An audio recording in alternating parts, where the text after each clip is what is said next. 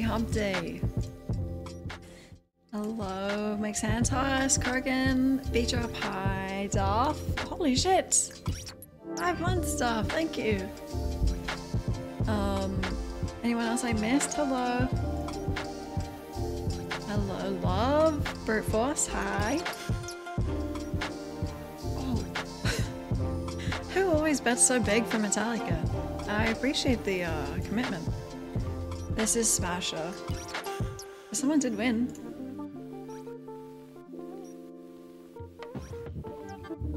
Big bucks Metallica. Congrats. The one time you didn't... Is that what you always go for? What? Fucking hell. Hi Z. How is it so rigged? Uncle, nice to see you.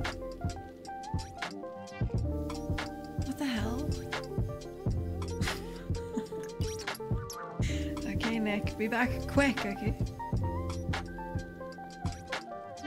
Metallica always has so much money in it. Beans.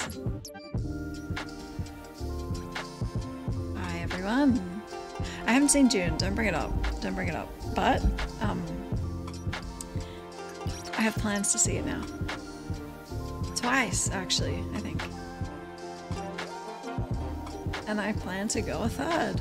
I haven't even seen it yet, but I know I'm gonna like it. My day? So average. So average. No, I haven't seen Dune. No. Maybe tomorrow. But I'm thinking, no, I'm thinking next week. We've missed you, Uncle.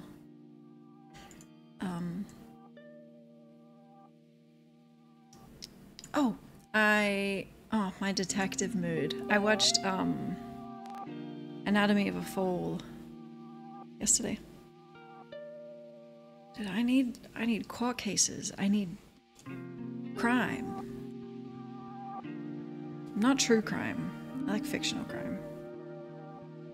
The sub-goal is stuck.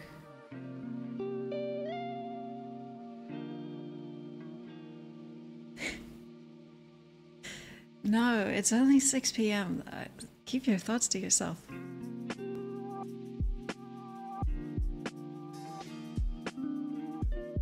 You watched June?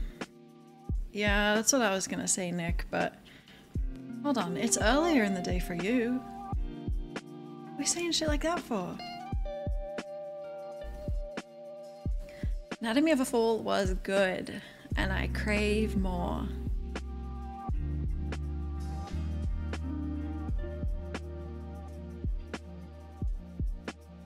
Is a resub a new sub point? Fuck. Soon I'm gonna have been here for a year and I still don't know how it works.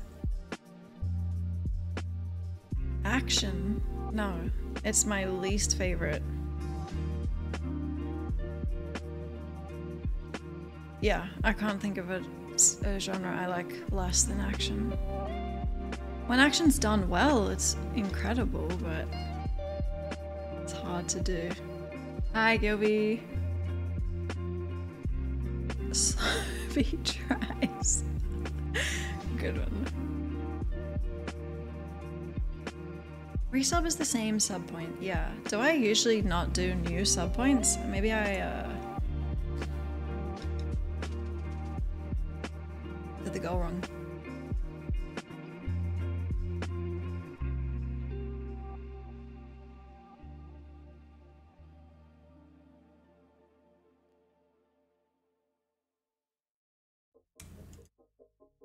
What's rare? This is my first coffee of the day, and I ran earlier. Oh, you don't like action movies? Yeah, you can unsub, absolutely. Yeah. Oh, action, right. Yeah. Let me drink more coffee. It's super rare. I feel like action is so, it can just get away with being very cut and paste. John Wick is like the best movie I've ever seen, you know? What's another action movie? Action. I was gonna say Predator, but that's like science fiction. The best movie ever. Oh my god, The Matrix? Okay, yeah. Now we're talking. The action just has to be done well. How am I doing? Any good news? We're partnered on YouTube, but it's not really a big deal because... Never mind, it's a huge deal. I was gonna say because we just like, you know, that's where I store my old videos, but I think there's a lot of people who watch the YouTube VODs who don't come live. It's huge.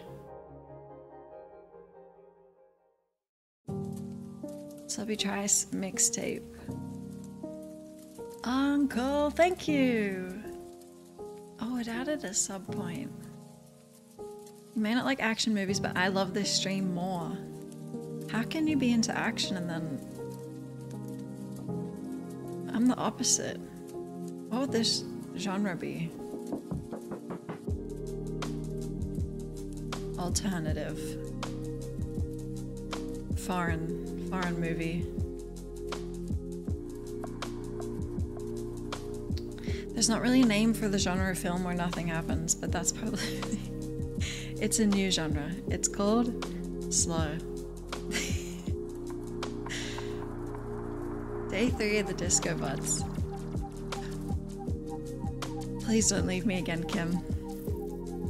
Hi, Hashashin.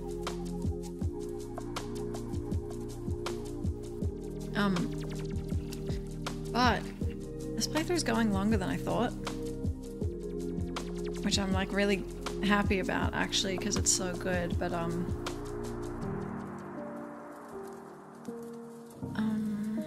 think we're gonna have to play Horizon next. We're already a week into March. Hello, Mac. Hi, Terrio. It's good. It's chill. Yeah.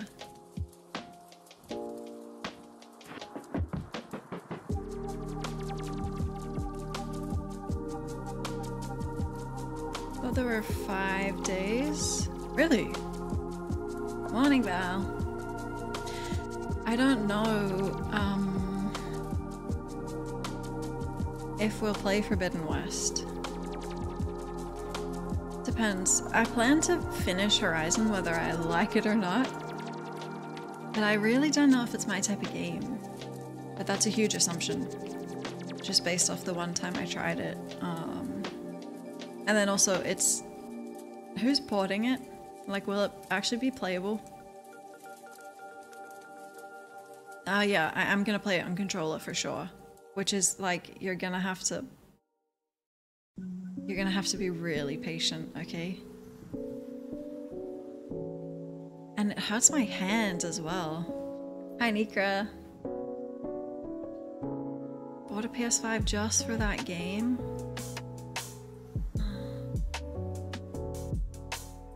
I need one. Day 1 port. Yeah, we'll see. We'll see. Controller hurts my hands, yeah. I think I have kind of big hands. I just haven't had to grip something like that for like a long time. Oh, God of War.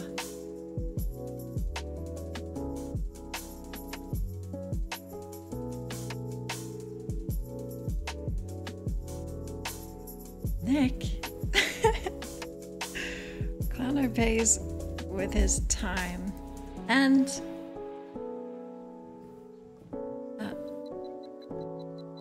personality.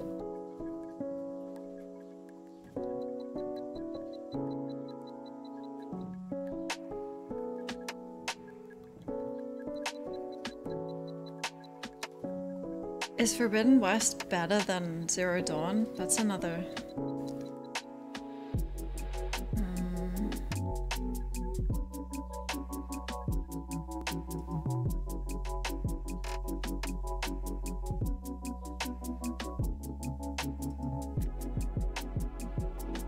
Support. Support?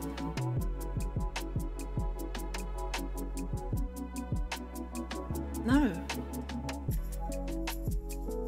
Okay. I'll still have to see. I don't plan to play Horizon day 1, but I wanted to... It's a good excuse to play it. The port coming. To play the first one.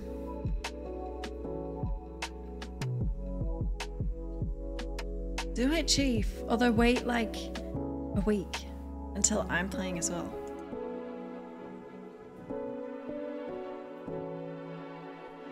Yeah, the last time I played Horizon was on my Alienware. I don't know what it had in it.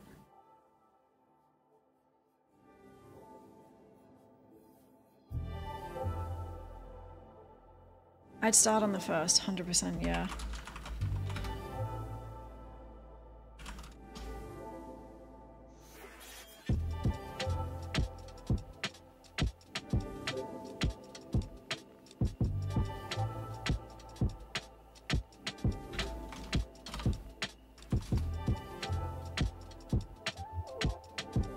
Wait.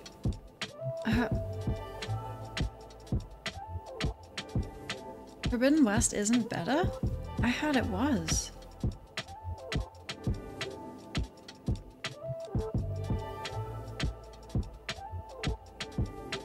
My laptop had a 1080. I had to look it up.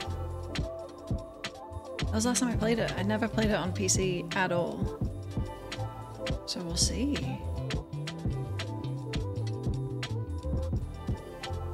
It's actually a tragedy when the sequel isn't better. Yeah.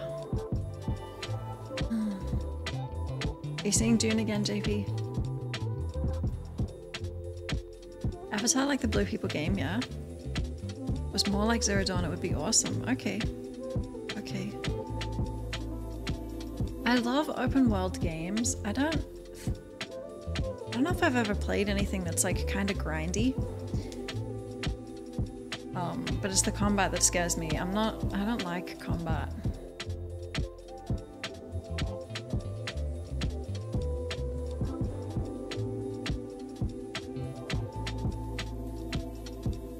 No, Gilby, I have planned.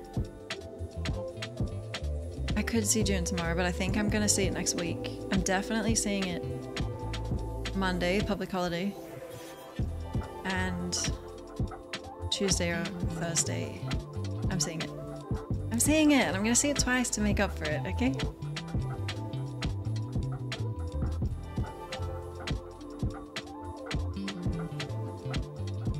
Yeah, I'm gonna play on controller.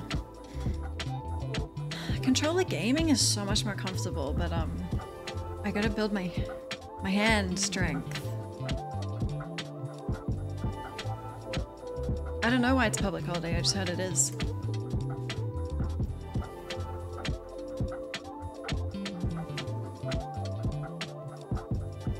Maybe just because we deserve it? Anniversary of the Emu War. Well, we lost.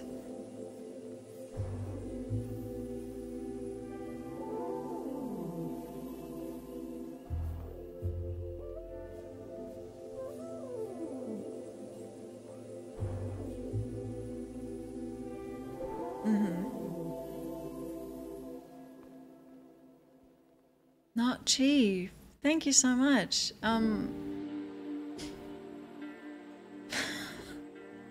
Stop.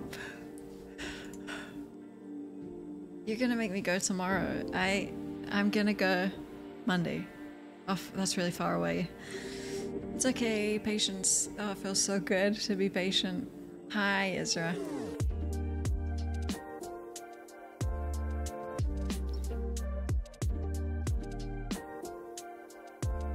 Oh god. Don't say the D word anymore.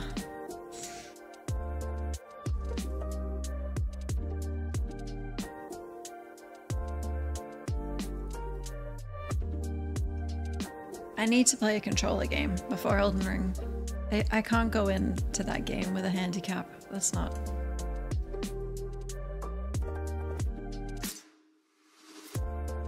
the Emu War is ongoing for me, personally. I never gave up. I really don't like emus. It's a personal thing.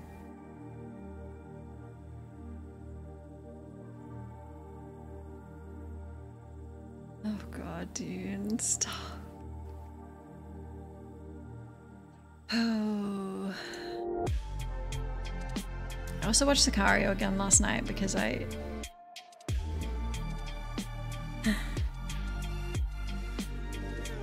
need to see Dune. Did you watch Dune? No. Pet emus?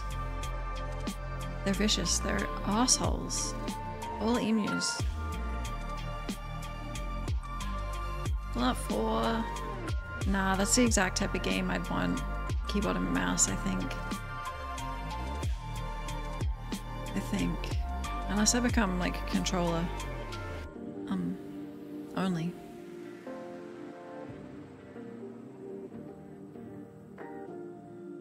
Spoilers. I mean, but it's a book. Like, I personally know nothing about it, but you know.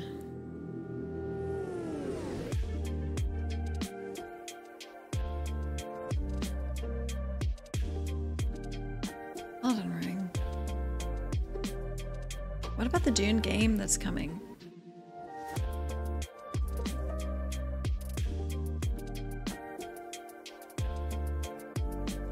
I'm not reading the books until I see the movies. If Messiah is also happening, I'm gonna wait.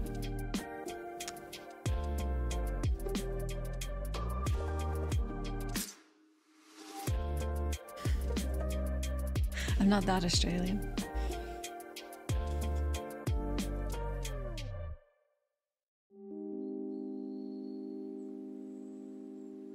I don't think Denis will let Austin Butler do Elvis, okay? He's a force.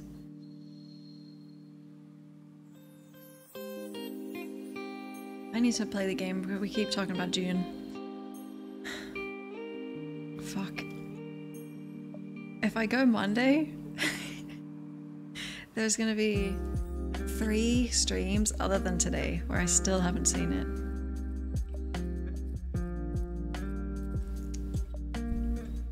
It's fine.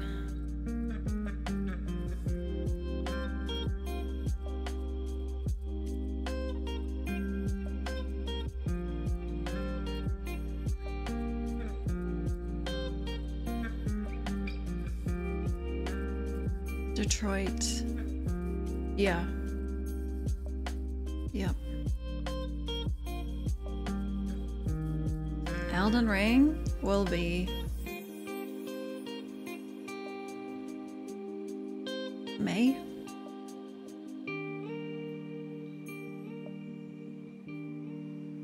Yeah, Sicario, I've seen it like 12 times. Love it.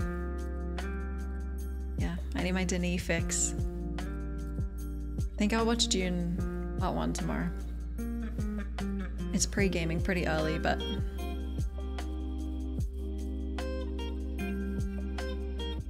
Nightcrawler is also good. Yeah. Yeah.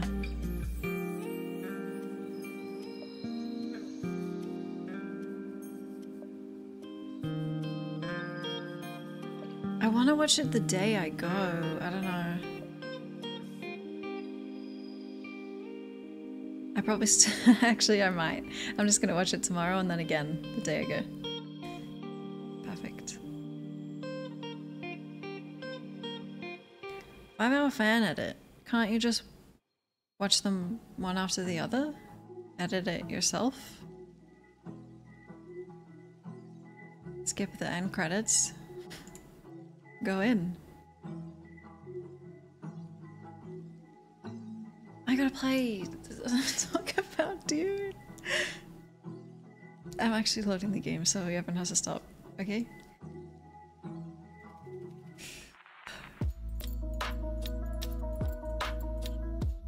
I'm so happy for Denis though. Oh, thanks.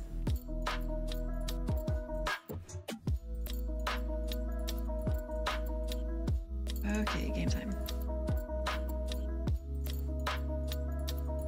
I don't know. We have so much information in the case now. In Disco, I mean. It could end any day. I don't know. I'm not ready.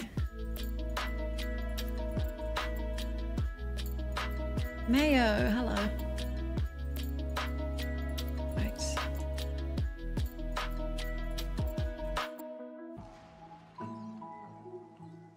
It's gonna be so hot here this weekend. Chef time, okay, goodbye. Thank you for the luck. Good luck.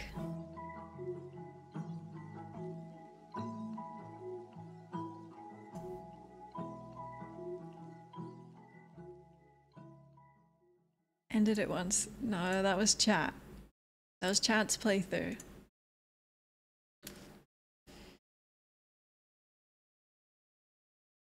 I don't know why we're assuming Ruby. I mean,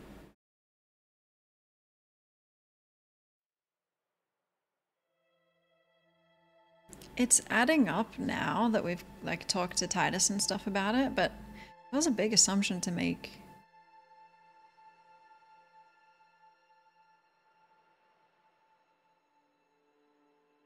I have 0 authority.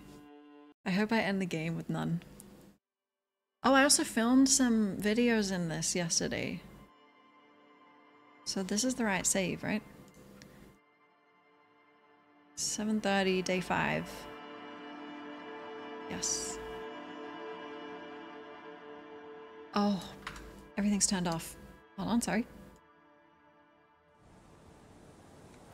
I was filming.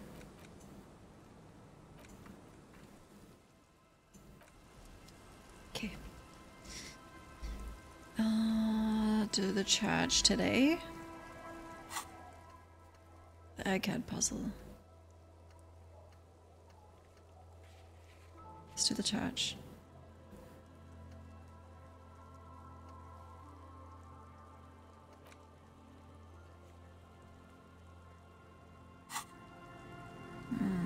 So I haven't found the weapon.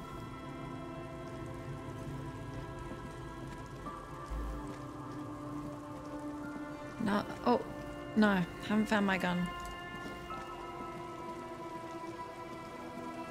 But we found a bullet in my shack that Ruby had rented. And I'm pretty sure there was a bullet that my gun uses in there. So it's kind of safe to say she has it. Also, my gun wasn't... Oh, I couldn't have been using the water, that's... When did I get here?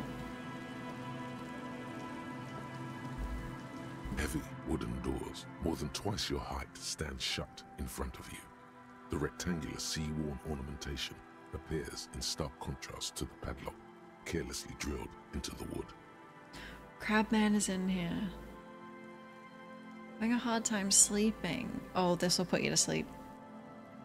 This game is relaxing. Pull up the bullet. The one I found? I don't, I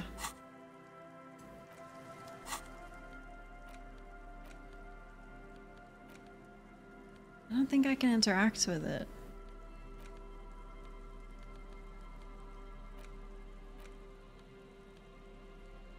I found it in the sand, in the corner of my shack.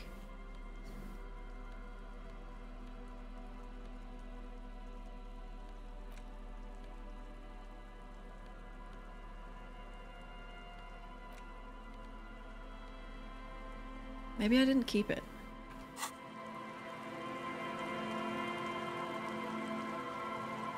Nice coat. Yeah, don't I look like a detective? I think it's cursed though.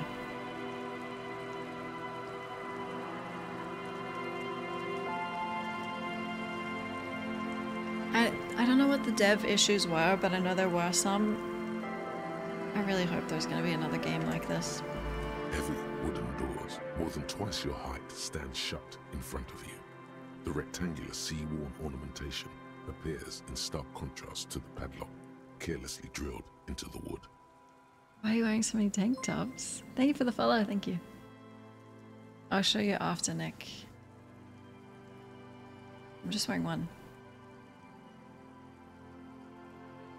Bye, Uncle. Take care. Inspect. The carving on the door is block-like and angular, like the church itself. 2 large beams shoot downwards, sinking into the wood before they reach the threshold. Burn a hand. The surface is smooth from the wind, but moist to the touch. Nice. Feels exceptional. 300 tons of pine would fit together seamlessly. It's old too, cut and carved many centuries ago. Maybe I shouldn't start a rave in here. Hi, Jenners.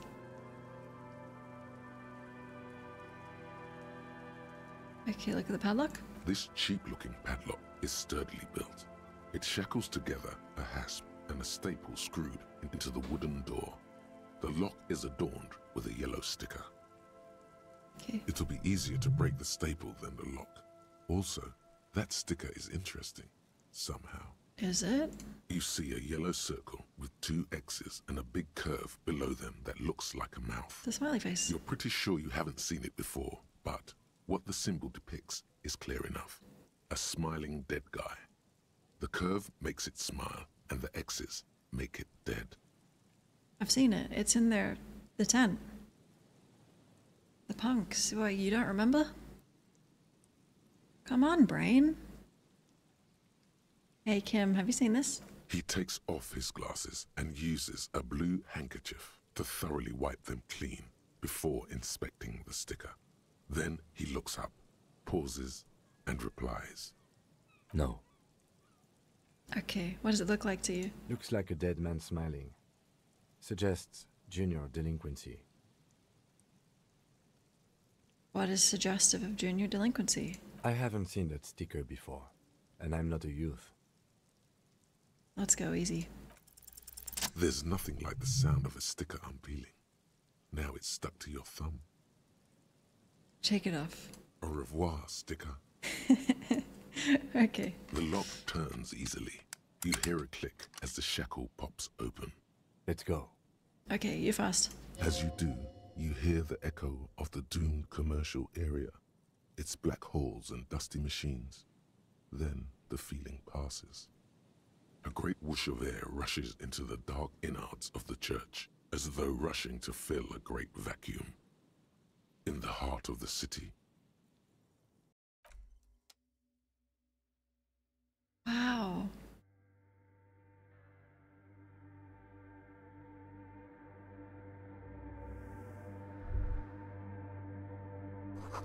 Strange stillness fills you. You should walk here, not run. Ooh.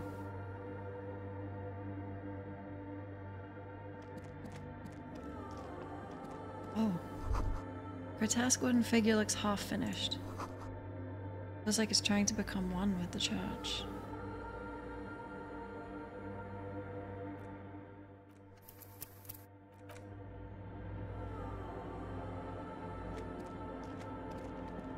Can I run? Like, I want to check, but I don't want to run. More of the forked lightning pattern.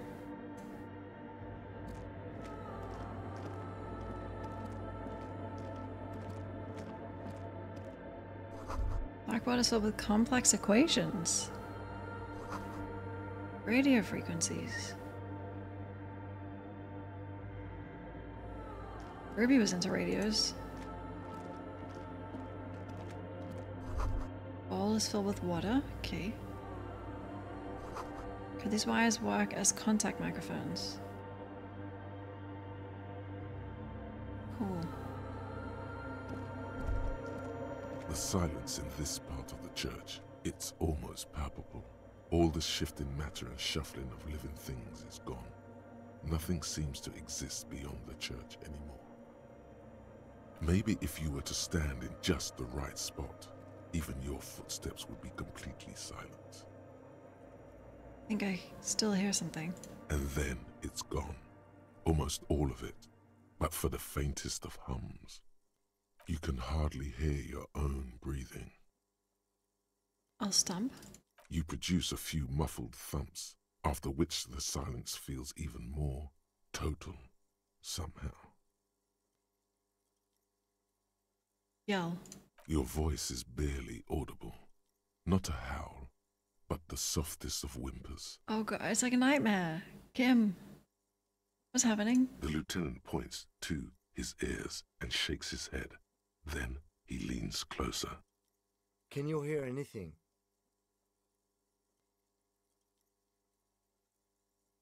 Breakdown incoming. Kim, hold me. It's beginning to worry me. The church just has strange acoustics, some engineering trick. Really? His detached tone conceals how uncomfortable he is. What if it's paranatural? Please, detective, not this again.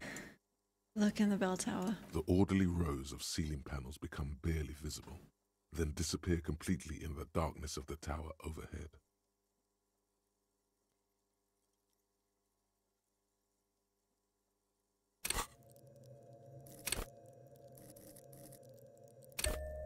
Yeah. Okay. 2 6s.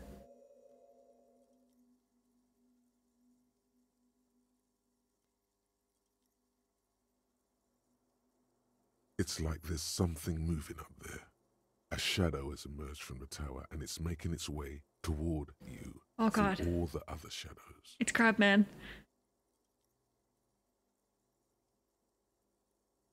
It's not a shadow anymore, becoming more substantial as it gets closer. The shape of an animal descends. Officer, is there something up there? It's fucking Crabman, Kim. Oh no, you've lost sight of it. Where did it go? On the ceiling? Yes, the darkness makes the ceiling feel infinitely far away. Oh god, I'm so scared. Blink. That's just a man. You see something hanging from the rafters, looking straight at you with dark eyes. That's no crab. That's fine. Maybe it's possible to talk to it.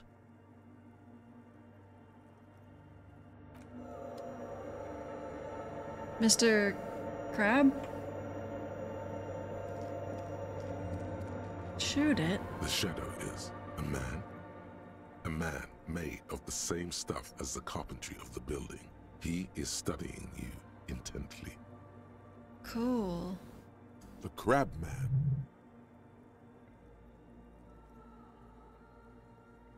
I'll just be quiet for now. The man leaned forward a little, fixing you with a steady, unreadable gaze, then speaks. Habitual alcohol use has made you into a scared little pussy, Holmes. But don't worry, everything's gonna be alright. You come to the right place. Oh, nice.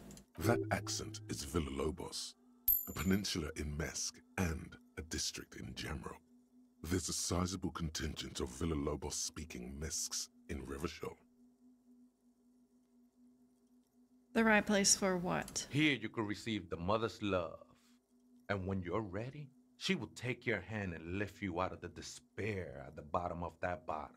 I'm lifting myself, thank you very much. This man is obviously a habitual narcotics user. Do we really need to question him?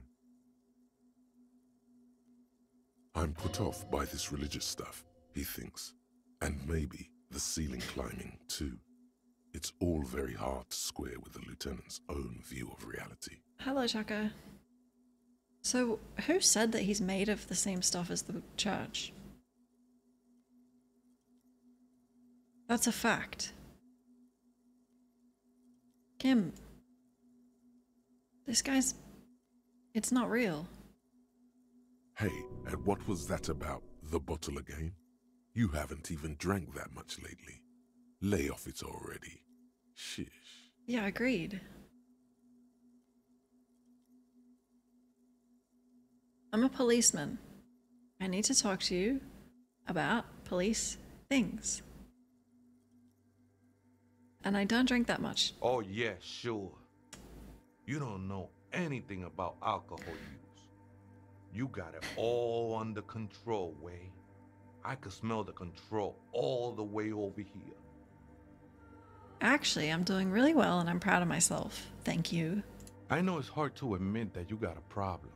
I was like you once. Couldn't take an honest look into my own heart and see I was in pain. Really? You know, actually, since we're here, you may want to pay attention to what the ceiling climber is saying. If the lieutenant agrees, then maybe, just maybe, you should pay attention. Okay. Look at these crazies. What is this? A fucking intervention?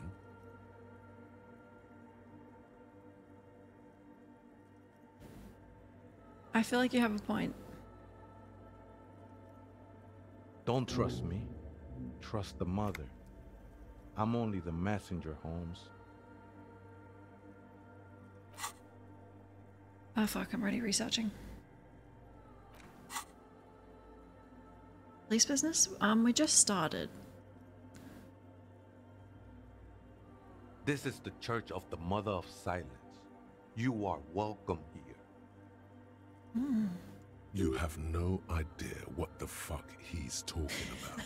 Is he just trying to throw you off your game? Relax. Whatever it is, he's quite confident about it. Just look how gracefully he sways. 'Tis not an act, my liege. Save him perchance, he hath deceived his very self. This man is a zealot. Drama. If I want your input, I will ask you, okay?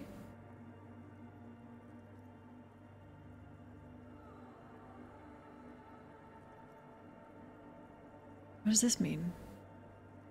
What's it? You must be the crab man. Never known myself to be a crab. But if that's the name you got for me, I won't stop you from using it.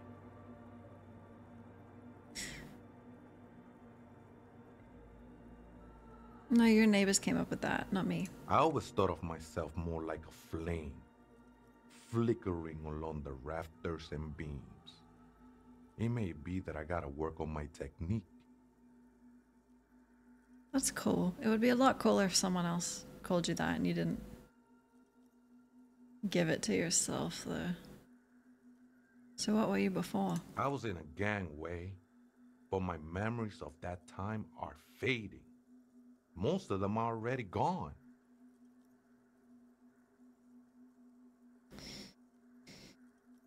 This is true. I lost my memory, but I get to create a whole new me.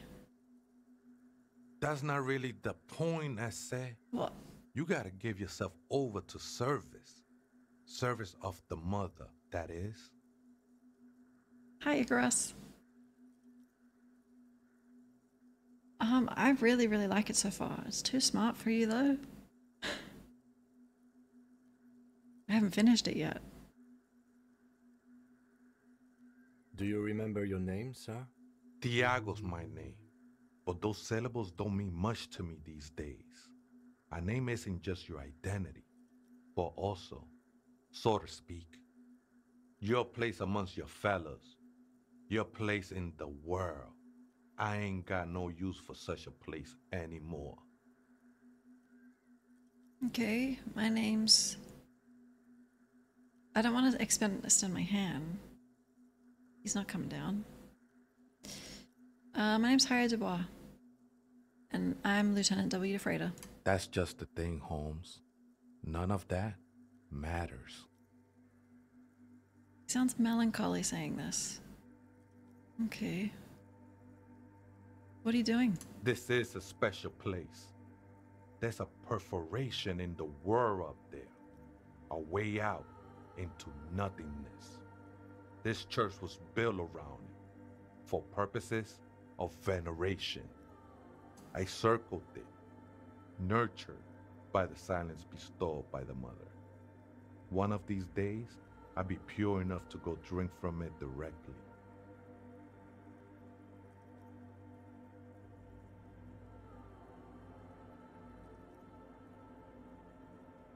What happens once you drink from it? I will be incinerated, but not destroyed.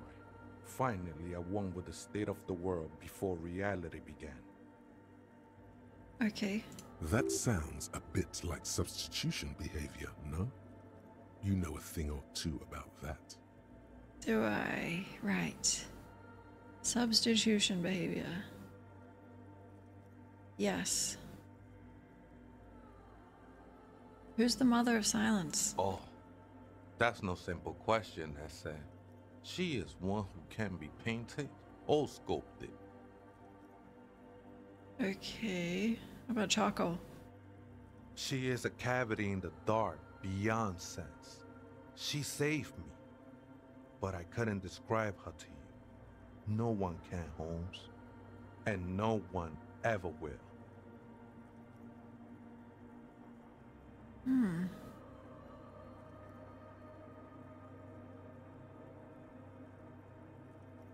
So how'd you find this place? Hard to say. I think I did some construction work here, back when I still had material worries. Up there, I realized what the true purpose of the church was. Been spending a lot of time here ever since. The past is nothing to me now, eh? It didn't belong to me. So what are you eating? Bugs or...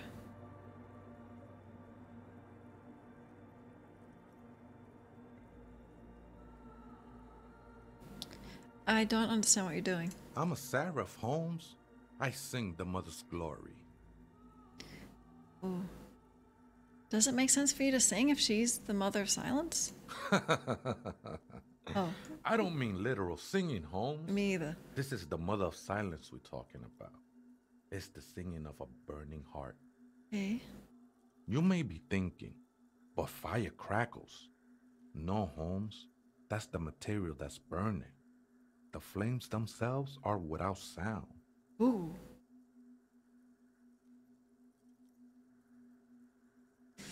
I have another question.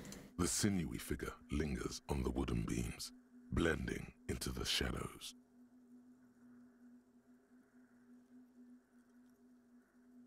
What are these machines? Other spooker? Oh, esa viejita es muy estudiosa. Don't know, Holmes. Viejita is grandma? Uh-huh. There is another person. No. I just call her viejita because of her clothes. She's actually quite young. Or maybe not that young. Okay. Age is just one of the many masks we wear. True. Wait, what if it's Ruby?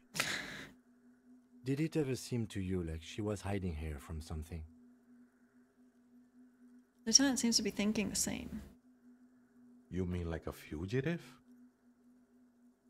Ooh, glances at the abandoned radio computer on the other side of the nave, pulsing with light, then shakes his head. No, man. Quite the opposite. I don't think she cared much about authority or anything else for that matter. Maybe only about her machines.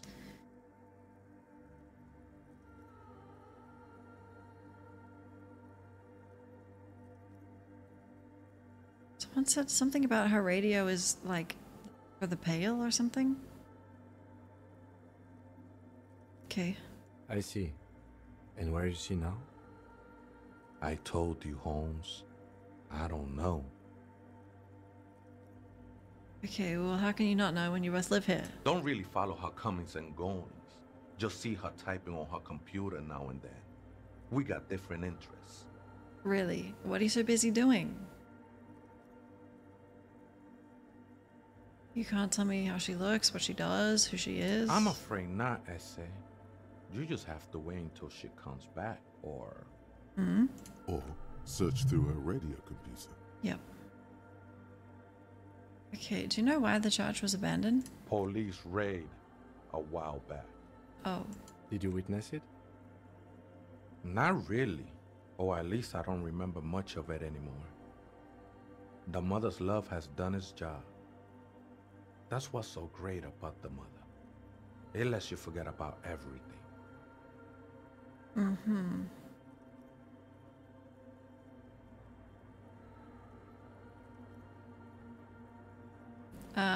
So would you mind if we turned this into a nightclub? The ones in the tent outside, right? I see them. Guessing they're the ones who call me a crab. Probably scared of me. So what do you think about the nightclub? Why not?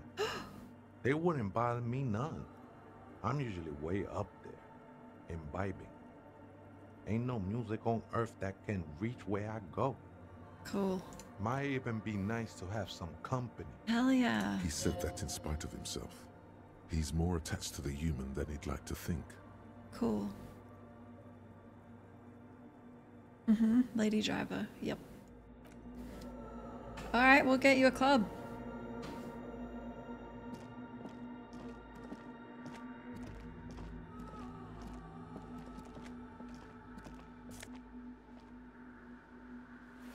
We could call it the crab.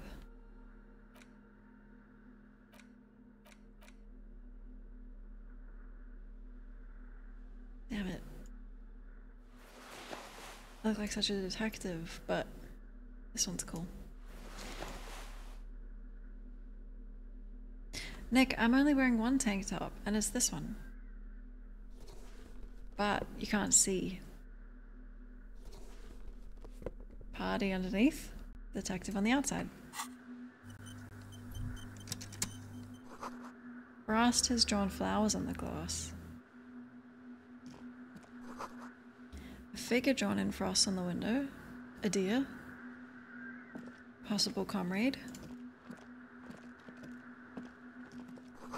Cracked pane of glass.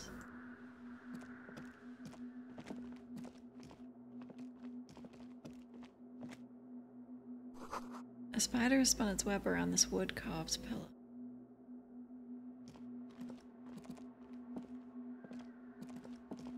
Kim?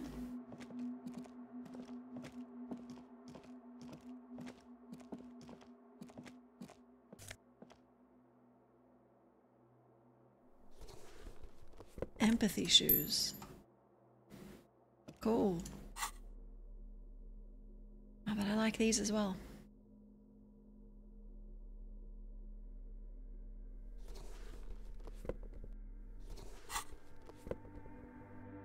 Wait, the shirt I'm wearing enhances intuition? No, this one's drama. Clinically insane.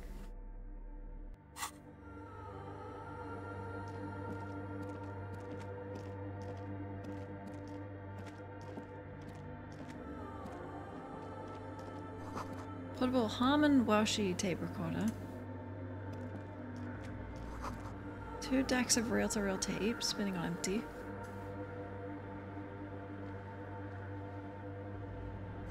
Someone siphoning electrical current from outside into this antenna. Okay. Kim knows what you're wearing underneath. Yeah, I hope so. He doesn't agree that it's fitting. Yeah, but he likes me. I'm wacky. I bring some fun, you know? A machine stands in the corner, watched over by the figures on the stained glass window. It's turned on and quivering with soft electricity. Another radio computer. And this time it's already turned on. Mm-hmm. These machines sometimes harbor traps, he thinks. Alarm systems and the like. Let's be careful. We should probably let it be. It's becoming clear that there's no trace of the suspect anywhere inside the church. Disagreed. This machine looks just like the one in the Doom commercial area. It's also quite similar to the one we have down at the station. Must be the same model. Okay, he inspects the machine's framework. Careful not to touch anything. The one you saw earlier was the Ream Civic. This is the Ream Prefect, a model number RC7024, equipped with a Fell mainframe and a Ream-compatible interim printer. Totally.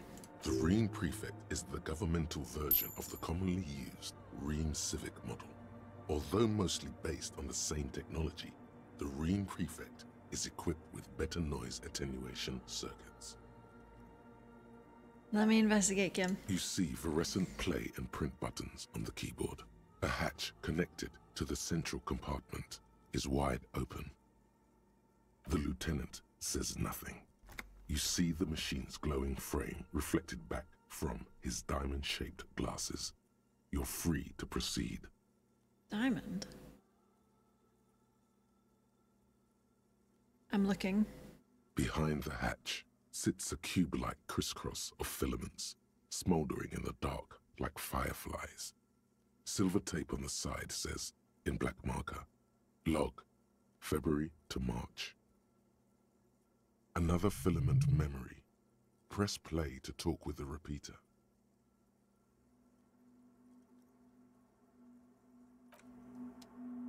What's this? In white, silver, and apricot faience, The young mother of humanism stands above you. A crack runs across her body. She is impossibly tall, oval-faced and sad, a dark and radiant majesty. This is her innocence, Dolores Day. Oh. Cradled in her arms are a pair of glowing lungs, clearly visible from underneath her flowing dress. You should kneel. Okay. Your knees touch the floor. The floorboards are hard and cold. There you kneel among the snowdrifts, diffuse light falling on your hands from beyond the glass.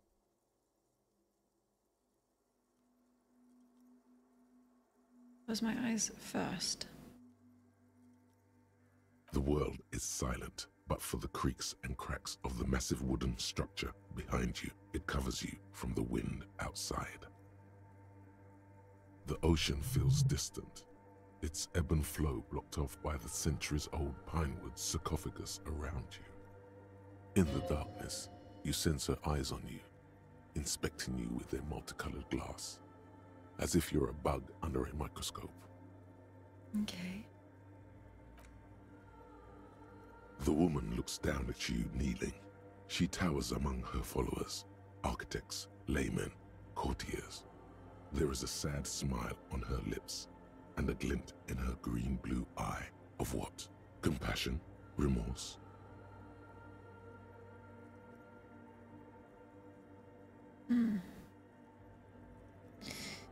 Hi, Brady. Morning. As that terrible word passes through your mind, the lieutenant draws an X-shaped cross from shoulder to shoulder. I'll do the same. Your fingertips touch your chest 4 times.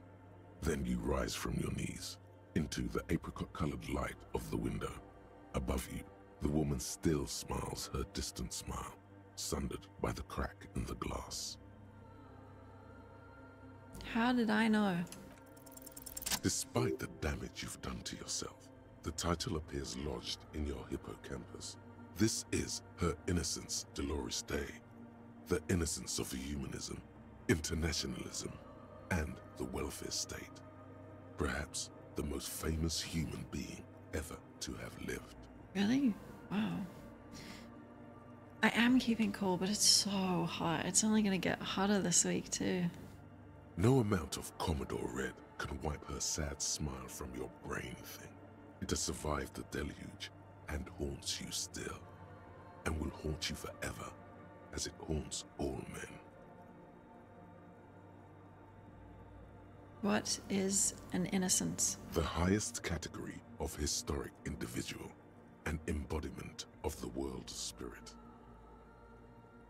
A ruler? More, an innocence is elected to office by the founding party, a precedent that has taken place a mere 6 times in the entirety of history. The legal system of the Real Belt is built to accommodate an authentic rule should it coincide with our time. An innocence is infallible. The decisions made by one are not decisions. They are inevitabilities. What would have happened anyway? Only accelerated, packed into decades instead of centuries. An innocence is a continuous, compressed event, a sacred human being. It is an honor and a glory to live when one is in office. Kim, you're my innocence. I'm gonna guess there's not one now. No, we are alone. When did she rule? 300 years ago, in the wake of the discovery of this Isola, the Insulindian, by explorers from the continent of Muindi, she is, among other things, the innocence of inter-isolary travel and the connected world. What else do I know? Many things. You know she was a woman of the court, the wife of an influential Marchese, and eventually the principal advisor to Irene la Navigateur, Queen of Suresnes, modern-day Sir La Clé. Also that she was gorgeous beyond beauty. Okay. Draped in ancient sadness. Are you sure you want to remember this bit of historic trivia? Standing under a long, slender form like this, dwarfed, Yeah. I do. What else? Terribly, women of the court were expected to play both contract bridge and chess sufficiently well to prove an interesting challenge to a man. A simple grasp in matters of philosophy, theology, and science was encouraged. She was, by all means, a kept woman. You are simping so hard for Kim. What? He's just so cool. She made the most of her position in the antediluvian court, a court visited by the most prominent thinkers and artists of the day. In secret, she was becoming the era's preeminent philosopher of the state. A scalpel, a piercing gaze. She was an almost preternaturally magnetic and intelligent individual. To her contemporaries, she appeared out of time, a messenger from the future of the species. We all fell in love with her, head over heels. Even before she was declared an innocence, her influence was tremendous. How come? It was on her advice that Irene Le Navigateur sponsored a number of voyages into the Pale. A costly, often tragic endeavor, ultimately vindicated by the discovery of the new world, the piece of reality you're standing on. She was crowned 2 years after the first expedition returned, setting in motion what is widely considered the greatest era in history, the DeLorean era. Wow, or I don't care. Wow. Wow, indeed. When her innocence was declared, and the queen she had advised for years fell on her knees before her, she was so overcome with emotion that her lungs started glowing in her chest. Okay, really? Bystanders reported golden filaments lighting the already sunlit chamber around her, clearly visible beneath her dress. I want more. As did we all. The lands of the Mesk and the Occident, and even faraway Supremawindi, altogether 21 of the 40 mundial nations of the time, immediately accepted Innocentic rule, even before her crowning. Longbender. Her crowning? In a city called Advesperaskit in Vesper Messina, her homeland, the name of the city means evening comes, but it happened on a winter's morning, with the canals frozen and slush falling out of the sky. She was dressed in a white and pearl dress on an emptied-out plaza with the crowd far away. Already, her Theriers, the secret servicemen of the Innocents, were worried about an assassination attempt. I have serious issues. I don't care how she looked, honestly. Oh, she was insultingly beautiful. No, I don't care. She was humanity's young mother, a perfect mother. It was as if her face and shoulders and hands were covered in a soft down of underfeathers. You know this well, very well. Do I? Midwinter snow was beating the cobblestones around her. A small attaché of officials stood by as her Theriers placed a white gold wreath on her head. The crowning was mostly witnessed by Secret Servicemen. Okay, then what? One of the men in this Secret Service killed her 22 years later. A young man who had come to suspect that Dolores Day was not entirely human, but something else. It took 22 years after the glowing lungs thing to figure that out. Okay, what? Something that had walked in our midst, watching us stumble for hundreds, if not thousands of years, until it decided to interfere in the course of our history. We were supposed to come up with this ourselves. The man was reported to have screamed at the Innocents. Dolores Day was shot in the chest with a fowling piece 8 times. The man, thought to be insane, said he once touched her and her body had been unnaturally warm, like a furnace, and that sometimes, while on duty, He observed her forgetting to breathe for over 10 minutes. Oh, she got glowing lungs. She probably just can. This inhuman quality was witnessed by many others as well, glowing lungs and all. It is commonly attributed to mass hysteria and religious psychology.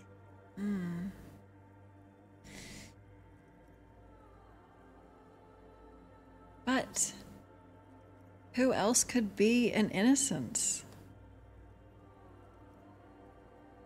What, a human couldn't? What do you mean? And if a human is, like, that capable of doing it, then they're gonna seem supernatural. Was there something terrifying about her? Terrifying is a term too emotionally charged for your semantic memory, or what remains of it. But terrifying, it's a simple word. She was bad for humanity, and you shouldn't have started thinking about her. No, I can take it. I want to know. Aliens. You already do. Although she's often considered to be the greatest human being to ever live, there was something ominous about Dolores Day, constantly surrounded by her terriers. She was the most socially secluded and least self-aware of all the innocences. Some modern thinkers would consider her a war criminal for the campaigns she waged against the Mesk state. And then there were the resettlement programs. The Mesk state tried to detach itself from Innocentic rule. Parts of the world were experiencing whiplash from accelerating into secularism. Her mandatory education programs and mass resettlement of upstream Marguerite were problematic as well. Dissenters were suppressed by a military force she called the Army of Humanity. Okay. Suggesting those who fight against it are not part of humanity. She adored chess, yes, but also military war games. Dolores Day often holds a tiny tin soldier between her index finger and thumb in icons such as this. She was also blonde, the blondest woman you have ever seen, with green eyes the color of the Pacific, mare interregnum. Can I focus, please? Little is known of her Marchese husband. It's as if he vanished from history after completing his role, which was to introduce Dolores Day to court. In conclusion, yes, there is something lonely, paranoid, and even terrifying that people seldom mention, but feel when they think of her. Lieutenant Yefrater, you've stood there for over 5 minutes. Sorry. I'm thinking really hard. What are you thinking of, if I may ask?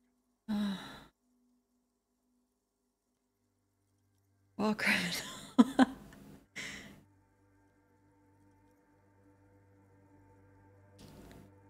Shit. The glowing lungs is fucked up. What's the explanation for that? Yes, glowing lungs are quite unusual. After that one time, they have not been reported to glow. Yeah, because she learned. She didn't realize humans don't do that. You know, this church, the coast, we shouldn't linger. Finish what you came here to do and let's move on. This isn't a good place to get lost in. One more in this? Oh, my thoughts. Shit. Which one is it?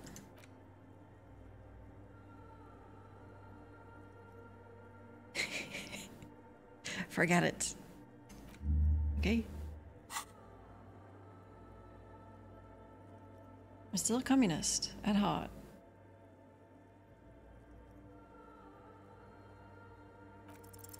A jigsaw of broken shards falls into place in front of you, a ghostly reconstruction of the stained glass window.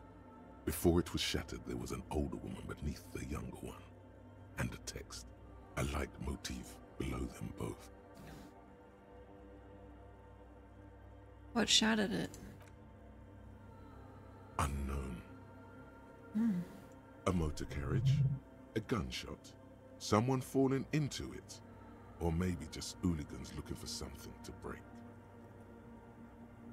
I don't want you to pipe in unless you have answers. Don't just guess interfacing, okay? Who is the older woman? The escutcheon on her throne says, Irene the Navigator. She is depicted as an older woman wearing thick-rimmed eyeglasses, holding a golden rights apfel in one hand and a scepter in the other. This is the queen her innocence day advised. Above, she herself is whole. Small figures of wise men, common men, worshippers walk up the stairs to stand at her feet. Secret servicemen, Theriers, stand in a row guarding her. It must have taken years to produce this work in all its dizzying detail. What's the motto? Below both women, in luminous black letters, Après la vie, mort. Après la mort, la vie de nouveau. What is this open? Something life, death, death, life anew. And then along the left side, Après le monde, la gré. Après le gré, le monde de nouveau. The world anew. After death? After life, death. After death, life again. After the world, the pale. After the pale, the world again. Okay. This is the great leitmotif of humanism, a summary of the effect of the discovery of this isola, the Insulindian, on human thinking. A tremendous sea change akin to finding life after death. Awesome. I live, I die, I live again, Lieutenant. Death, life again. After the world, the pale. After the pale, the world again. This exaltation is common in Dolorian sacralism. In the early years, it was even incorporated as the RCM slogan. What? No more, however. Why? It was deemed subservient to use a strongly moral intern-related motto. We already suspected of bootlicking. The sentence was also seen as too feminine. It was a macho thing. First of all, what's wrong with that? Second of all, what's wrong with that? We can be feminine bootlickers. Never mind. What's the motto? Justice, union, prudence, and force.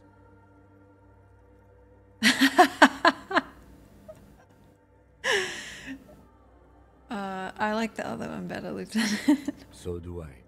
Oh. Really? Okay. I see. The mother of humanism towers above you, a wax painting on a cracked pane of glass. Nothing has changed in her expression. This is Dolores Day. The old woman in the village was right. This must be the Dolorian Church of Humanity in Martinez, or the small Pinewood Church in some records. You knew of this? It's a minor landmark, not easy to find.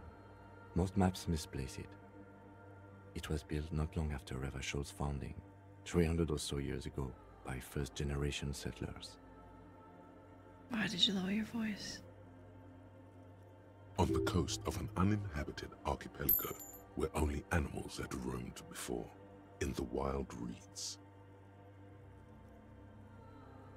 What else do you know? There used to be 7 stave churches on the coast. Les Sept Sœurs, they call them. The 7 Sisters. Only one remains. The rest were burnt in the revolution or used for building materials. Okay. We should be respectful here, although the building appears to be deserted. I do not believe we'll find the instigator here. Something else, perhaps? Okay, yes or no? Would a rave be disrespectful? It might keep the building active, you know what I mean? A pang of guilt. The lieutenant is leaving something out. Do you know why? I have a theory, yes. There was a police raid a while back. I heard the place was shot to pieces. Right. The old woman in the village was being tactful with us when she didn't mention it. She has more respect for the RCM than many around here. Who conducted the raid? Well, your station was involved, I hear. No. Although I can't be sure. No. How come the lieutenant isn't sure? Is this confidential information? Maybe he's being nice to me. You're not sure? 3 precincts were involved in the raid, and people say Precinct 41 was one of them. I guess I could have been here. I'm sorry, I'm not saying you were. It was a clandestine operation. I don't know anything about it, why it was conducted, or who participated. I try not to pry into extra-district matters. I should find out if I was here. Good luck. You will not get information on a confidential operation from your station secretary just by calling. If you really don't remember, it might be better to keep this one forgotten. Is that advice or a warning? It happened a while ago. It's unimportant to our business in Martinez now. No, Kim, everything comes together. Trust. Everything, trust. You'll see. Thank you for the like, thank you. Let me use the bathroom and then I'm gonna play this tape. Kim told me not to, but... well. 11 seconds, I'll be fast.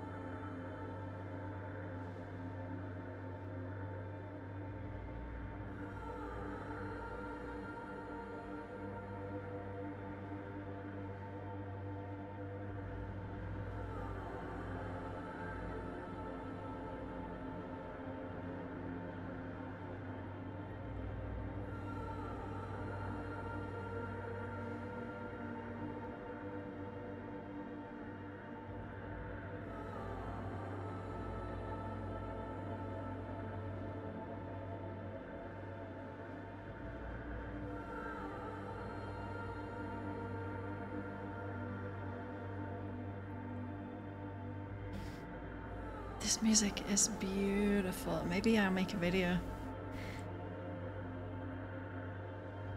Did you find the secret code? Nope. No, maybe this is connected.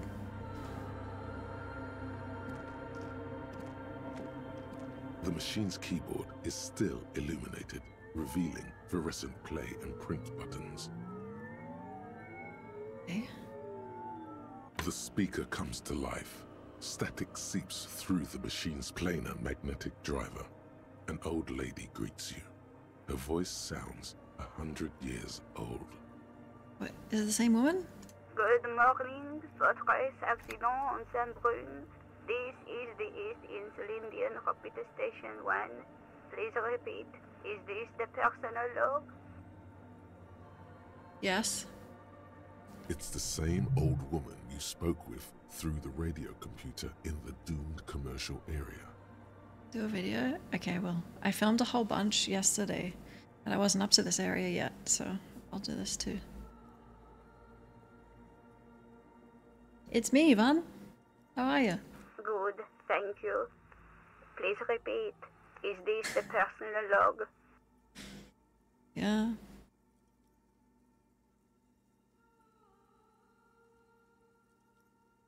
Well, don't say that. Yeah, this is log, February to March.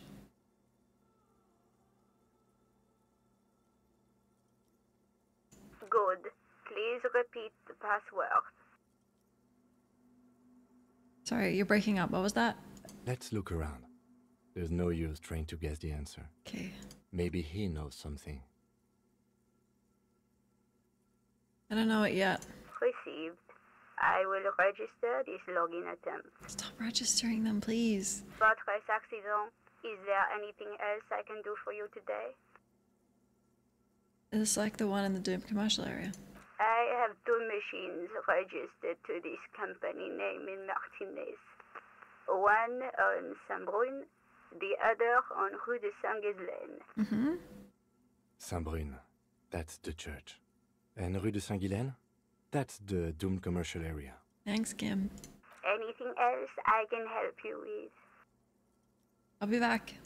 Goodbye, votre accident.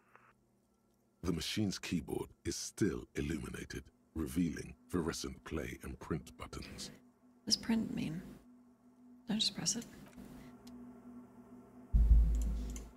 Hey, Flame. That's what he wants to be called, right? Flame. Flame Man. It's so cool how you're just like flickering around the rafters like that. Can we talk? Oh, hey, Wade. There's coffee in the back. Oh, wait. I meant the mother's love. Okay. Coffee in the back. Something familiar about that. Coffee and stale cookies. What was that? Look, man. I'm at liberty to talk about the sacred blaze of the mother's glorious heart, but not about the coffee.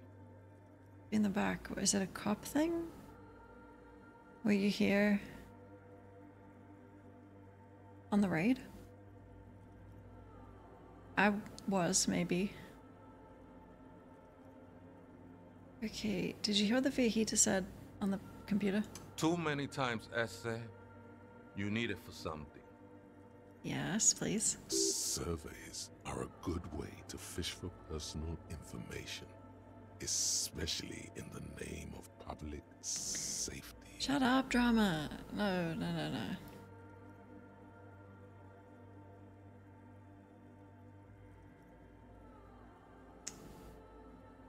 Good night, Chief. Sleep well. Take care.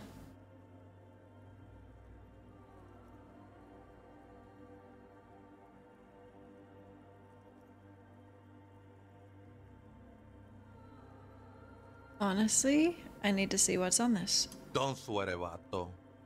The password is afterlife death. Kim, we should have got that. What you think of that? Makes me almost pity La Nilita Pequeña when I hear it. Same, Flame. Totally. I gotta go. I think we're done here, Ese. Left. That was an interesting conversation. However, I'm still not sure whether we'll find our suspect here. Yeah, but I'm about to win the game.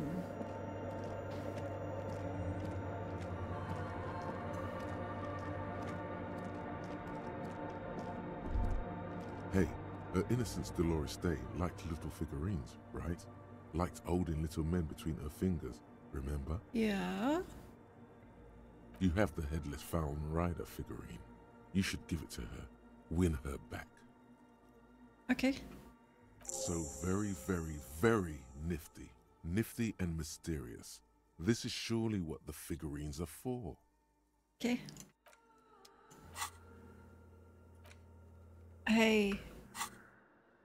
Shouldn't start with hey. Your innocence? The mother of humanism stands above you. A precious and complex wax painting on a single pane of glass. A crack runs across the length of her body, her face oval and sad. There's a bust of her at Roy's, right? I saw one somewhere. You can't have this? Why? She's just a window. That does seem to be a problem. Maybe you meant something else? Like what? I don't know. What are we thinking of? Part of your mind has gone on to other things already. You're a loser. Only a strange little sadness remains. The mother of humanism towers above you. A wax painting on a cracked pane of glass. Nothing has changed in her expression. Kim, I know it seems like I need to go check Roy's shop. I know it's far away, but I have to. It was either there or like In the basement?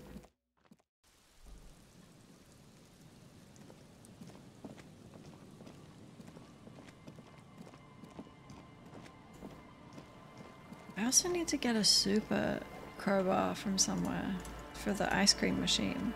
I'm not sure if that's pertinent to my investigation, but...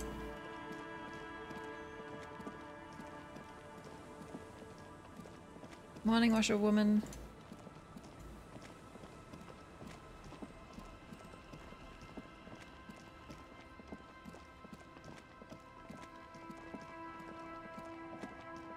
We have to pass my car crash every day.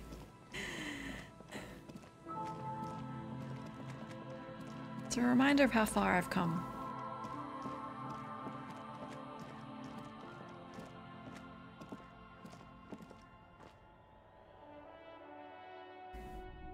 There she is. Oh. I can't interact with her. Hey, Roy. Hello, hello. Let me know if I can help you with anything. Could we talk about my gun? Sure thing. Oh, have people from the Union come here? Maybe. Shady looking guys came in here yesterday, looking like they'd just taken off their Wild Pines overalls. They asked if I have a police weapon to sell. I told them I already sold it. That's okay. They went their way. It was a trip, but you know, all sorts of people come here, asking for all sorts of things. Mm-hmm. Wait, then it might be true. Everard's claims. Yeah. Maybe Claire really is tracking down your gun. Yeah, for blackmail. People as oleaginous as Everard seem like they're lying, even when they're really being truthful. Sure, man. Okay. Well, that's definitely the only bust that I can think of. Right?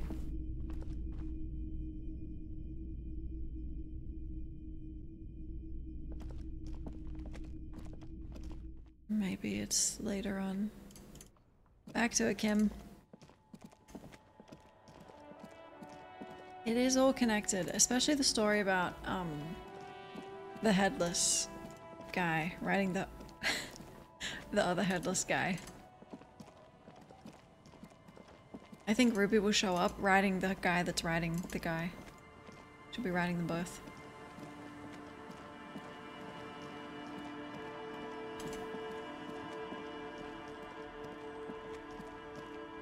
No head.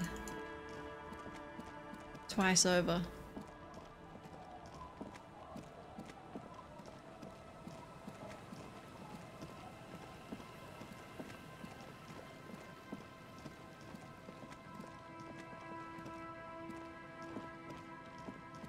I can't believe this isn't... Oh no, it is on Switch. Right?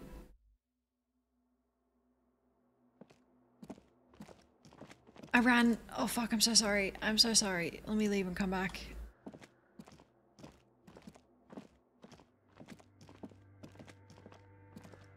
It's a fresh start. Sorry.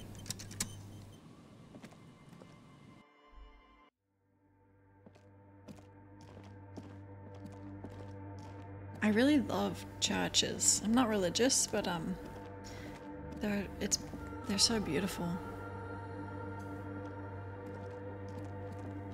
The machine's keyboard is still illuminated, revealing fluorescent play and print buttons. Guess what, Yvonne? The speaker comes to life. Static seeps through the machine's planar magnetic driver. An old lady greets you. Her voice sounds 100 years old. I hope it's not going to be multiple choice because I forgot. Is it life after death or death after life or after the world? Good morning, accident on Saint-Brun. This is the East Insulindian Rapid Station 1. Please repeat. Is this the personal log? Yes, I have the password. Good. Please repeat the password. Thank you for the follow, thank you. After life, death. Good. I have unlocked the filament. After ending the call, please press print to access the filament. Thanks, Yvonne. Fortress accident. Is there anything else I can do for you today? Nope. Goodbye, Fortress accident. The machine's keyboard is still illuminated, revealing fluorescent play and print buttons. Kim, I don't know. I don't know what this is gonna do. The printer prints out a long text document with dated paragraphs. It looks a bit like someone's journal. It's the personal log. The first entry, made on the 4th of February, 51, by an unknown author, is short and concise. February. We're in March now, right? Arrived at the church. The door was boarded up, so I used the crowbar to get inside. Looks like the place has been deserted. Nothing out of the ordinary, but I'll ask around. Need to figure out how to get the electricity in. The lieutenant leans closer, scouring the printout over your shoulder. Just as you finish reading, he looks up, muttering under his breath. 4th of February. That's over a month ago. Whoever set up those machines has been here for quite a while.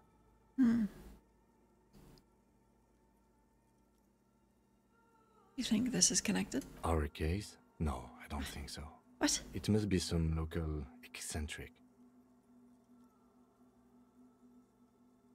But Ruby likes radios, don't you remember?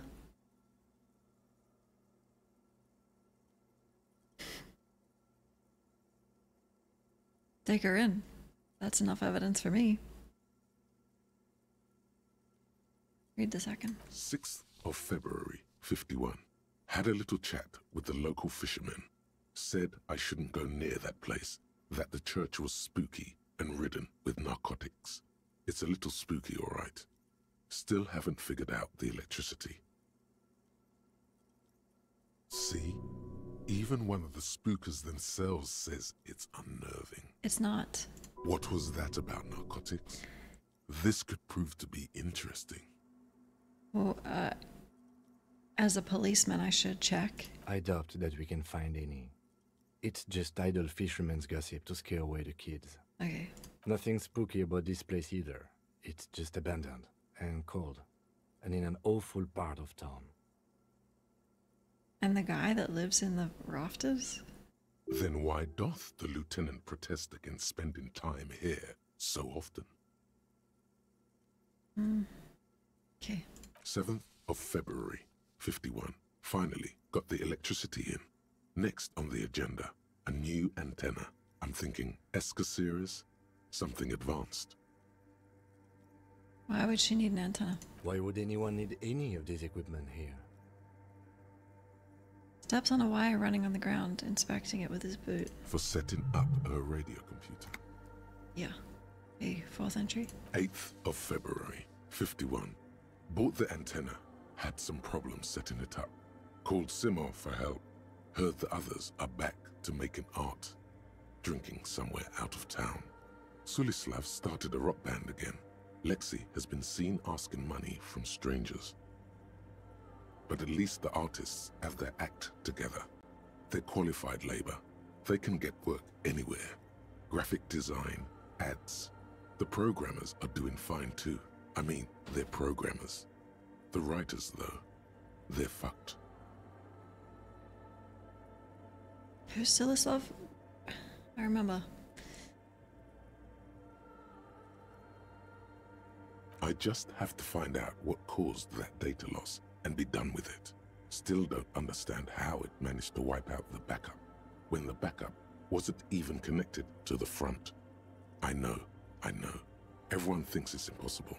They say I must be lying. I'm here to set it right.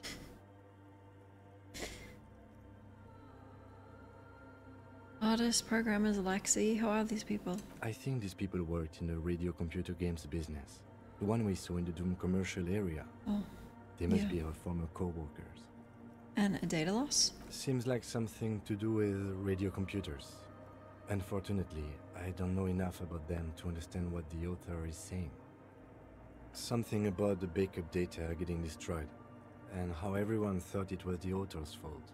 Let's just keep reading. Okay. 12th of February, 51.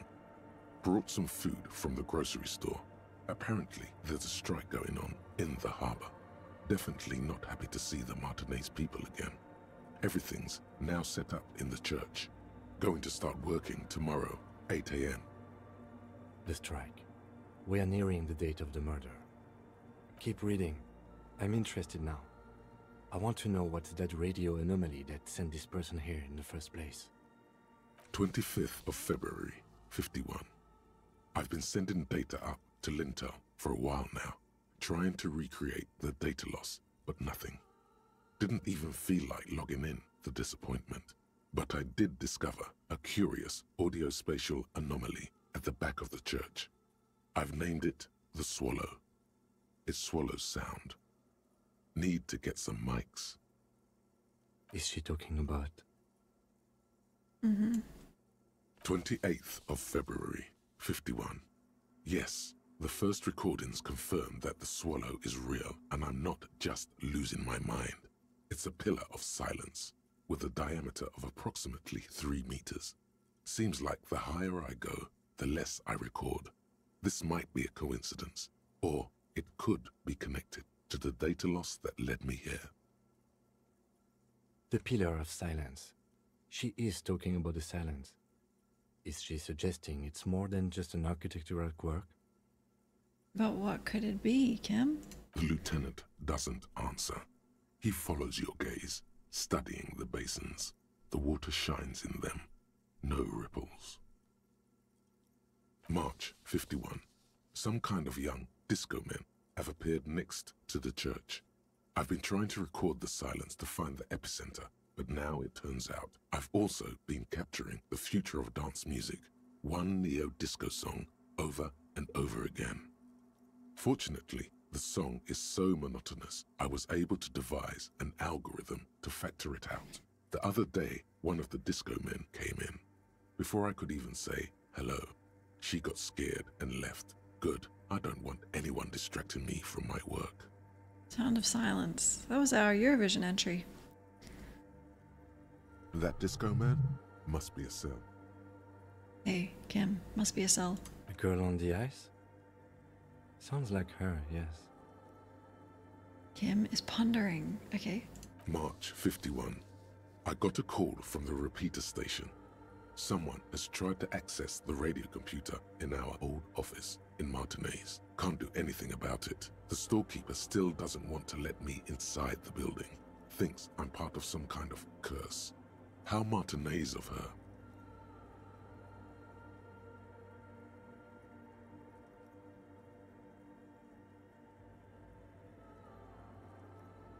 That's me.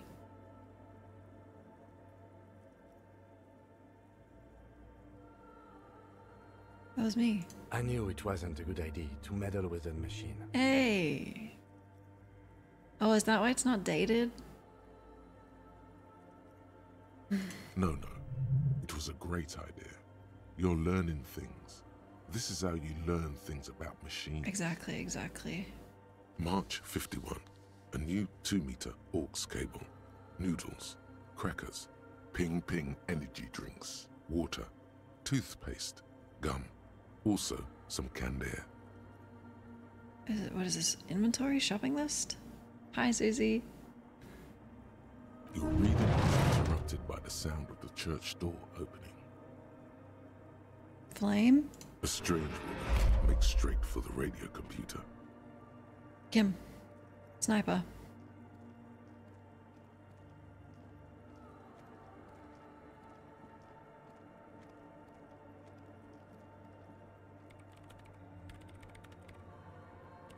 Hello? Breaking into my radio computer, I see. Oh, it's yours. Glares at you as she holds down the off button. Machine reboots. Yes, you are breaking in, but not into her radio computer. You're a master circuit bender. I'm also a police officer, so... I do apologize for the intrusion, madam. Yeah. We are with the RCM, you see. Yeah. And I'm actually a master circuit Bender.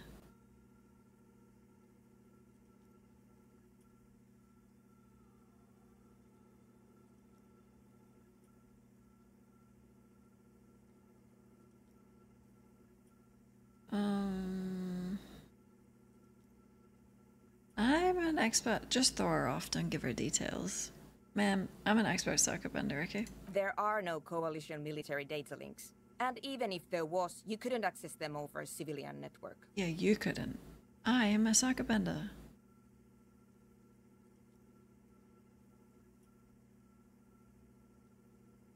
I'm a cybernetic god. That's nonsense. You're just a police officer.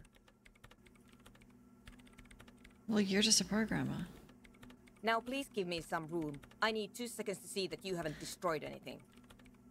We should talk to her after she has rebooted the machine. Okay.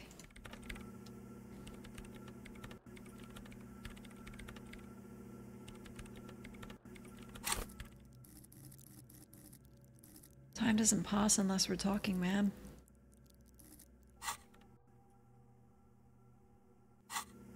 Are you done? What is it?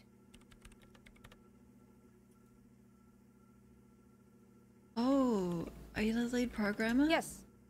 Or no. Not anymore. That project is dead. Dude, I'm a huge fan. She doesn't seem surprised to be recognized. Rather sad. Something passes over her face before she straightens her back. Okay, who are you? I am Soona Luukkanen-Kilde, the former lead programmer of Fortress Accident and RSA radios. I have over 16 years of programming experience, and I'm proficient in both Vox and Orbis languages. Cool. If you're not here to hire me, I don't really know how I can help you. That still doesn't answer what she's doing in an abandoned church. So what are you doing in an abandoned church? You really like those questions, don't you? Yeah. They're bloodshot. She really hasn't been getting much sleep lately, has she?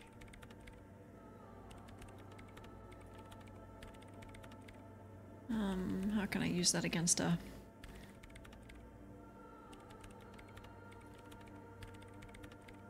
Ooh. It's my job to ask questions, ma'am. I'm conducting scientific research here. You can't throw me out. What research? I'm looking for the location of a 2mm hole in the world. Okay. She's looking for a disruption in the radio waves. That's what her personal log said. The lieutenant raises his brows, but doesn't say anything. I don't really want to have fuck with her, to be honest. She's not my type.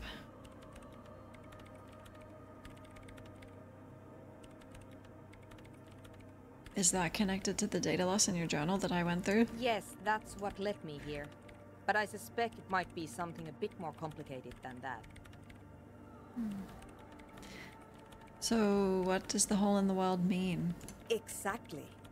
What does it mean? Up to now, it has been impossible to say what it is because it's impossible to measure nothing. She's frantic. What do you think it is? What qualities does nothing have? How do you measure something that does not exist? I don't know. They measure black holes, I think. You probably should talk to someone else. I don't know much. That's a little above your pay grade at the moment. Yeah, that's what I was thinking. Logic, agreed.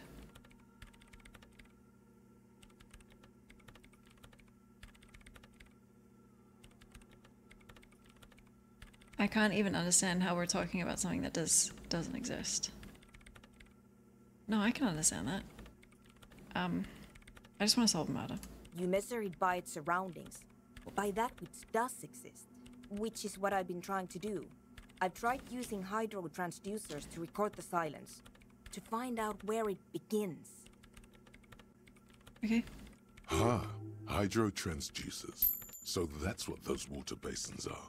Devices for recording sound through water. But honestly, it's not progressing very well. We're silent, staring at our circle of basins. It looks like some ancient ritual.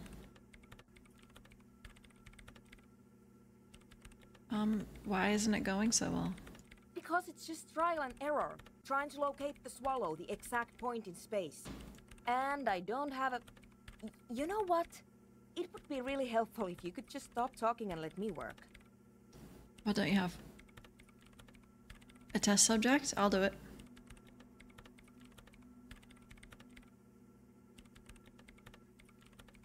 Do you have any idea where the hole might be? Somewhere underneath those roof beams, I assume. Oh, my friend Flame said that he... What did he say? Like he drinks? Absorbs? Up there. You're gonna have to talk to him. I'm not sure what he's doing. Only a faint crisscross of rafters can be made out from the dark, most of the tower disappearing into the shade. I think he goes into your hole. Maybe. Strange things may flourish in the dark. Why there? There's this place at the back of the church. A place where all audible vibrations seem to decease. I've named it the Swallow. And the higher you go, the less you record. Mm-hmm. The Pillar of Silence? Are you sure it's not just an architectural quirk? Maybe, but it's oddly close to the physical coordinates of the data loss that led me to this place. Plum Crab Man. This is where Flame lives. I know. Well, have you talked to him about it? No, I don't. She sounds mildly annoyed by this line of questioning, her hands typing hundreds of commands into the machine. Alright, well, that's all. Great. Thanks.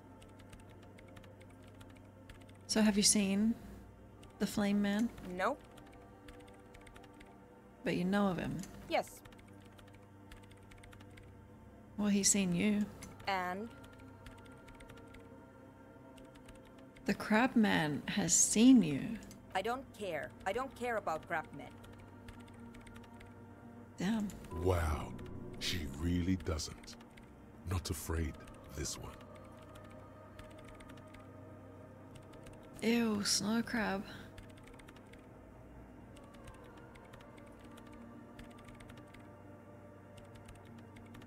Have you seen anyone suspicious? Maybe her name is Ruby and she looks...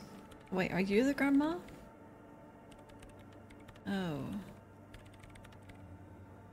Okay. What? No. No one's suspicious around here. Other than the crab man. She has not seen her, sire. 'Tis true. Why are there so many machines? I brought them here. These are my machines. Please don't touch anything. What's that? This is getting annoying. What's this do? I use the AR-1 as my RAIM prefix processing unit.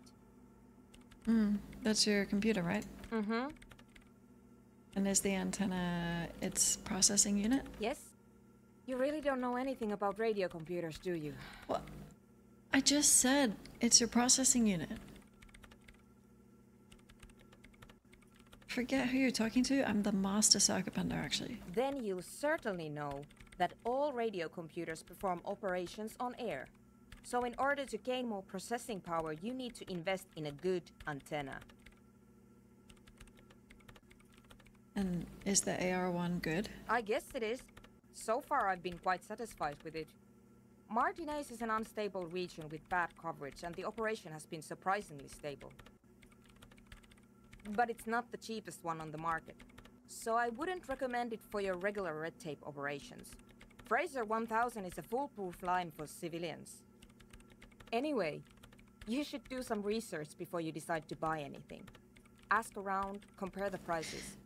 There are many milieus dedicated to that sort of thing. I'm not buying. She liked telling you this. It calmed her nerves. Oh, really? So what are you doing with that? I'm working. Really? The machine seems almost alien with its pulsing core. The light casting her face in a strange shadow. What are you working on? Could you just shh for a moment? Or get to the point. I really need to focus on something. Okay, so how about you stop fucking typing, turn around, we can converse for a little bit, as I am an officer of the law, I have some questions for you. And then we'll be done twice as quick because you'll be done, I'll be done, you can go back to your job, I can leave. Okay? It's not just rudeness. It really is hard to concentrate on whatever she needs to do. What? And you're not helping. I'm sure it is. But she didn't exactly say come back after work or anything, right?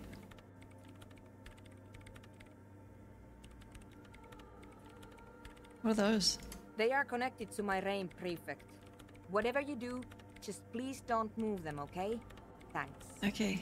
Short and terse. There you have it. Whatever she's using them for, they're hers. Is your RAIN prefect radio computer made exclusively for the government use? So you do know something about computers. You're right. Prefect is used mostly by the government peeps. So why do you have it? Because I needed something good for my investigation, and RAIN Civic is widely agreed to be below all standards. So I had to upgrade. Besides, owning a RAIN prefect isn't such a big deal anymore. No, actually, it is kind of a big deal. You don't see REAM prefects in every police department, for example. Oh, how'd you get your hands on it? I know a friend of a friend who used to freelance for the Coalition. I was actually aiming for the military-grade RAIN Rational series, but couldn't find one. Okay. Prefect is mainly based on the same technology as RAIN Civic, so it's kind of a ripoff. But it does have better compatibility with newer antenna models, so I won't complain. Right. Great.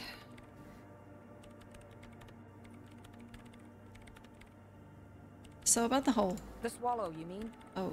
What nothing, about it? Nothing. Great. Thanks. How do you feel about dance music? What? I hate it. Why?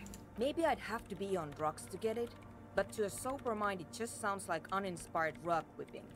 No idea what it has to do with either dancing or music. So a club for Nordic dance music would be... This is about those speed freaks in the tent, isn't it? I've got some news for you. It's not a nightclub they want to build here. What is it? Take a guess, why don't you?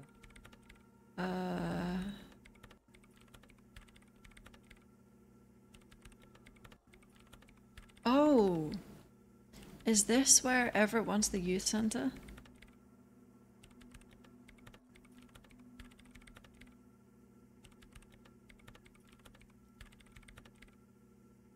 A youth center would be nice. I can't believe they got you so easily. Go have another talk with those up-and-coming entrepreneurs, will you? Thanks. Good luck.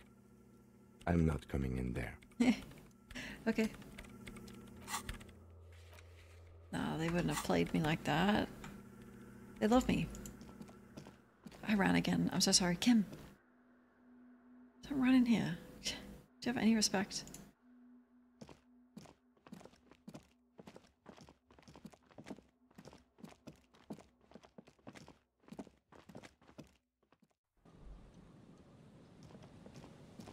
A petting zoo?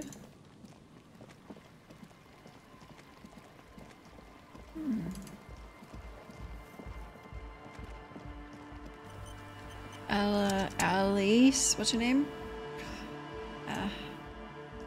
Hello again. Asel.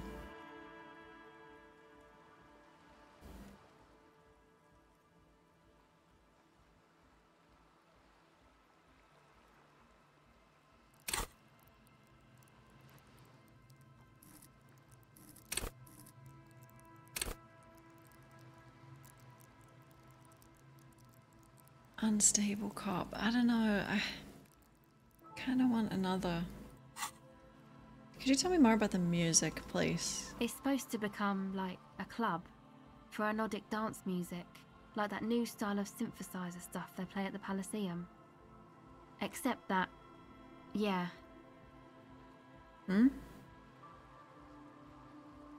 Looks up at the old wooden church as a mean wind comes billowing in the six-story... Six-story? Lets out a doleful shriek. The floorboards are twisting, and the shooting beams are slowly cracking like bones. Far east of the Golden Delta, beyond the industrial port, there is a black patch of unlit coast with the smallest creatures on the ice. There will never be a club for anodic music here. What? Not in a million years. What is anodic? You know, anodic, cathodic, music that's made with electronic instruments. Cool. Like what? Synthesizers and tape consoles. Microcomputers too. Anything that uses electricity, but isn't guitars. Also found sounds, stuff like that. That's really cool. My name is Giovanni Giorgia. You see clear, beautiful, violent flashes of light. Light cutting through a smoke-filled darkness. That is what the future will look like. Sick. If it ever comes. Cool. I don't think we should deprive the world of Daft Punk. I'm gonna set it up.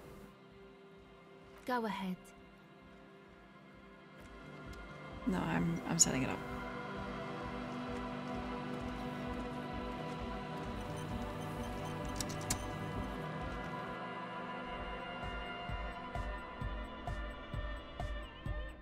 All right. Hi again. So, how are things going?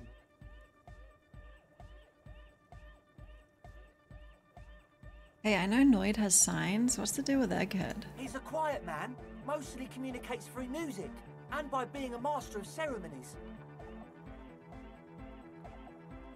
Ceremonies. We cannot let electronic music die on the ice sheets. Beautiful.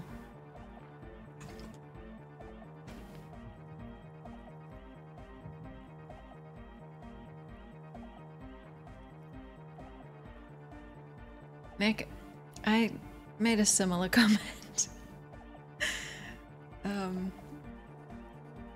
What is a master of ceremonies? You know, a host, a declaimer of slogans. He's a performer, gets the people going. He got me going, yeah. Interesting, sire. A bit like you, then. An MC for short. Thanks, drama. I'll take it. So how do you communicate with him? Well, he's just kind of here. I don't really know how to communicate with him. Oh, cool. Have you ever talked to him? Yeah, sometimes. When I stumble and find my way into his centre, you have to hear a lot of hardcore to the mega first though. Yeah, it's good. The man smiles mysteriously, choosing to let the beat speak for itself. I think it's Solus. I get it. He's a puzzle. We knew that interface. Goodbye, officer. See ya. Huh? I see you're here again. Offside, man. Did I mention getting us into the church would help? You actually do have to have a really high IQ to understand anodic dance music. It's true. I saw a sticker, and it's the exact same as these. A sticker? You mean the yellow one? Can you describe it to me? Why, if you already know what I mean? So I can hear you do it. Sometimes the outside gaze helps us reflect on things. True. Noid, don't bother our guests with your games. Hey, we're getting along. Piss off, Andre. Me and Mr. Cop are trying to discuss art. No, don't talk to him like that. You shouldn't talk like that. Exactly. No, it's okay. It's okay. Cool. The ban on foulness.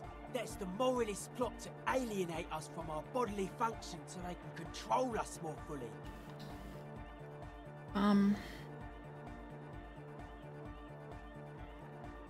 Okay, I'll consider it. Anyhow, what was the sticker like? A yellow circle, human face, X's for eyes, a smile underneath. Good, good. What did you want to know? Is it a dead guy smiling? Yes, you're the 23rd person to get it right, and I've asked 23 people. Looks like it's a dead guy smiling to the entire human race. Actually, it doesn't look like that to me. X's just look like eyes to me. So why do you think that's so? We're all the same. Same eyes, same smiles, same death. What does it mean? He defeated history. We are living in the age of history, and in the eyes of history, we are always already dead. How can we ever smile then? Because history is a lie, and so are its deaths.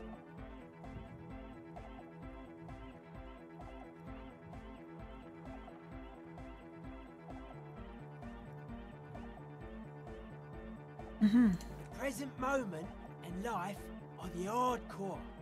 The hardcore expels death. Okay, you're losing me a little bit. Or maybe he's not dead. Maybe he's just really ecstatic about the beat. Yeah, that's what I was thinking. Or drugged out of his mind, come to think of it. Well, you could. We should sell this in what? What do you mean? Thinking we should sell this. What do you mean? It should be sold, but not by us. What are we selling? I can't know. Okay, I think we're done here. I guess one could write an entire treatise on the thing. Yeah. But what for? Hey, how are my signs? Nah. Still strongly out of sync. Stage gamma disalignment. Have you ever considered that you're out of sync with me? You heard me. Alright, whatever. Hey, egghead. Egg, what's your name? Back to the heavyweight jam.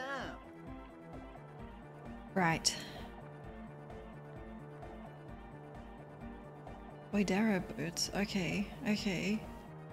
Long-shaped trees sprout on his silver belt. Oh, cool. Hardcore! Hydrate, thank you. Hardcore! Hardcore to the mega. Internally coherent. Encore! All right! Yeah! He furrows his brow as his very large head traces the sublime invisible movement of the music in the very real air of the stuffy tent. Hardcore! Ah!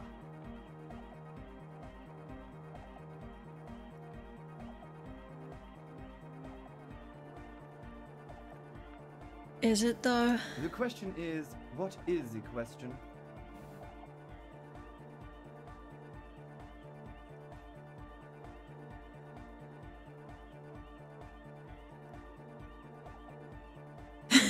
But there was a question?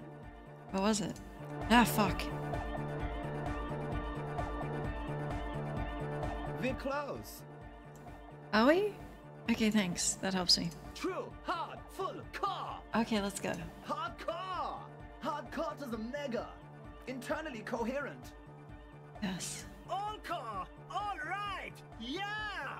He furrows his brow as his very large head traces the sublime invisible movement of the music in the very real air of the stuffy tent. Hi, fella. Any breakthroughs are still following Kim around like a lovesick schoolgirl? Yes, to both. Yes.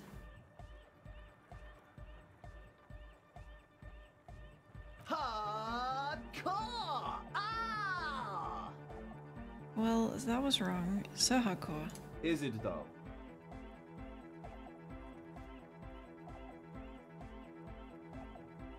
Is? What is it? I mean, really? Oh, hey, the question is... What is the question? No, but seriously, I'm a bit worried it isn't.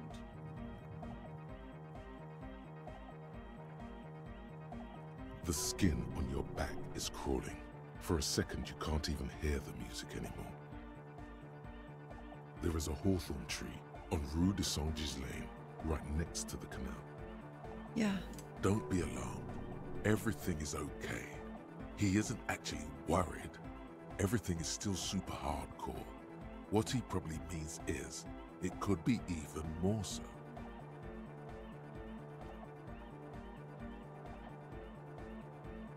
What's wrong with the music? There's nothing wrong with it. I'm still in love with the hardcore. Are you? Sometimes I just feel like anodic music is in its infancy, you know? For example, Take this Arno van Eyck jam I've been pumping for the last month, and will continue pumping for the rest of 51. Yeah, it feels a little infant. Isn't something holding it back from being hyper? Yeah. It's like it's only ultra. Yeah. I think it's super hardcore, but you're right. It's not hyper hardcore. It's only ultra. It is, isn't it? I knew it. Yeah. It sounds like a fifth of a song. But how could it become harder core? I know the answer in my heart, but cannot think it in my head. If this is not hyper, how could anything be?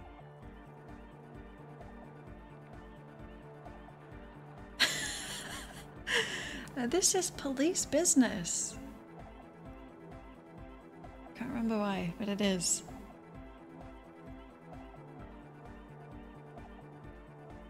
Do I really need something extra? I thought the question was, what is the question? No! This is the answer! Okay.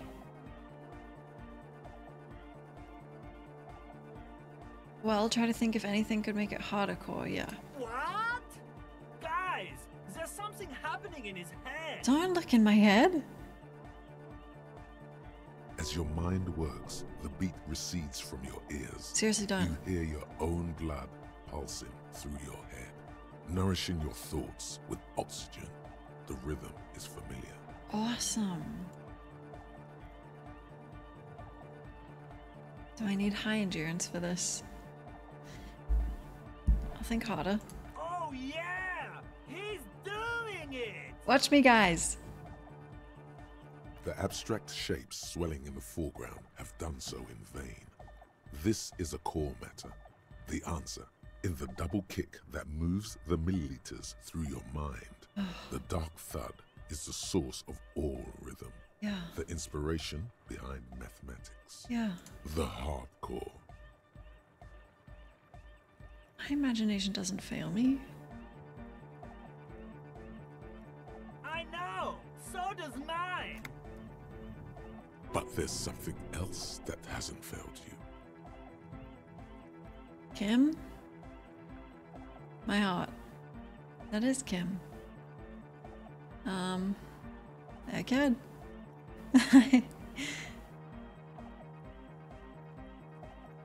I'm the police. Uh-huh.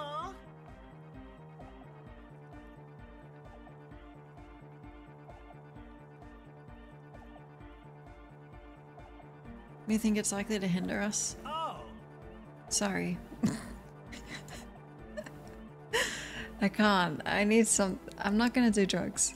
Yeah. I'm an expert. Hey. How do you read my thoughts? No nation, but transnation. No war, but class war. Oh, hell yeah. So, you're a communist. You getting that from my head?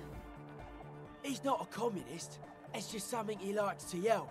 He picked it up from a tape jockey at the Elysium. She was a communist, though. Okay. Yeah! With the rebel yell! Yeah.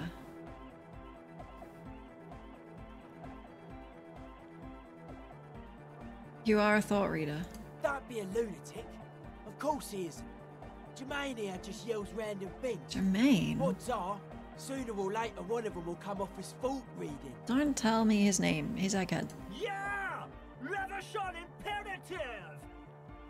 I think you guys don't understand him like I do, okay? Unless you were thinking Revolution imperative right now.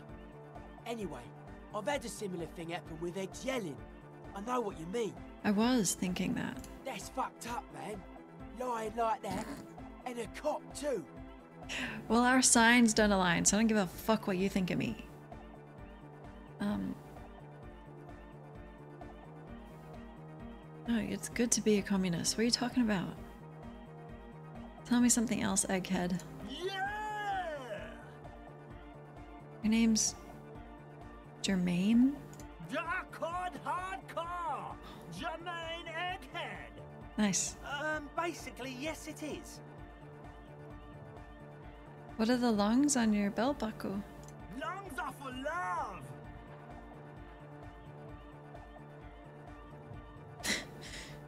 Love! In a woman's lungs. Lonely as I am, I'm not afraid. This strange, damaged feeling grows on and on. Cause I've never loved someone like you before. Really? A dopamine surge accompanies the words. It feels like electricity flowing down your scalp, dissipating into your neck. Feels good. Like a spark of life in that moribund sponge in your body. Would you ever consider me as a partner? Because if not, I think I'm into Egghead. Tickle instrument.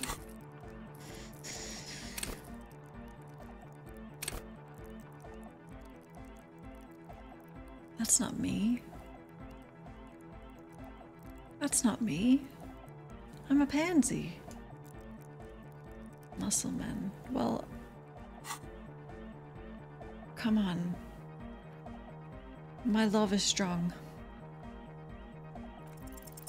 You know it in your lungs where the pressure should vibrate, in your heart that's alone, and in your solar plexus where the hits should land. So does every caudate animal. Needs more bass? What? Bass! And a melody. A good melody. Totally. Wow, okay. We should start with the melody. But where would we get that stuff from?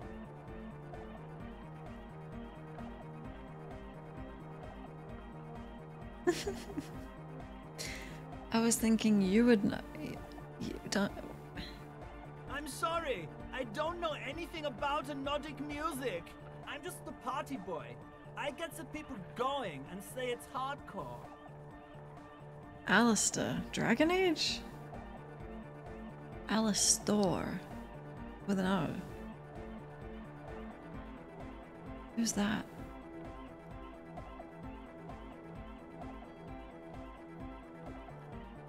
You get me going, Egghead. He feels ashamed he can't be of more service to the future of dance music. Shit. I'll look into it.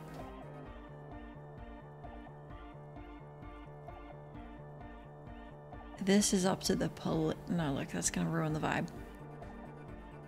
Citizen investigation. The young man falls silent with appreciation. He even tries to contain his smile, as if it could hinder your investigation. No, that's okay. Smile away. Basically, what you need to find here is a tape with some banging music on it, so that Egghead could use it to remix Van Eyck's jam. Done. Yeah, maybe that street talker across the pawn shop has got some tapes to sell. That's just an idea. I think he only had speakers. There is a hawthorn tree on Rue de Saint-Gislain, Yeah. right next to the canal. A reel of magnetic tape is caught in its branches, like bronze ribbons blowing in the wind. I've been there. Oh, I know! I know this! I can tell you where it is! Really? St. G is the boulevard before the canal bridge. The one that takes you to the whirling in rags in the industrial harbour. It's got the lanterns and the... I knew that! I could have said that! Can you let Egghead speak, please? and the mosaic sidewalk. Andre. But it's all blocked with that stupid traffic jam right now. Anyway. Really? Feels cold. Does it? Does it? Anyway, that's all yours to figure out, Copman. Is Egghead like a Saurian? Copman! Hell yeah. No, that tape's grim. I'm gonna go get it. All right! Here comes the night! Yep.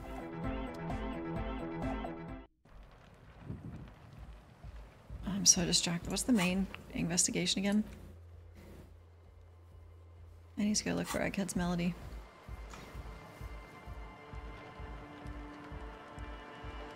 But it's blocked with the traffic jam.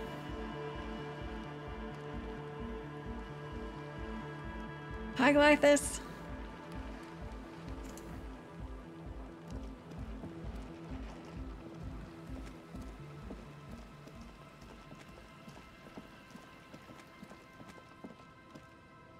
Hawthorne. Wait. Did I even talk to him about the...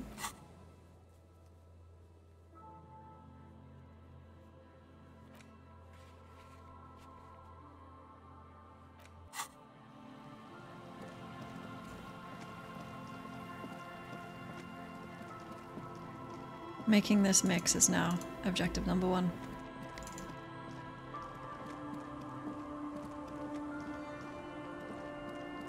Nice, Glythis. Did you get your finger checked yet?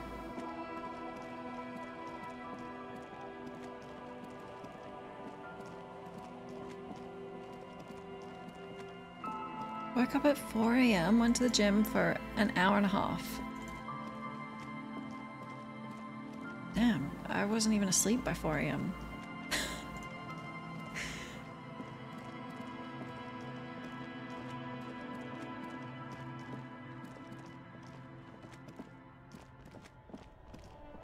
Hawthorne. Hello.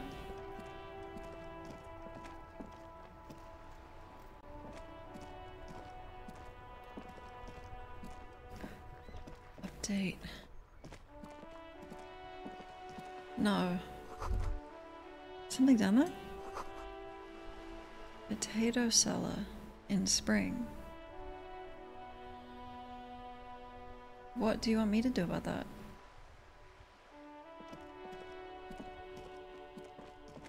Slept at 1 AM and woke up at 6 PM. Holy shit.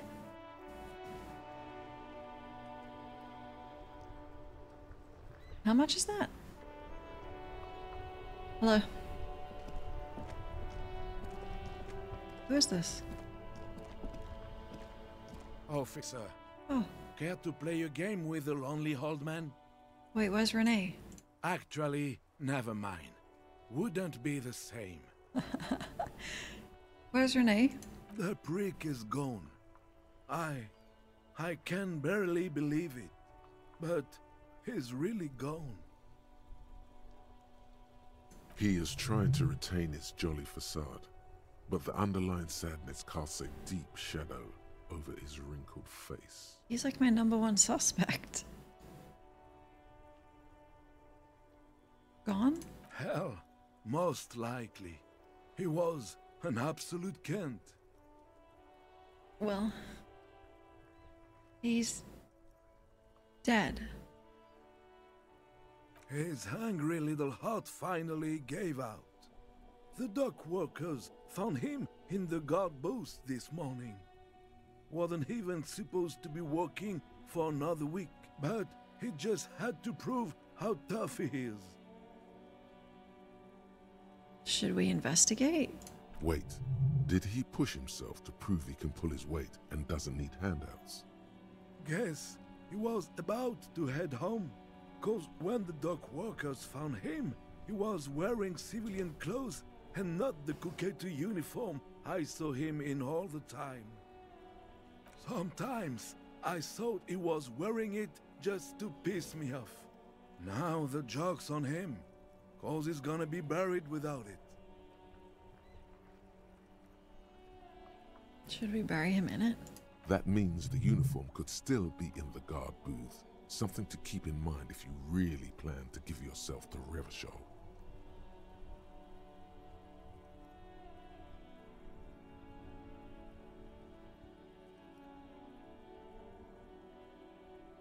Do you think our conversation pushed him to go out there?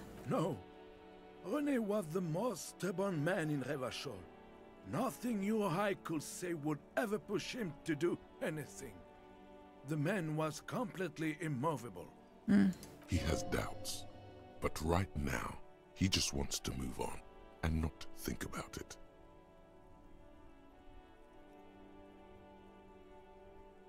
Why would I ask about his medals?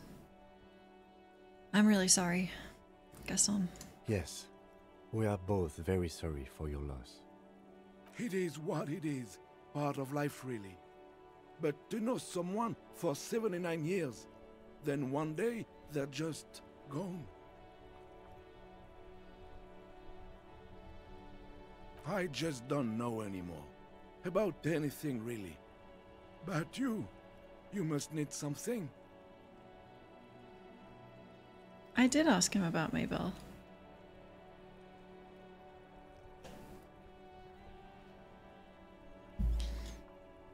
Okay, I'll ask you. René wasn't really what you'd call a botanist, officer. And believe me, he didn't like Insulindian lilies. I know, he told me. He said the other side ruined them. There were many reasons, but mostly it was the communals. They called them the Bells of Revolution. I guess in the end, the Insulindian lilies were just another piece of the whole Insulinde. The Royalists had to surrender to the Mazovian insurgents. It doesn't really matter anymore. Can we talk about Renee now? Yes. What about René? Okay, what happened to his medals? I took them for myself. Took them to remember that old cunt. Nobody knew him better than I did. And I want to remember that old cunt by something. Strange how old cunt sounds almost gentle when he says it now. Was he really that bad? I repeat, an absolute cunt. Agreed. Even his old army buddies didn't want him around. He was like an old viper. The only people who could stand to be around him were Jenny and me. She saw something in him when we were just kids and she never lost sight of it. And I thought if the most beautiful being in the world can love him, then there must be something worth holding on to. Did you love him? We've hated each other our entire lives. So much, in fact, that... Oh no. Yes, I loved that angry prick. He didn't deserve it, but I did. You know what his last words to me were? Right-wing royalist slogan. In Guillaume's time, you'd have been shot without trial. That's what he said to me. He lived a cunt, and he died a cunt. Let's leave it at that.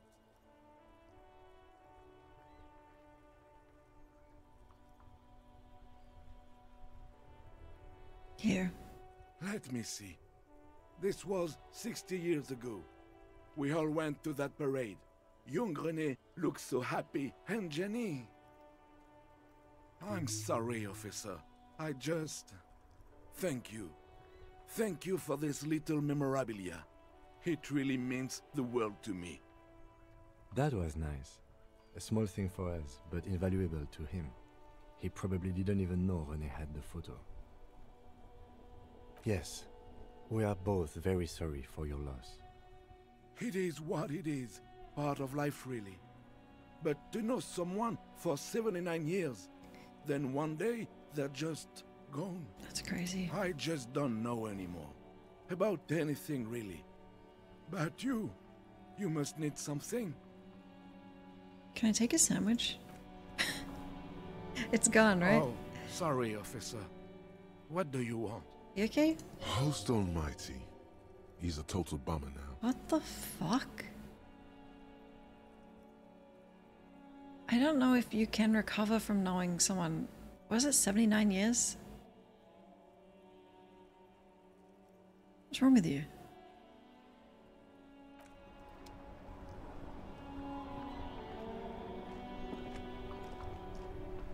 Do you want to play the ball game with me?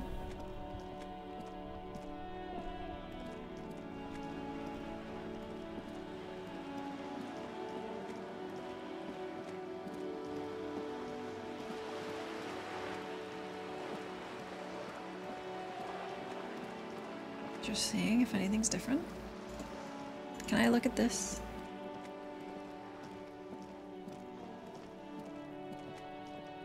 Just an ordinary wall. Nothing to see here. It gets a plus at night time, I remember.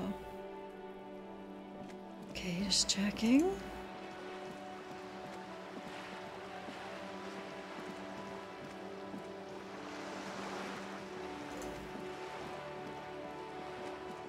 See if anything's different in here as well.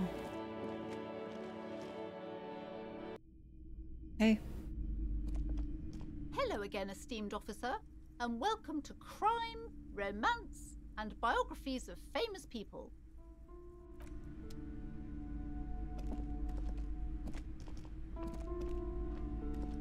Hi, Ace Detective. Are you here for more books? Just checking in with you guys.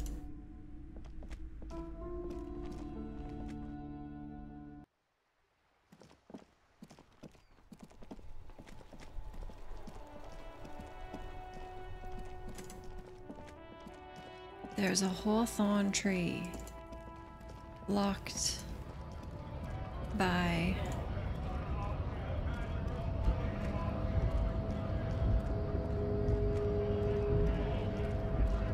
the traffic jam.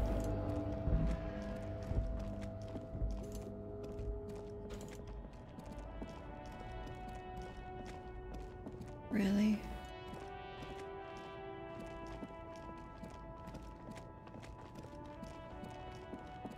There was something else to check up here, but I can't remember what it was.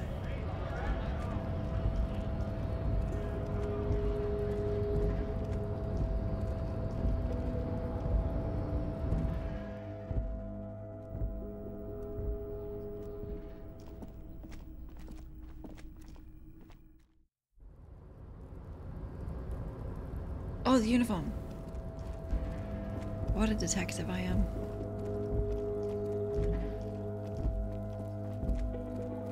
This is the night watchman's booth. The name on the door reads, René Arnaud. René left his uniform neatly folded on the table. Generally speaking, it would be dishonorable to take it. But then, it looks like a military uniform, and wearing that is very honorable. So, a conflict of honor, it's up to you. No way. No way.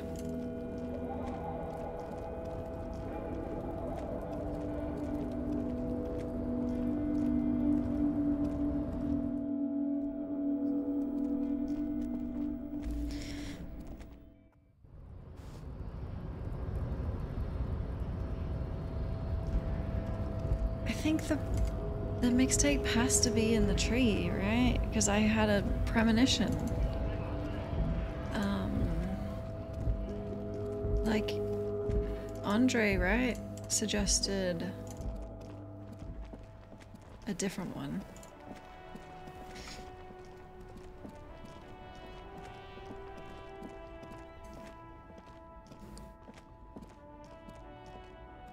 Hey.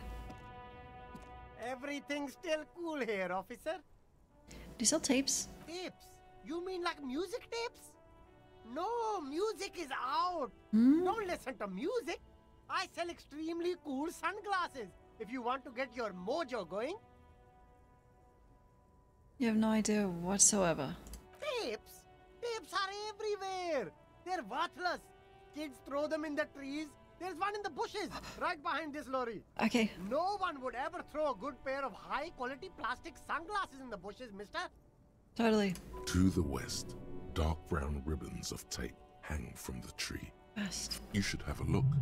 It's better than nothing. West? What? Isn't that east? I thought this was north.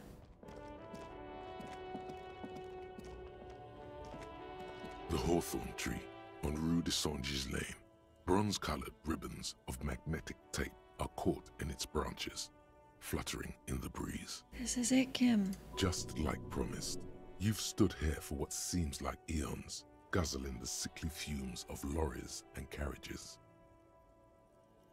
Good, Hawthorne. Patting the tree reveals a small sticker which has almost been worn to oblivion.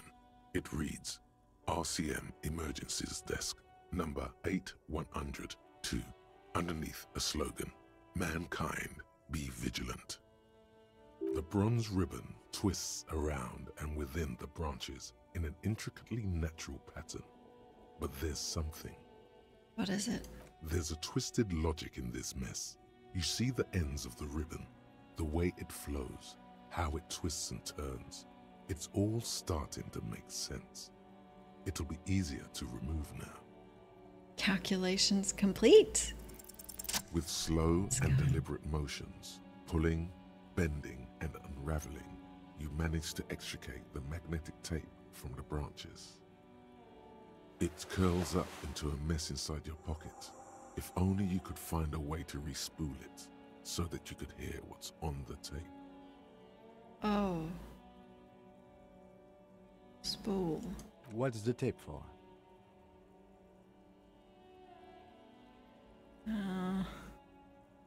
Yeah, I'm embarrassed. This is part of your church thing, isn't it? What? Of course it is. It's too broken to play, you understand, right? It's not like Egghead and his friends know how to fix it. No, he's the master of ceremonies. Alright.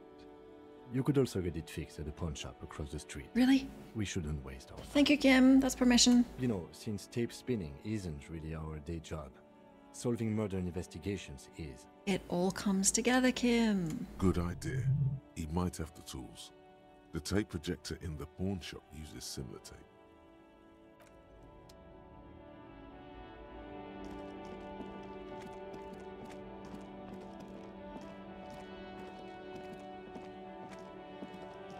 Thanks, Kim. Thanks for understanding.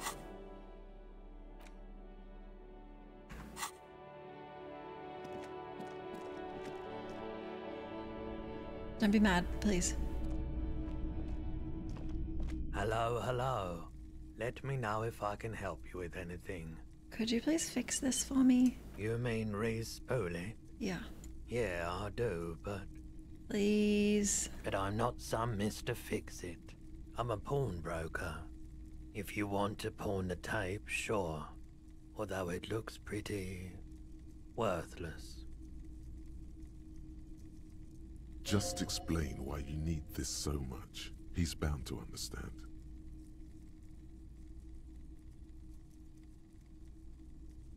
He doesn't like music.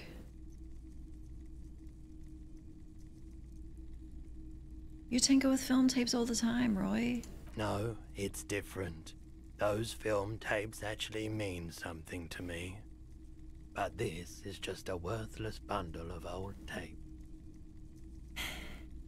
He doesn't like music. Could you help me some other way? Like spooling my fucking tape? Sure. You mean re-spool it? Yeah, I do, but... Come on, Roy. But I'm not some Mr. Fix-It. Just explain why you need this so much. He's bound to understand. Okay, look. It's for the music dance scene. Huh? What do you mean? Do you know the church down the coast? Oh, fuck. Yes. What about it? I met some young ravers near the place. They want to turn the church into a nightclub, play some neo-disco beats there. They call it Hypnotic Dance. Is it any good? The music, I mean.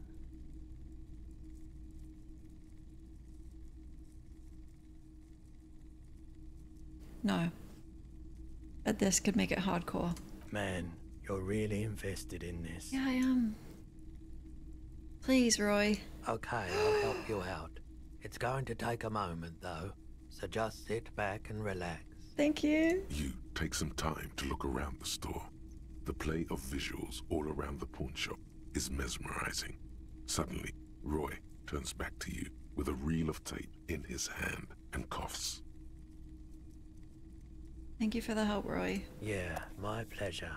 I do what I can for true passion projects. Just try not to use this tape for negative photon emissions. Take responsibility, okay? I'll try my absolute best. I don't know what that means. Roy, you're the best. Roy, our boy.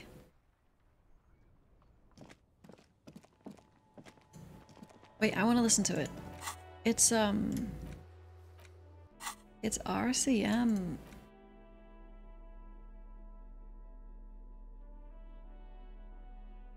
Is this it?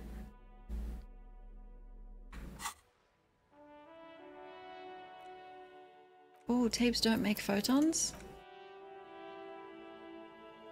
But he said, what did he say?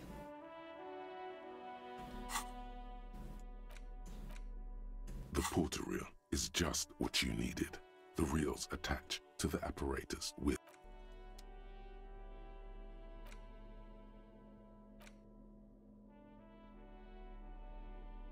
I can't listen to it. Isn't it like secure RCM? It could be like an interrogation. Illegal stuff.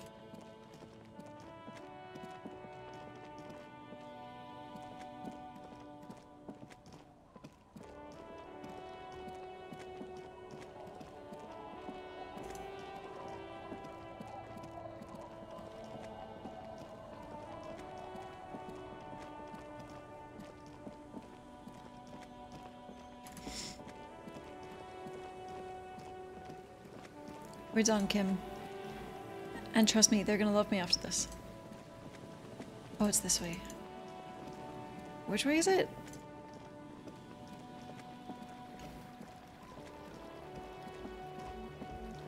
Okay. We got the local kids' favor. This is important.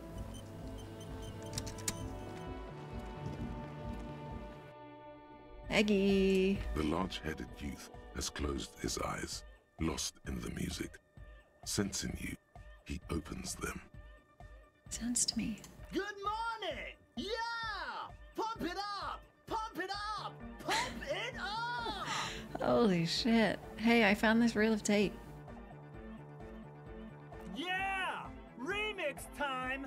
Let's go. Tape goes here, into deck B. A hand on his ear, he listens to the audio through his headphones and shouts. Wow! Did you get this from Arno himself? A great excitement is bubbling to the surface within him. This is big.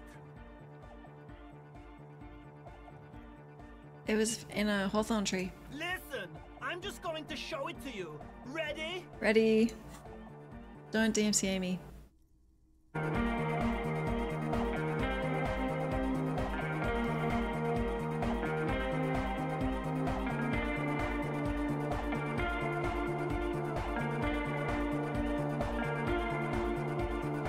Wow! Here's that!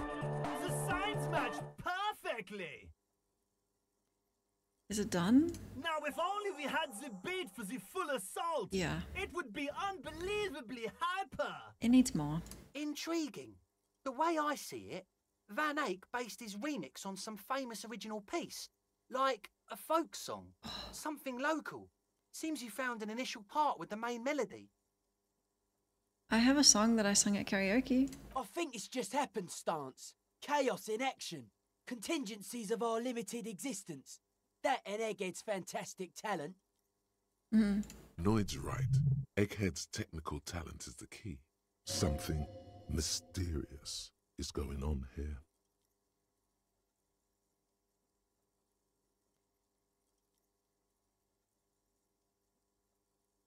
It's Egghead.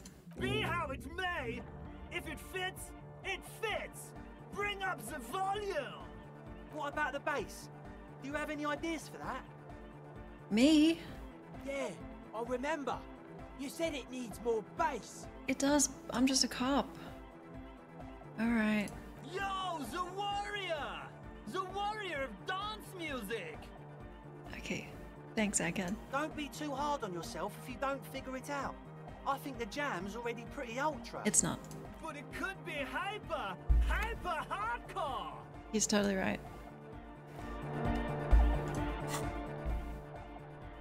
He's right. This might take a while.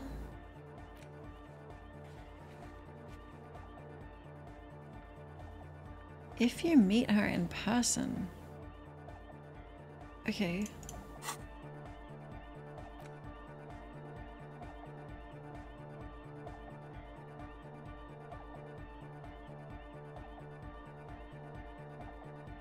Will this help me? Egg? Egg. Uh-huh. Uh-huh. Let's do it.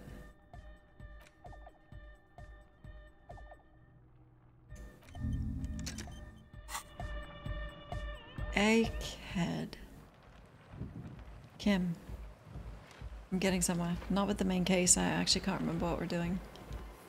I'm gonna use the bathroom. What are we up to? Hold on, 11 seconds.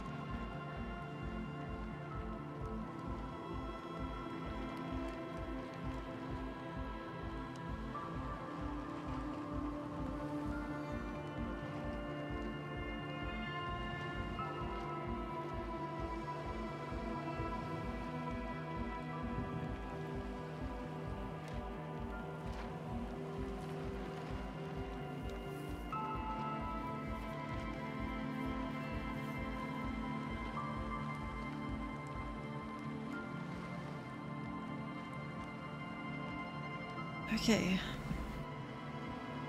She said go talk to them. I don't know if I did. I think I just made a mixtape. Hi Hello? again. So, how are things going? Yes, about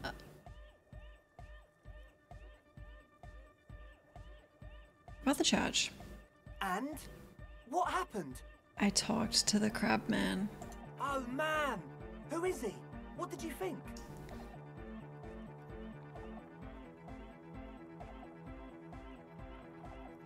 He's very spiritual, to be honest. Really? Huh. Interesting. What's he doing in the church?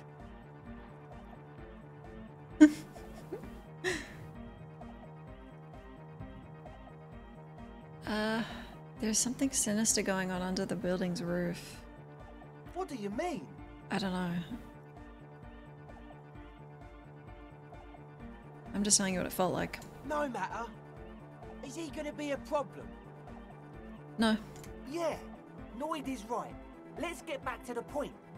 What are we gonna do about him? These guys will never catch him. You will never catch him. There's nothing to do.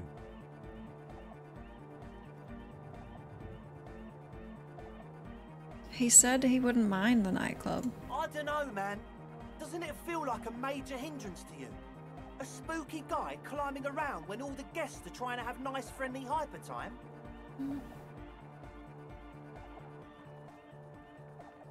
No, you should go talk to him. He won't care.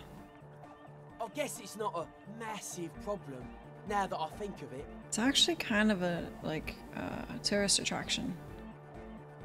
Everyone is welcome to dance till the morning light. Yeah! Maybe. I guess we'll figure something out. Okay, but what about the other spooker? The one in Grandma's clothes? Did you see her? Yes. Suna, the former lead programmer of Fortress Accident. A programmer? That's odd. What was she like? Did you ask her about the nightclub? She said you haven't been completely honest. Come on, man. Who will you trust? A spooky programmer or us? We just want to make the world a better place. Feel the love! Get down and feel it!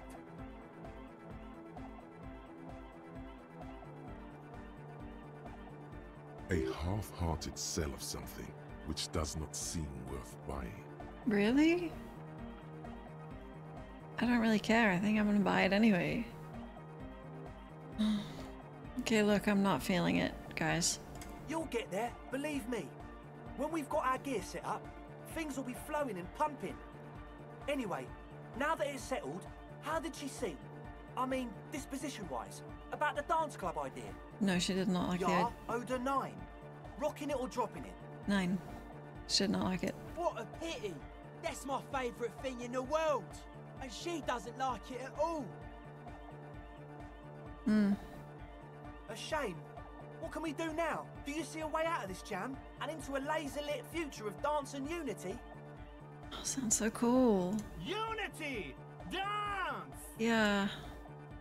No, she made it very clear she won't leave until her project is finished. And you can't just evict her? What do you mean? No. Look at you, Honor Man. Okay, Noid. No, Noid. He's right. Maybe we've approached it the wrong way after all. I'm sure there's a workaround. We can make a deal not to bother her. Yeah. If that's okay with her, we only want to get in the church and spread the joy and ecstasy of music. Yeah. The lines in the dark exist. Coexist. Okay. At least Crabman seems like an advanced being. He's hard. He'll understand. Yeah. Yeah, he can do his climbing thing in the tower. And the programmer, does she like Nordic dance music? No, I told you she doesn't. Egghead cannot believe what you just said. It makes him pump the jam a little slower for a moment, but then he returns to the full swing of it. Sorry, Egg. No worries. We'll figure it out. If coexisting fails, you can always muscle her out, right? No. If it's all okay with you, what do you think? I refuse, but I can try to convince. Excellent! Good luck, my friend.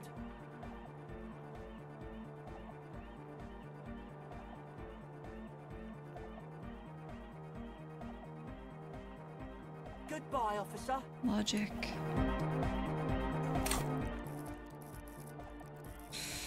Oh.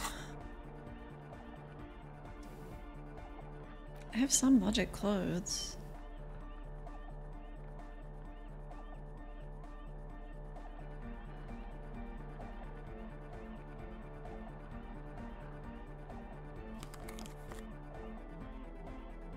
Oh.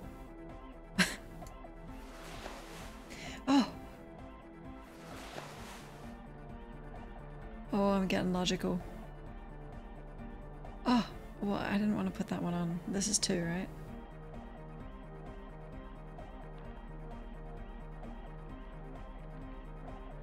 Okay. Now this is a logical man.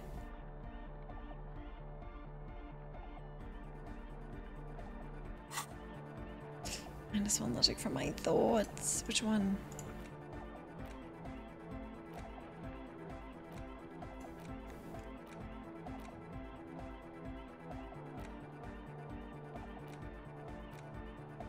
Shit. In 40 minutes it will be different. I'll see what it is now. Hi again. So, how are things going? Goodbye, officer. I'll do it in 40 minutes. God, but I have to look like this for... Don't look at me, Kim. But what if it's relevant to right now? I'm gonna try it.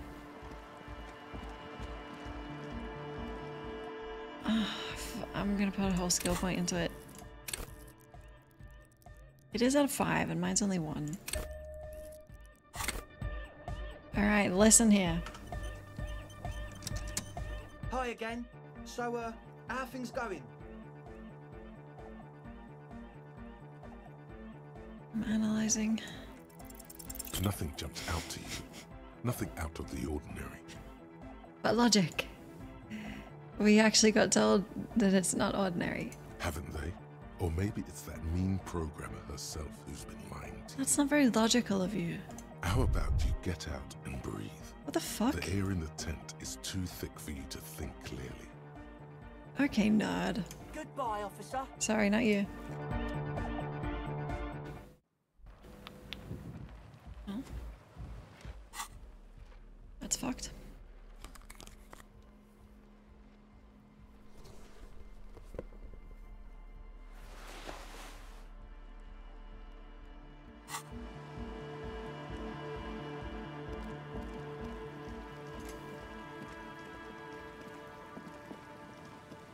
Yeah, I could have done it fast, but that doesn't feel honest.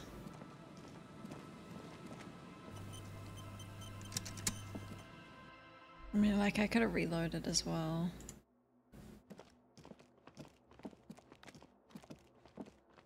I'm walking respectfully, but I like them. Yes, what is it?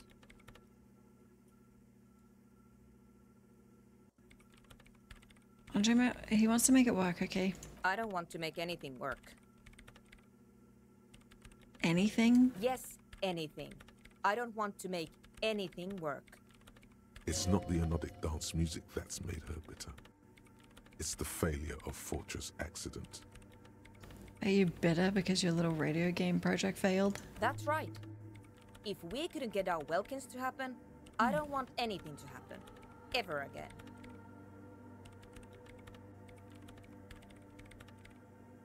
There's not a trace of irony in her voice. She means it. You're a moron.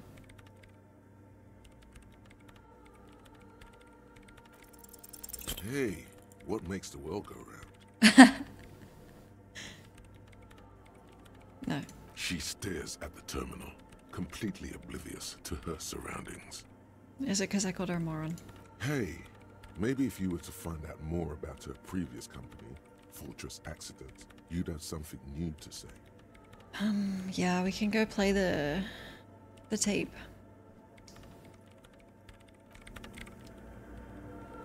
Bitch. I'm running, sorry.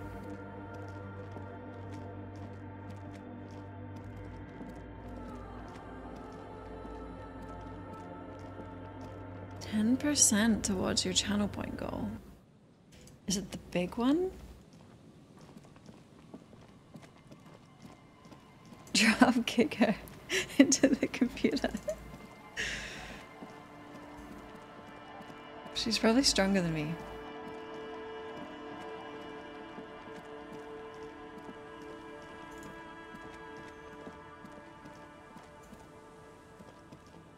The big one. Damn. I think... is Val saving? I think JP might be closest. I think.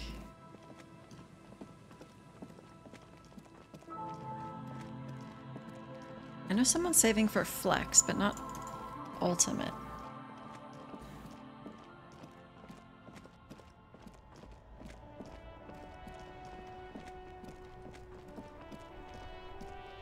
Anything to call in? Oh, that's what I had to do last night. I will. I will tonight before we end.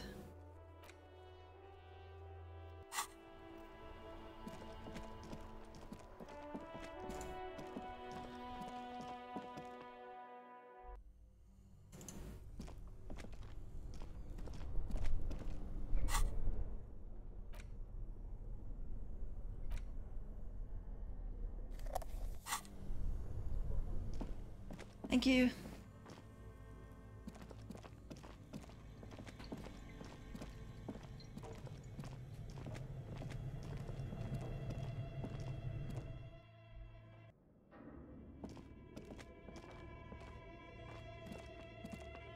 Tiles on the cube are still smoldering, casting the framework in a soft glow.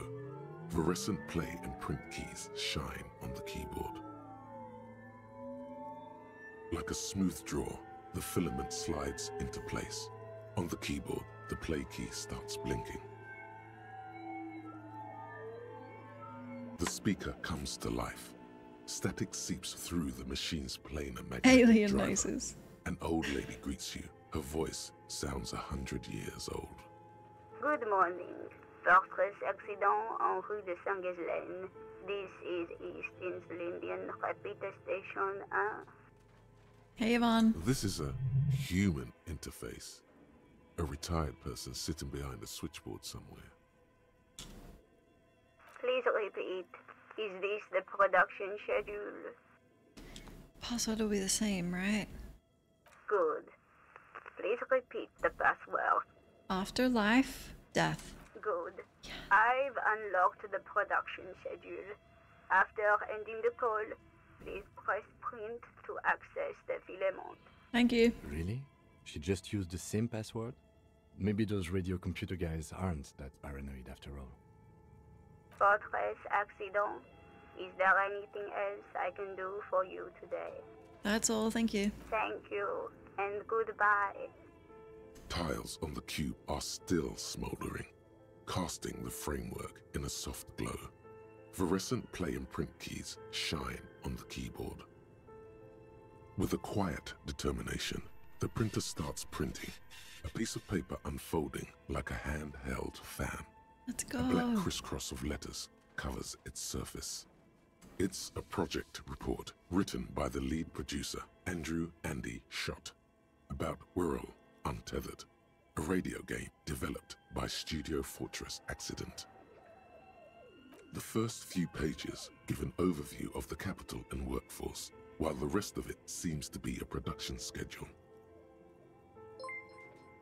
Thanks for the follow, thank you.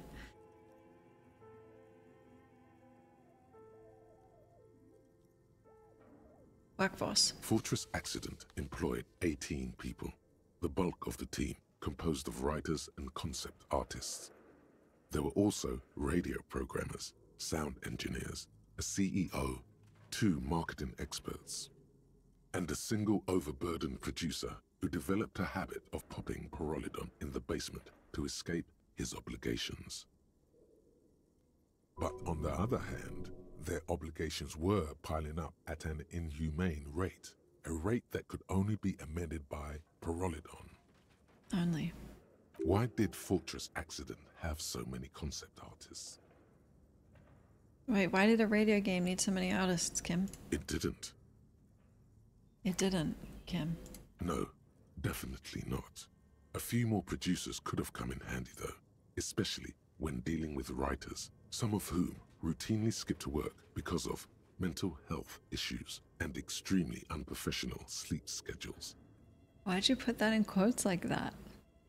One of them even managed to steal some valuable company property before skipping town for good. Good for them.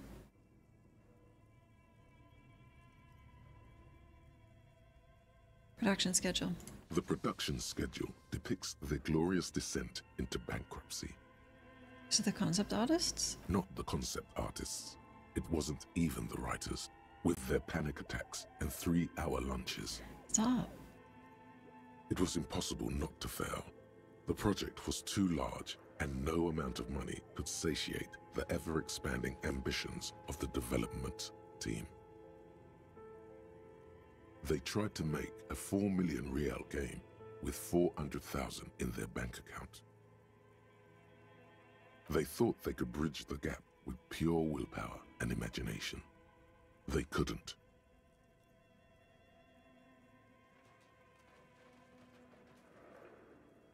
Are you sure it's impossible? Done in by their own ambition. No. Even then, success remained within an ever-narrowing margin of possibility that, despite everything, never entirely disappeared. That is, until they discovered the Valley of the Heads. Okay, the what? At the 11th hour, the lead designer, Jimsk-born Sulisław Jalisa, decided that what Whirl Untethered needed was a secret mystical location at the extreme edge of the map. This place was to be the Valley of the Heads, where the heads of all the headless constructs could be found. The player would have been able to choose a head for their headless party member, and each head would have been voiced on air by a professional actor. This is some insane shit. How many heads? So many. The last count, there were approximately 10,000 heads for 10,000 headless men, Okay. all of which could be endlessly recombined. How many combinations? Do you really want to know? There seems to be a calculation here, but it may take a while. Yeah. Oh, fuck.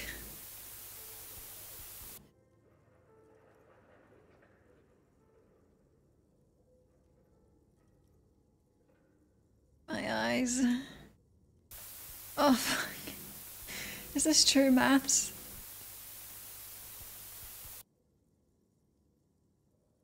Yeah. Keep going. You're just glitching. That can't be true.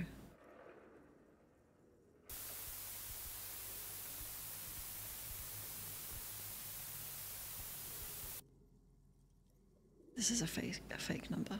This is false. The lieutenant taps his foot impatiently, his arms folded tight against his chest. Sorry, Kim. Is that true? 10,000? How much time just passed? He's dying for a cigarette. Come to think of it, you are too. I could buy us some. Oh, fuck. This can't be right. Although there's like a stat about chess. Like in the first something amount of moves, there's 1 million possibilities or something. What have I done?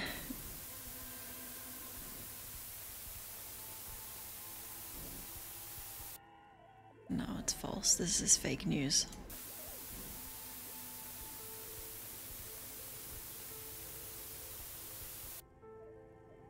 I can take it. Zeros. And that's it.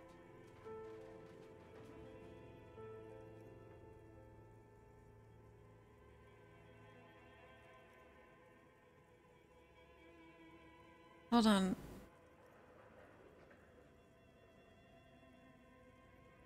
Did they need that many voices? What do you mean?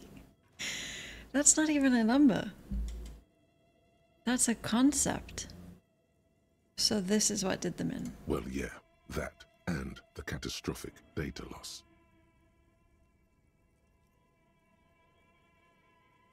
The anomaly Suna mentioned. On the nature of the data loss, there's ominously little information in the production log. It comes at the very end, where things get fuzzy and dark, where tables and numbers seem to vanish into an eerie nothingness, before the Egonian investors pulled the plug. Yeah, someone probably just got fucking sick of it and started sabotaging. What is clear is that one day, an unidentified numeric anomaly occurred on the East Insulindian Lintel front, just as the Wirral Untethered project was being compiled that day. Really? And the anomaly caused the data to get lost? When the project was returned, it was completely blank. Oh. The team spent weeks on the phone with Lintel, the service provider, but despite their diagnostics, they could never produce a satisfactory explanation or pay for the loss. That might be fate. Was there a copy? Mysteriously enough, it seems that the off-site copy happened to be on-site when the catastrophic data loss occurred. It was the lead programmer's responsibility to oversee weekly maintenance of the off-site copy and, well, keep it off-site. An explanatory note from the lead programmer has been attached. Suna, you fucked it. A note, okay. Kojima. S. Luukkonen Kilda, the lead programmer of Fortress Accident. The off-site copy was on-site because there was no off-site anymore. Not for me, not after 8 months of crunch. Okay. I didn't have a home anymore, so I started keeping it in the basement in the ice bear refrigerator near where I went to sleep. It was perfectly safe there. The temperature conditions were optimal. That's a good explanation. That's not what her colleagues thought. What? She's right, actually. Nothing wrong with keeping this type of filament memory in a fridge. One backup is no backup. Oh, how many do you need? Is there anything else? The production schedule ends with a few random notes that seem to be added sometime later. Okay, tell me about the money. In its short time of existence, Fortress Accident, SCA, managed to burn through truly insane amounts of money. Really? The first tranche of seed financing brought in 150,000 Riyal, but then came the delays. Eventually, the damage reached 400,000 real, with only half of the game finished. 400,000 real? You're my yo. These guys knew how to party. Where'd they get it all? Let's just say it was a real adventure for their Igaunian investor. 3 on independent systems. Okay, is this for like launch codes or just your Word document? 3 different backups.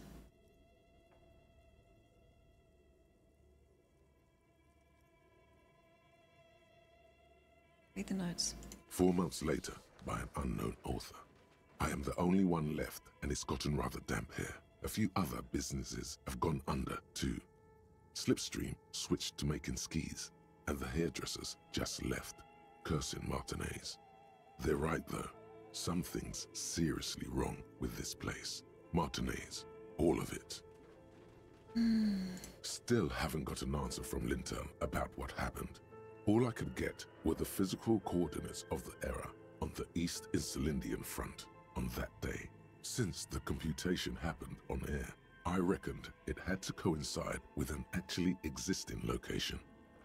I have compared the coordinates to a map of Revachol West. Turns out it's only 800 meters from here. The address is Saint-Brun 1147. I am going there to look this thing in the eye. Saint-Brun 1147? That's what the street sign next to the church said. Okay. Tiles on the cube are still smoldering, casting the framework in a soft glow. Fluorescent play and print keys shine on the keyboard. Oh, Kim wants to talk. Watched your reaction to Phantom Liberty's ending yesterday. Nearly flatlined when I reheard the dialogue of Judy. The shock? Oh my god. Holy shit. Even the way she looks. Wow. That was bad. All of those calls were bad. One with Kerry. I didn't even hear Rivers. Oh, bad times. Okay. What do you think is going on with that computer, chalkboard, and fireplace?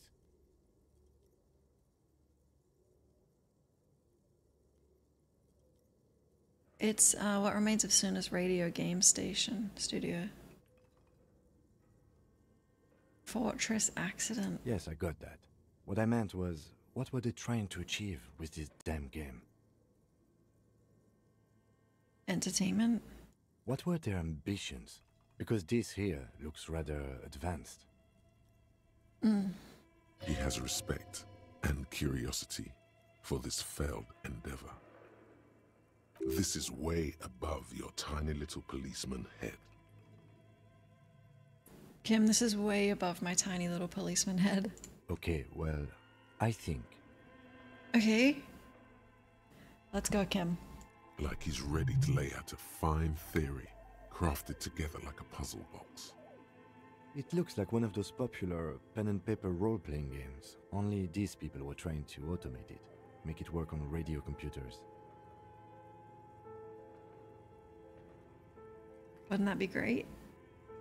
Utter madness, he thinks, as a compliment. Oh, Kim. You'd love the 2000s.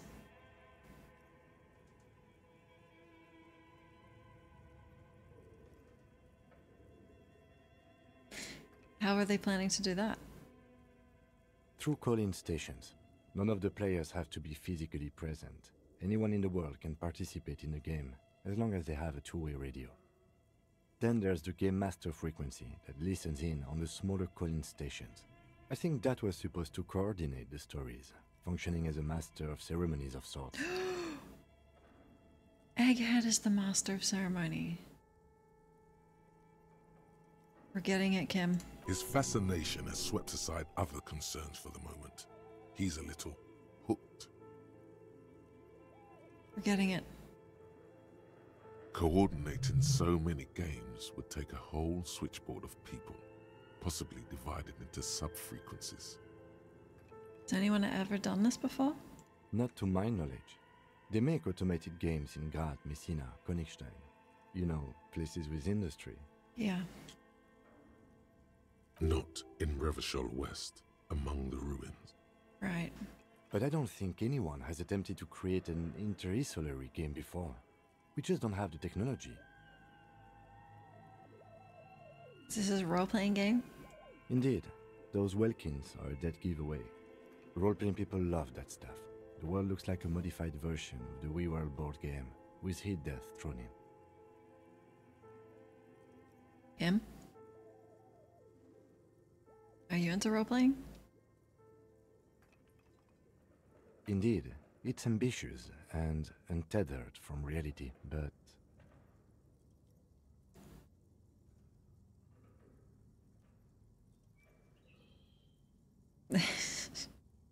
Let's finish it, Kim. It's too late for that, I'm afraid. Hey, we made him half smile. Cute. Okay, let's keep moving. Let's go. Wait, my cube. Tiles on the cube are still smoldering. The filament slides out of its glowing nest. UFO, duck.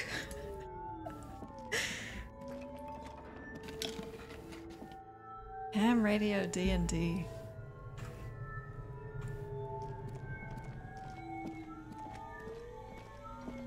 The bear's eyes are still glowing red, watching over all the ice cream wrappers hidden inside its belly.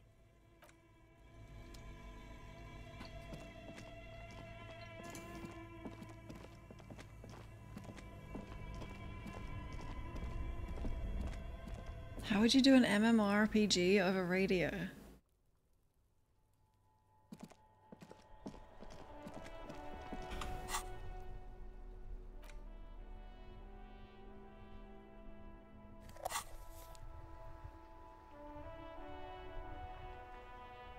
Anyone new in here?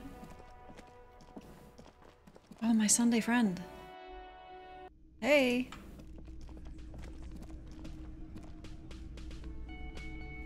Hi again, Gendarme. Hi. Bye-bye, Gendarme. Bye. Hey, Hardy.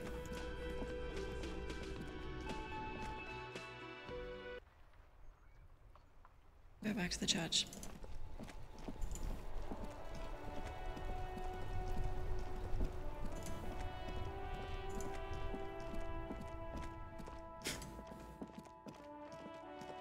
How is this solving the case? Hold on.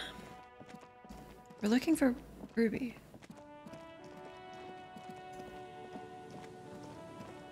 Like, I'm pretty sure this progress is the main story. But only because it's a video game.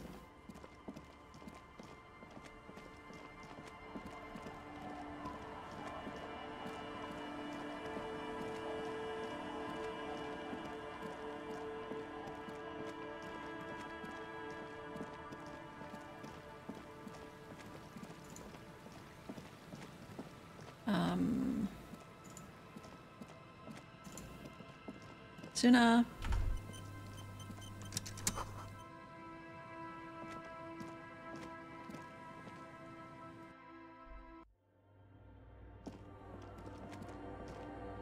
Oh, the ambience in here.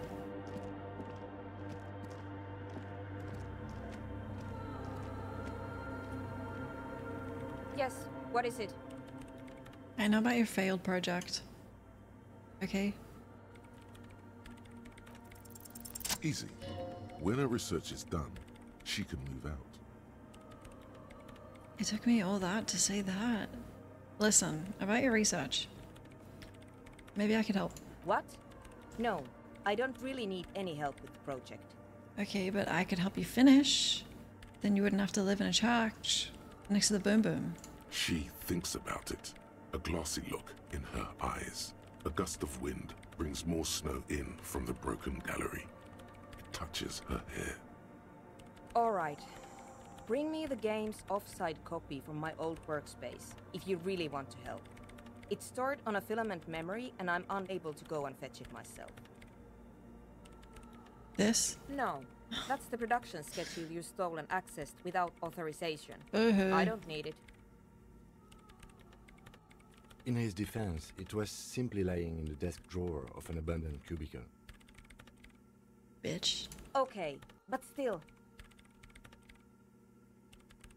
Is it in the fridge? Where is it? It's a backup of my former employer's project, the radio game we were working on. It's stored on a filament memory, just like the one inside this radio computer. Just came from there. She's making it extra simple for you. Good. The backup itself is destroyed now, but I'm hoping to use what's left of it to pinpoint the exact location of the anomaly. You just have to go to my old workspace and get the filament. Hold on. If it's called an off-site copy, then why is it still on-site? Rhetoric, we learned that. But it's gonna bring up her failure, so let's talk about it. Hold on. Why is it on-site? Oh god, not this again. What? It is not on-site. It is in the basement. Perfectly safe and not connected to the front at all. The basement of the site. So that's on-site. Basement? Sounds like it's technically still on-site. Breakthrough. And no, taking it outside the building wouldn't have protected it from the data loss. There's nothing wrong with keeping the backup in the basement. What happened was a freak accident that has nothing to do with how the backup was stored. We clear? Defensive. This is clearly a painful topic for her. She must have had to explain herself numerous times. We know. Okay. Yeah, that's the one. You can get in through the bookshop. You just have to do some explaining to the bookstore lady. I guess the game is assuming you didn't fail that check before. I've been there, dude. Good. Then you might know the giant ice bear fridge in the building's cellar. The filament is inside the fridge. Just go and get it. It's not, because I just checked. I was just there and I just checked in there. In the giant ice bear fridge. It's not. I just told you. It has red glowing eyes. It's impossible to miss. You just need to get the offside copy from the ice bear. But you've been to the fridge and it wasn't there. There was a note saying... Oh, that was ages ago, the note, yeah. It's been moved to a safer place. Wait, a note from whom? Did it specify where they took the filament memory? Oh, right. Jawiza. Of course. Our project lead, Suliswov Jawiza. Yep. God, he was always so hell-bent on keeping the copy somewhere safe. And feature creep, and the Valley of the Heads. Like it would have made a difference. The offside copy was perfectly safe when the data loss happened. Yeah, I heard. That data loss was anomalous. I heard. And the heads... I won't even get into the heads. Millions of them. Yeah. Go find that copy from that ice cream maker, will you? Thanks.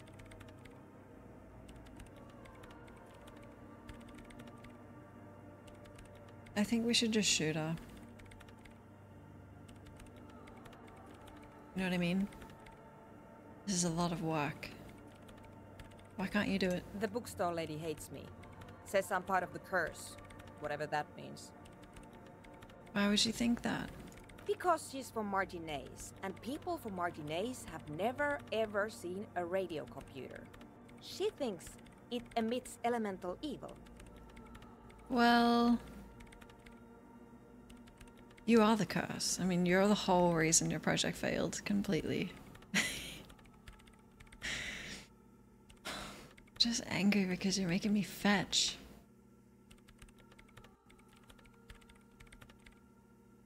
Don't be harsh.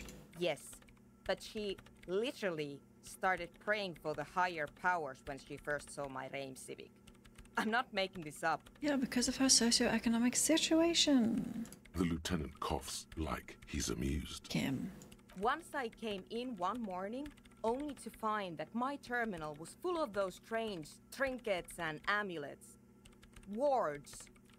It looked like some Semenine magic. She did do that.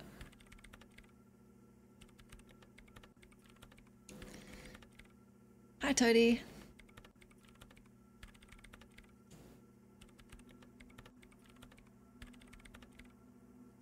Oh, no, I doubt this bitch is gonna get off our computer and go. I could have convinced the woman there was no curse, maybe, but I don't think so. Saucy. Thank you so much. 2077 mixes and video mixes. Incredibly awesome. Thank you. Can't give much. No, anything. 1 bit. I would have appreciated. Thank you. Considered uploading the music, the AV. I haven't because it's the same music as Jackie's theme, but I should make a mix for it. Phantom Liberty specific. I have made a few Jackie ones because I love that music. It's so sad. Okay. Thank you so much for the bits though. By the way, we put a dead body in the fridge. Wait, what? Whose dead body? That's confidential. You know, we don't actually have to tell the entire world about the fridge. Oh. Whose body is it? It was part of a police investigation. You put it there? You put a dead body inside the Ice Bear fridge. Yeah, that's what I said. Okay. Very cool. Thanks for keeping me in the loop. I wasn't. We would appreciate it if you kept this knowledge to yourself, miss. Who would I tell? My mother? I don't have anyone to tell. And if I did, I wouldn't. I don't care. Wow, you're so cool. Oh, I need your crowbar, please. I found the ice cream maker. This is getting ridiculous. Can't you just defrost it? Or, I don't know. I don't know about the ice cream maker. Just figure something out. Oh, thank God I have done all this. To go back and forth? There's a solution, but she doesn't want to hand it over to you yet. It's a thing. Something she holds dear. It's a crowbar. A super crowbar, no? Thanks. Oh, thank you. And here's my Qualsund multi-tool. You might need it to hack loose some ice. It opens everything. If you get me the offside copy, then you can keep the Qualsund. It hurts a bit for her to say this. She's not too happy to be parting with the Kvalsund. I want your Kvalsund. The legendary Kvalsund multi-tool. Oh. This is Prybar version 2.0 for professionals like you. Thank you.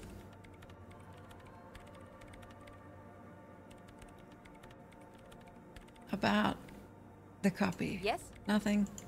Thanks. I've had some thoughts. Anna van Eyck. Okay, so Egghead is clearly not Van Eyck in disguise. Well, Van Eyck is an Oranese disc jockey, but those people get around, especially in Revachol, in the clubs on Boogie Street. Perhaps he stayed here for a short stint and discarded part of the song he was working on, just threw it away, and then it ended up in the Hawthorn tree. But why? Did he think it was retrograde? It wasn't. Perhaps he caught a glimpse of the future and did not want for it to arrive just yet. Perhaps the city whispered the top line to him, and he was frightened by it.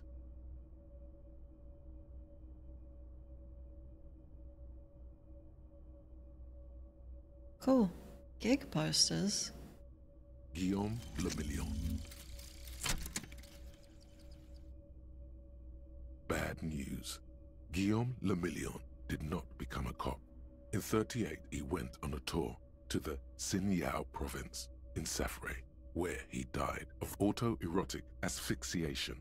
His body was found hanging from a decorative dragon tree in his junior suite, amid drug paraphernalia, unwholesome objects, and the Sylvia Trainer single, Wonderland, skipping in the background. And yes, you can take this as a metaphor for Revachol in the 30s, and also as a warning. This one is sick.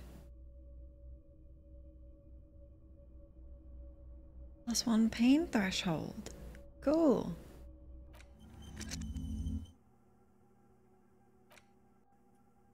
Cool.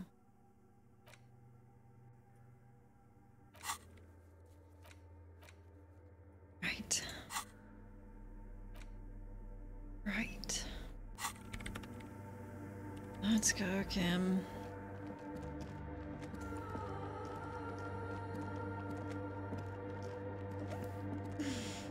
The thought cabinet art is so Salvador Dali. It's real good. It's so different from the main art style.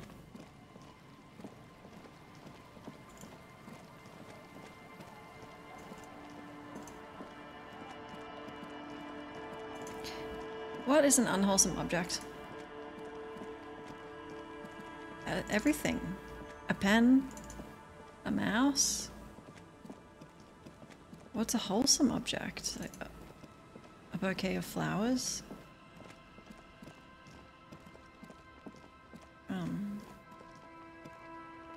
Kim?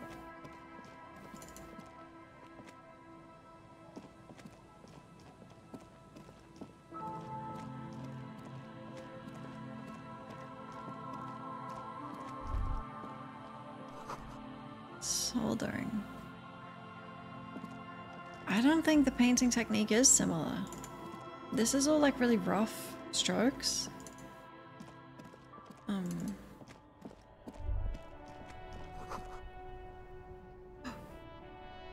Base.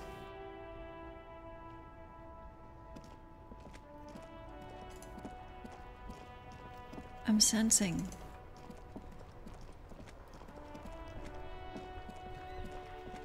Is it the sewer?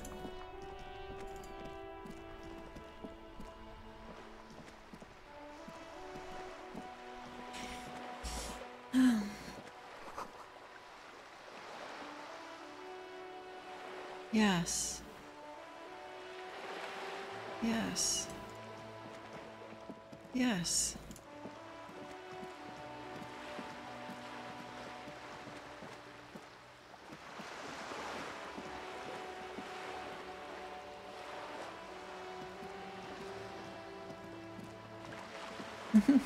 I did objectify Kim, yeah.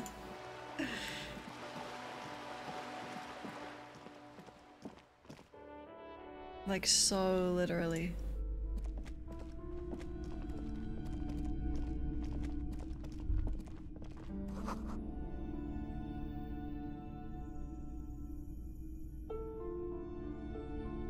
I can't share my thoughts with Kim because he'll judge me.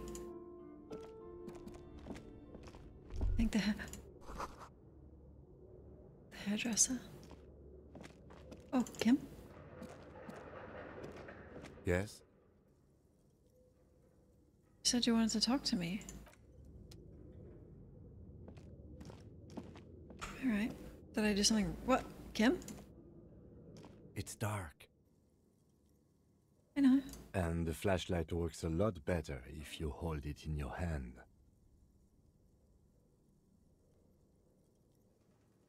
Flashlights go in hand?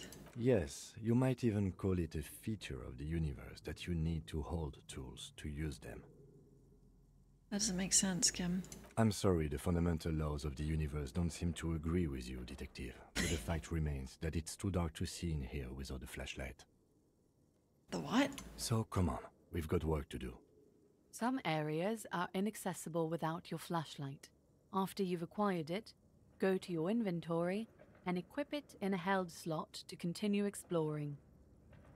Why am I getting this on... Hello? It's dark, and the flashlight works a lot better. I got it. Day 5. I've been here so many times. With Kim.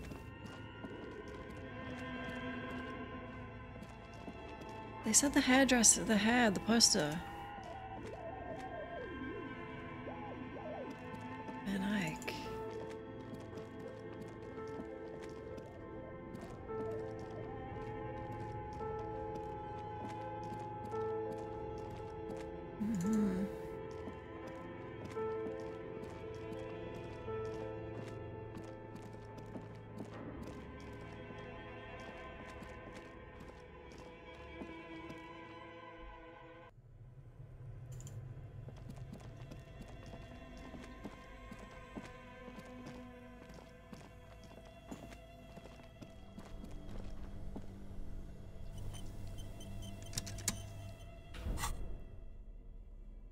Dual wielding. Damn! This orange machine is buzzing like an old submarine.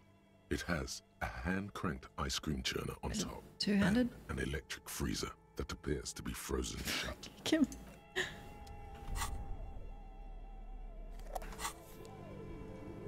This orange machine is buzzing like an old submarine. It has a hand-cranked ice cream churner on top and an electric freezer that appears to be frozen shut. Turn the crank. Turning the crank feels oddly satisfying, like stirring your childhood dreams. In the distance, you hear water dripping. It's all gone now. You'll never become a poet or an entrepreneur. Okay, I don't want to. What better to assuage the creeping sense of failure than some frozen fat and sugar? What's this? 2 cables are plugged into the breaker box. The red one leads to the ice bear fridge and the black one to the ice cream maker nearby.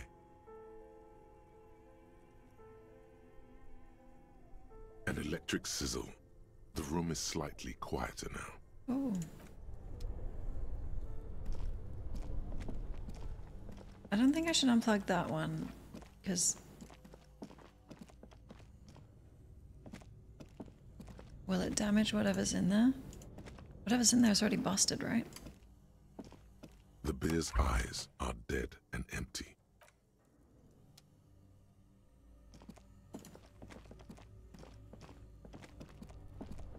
I'm not quite a physical intro. Wait, no, this is this is what I use.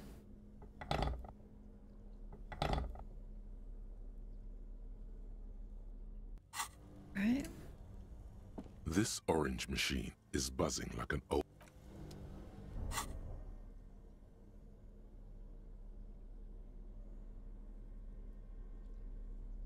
Is this the... Didn't she give me a pry bar?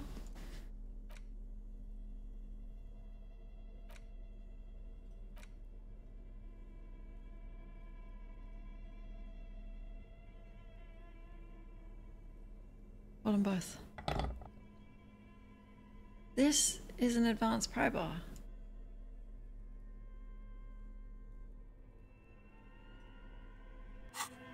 Hold them both. This orange machine is buzzing like an... Kim! I need help. I'm unplugging the thing.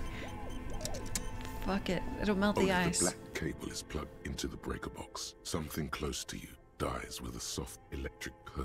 Hopefully instantly. Very smart. Opening the lid should be much easier after the ice cream maker has defrosted. I think you can... How long will it take? Is it done? This orange machine is dead still. It has a hand-cranked ice cream churner and an electric freezer.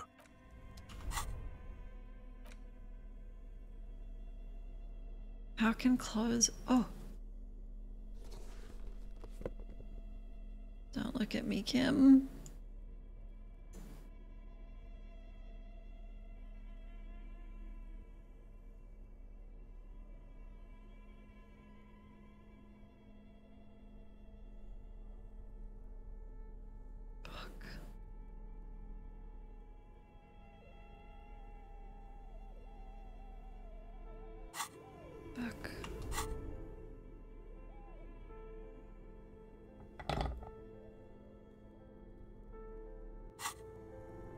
This orange machine is dead still. It has a hand-cranked ice cream churner and an electric freezer. The ice around it slowly melting.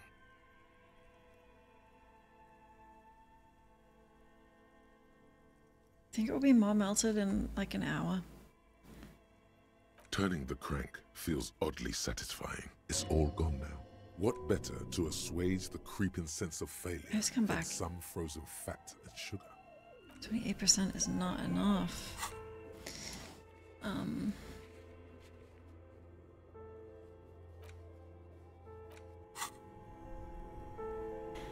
Maybe we can open the shipping container with my massive pry bar. Look at the size of this thing.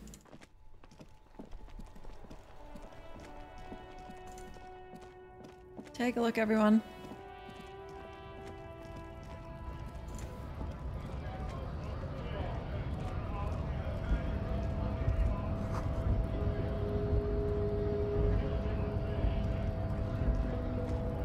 I've got Van Eyck vision.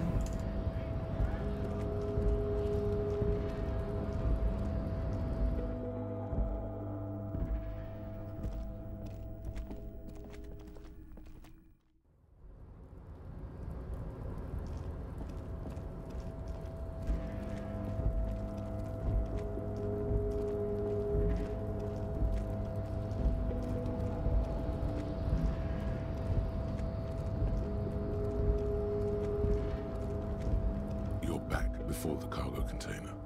Its draw has not lessened since you were last here. If anything, it seems to have grown slightly. Don't watch Kim.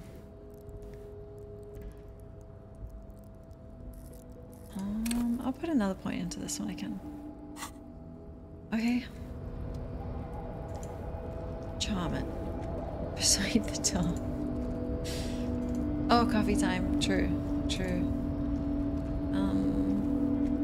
Maybe we sit on a bench to try and melt the fridge.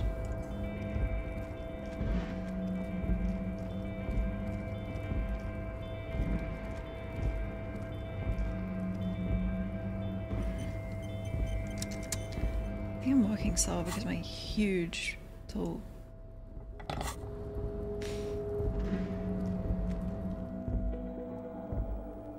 Okay.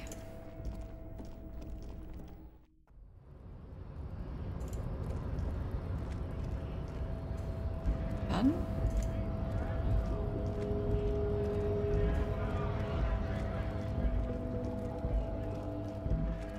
Oh, give me a cigarette. Can I do it again? Looking for something, Rod? Come to tell me to fuck off again? You got a smoke? No. He's got a smoke right there. In his fucking hand. Snatch that shit out of his fat fingers. You need it after listening to his garbage. I'm gonna need that one. Can't have it. Well, but I really need it. That's too bad. It's all done for. I bet. Sorry I couldn't be up. I thought there was a check there. We're the tool. Okay, let me sit you on this bench. Wait, Kim. The worn and beaten wooden planks of the bench do not look overly comforting. We can sit on benches after we've solved the murder. Let's go. I need to pass time, Kim. You can revisit the bench if you ever need to pass the time when Lieutenant Kitsuragi is gone. Right, well, I'll just stand you next to the bench. We can imagine time's passing. I'm gonna make a coffee. And I'll think about what we do next. Okay. Give me 5 minutes. I'll be back.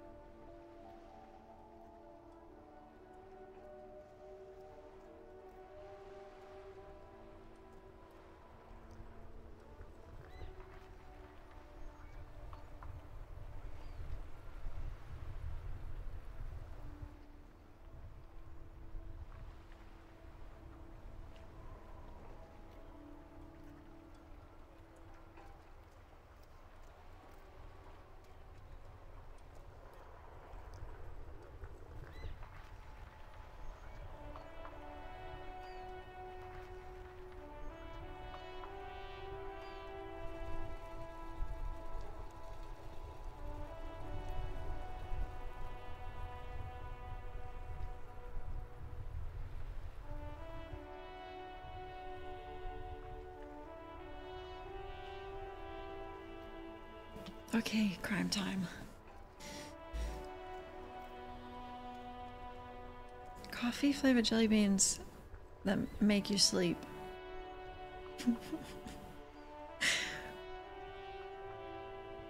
I have a few questions. What? JP, thank you so much. How'd you do that? Thank you.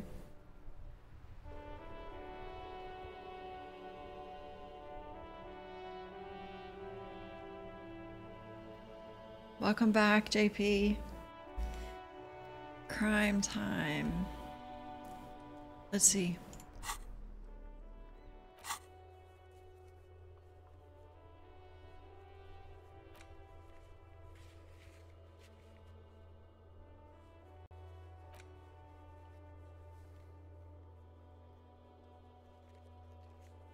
I have the right tool. Honestly, I'm just gonna try it and fail and see. I don't think it... There has to be another way if I fail this, right? This orange machine is dead still.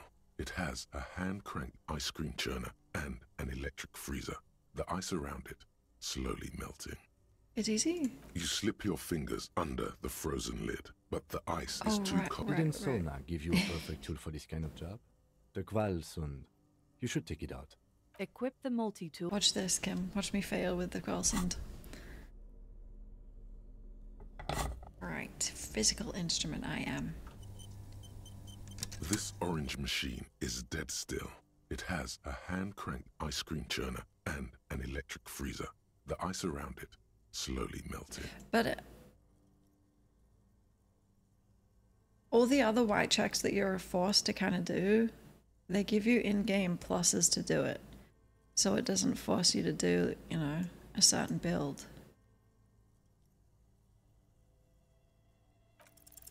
Ice squeaks beneath your Kvalsund multi-tool, but your fingers slip away from the tool. The lid shutters tightly as before. Kim? And it's already unplugged. There's not much else to do other than wait for it to defrost or bulk up and get stronger. Defrost. Fuck. But I've done everything. I should have done this yesterday. Alright.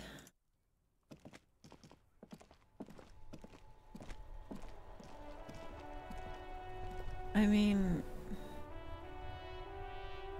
we can find these other sniper nests, but I don't know where they are.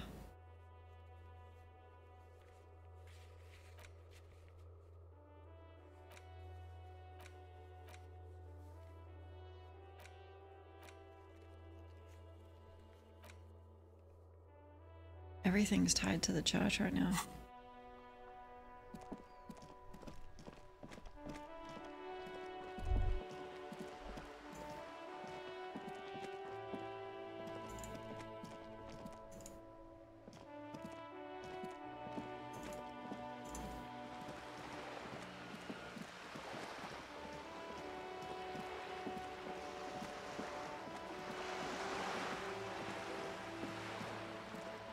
One is on like an island, no?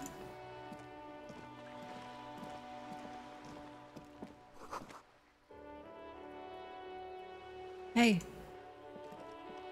Hello again, officers. Have you come to admire my mural? You don't know about, base?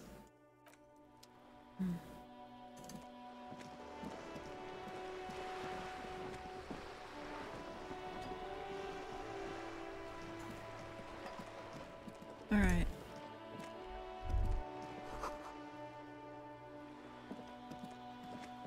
So every sniper position is this side of the gate.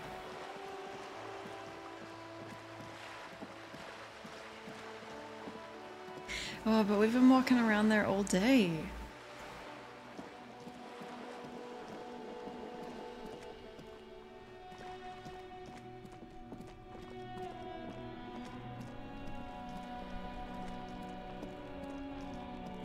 Think we could check in on working class woman.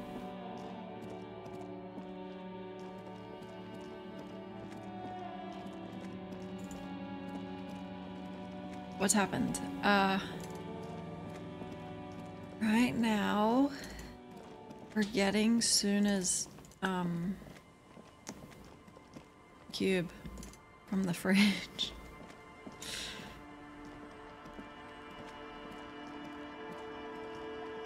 Take your time. Is this a location?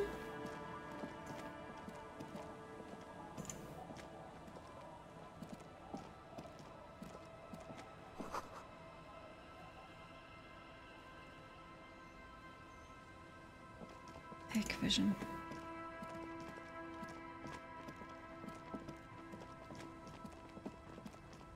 We're getting her thing out the fridge, but I have to wait for it to defrost because, I'm weak. And the only other thing I can do is look for these.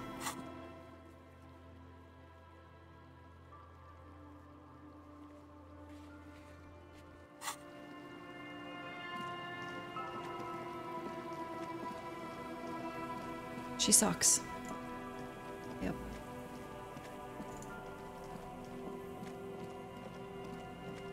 But I'm not gonna threaten her to leave either. Okay. This has to be the boardwalk.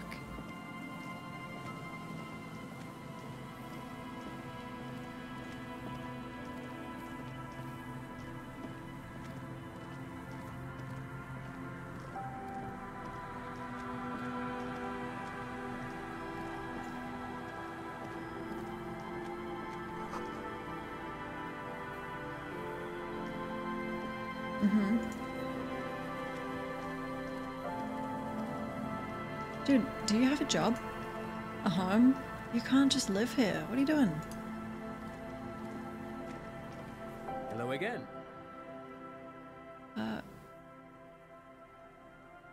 Sure. What's on your mind? Nothing. But of course. What else? We can ask this, but I'm not stuck. I just, I need to fill the time.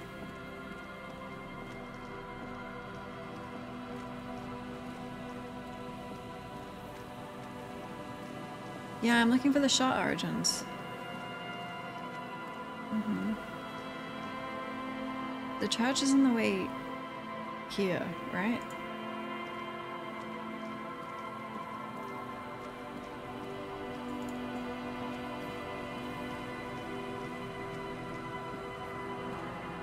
So it's not... There's not really a clear line, right? Yeah, day 5, 12.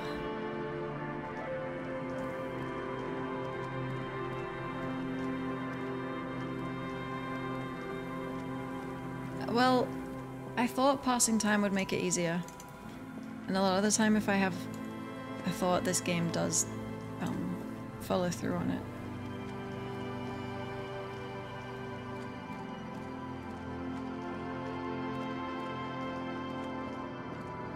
What about up here? Oh.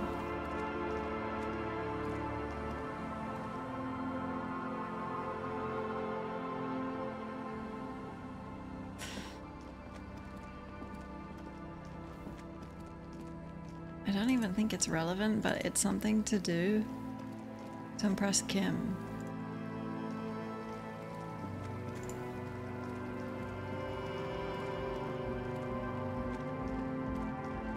Maybe we can ask Joyce.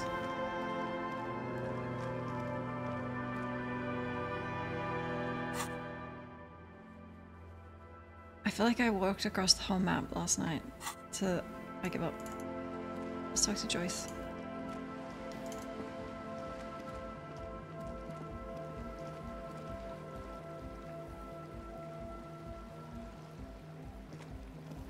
Maybe Noid likes me now that I helped with the mix.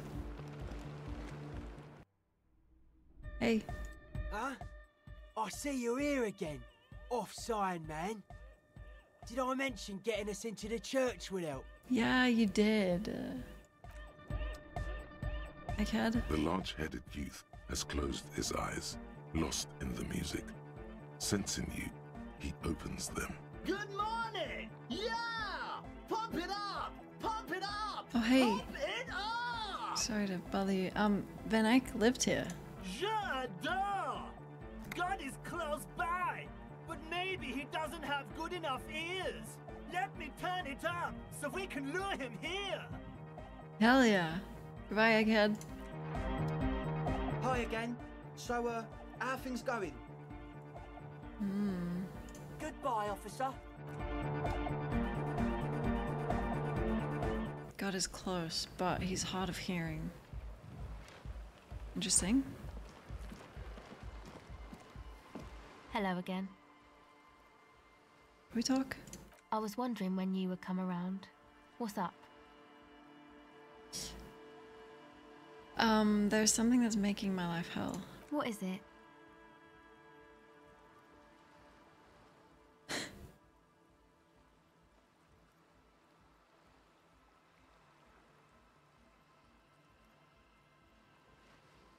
Well...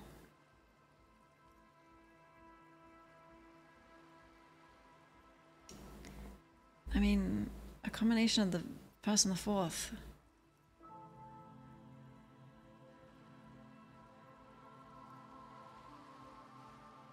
The plight of the working class. Oh, really? Yeah, the golem of capital. So the thing that's got you crying in front of strangers is social justice? You don't care about social injustice?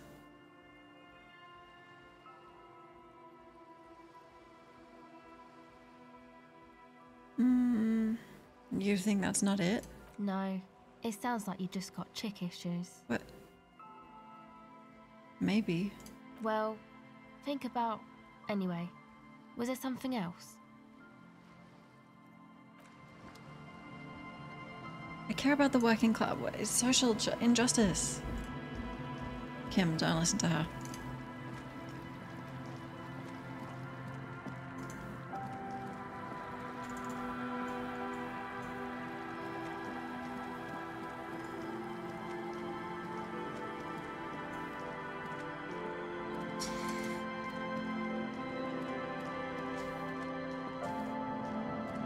There's a lot of options that say this place sucks, I feel.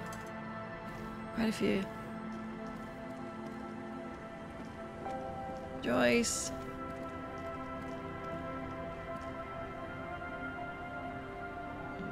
You're back. Good. What can I help you with? Reality. More lessons in basic reality? My favorite part of the day. Go ahead, ask me anything. What the fuck? Oh. What is... A strange coldness comes over you as you look at the world. The waves sway the sloop slowly. That's all. It's on the tip of your tongue, a doubt of sorts, already in your head. But it's not fully formed yet.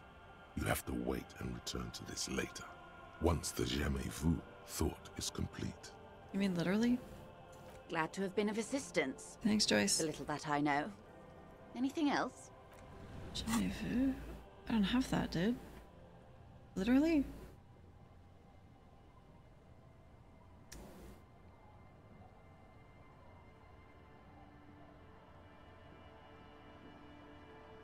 I woke up. Oh. I'm not a feminist? Oops. Yeah, I haven't really behaved like one.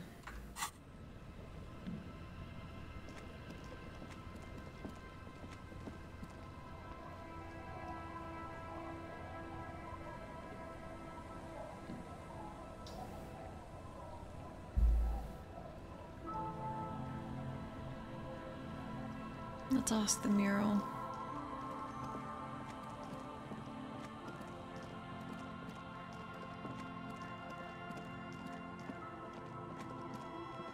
How does everyone know about my ex-wife? Oh, derealization? I don't want that.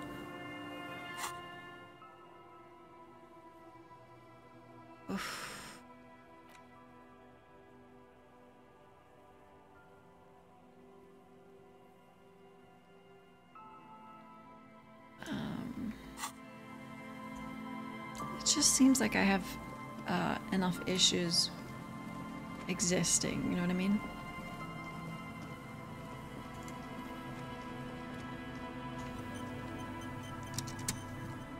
The once bright mural towers above you, saying, Feld Electrical, R&D. Tomorrow is just a whisper away. I don't think I need to do this.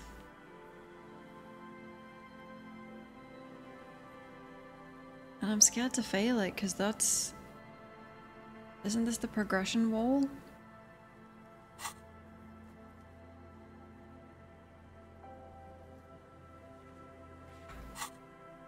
Shivers.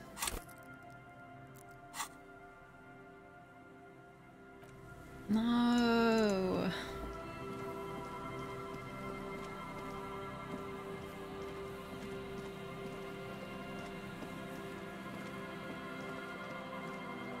Damn, I'm stuck. I think I did too many side things before the main thing, and now I'm paying the price.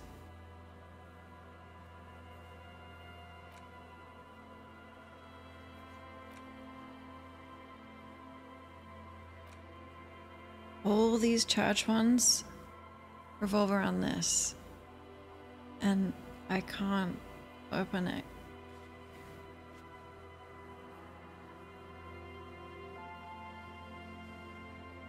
Even if I was gonna put a skill point in,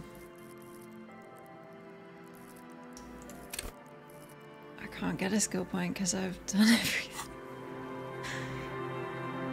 I gotta,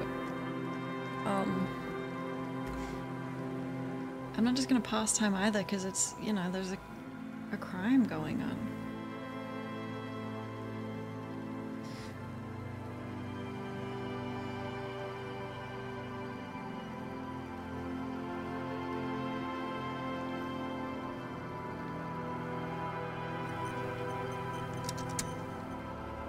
Don't autosave.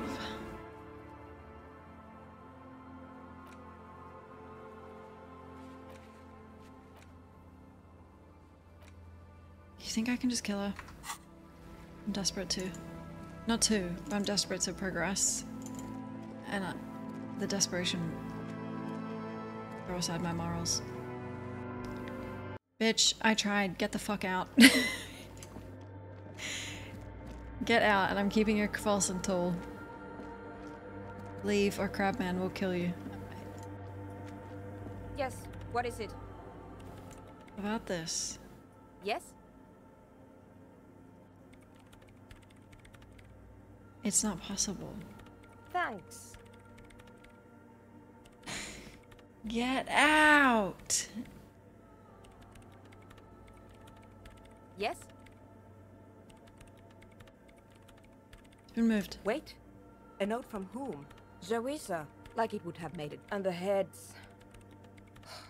I won't even get into the heads. It's frozen. This is getting ridiculous. There's a solution, but she doesn't want to hand it over to you yet.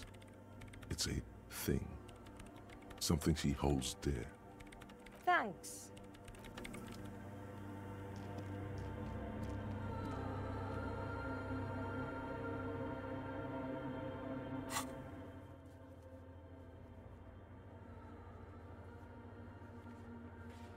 I didn't talk to...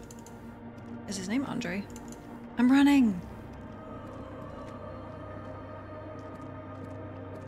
This is my last resort. I don't know what else I can do otherwise. I will just... it's only afternoon, but I'm just gonna read until 9 p.m. That's not right. If you click her 74 times, there's a get out option. Oh, this is sweet.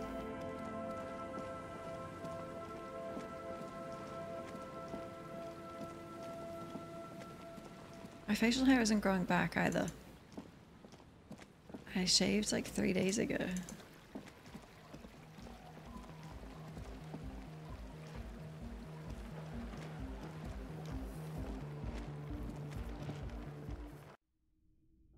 Hi again. So, how are things going? Yes? What's the deal? Senna agreed, but I promised to help her with her project. All right, do what you gotta do, man. We trust you. If you need any help, let us know. I need help. Goodbye, officer. I need desperate help. Hi again. So, how are things going? Yes? What's the deal? But do let us know if something Goodbye, officer.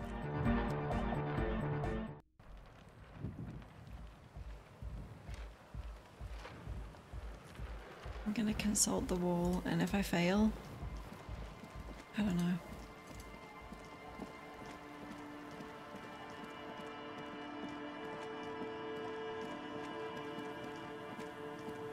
Mighty wall. Log full of quests, look. This is the ice thing.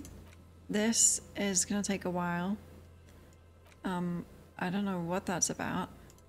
This is with the ice thing. This seems like a progress the other quests type of thing.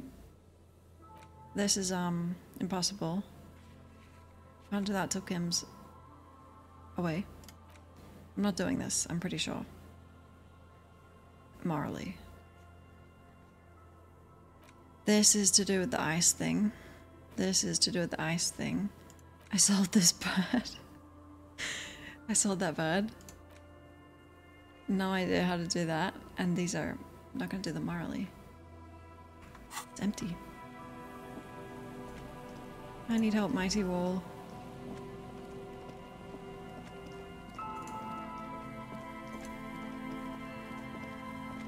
Could progress a day, but I'm just scared to, if there's a time limit on anything.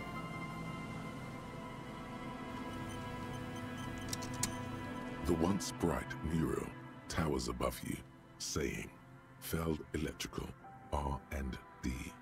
Tomorrow is just a whisper away. Things you can do, but there might be things you don't want to do.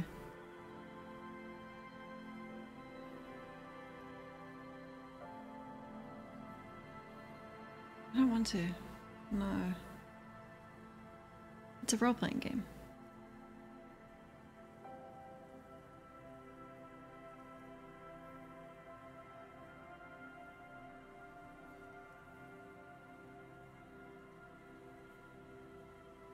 Oh fuck.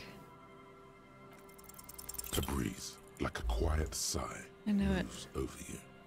The cool air breaks across your body. It brings the salt of the sea into your lungs. Go to the children of the big sea.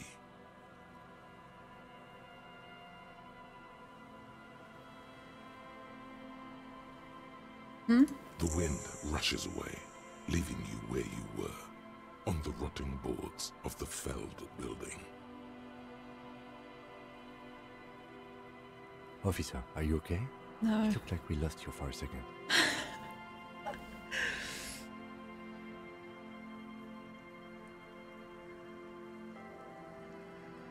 You made Clown go philosophical on you. It is. It's not very nice to say stuff like that online.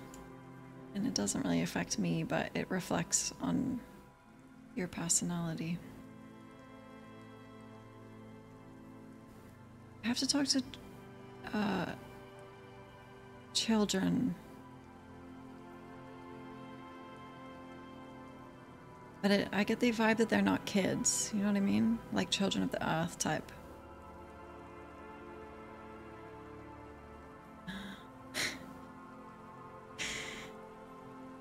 No, not children. Did I have a seizure? Doesn't look like it to me. Probably not, anyway. The wind told me to talk to children. Okay, when you're ready, officer.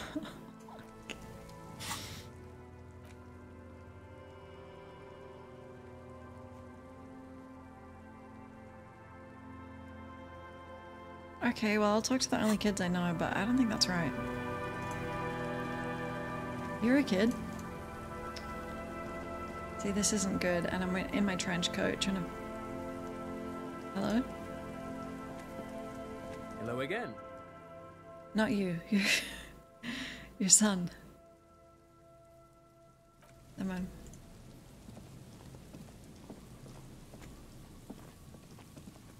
Children. Children of the sea. Well, this woman's a fisherwoman, and these are her kids.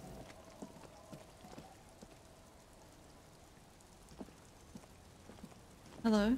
The scruffy-haired little boy kicks a stone while the other watches him do it.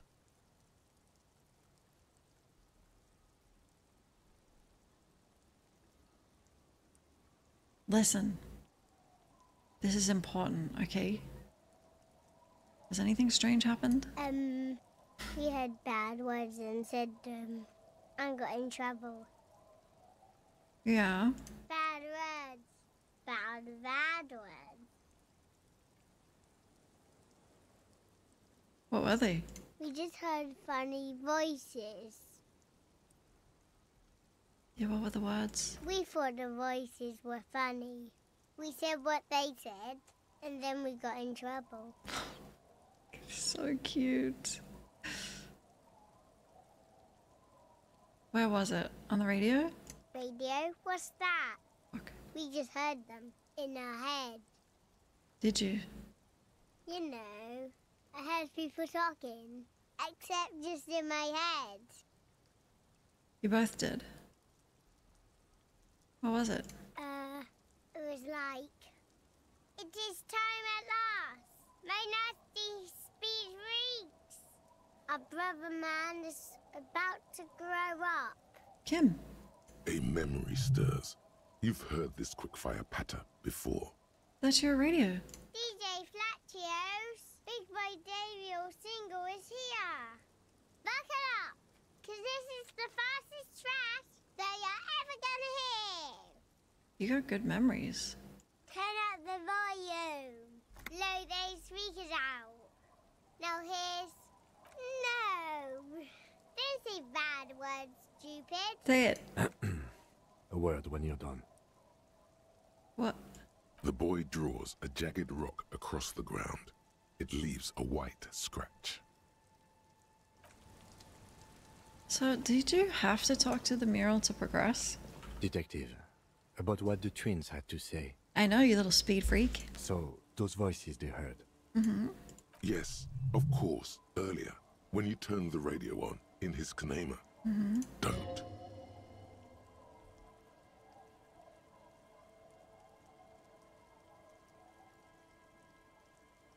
It's friendly banter. Your favorite channel?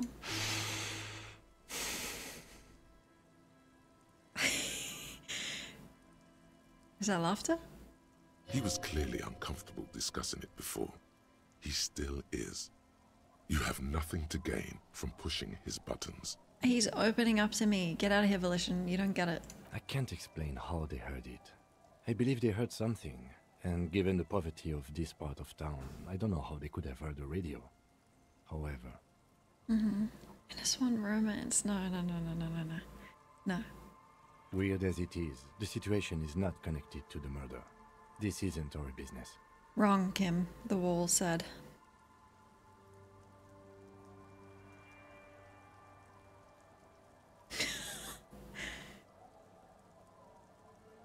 Fine, I'm not gonna say the S word, but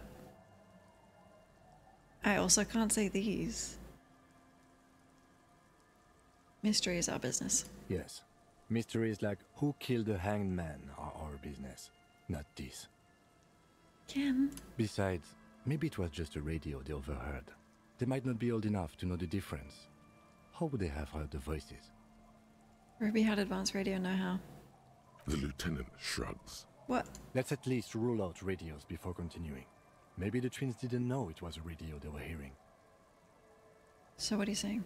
The washerwoman seems to know everything that happens here. Let's ask if she heard anything before moving on. Okay. After you. Okay.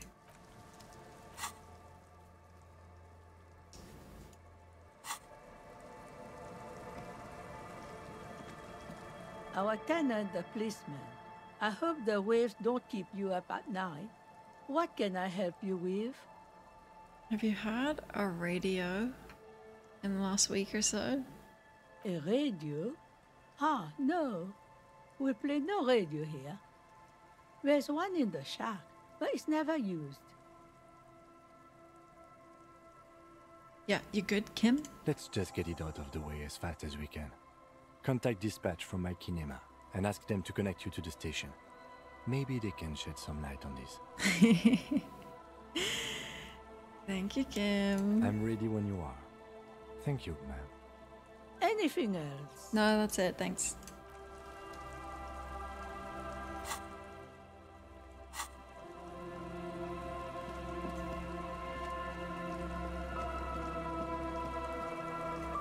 Agreed, Nick. Yeah, everything's related to the case. Totally. Kim just doesn't get it.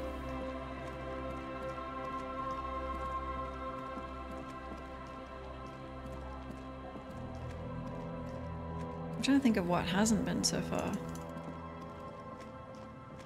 I guess working class woman's husband dying, maybe. Is slow. Hold on.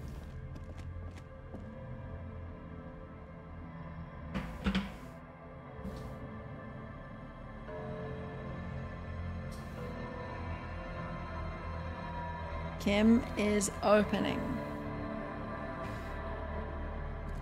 Plasma denier, true. What up, miss? I'll let it slide, but it's not quite the way you should speak to your teacher. Welcome to class. Inside, you see a set of steering levers, a radio microphone, a pull-out toolbox, and the soft glow of the fuel Good evening. preheater gauge. That's what I'm saying.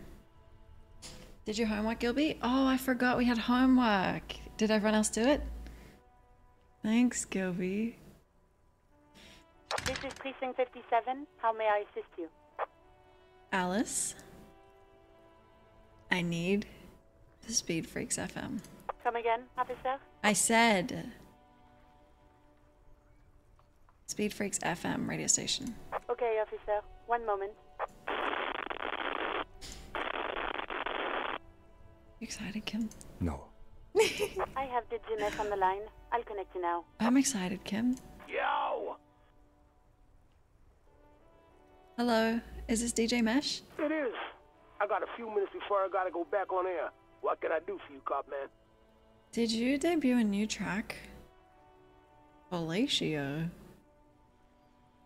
An asshole is a mouth for shit. And I'm puking.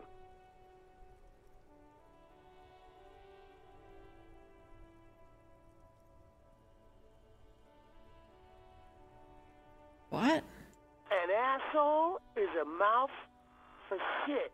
Parentheses, and I'm puking. Close parentheses. What is the song called?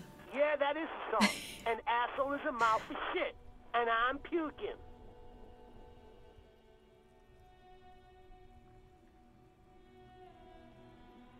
It's taking me a while to wrap my head around.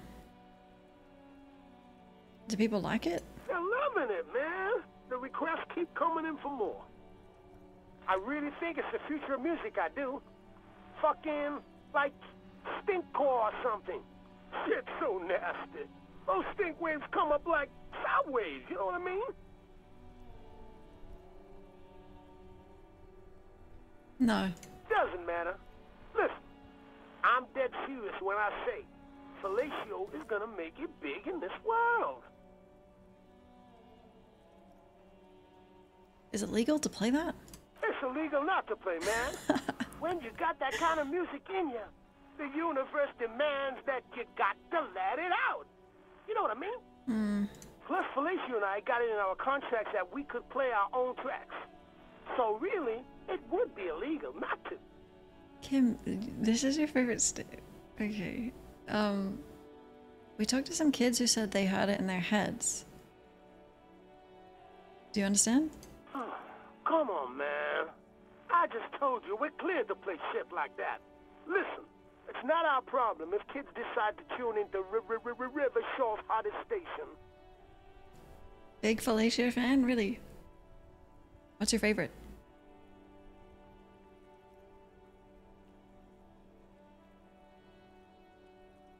It's not that they played it on a radio. Why am I asking him? They had it in their heads. I don't understand. Are you asking if we can, like, play our station into people's brains?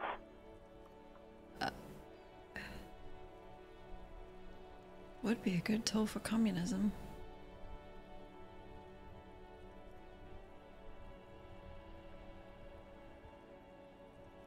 Oh, and the ads. Think about that. Speed Freaks FM is elective listening, man. We don't want to force the people to adopt our thinking. That's fascist bullshit. Hell yeah.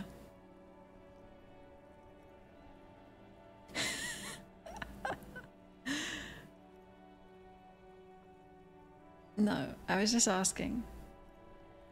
Right, well, no. We don't force radio into people's heads. Don't know how you even do that, man. Was there anything else you need to know?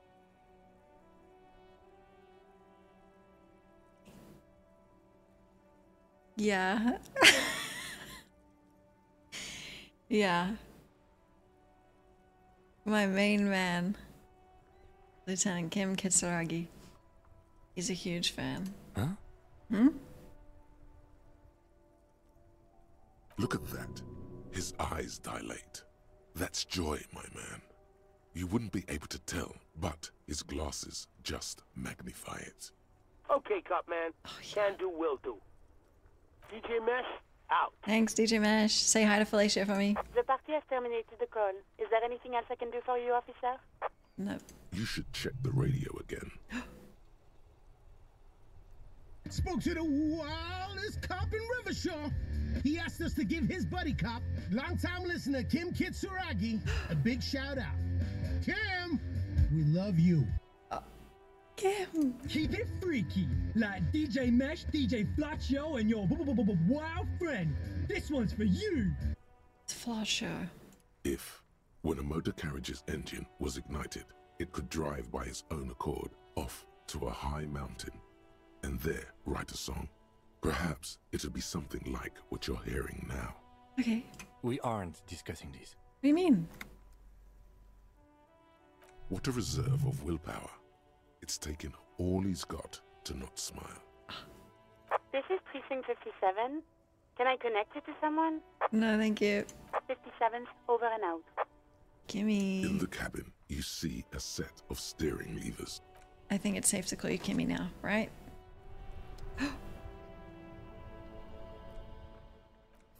He's gonna break up with me. Kimmy? Okay, about that call. Yeah? Let's start from the top. Okay. There's no doubt the twins heard Speed Freaks FM. I still don't know how without a radio, but they did. Squintin thought, that'll make me look smart. Spooky.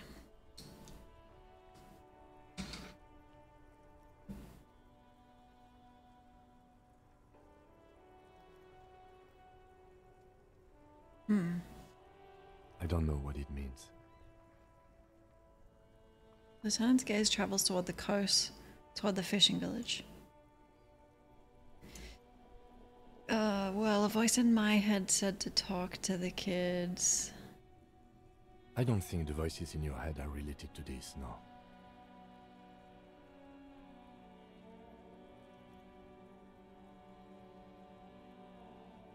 It didn't sound like a lady. Probably not. Sorry, Kim. Did we ask where the kids were when they heard the voice?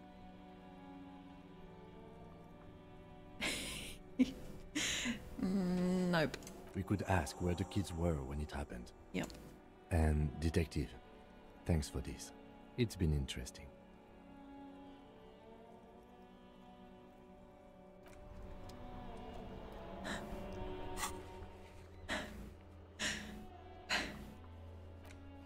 He smiled. He smiled. Oh my god. That's +5 romance at least. Okay. Faints.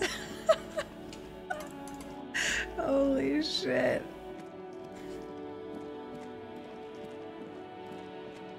Oh my god. Kids. They smiled at me.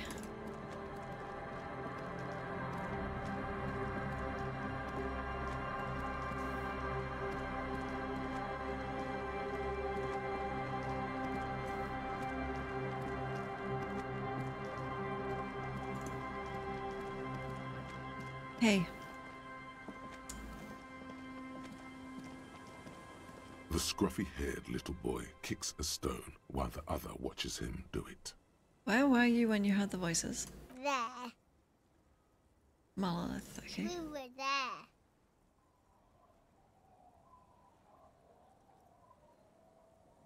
there. Thanks, kids. Full circle. Back to Feld, then. When you're ready. The boy turns the rock over in his hands. He looks to you, then his brother, then back to you. He smiled again. He smiled again. Put the pieces together.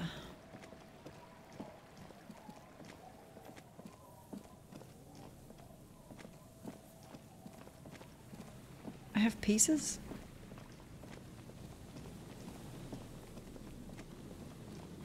Okay, Kim.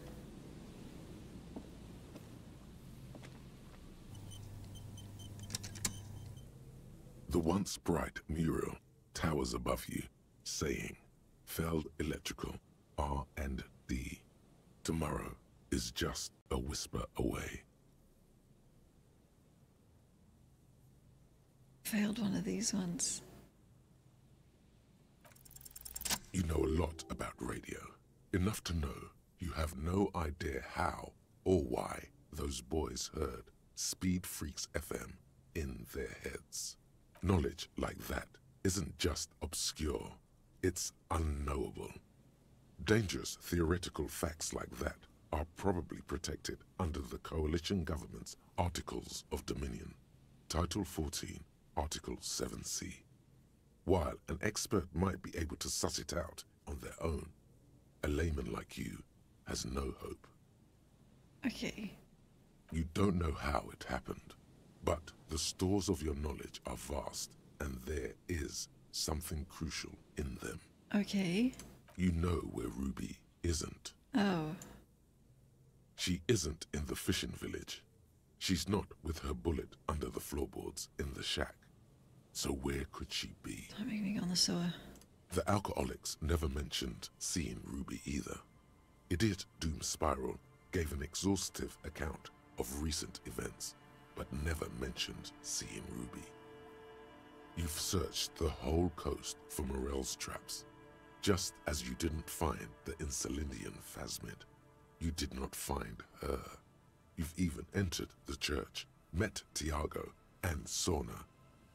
Some criminals seek sanctuary from sacred buildings, though the sanctuary laws were abolished decades ago. But Ruby wasn't such a one. And you do know one thing about radios, Ulan. Ruby dabbles in advanced radio theories. Ulan, the Speed Freaks mystery. It might just be related. She's in here. If she's here on the coast, she'll be here. And besides, something weird happened to the twins around here. It'd be nice to know what caused that. Another fact for your collection. Okay. Suddenly, there's a sigh, carried on the molecules around you, moving, flowing from high pressure to low pressure, like that of a woman emptying her lungs. She wraps the collapsing stone box in front of you in her breath, flowing through it. Where does it go? In through the collapsed roof, flowing down a concrete staircase to the basement, sweeping away footprints in the dust on the stairs, and then the beach below the boardwalk, its winding tunnels, a whisper away. What's happening? She's down there. She's down there, Kim. Okay. Why?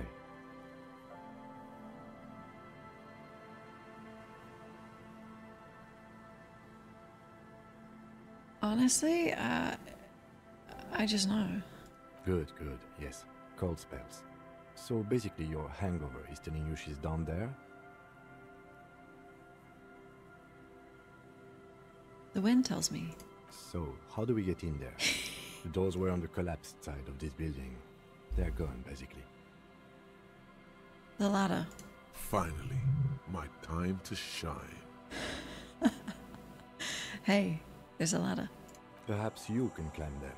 We are not climbing anything. I'm 43 years old, and I plan to live to see 70. What the hell? There has to be a way to use brute force.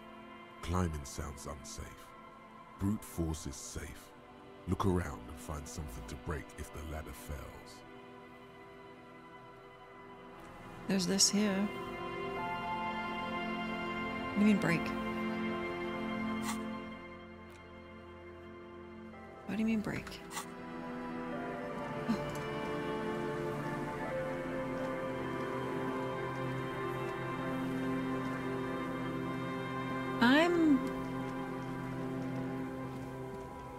How old am I?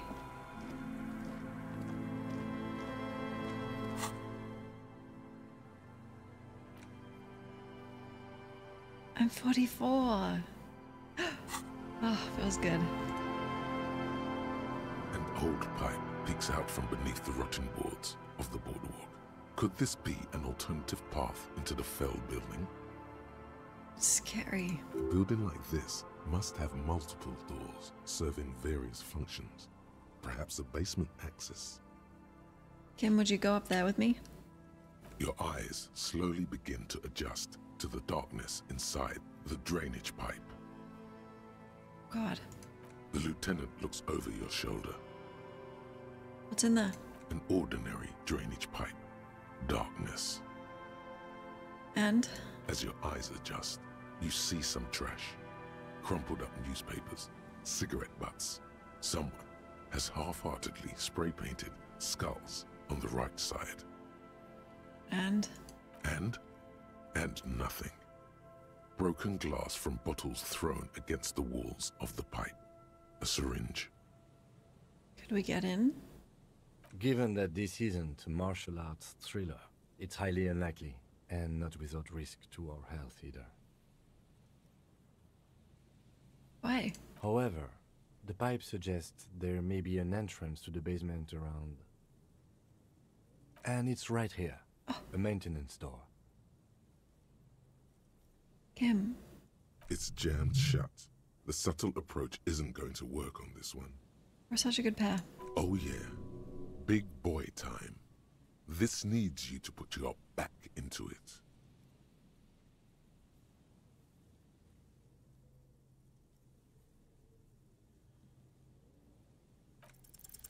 You and the lieutenant lean all your weight into pushing the doors apart, but you're not quite synchronizing your efforts. They slam shut again before you can enter. Don't blame our synchronicity, okay? We are bonded. Let's take a breather and try this again later. Okay. It's very tough. Fuck.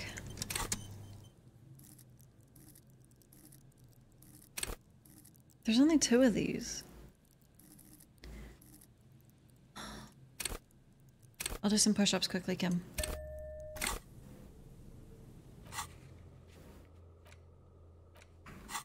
Alright. I'm swole. Kim? I can't get stronger.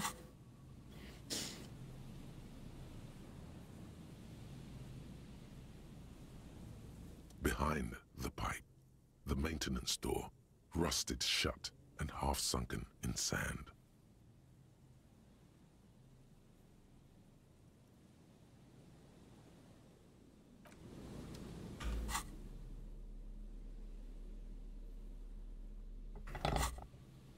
Behind the pipe, the maintenance door, rusted shut But our bond is huge, okay? Behind the pipe, the maintenance door. Kim. Why is it still so low? I'm like half maximum. Normal power bar. What's this? Behind the pipe, the maintenance. 1 in 3.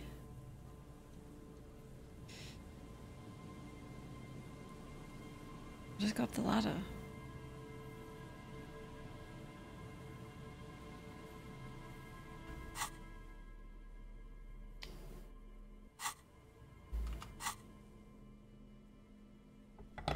Behind? What do you mean? Behind the pipe. Take a quick walk, Kim. This might be the last we ever see each other. If I fail this, I'm going up that ladder, and it was pretty foreboding. I think I'll break my spine. Or maybe just we can't go in together, which is worse than death.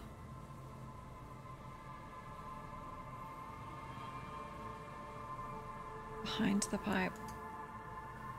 Behind the pipe, the maintenance. If the stream went down for a minute and came back with you having passed the check.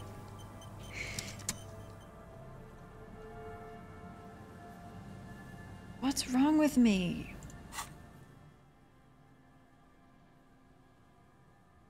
I don't have any minuses.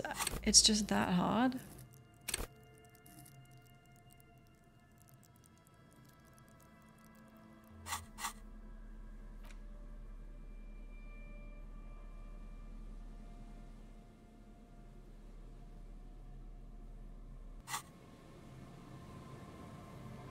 On Kim. Behind the pipe, the maintenance door, rusted shut and half sunken in sand.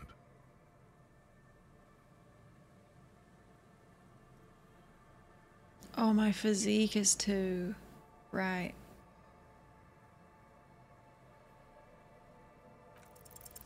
The metal doors are heavy and the flaking rust hurts your palms. But together with the lieutenant, you manage to slide them open just enough to squeeze in. It's the power of friendship. Good work. Shall we? Thank you, Kim. You too. Wow. What a team.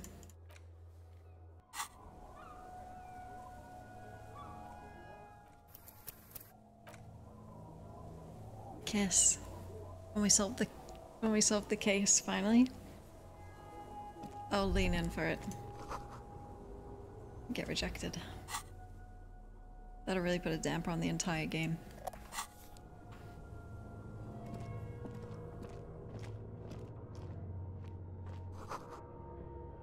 Overturned table. Covered in mildew and crawling with something.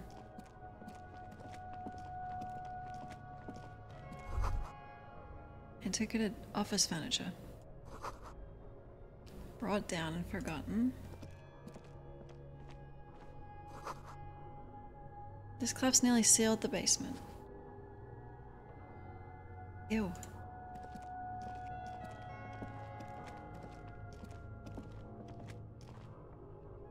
And Kim leans back awkwardly and doesn't say a word. And he's super understanding. Doesn't even act like anything's different, but that makes it even worse.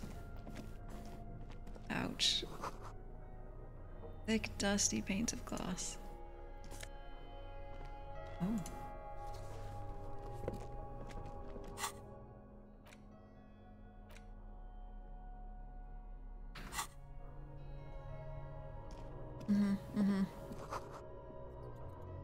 Old file folders.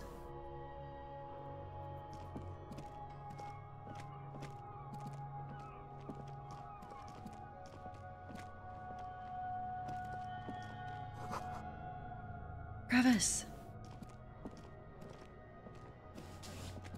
He would say something like, oh, Stale fabric smell and dust. Something like, it's best if we don't discuss this. Let's just focus on the case.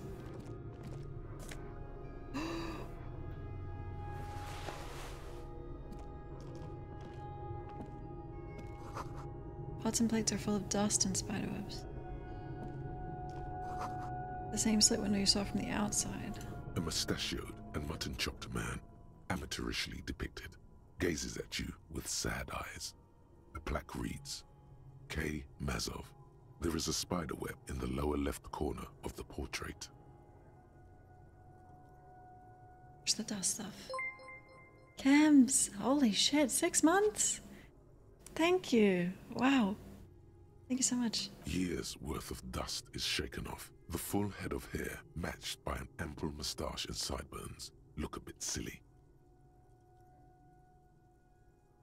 Didn't I look like that? Someone crouches, heels digging into wet sand. Hands sweep across the sand, grains sticking to the frayed skin of the fingertips. An old man sits on a slab of concrete and taps his fingers against the glass of a scope. You shudder. Luck a lot. I appreciate it. Thank you. Look, Gim. It's Comrade Mazov. Yes, I can see that. Looks like some communists were hiding out here. They left a long time ago. The lieutenant does not seem to share your enthusiasm. Problem? Could it be connected to the Mazov bust in the students' room? Millions of depictions of Mazov have been produced. They're not all connected. Besides, that looked like some student. The youths always go for this kind of stuff. Well, I'm almost mid-40s. What do you mean? How long? Half a century? This was probably part of the network of defense posts the communards built against the amphibious landing. Really? I think the purpose of this bunker was to produce propaganda. It would have had radio equipment back then, but that's all been looted. What's with all these secret weapons? We have found a lot of those lately. I guess what most people think of as history tends to linger in rundown neighborhoods. Martinez being what it is, no one has gone through the trouble of cleaning out the old bunkers. Maybe I should move in here. I won't stand in your way, but only after we're through with this case. Kim, what's your political alignment? I'll just copy it. You're not sure, right? Me too. Could someone have stopped through here recently? You mean like Ruby? No, I think we've stumbled on a piece of history. Okay. Revolutionary propaganda. Could this have been the killer's hideout? And this narrow window, the point of origin of the shot that killed the mercenary? Kim doesn't think so. This does look like an embrasure, a slit made for shooting out of. Outside the window, the day is clear, and as mild as can be in early spring. Kim's top bunk? Yeah, probably. Agreed. You think the killer could have used this as a hideout? It's a great place to hide, and Mazovianism and murder are certainly not mutually exclusive. But there hasn't been anyone here in ages. No, it didn't come from here. Indeed. No one could get a clear view. Well, at least we've been thorough. I like thorough. The lieutenant's voice betrays a slight disappointment, which he glosses over by reasserting control. In fact, I think we're done with this bunker. After you, officer. What do you don't mean the entire thing, right? What do you mean? Yeah, figures. Yeah. Footprints. Kim. An unnatural buzzing. I'm gonna get radio waves in my brain again.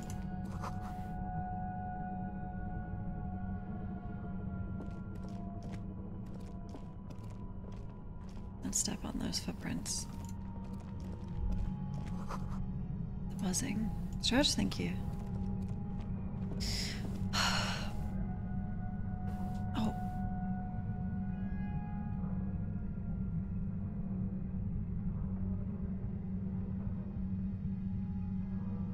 We're actually detecting.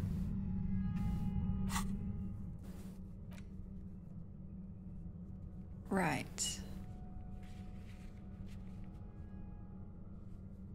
It was impossible.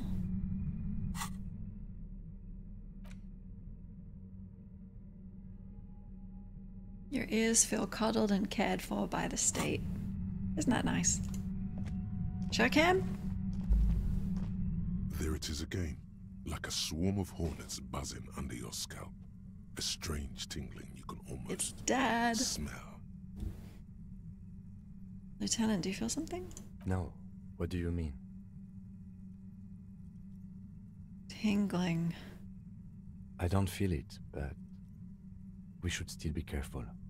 There were footprints back there, and I'm pretty sure they were fresh. Uh-huh. Footprints with the right sole worn smooth. Looks like our suspect. If she's in here, we need to plan our next step carefully. Once we detain a credible suspect, who knows what the Union and the Wild Pines will do? We'll set in motion events we have no control over. You will upset the balance of power in Martinez. The deadlock between the company and the Union will destabilize.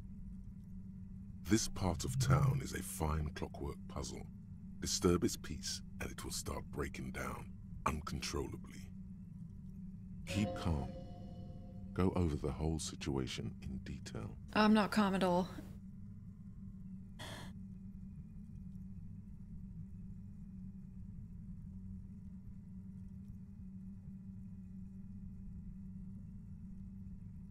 I mean, we haven't gotten any info from the Union leader. You're right. However corrupt he may be, nothing happens in Martinez without him knowing. We might have to dirty our hands, but... You think we should? In this case, we can't afford to be squeaky clean. Okay. Joyce. Do I have other things to discuss? Yes. There won't be time for that once things go down. Matter of fact, I don't think there's time for it now, but... There's the thing I can't say that I failed. If you must.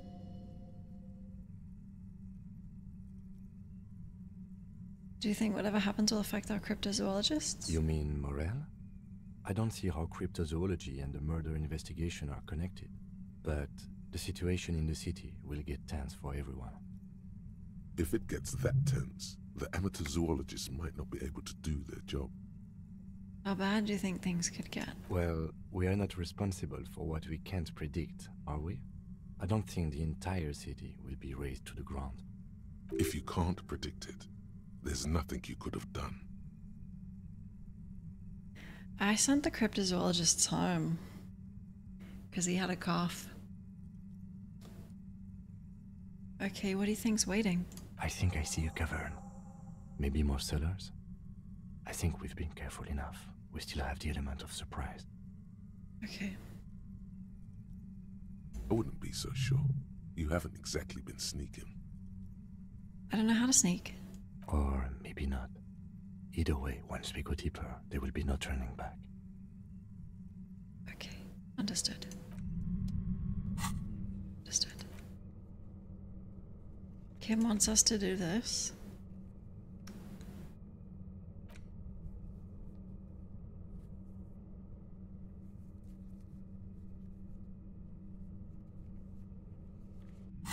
Really? Hold on.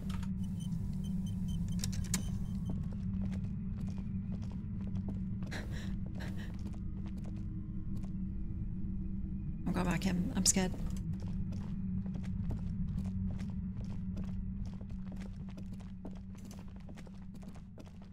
Alright. Hold me, Kim. So, is whatever's through here, that won't progress, right? Can I even get through? Oh, it's up. Right.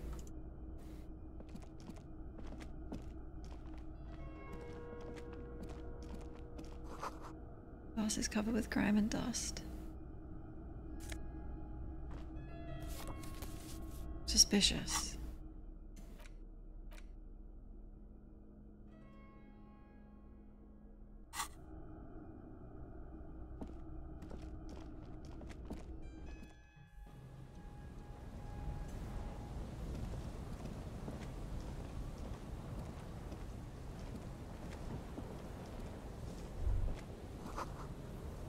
The height feels dizzying. Careful, Harry! Central spot beam has been destroyed. Coffee, thank you.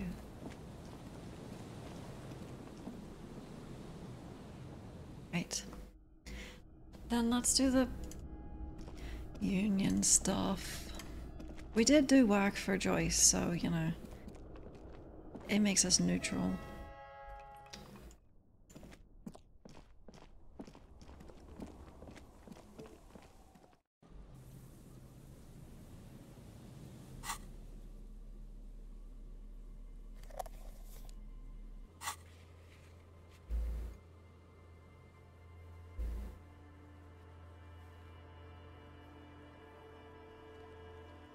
I just don't want to.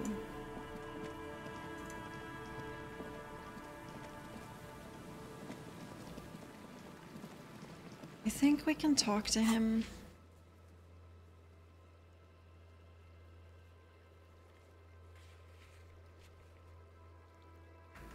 With that, I don't think so.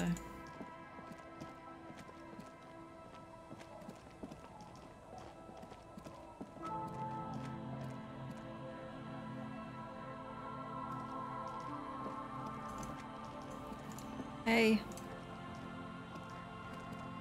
Our tenant, the policeman. I hope the waves don't keep you up at night. What can I help you with? Can I have your signature? Eh? What's this about? Come now, I can't read all this scribble. Tell me what it says. Everyone wants to turn part of the village into a youth center. Huh. I might be half blind, but it looks like part of the village is gonna be a street. The best part. The part we need to get out of our houses. Really? Have you asked Lillian about this? I won't even consider signing till I know she's on board. Well, what if I just fail this and then tell Evra, oh, I tried, but I fucked it. Aye, the sea's gonna calm down soon, I can feel it.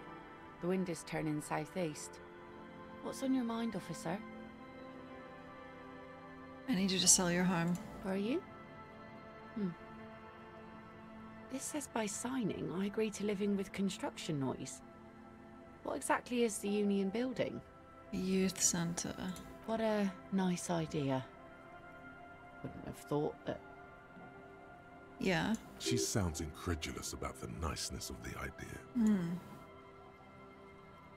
Thought what? That Evrart and the Union have nice plans for anything. I thought they only cared about themselves. Well, I guess Union members have children too. And those members have a vote when electing the head of the local chapter.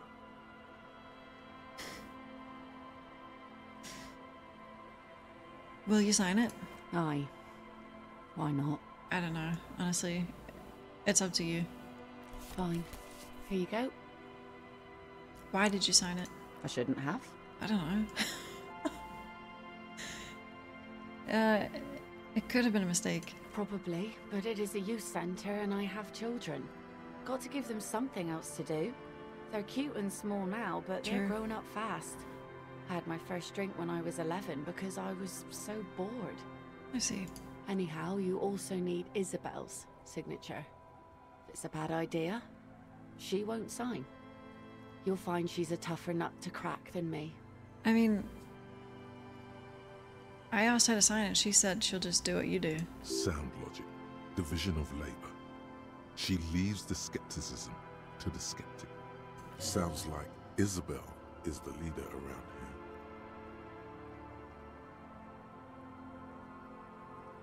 So yeah, reassured her about signing the documents, that said. Wasn't it literally... Hold on. Why did you do that? It could have been a mistake.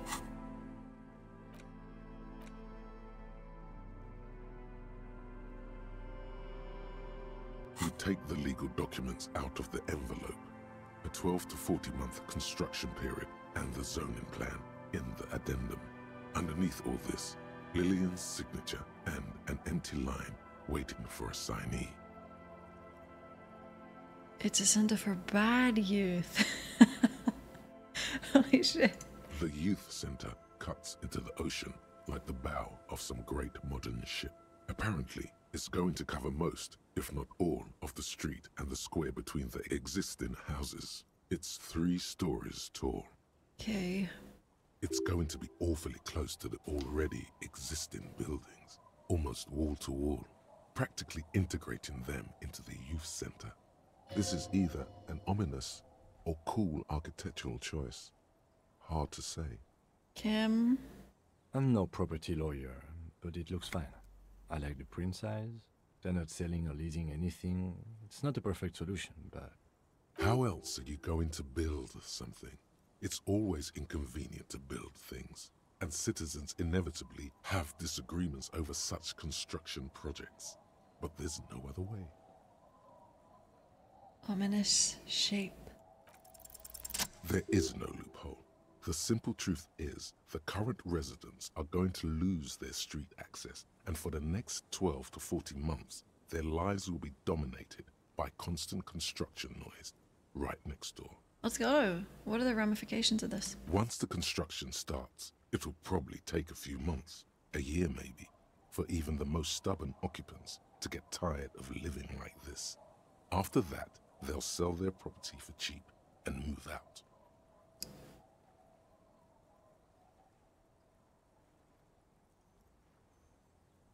But they both just stand outside all day. Can't they stand somewhere further away?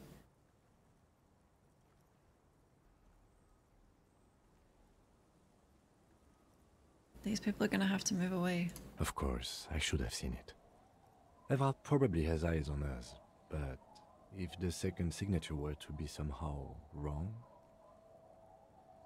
He won't say it outright, but he's suggesting forgery.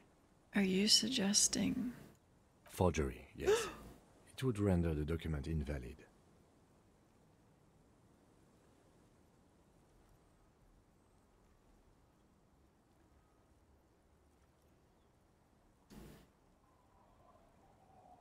And he won't find out? Oh yeah. It's not the sort of act I would normally encourage, but under the circumstances, if done discreetly, it may be the only way to save what's left of the village. I'm rubbing off on you, Kim. Just say it. You probably don't have a pen? Here, you can keep this. I have another one. Or you could try to trick Everard. Get someone random to sign the document. By the time the union boss finds out, your business here will already be concluded. Please stop rubbing off on Kim. Hold on, I have to go inside. Kim's pen. Wow. Huh? Huh? Comes with a side order of resentment.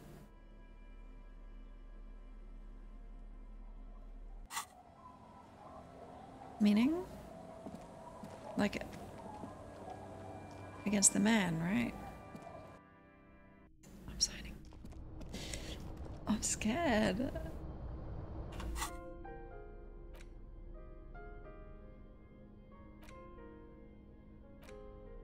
You take the legal documents out of the envelope, a 12 to 40 month construction period, and the zoning plan in the addendum. Underneath all this, Lillian's signature and an empty line waiting for a signee. Commence the forgery. With a confident flourish, you complete your forgery. What do you see on the signature line? Isabel Sadie. Indeed. To be honest, it does look very convincing. The calligraphy is close to superb. It might as well be her actual signature. But it's not, and the document will be nullified if she disputes it. That means Everard will have to start over. All you need to do now is mail the signatures to Everard's accountant in La Delta. Let's go! Bureaucracy.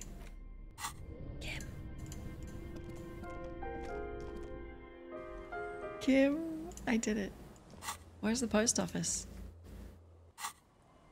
Oh, the mailbox, I remember.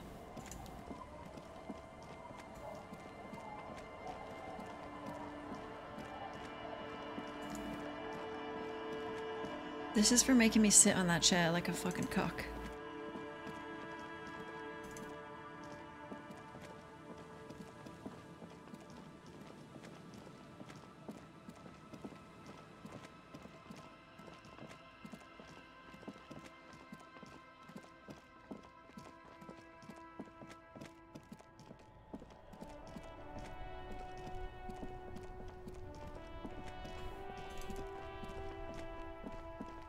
Mailing?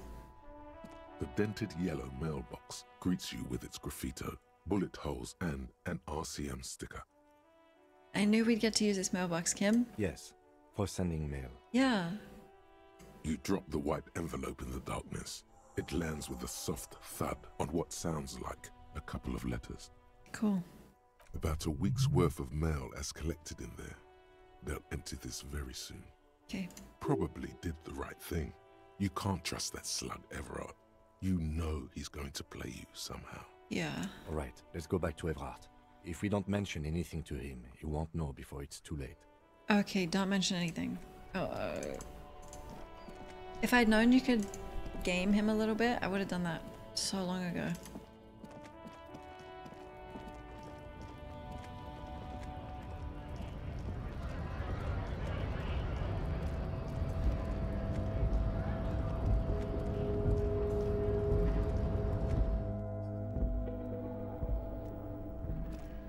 Wait. No, I succeeded that, right?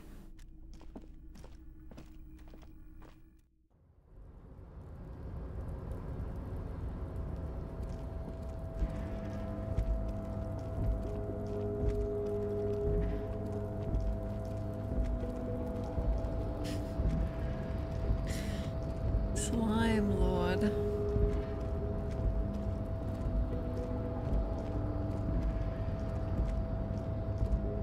I can't believe he just lives in this container and they just move it to move him.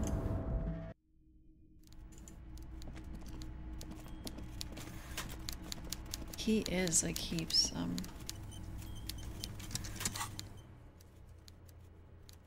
Ghibli character.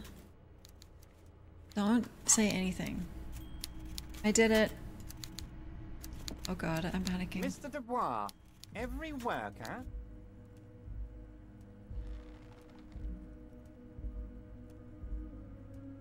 A member of the board. That's right, Mr. Dubois. I see the socialist democratic fervor now burns in your heart, too. How can I help you today? You don't see shit. Sorry, I mailed. The Golden Boy returns once more. Wonderful. Simply wonderful, Harry. Of course. I already knew this.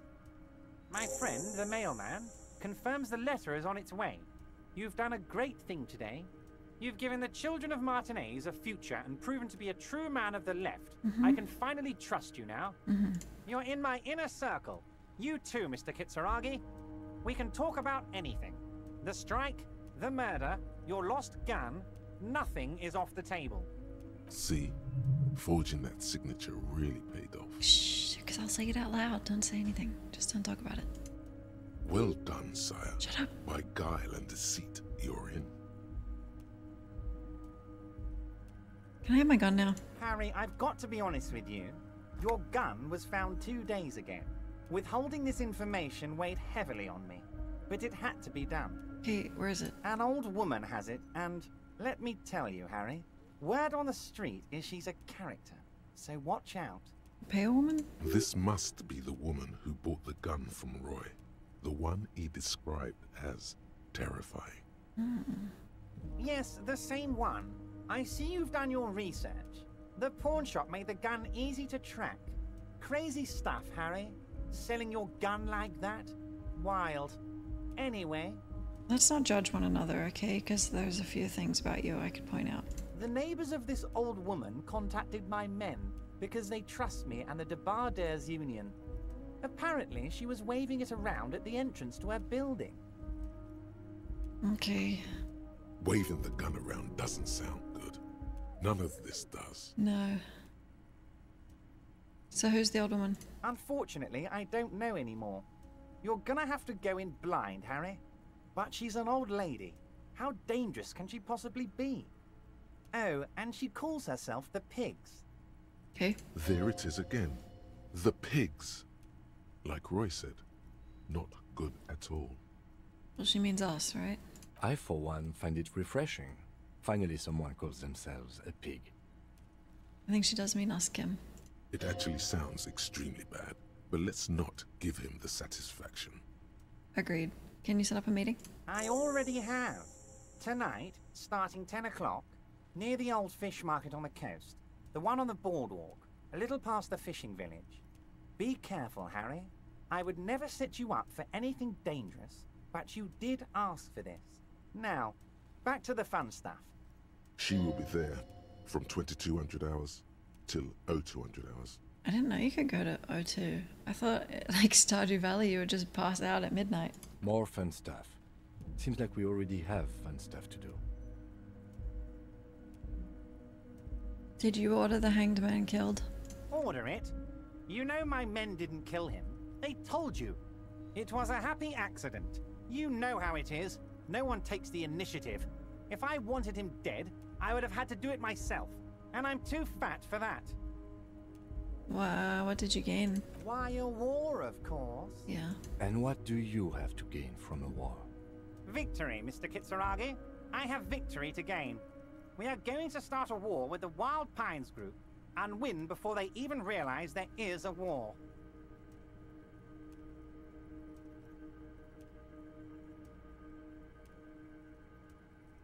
Have you ever heard what two giant Ceres hornets can do to an entire colony of bees? I have.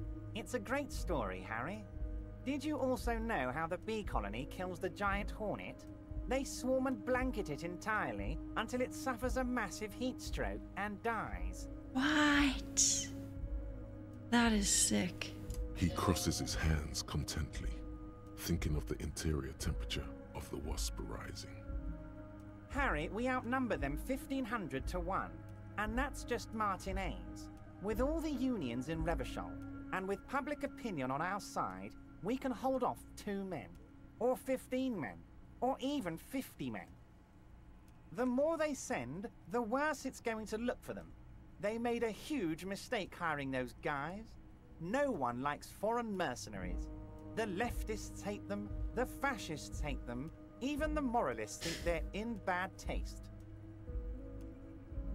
But don't they have like machine guns or something? How's this connected to the strike? Harry, there is no strike, only war. Class war. Or, in business terms, a dawn raid. Or wait. Is that when you still pay them something? Because we won't do that. We're not gonna give nothing. We're gonna take Terminal B away from them. The roads, the gates, the containers, that big crane, even the damn coffee maker. We're gonna take all of it for the people, and fuck Wild Pines. The word fuck rings like a gunshot from his mouth. He doesn't swear often.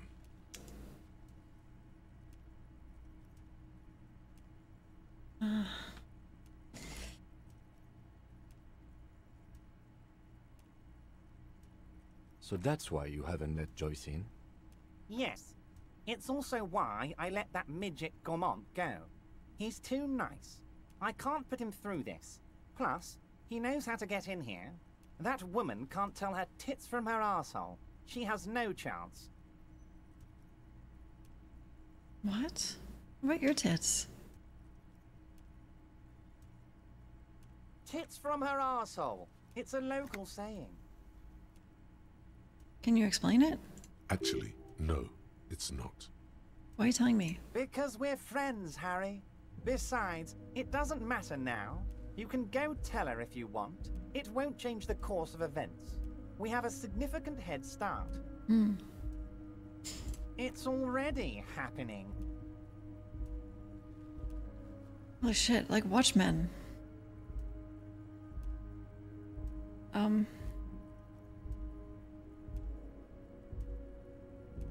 Who killed the hanged man? No idea. Could have been his own mother for all I know.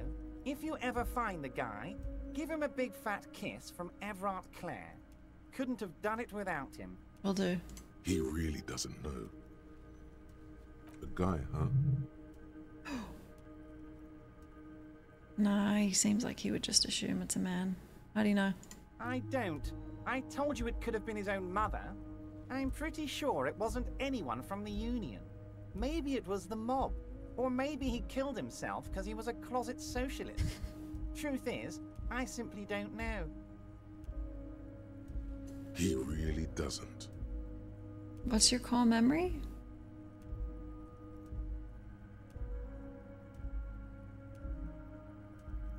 How many of you guys are there in the Union? 2,372. Plus yours truly, of course. Okay. 2,373 is a sizable contingent for a labor organization in Revachol. And they're all well motivated. At least the ones you've seen. How are you going to fund your new independent harbour? Oh, you mean what sort of goods are going to be flowing through? How am I going to replace all the contacts we'll lose once the poo-poo hits the fan? The clients will ditch us. Harry, we've thought of everything. Clients would take a well-known multinational conglomerate over a local mobster any day. Clients will leave en masse. Sure, some will go, but mark my words. The company will be unpleasantly surprised to see how many of them stay loyal to Martinez and to the new competitive contracts we can offer. With renewed zeal sparked by communal ownership, the men will be shipping those containers double time. You'll be surprised to see how fast things go without parasites latching on. We'll have our hands free to pursue bold, exotic new revenue streams. That's drugs. Drug trafficking. Drug trafficking? Don't be stupid, Mr. Kitsuragi. There are perfectly legal, 100% ethical chemical factories on the Samaran Isola. You don't need to be colonialist about it. What? All they do is produce components to keep the pharmaceutical industry running. That's people's health we're talking about. Old grannies, little babes, people with disabilities. God, that sounds shady. The company thinks transporting these chemicals in bulk looks bad, has bad optics, may be illegal in some countries. The Debarders Union, however, we're all about the large volume column. In bulk shipping, large volume column is a major buyer, a shark. We're gonna transport the living daylights out of those materials, Harry.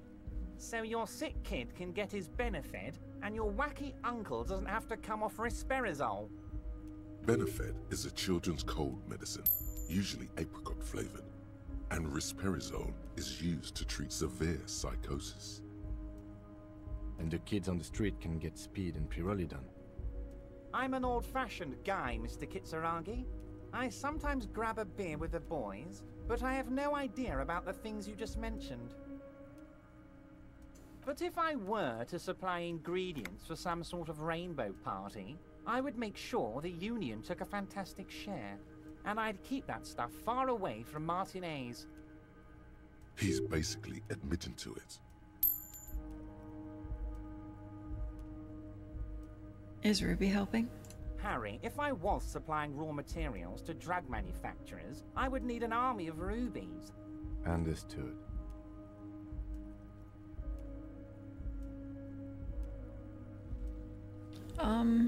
I just want to solve this matter, okay? You know why you're such a good detective, Harry. You don't get sidetracked. You care about the people you're supposed to protect, not some systems that may or may not be unethical. Shut up. So wrong. Anyway, let's not focus on the sensationalism of the drug trade. This hypothetical drug trade is all anyone ever seems to be interested in. It would only be a small part of the harbour's turnover, just like the harbour is, but a small part of Martinez. Let's look at the big picture. Martinez as a whole. There are little girls out there with dreams of making music. Young mothers who want to start businesses. Models who want to walk catwalks and steel welders who want to weld steel. I'm gonna unite them all into one economic body. We're gonna incorporate this place to Kingdom Come. Everyone's gonna be in on the wealth, and everyone's gonna pull their weight. Let's keep focusing on the drug trade. He was almost admitting to it. Really?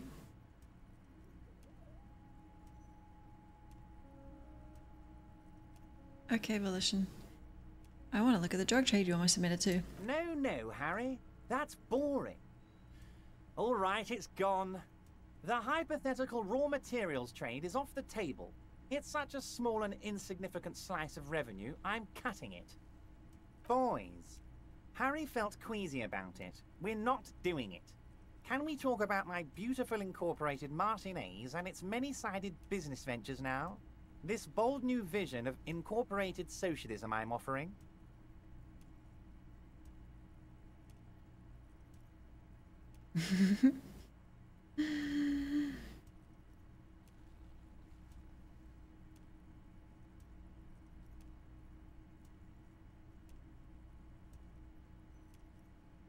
Honestly, let's just get on with it. Harry, the length you're willing to go to keep your nose clean is remarkable.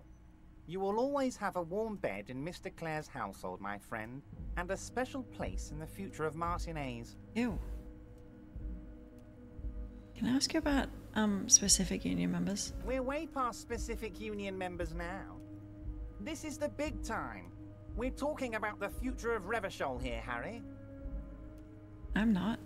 You can bother Leonard with that. He loves to run his mouth on such matters.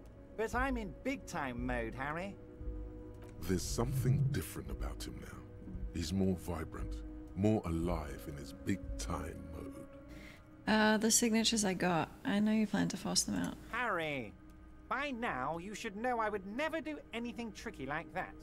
However, if the construction noise and limited street access makes some people consider moving, well, let's just say there'll be freshly renovated buildings near the roundabout where those poor people can finally enjoy a significant uptick in quality of life.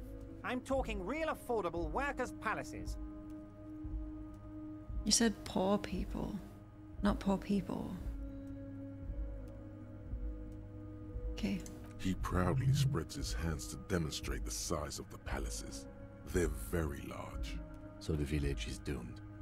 You were there, you saw the place, a wasteland, there's nothing left.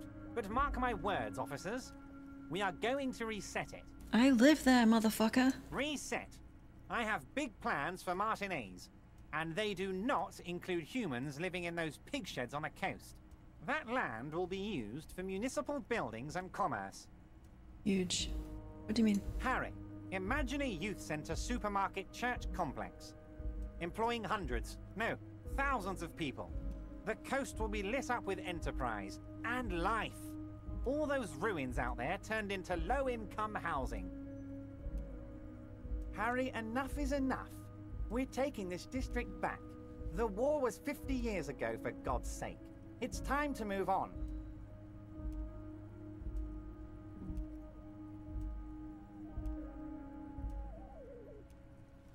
Youth Supermarket Church Complex. Yes, I do. I got the center, I got room for a retail complex, and in 4 years, I'll get the church too. The wheels are already turning, Harry. The wheels of progress. This post-war limbo, I won't stand for it. There are kids practically playing with their own feces out there. It cannot go on. There is true indignation in his voice when he speaks about the state of things, and even a touch of pain. I was just thinking that. The voice he has. The pain is true.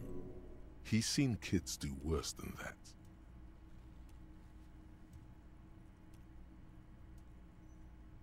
Yeah, but I don't like him. I knew you were up to something. Damn right I'm up to something, Harry.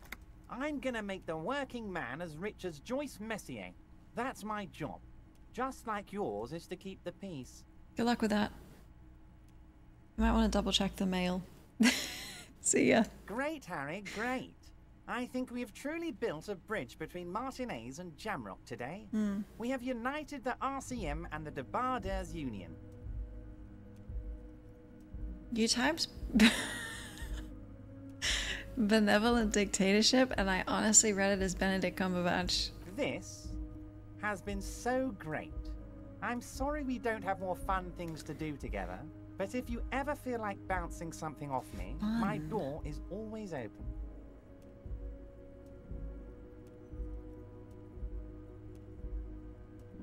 Can we talk about the matter? Most certainly, Harry. Nothing brightens my day like brainstorming these things with you. There was a bullet in Hangman's head. So they shot him? He was shot in the head before he was hanged. How odd. I don't know what to say, Lieutenant. They told me they hanged him. A hanged man is what I saw when I took a look into that yard. It's impossible to say if he's telling the truth, sire. Then what good are you? What I do know is the case is in safe hands. If anyone can get to the bottom of this shot and hanged man, it's my two little policemen. Godspeed, policeman.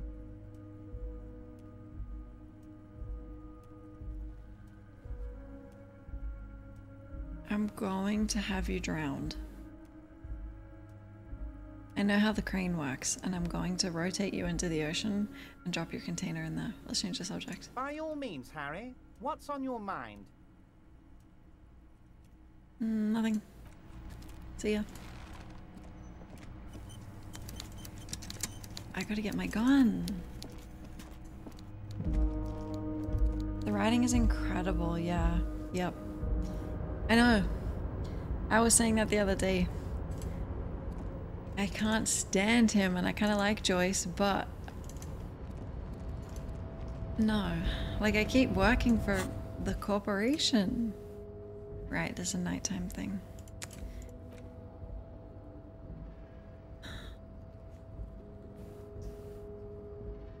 Well, it's been a few hours. You think the icebox is melted?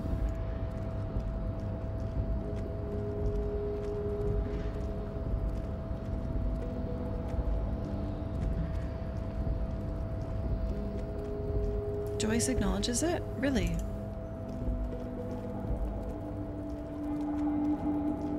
It's so good.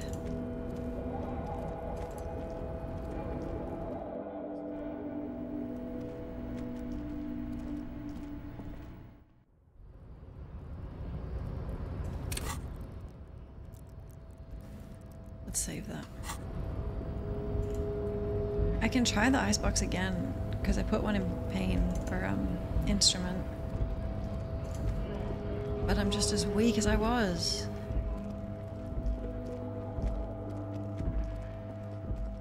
No, wait. It was different. Was it? Come on, icebox. I did get stronger, did I? Wearing my strength shot.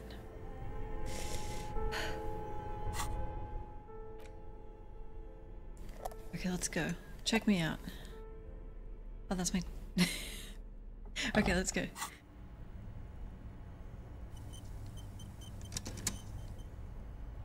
No, I'm not drinking or doing drugs.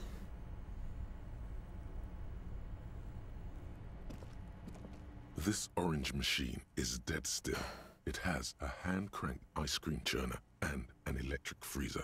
The ice around it slowly melting.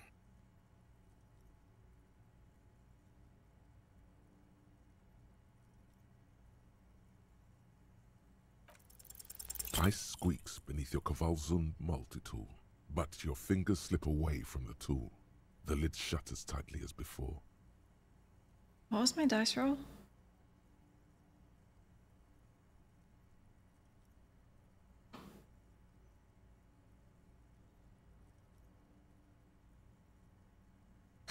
And it's already unplugged.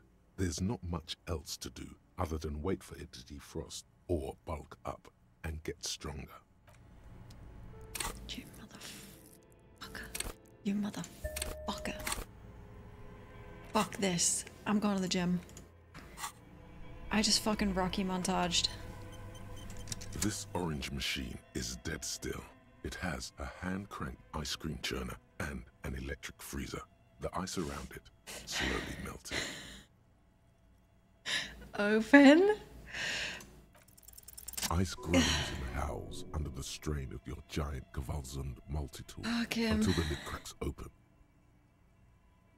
Darkness lies inside, but you can faintly make out an object, intricate and foreign, left there for a sub-zero beauty sleep, a filament memory with the words "off-site copy" written on its side. Disappointment washes over you as you stare into the almost empty ice cream maker. We knew that. No ice cream? A scoop of ice cream would have been nice, yes. Oh. You gently lift the cube from its frosty bedding, careful not to damage it. We should take it back to Miss Lucan and Kilda as soon as possible.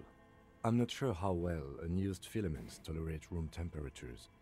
Yes, but aren't you curious to know what's on the precious filament? There's a radio computer upstairs. Oh yeah, and I don't give a shit if it doesn't work. I just told her I'd give it to her, not working condition. So mad at her because of my own failures. Bitch made me feel fucking weak.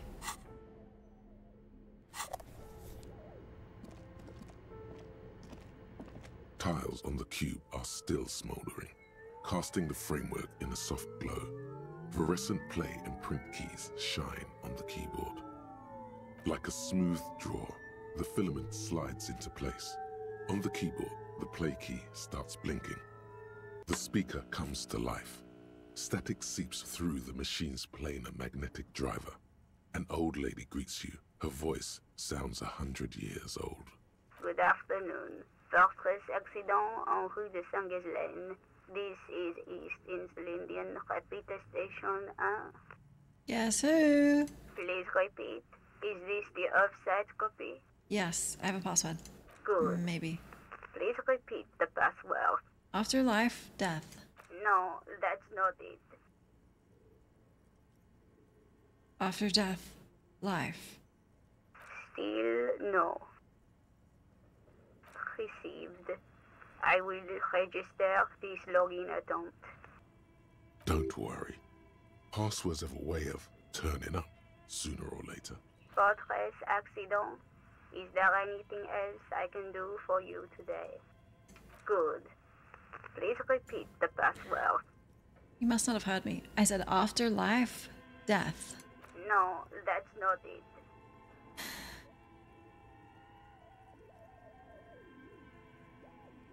Received. Don't worry. Fortress accident. Thank you. Tiles on the cube ask the filament slides out of its glowing nest. Shit. Oh. Oh, these sell for quite a bit. I don't need money. The radio game sucks. Yep.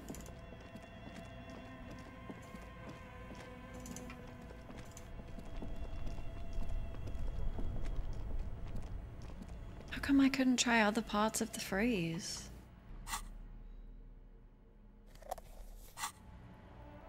Kuno?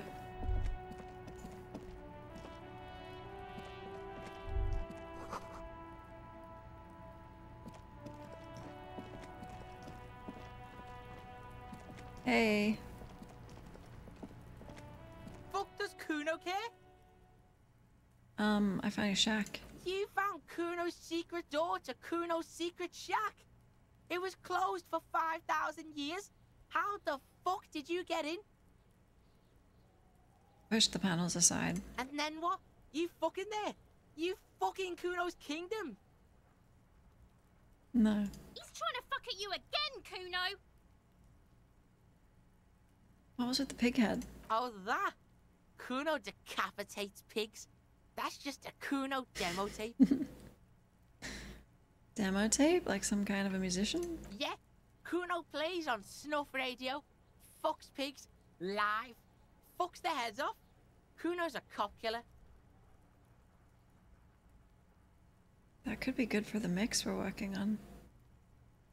I found a plate covered with powder. That's where Kuno gets his daily hit of electric. Kuno Shazam. Kuno rides the fucking lightning in there, pig. It's not good for you, Kuno. How old are you? Bet you'd like to ride the lightning too, wouldn't you? You No. feel tired and old, but you could have that sparkle in your eyes. I've had enough. Good call, Pigmeister. Don't come and talk to Kuno about his kingdom.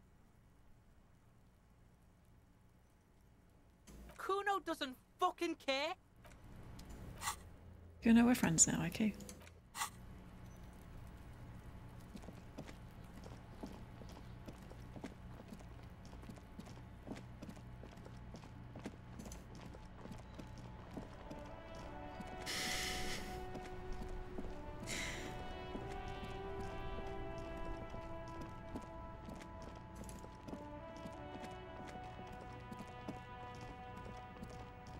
Okay, it's 2. I feel like even after we've done all this, it won't be... I need to talk to Klaasje once Kim is asleep. And I also need to meet with the person who has my gun. And I want Kim to be there for that, so it has to be past 9 to do both of those. I'll do the gun thing. No, that's past 10. Do the gun thing at 10. Kim goes to bed, talk to her. That's ages away.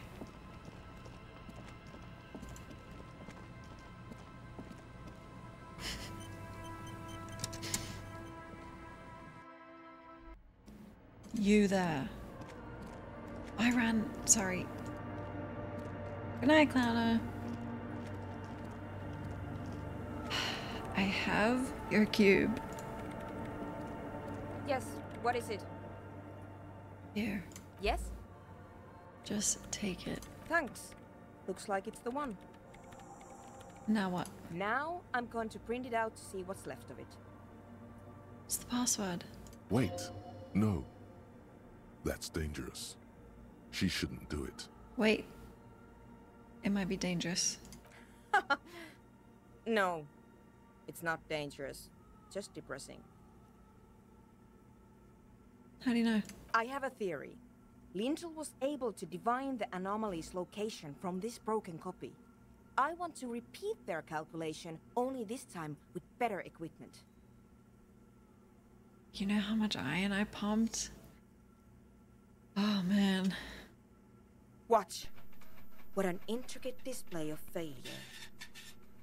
The paper starts filling out with ink, soaking it in a gleaming blackness. Not a single line of data stands out. This is wrong. Machines shouldn't behave like that. Hey, something's very wrong with that. Sona doesn't reply, her hands running over the printout. She's looking for something. For her morning star. Eyes scouring the millimeters. Here. I found it. Where? Hold on.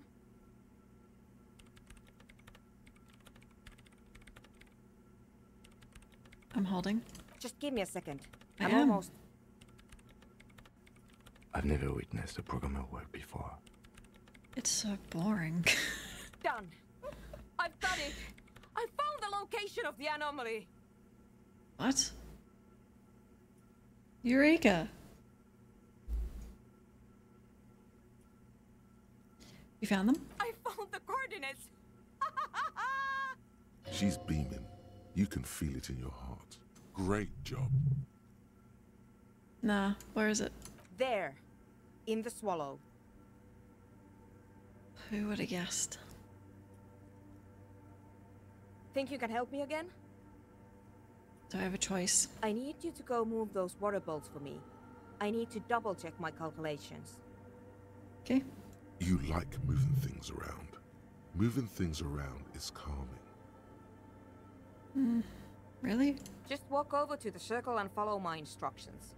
Move the third ball 2 centimeters to the left, and the fourth ball 5 centimeters to the right. This should do the trick. Okay, I'll use the bathroom before that. Okay. 11 seconds. I don't want to forget it.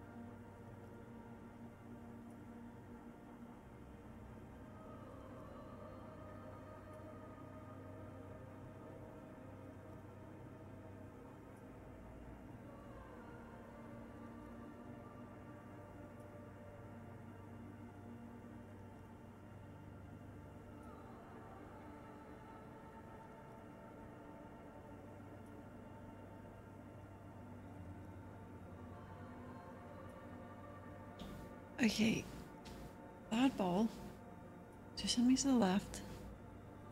Fourth ball, 5 centimeters to the right. Done. Thanks.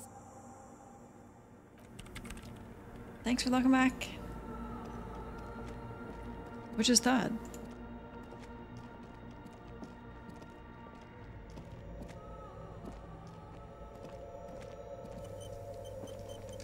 It's awfully silent again. As if someone turned off the entire world outside those walls. Measurements have been marked down around the bowls, each chalk-drawn line representing a centimeter on the floor. Oh boy, this is going to be good. Really? Okay, move the third ball from the left, 2 centimeters away. It moves like a ghost without creating a single trace of sound. Move the fourth ball 5 centimeters to the right. Some water spills out of the bowl, wetting the floor. Oops. The lead programmer sends you an encouraging thumbs up from across the hall. Nah, dude, she's gonna portal us to hell.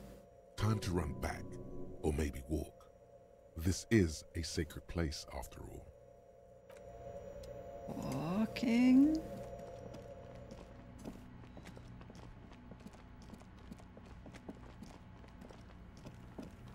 How is it? Yes, what is it? Yes. Great. Everything should be aligned now. Miss Know-It-All is hesitating. What's wrong? Yeah. Nothing. Now the only thing left to do is to unmute the headphones. If we got the location right, we should then be able to hear whatever sound this anomaly makes. Hold on, why are they muted? Honestly, I'm a little scared. Isn't it just gonna be silence? I don't know. That's what I'm scared of. I don't know. It could be anything. I'm not listening. I mean, what sound does the nothing make? How can you even listen to something that doesn't exist?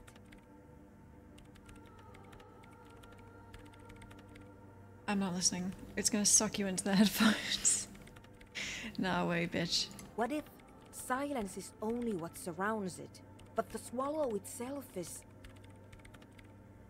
Totally, you should be cautious. Maybe. Maybe I'm just tired. No, you should panic. I do think we need to progress, though. Yeah. You're right. Let's do it. Oh fuck, good luck. The lieutenant takes a step back. Yeah, me too. And then, nothing. Nothing happens as Sona Lokanen-Kilda presses unmute on her keyboard. Nothing but silence. You can hear some small animal cross the floor in the chancel. It's that quiet in the sanctuary. She doesn't talk. her eyes closed and brows knitted together in a state of deep focus, one hand cupping the headphone. Tuna? Damn it. Oh, God. So? Did you hear anything? No, of course not. Nothing happened. Let's move on. Oh. Despite her fear, she was hoping for something extraordinary to take place. So did you find it? No. Relax. No. My hypothesis was wrong. According to this, I should have heard something, if I got the coordinates right. Like I said, silence is only what surrounds it. But this is just another failure. Silence sounds like silence. That's all it is. Okay. You can try on the headphones. See if you can hear anything. But don't get your hopes up. Maybe Kim should do it. I'm kind of like paranormal. Silence is silence? You're sure there's more to it? This can't be it. You should have a listen. I think I could. Everything disappears. You are draped in silence like a drowning man staring into his puny little headspace. And then the pressure changes. Okay, what does that mean? It feels like flying on an aerostatic, or when your ears pop, or like a subtle difference in the atmosphere, a weather change hanging in the air. What if the sound you're looking for is too low for you to hear it? What if we just need a better sound system? A better sound system? Alright, but where would we get one? Suddenly, a rhythmic beat permeates the walls, causing a small patch of decorative stucco to crumble onto the wooden floor. We're gonna have to set up the rave.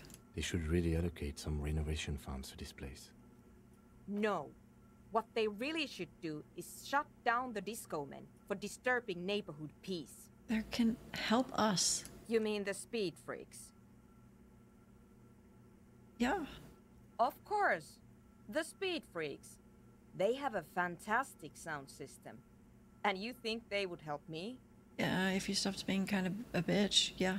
I guess I could live through a week or two of peaceful coexistence. Let's go! Sure. Let me know how it goes. Bitch, we just played you. There's no way the sound system's gonna help.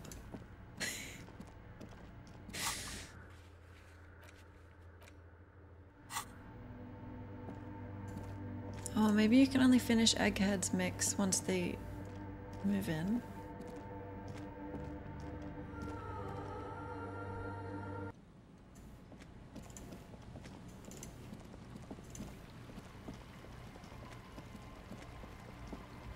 Guess what?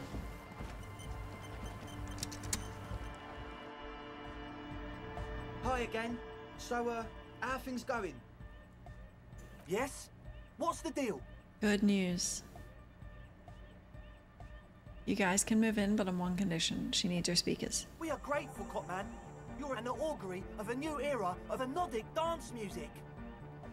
Okay, but you're gonna have to share the space for a couple weeks. That's fine. We can manage. Let's go. I'm glad I could help. We appreciate it. It's going to take us a bit to move our stuff inside. A couple of hours, maybe. Come check back later. Let's get moving.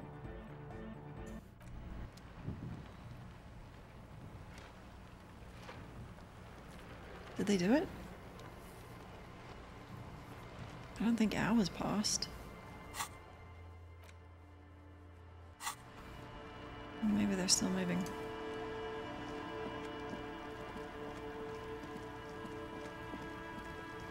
It did say I have something left with Joyce, but I don't know what that could be.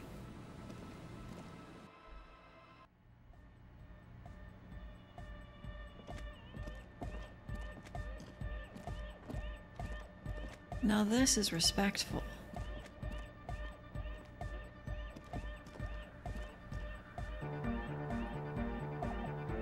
How's it going, Egg? Delarian Church, the place to be! Make some noise, my church people! I don't think you should yell in here. Vibrations thump through your blue soul. The music sounds much better in the church. Oh yeah, it would. A hawthorn tree on Rue de Saint-Ghislain, tangled in its branches, something bronze flutters in the wind.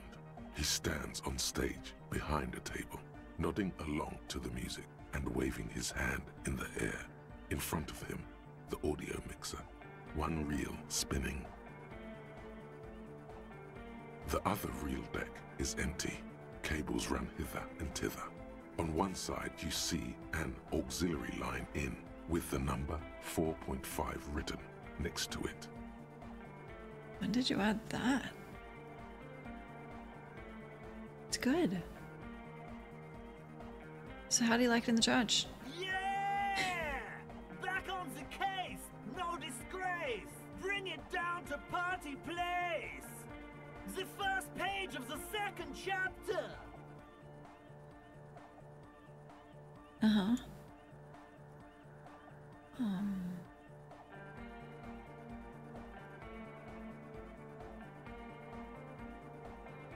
Okay, goodbye, Egghead.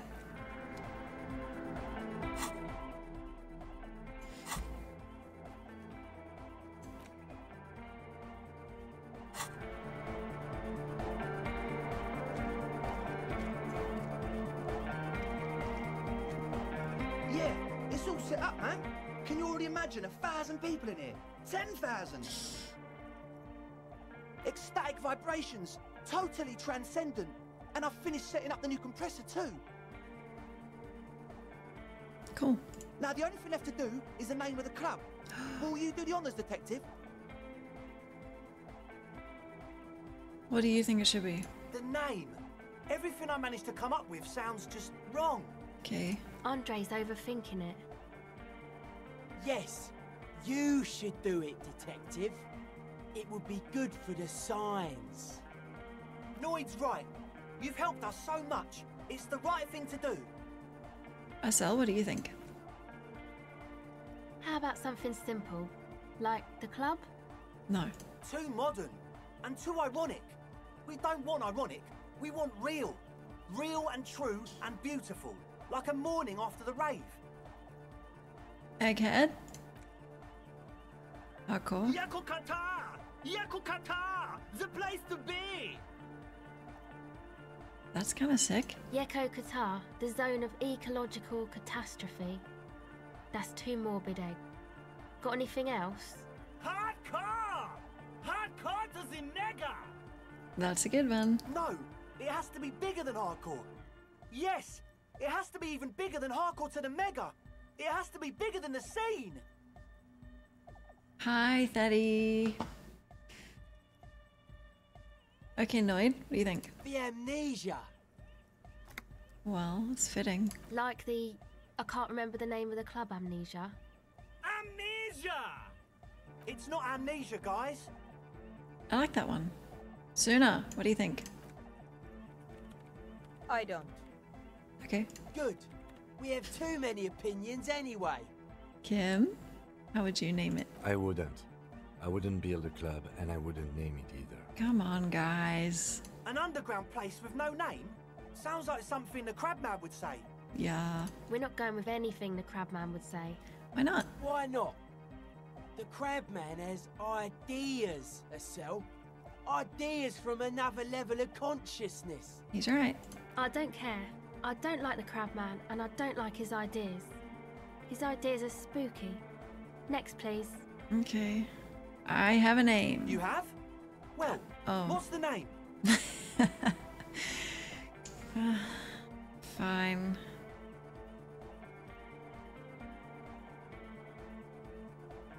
Like that DeLorean word for the world, you mean? Elysium.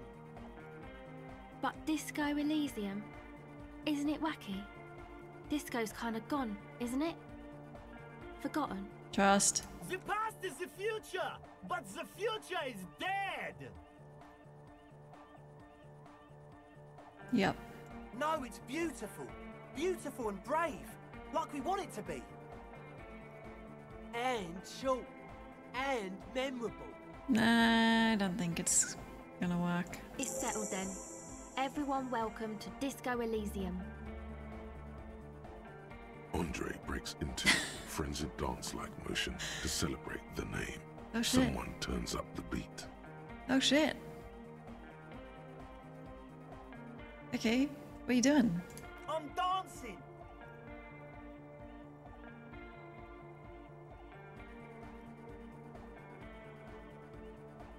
Okay, should we talk about it? Yes, my man. Kim, dance with me. Talk? What is there to talk about if you can express yourself with moves? Yeah, let's go. Audio waves thump against your ribcage. The speaker setup makes everything sound much better, but the beat is still so weak. Once we get the mix right, we can dance, right? Hey, what's with the hair? It's to express my individuality. Okay. Is that a bald spot? It's hard to tell for sure with the fused together spikes, but it looks like he's balding.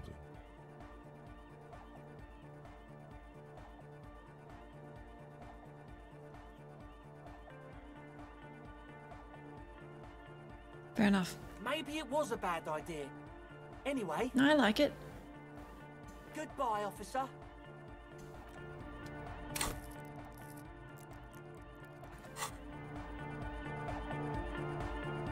Can I ask Crabman about the rave?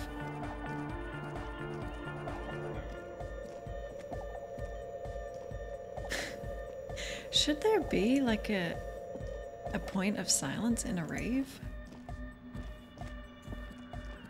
A disco?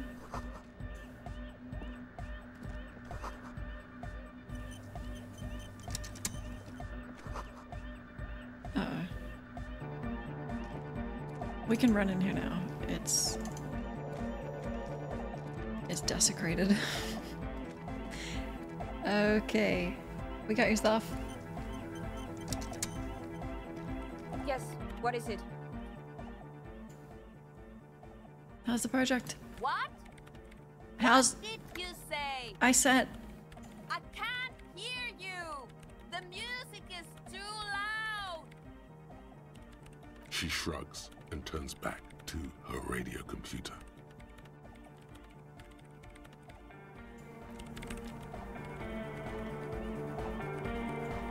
Guys, I need the speakers. That was the deal. You got us in, cop. I can't believe you got us in. With wonder in his sharp eyes. Between you and me, I don't know if you've noticed this about me. I'm a little suspicious of authority. But you really came through for the hardcore underground. Yes, you really came through for the hardcore underground. How come? So that we can use their speakers, Kim. Andre is busy cutting some slightly less lame, but still quite ungainly shapes on the church floor, sweating profusely. Estelle using her contact mic to listen to a tree underwater. The one with the large head is blasting the dance track on repeat, while the stained glass window behind him is rattling from the bass. Sire, the tent. 'Twas a security risk. And in here, sanctuary. 'Twas only noble of you.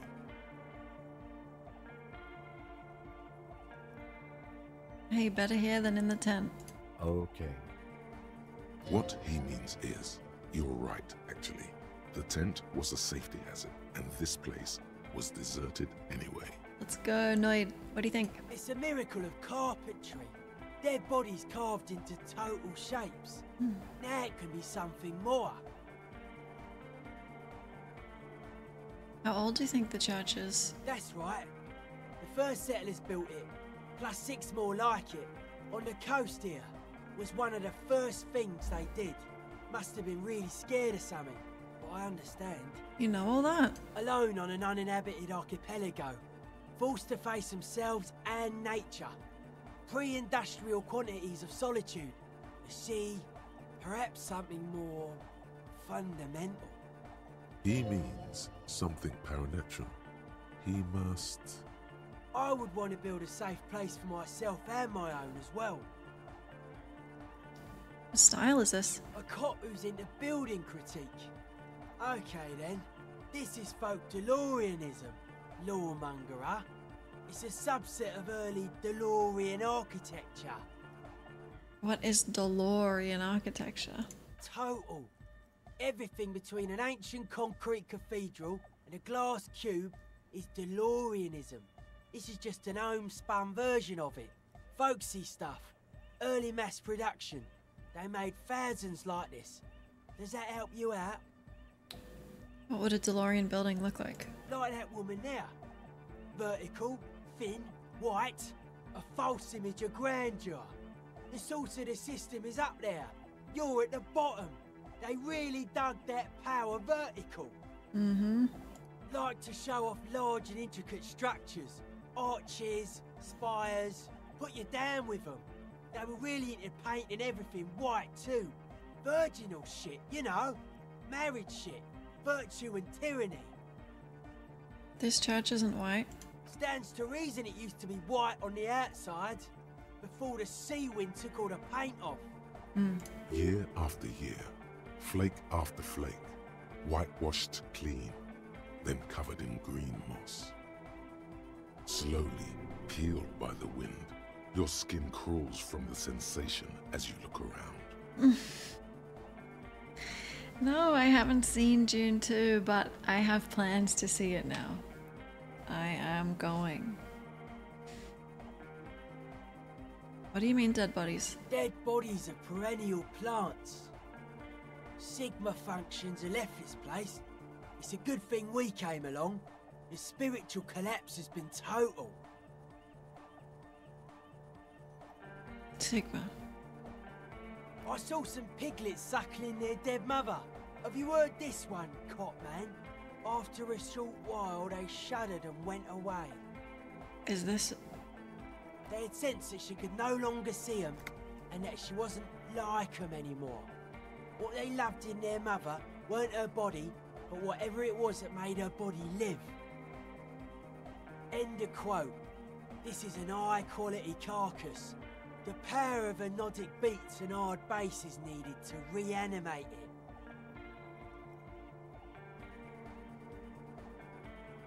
Not a fan of the Innocentic system? A 3,000-year-old tyrannical regime of history, built and maintained by hundreds of generations of self-appointed intellectuals. It's false core. The way he says it, the force in false core, is invested with 20 kilotons of disgust.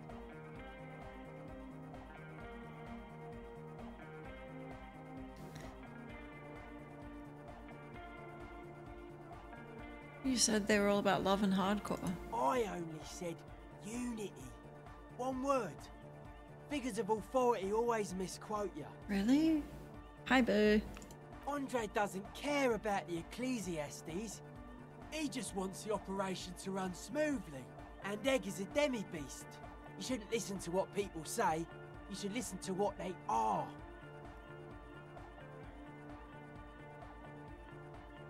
Okay, you propose dance music will supplant the system? Anodic dance music. Oh yeah. Regular dance music wasn't hard enough.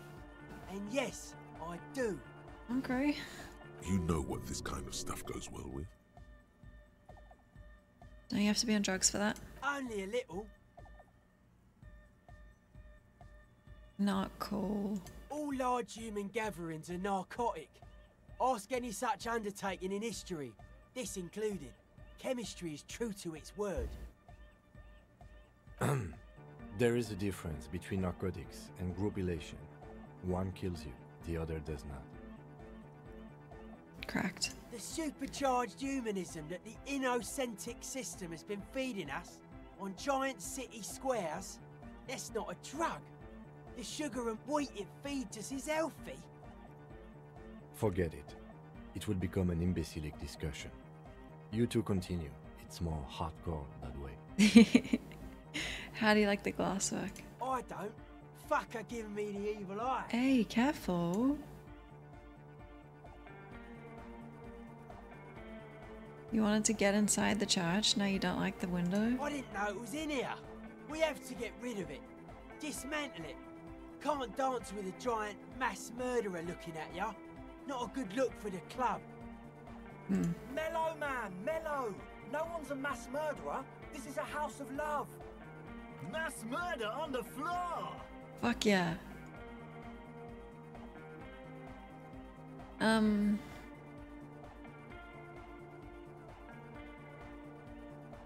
Would you say she was human? I like this question, Cop Man. She did not live the life of a human. She lived like someone who's playing a game. The life of an operator. That's not the life that humans live. She was adored. Humans aren't. I don't know about you, but they hate me. And they do not think I'm innocent or some shit like that.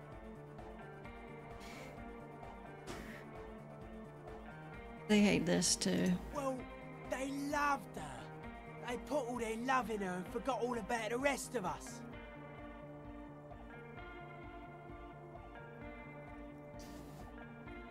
Isn't she supposed to be an embodiment of the world spirit? The world spirit does not have a body. It has organs. Hardcore is an organ of the world spirit. Okay. This Arno van Eyck track is an organ. The carpentry and glass cutting that built this house are also organs. She's a thief, if you ask me. An organ thief. All innocences are.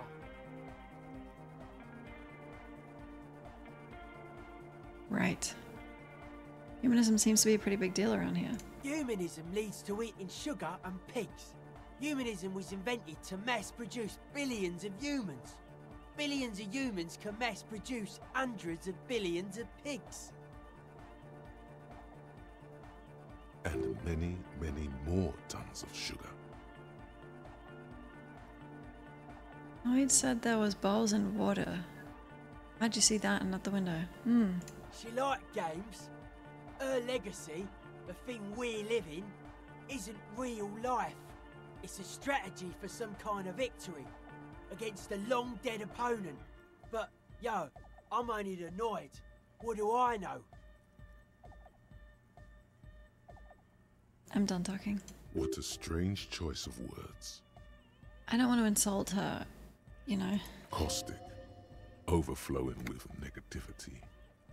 That can't be healthy. What? What's happening here? Why do you keep coming back to this window?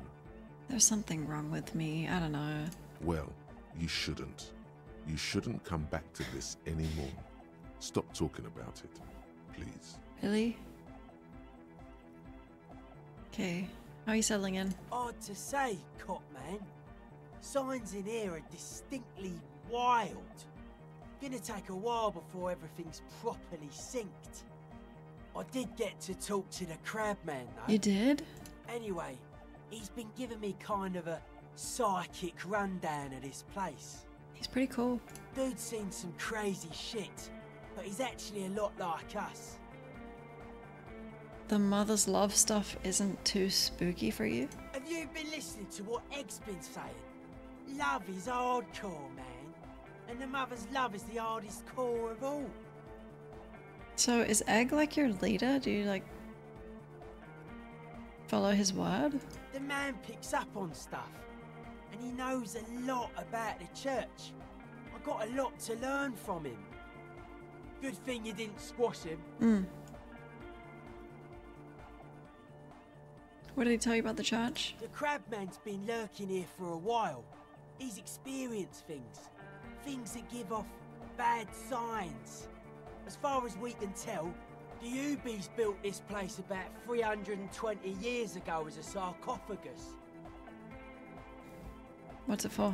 Encasement, confinement, of something they were afraid of. Something new and unheard of on the Isla. I think that's what the crabman is experiencing when he climbs around upstairs. You mean the hole in the world?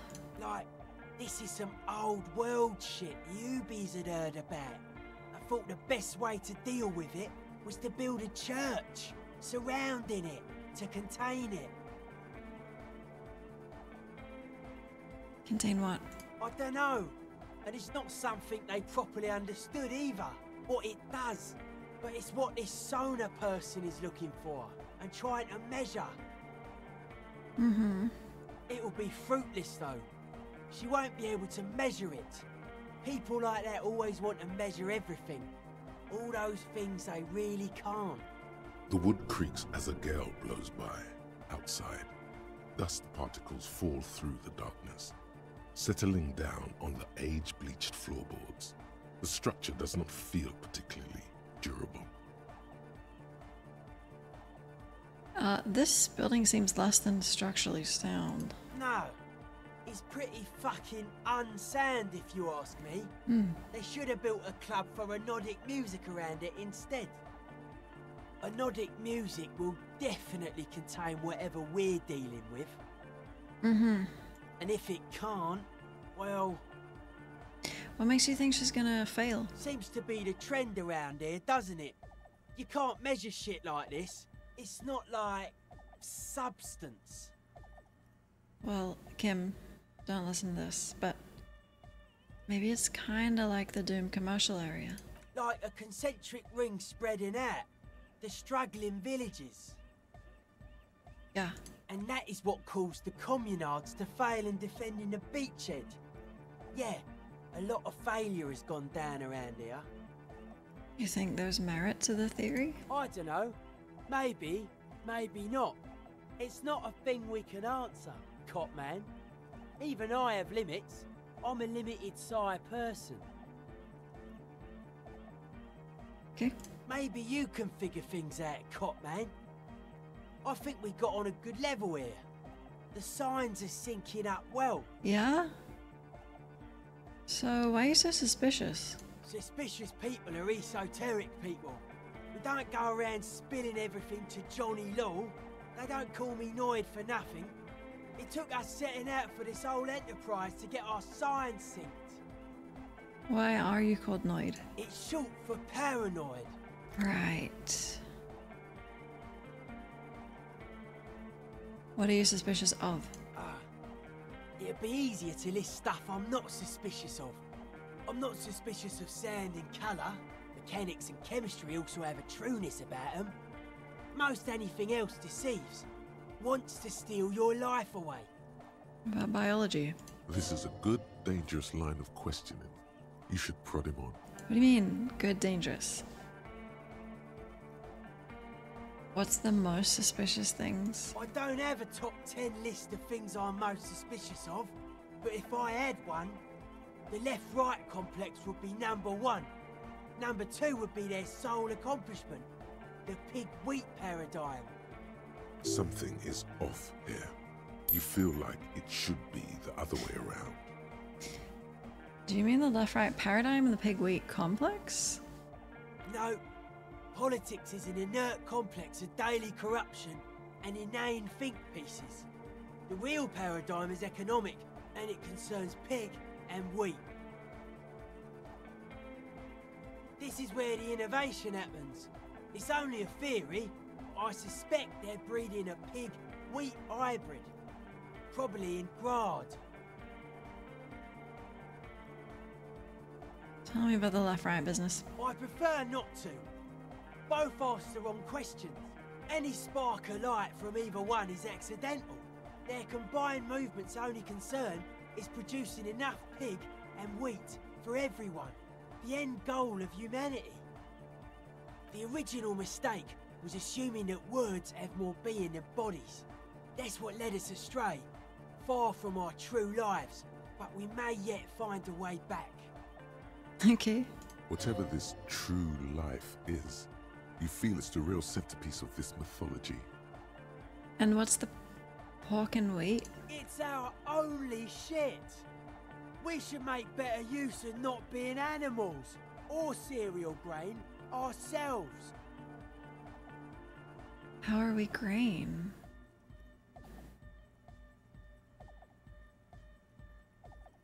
What's bad about grain? Yes, having food is means to an end. But the left never talks about the end, only the means. Caps are likewise suckers, constantly sleepless in worry. Okay. Are you mentally ill? Mental illness is a term the powers use to homogenise people. I think I don't reach mental illness, I am merely politically ill. A suspicious element. I feel like it's more like a categorization to get help.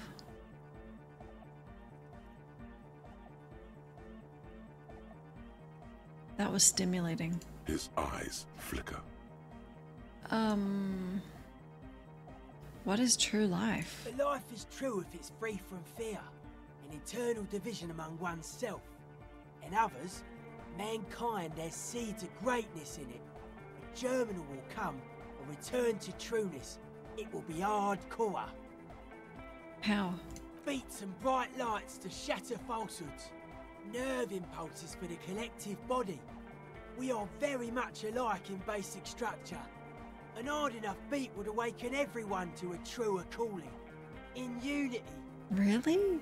Just like that. The speed freak is right in your face. His eyes burning. His comrades look on worriedly. Oh god, we activated him.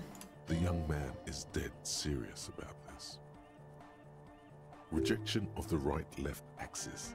Emphasis on unity. Appreciation of some primordial mode of being. What does that remind you of? So you're a fascist? Nationalism, militarism, racism, and emphasis on a leader character are totally absent in hardcore.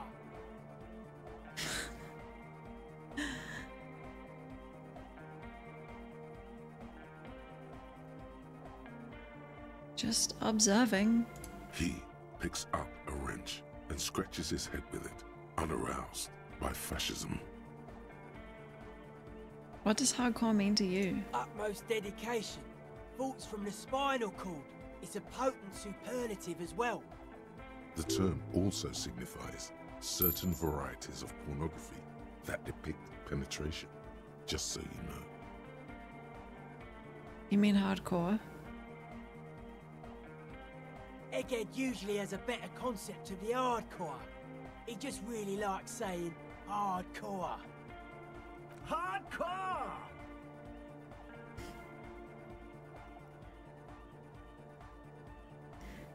I don't think it has to be penetration. No, did you know that it also denotes pornography? That's a pretty hardcore coincidence, don't you think? Totally. Yeah! You're advocating a noise-based society? Many non-Occidental cultures share a beat at their art. Thus, they are closer to true hardcore life. There's just never been enough of them, and they had to rely on some extremely basic percussion. Right. Oh yeah, sure thing. Oh. What's with your clothes? They're hardcore. Is this an insult? You look like a woman. You know what I think? I think man, woman, and child are arbitrary divisions which serve to bind humanity to serfdom. Okay. That's it? They're just clothes. Yeah, agreed. I thought there would be more to it though. It's just a style, you know, normal hard style. Anyone can wear it. Really?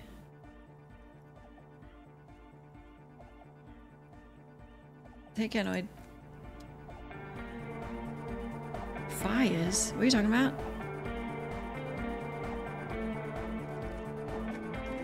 She's whistling a melody, her trusty contact mic attached to a wooden pulpit.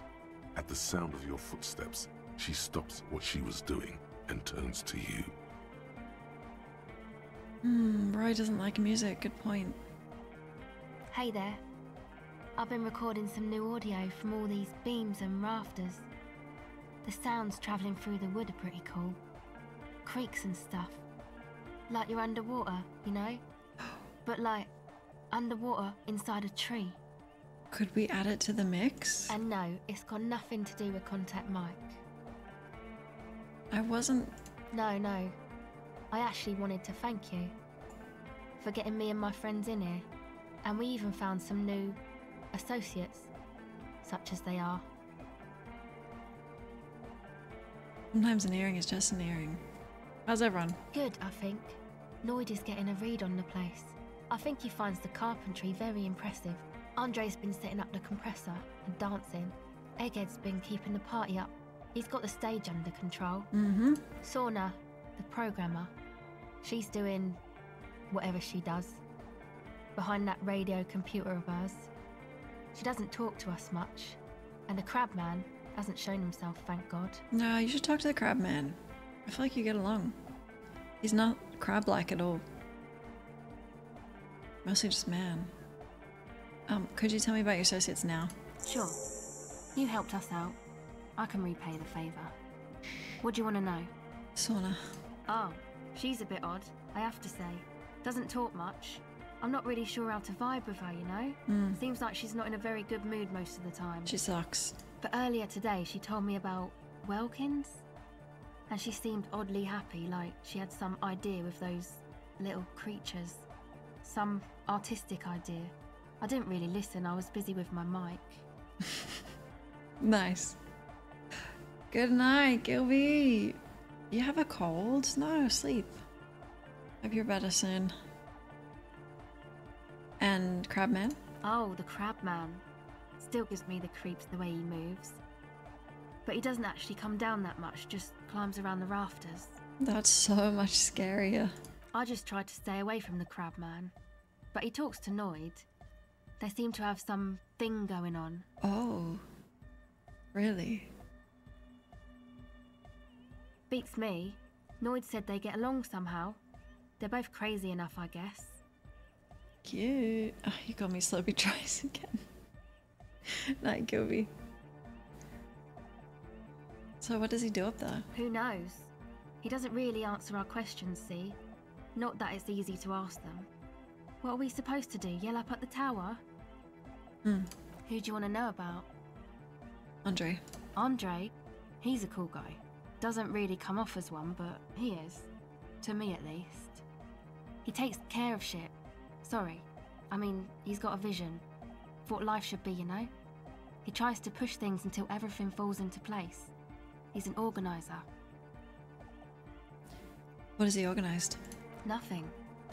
But then again, there's nothing to organize around here either. He really wants this church thing to work. Must have taken it as a sign when he found it abandoned like that. Said it was an augury. I don't know where he got that from. Andre's not super intelligent. I've never seen him so psyched about anything though. And he's often psyched. Looks sort of desperate, like it's his last chance or something. Or maybe he was just high. I mean, not that he does drugs, just high, you know? Well, we're not corrupt, just me. But relax. I'm fucked. Honestly. Yeah, drugs, shit, fuck. We don't care. Yes. Anyway. Is Andre your boyfriend? Yes. Oh. Who do you want to know about? Noid. He's a four-burger, I guess, like the rest of us. Okay, maybe not Egg, I don't know about him, but Noid and the rest are from Forberg, making the pilgrimage up north to visit the Elysium. He's real hardcore about the lifestyle. What does he do? What do you mean, do? Like, for a living? Yes. He's a carpenter, trained and all. He's very good, he just doesn't have the mindset to work like that, in a shop somewhere. Because the, like, hardcore on the ribs and the spinal cord, yeah. Not to sound too dramatic, but I wouldn't make light of his belief system when he's around. Noid's a serious person. He's serious about the lifestyle.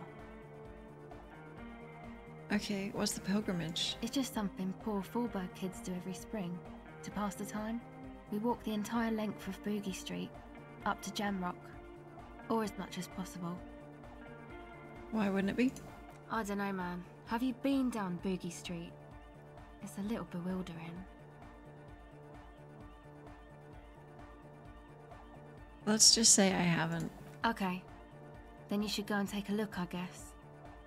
Boogie Street is cool. It's got a lot of immigrants and all kinds of different people.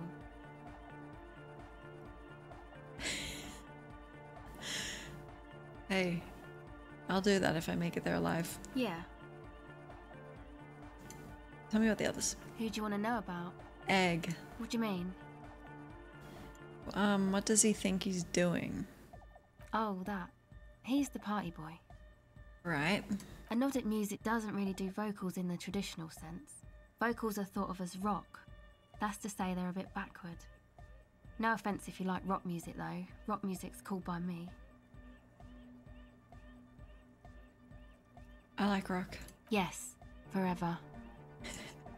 Anyway, even if you don't have vocals, you still need someone to say something every now and then, right? To urge things on. That's where the party boy comes in. Mm-hmm. He basically just stands on the stage and dances and yells how awesome everything is. It's very catchy. He's good at it. I understand. People are usually afraid to do things if others aren't already doing them. Dancing makes you dance, like sneezing makes you sneeze, or yawning makes you... I don't think sneezing makes you sneeze. Anyway. Do you want to dance? After we've solved it. Where's he from? Actually, we don't know where he's from, or who he is, really.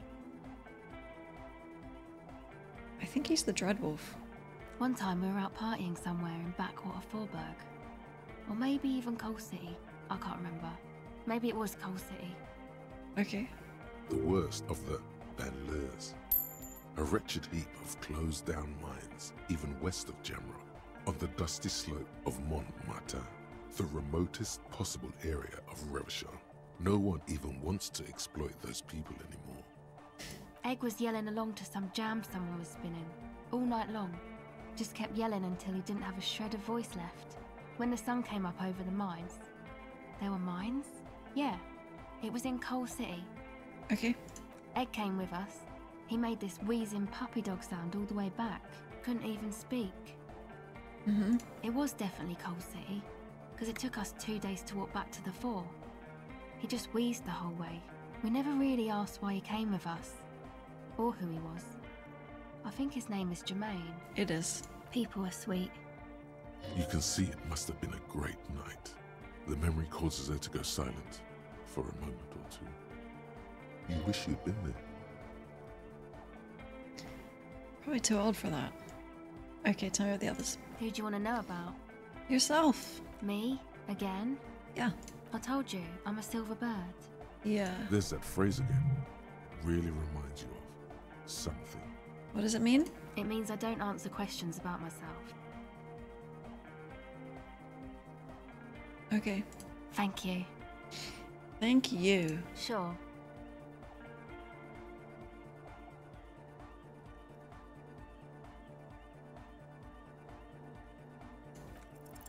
The silver bird has already flown away. I will catch it later. What the fuck? Bye, Nick.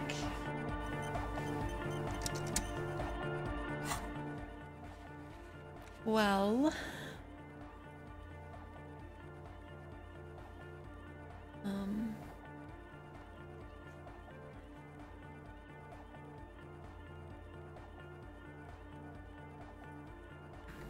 It is 4. Oh my god. Can we use your speakers or not till you're done? Yes, what is it? They're just playing dance music. What? What did you say? I can't hear you! The music is too loud! You're lying. Oh, the project! It's not going well! There's that guy! I need him to plug a 3.5 cable into the auxiliary input so that I can route the audio signal through the mixer into the speakers. Ask him. He doesn't listen to me! He only ever seems to care about hardcore and Yekukata! A place to be, apparently! I'll get him to do it. He loves me. Thanks! Maybe you can get through his magic rhymes! Don't mock him. Let me know how it goes! You bitter old... Hey, Egg! Good morning!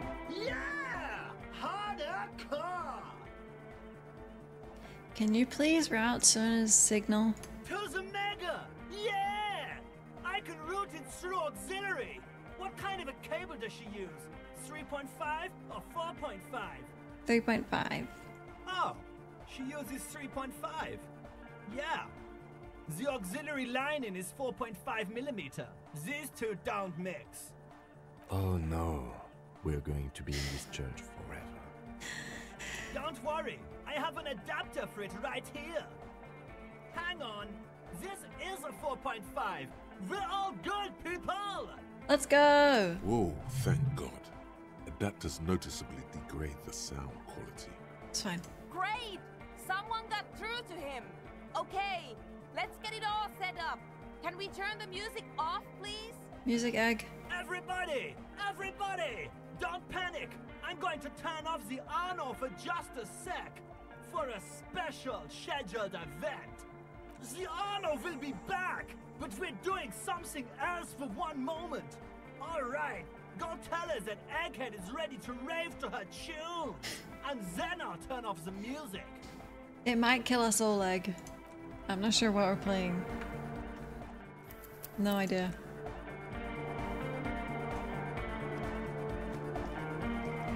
Yes, what is it?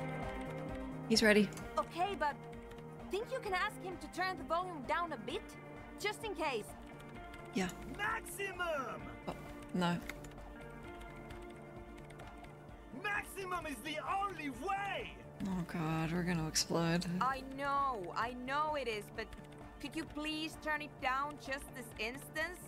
Just this one time? Maximum is not the only way, okay? Pump it to the brick! Pump it to the hard master! There's no other way! Glue style! Glue. Glue style? Okay, there literally is no other way. The mixing desk is glued to maximum. Let's go. See? He pumps it to the hard master. It's hopeless. Why? Why do you want him to turn it down? Because I'm afraid that something might happen. It's an unknown phenomenon. We can always turn it back up if there's a need. You're not understanding. It's Egghead, okay? Morning, hi. Can't turn down the hardcore! He's right. Let's just do it. It's stuck. Of course it is. Yeah! Permanent enlightenment! Ray of sound! Never mind then. Let's get on with our project. I'm going to unmute the speakers on a count of 5. Everyone ready?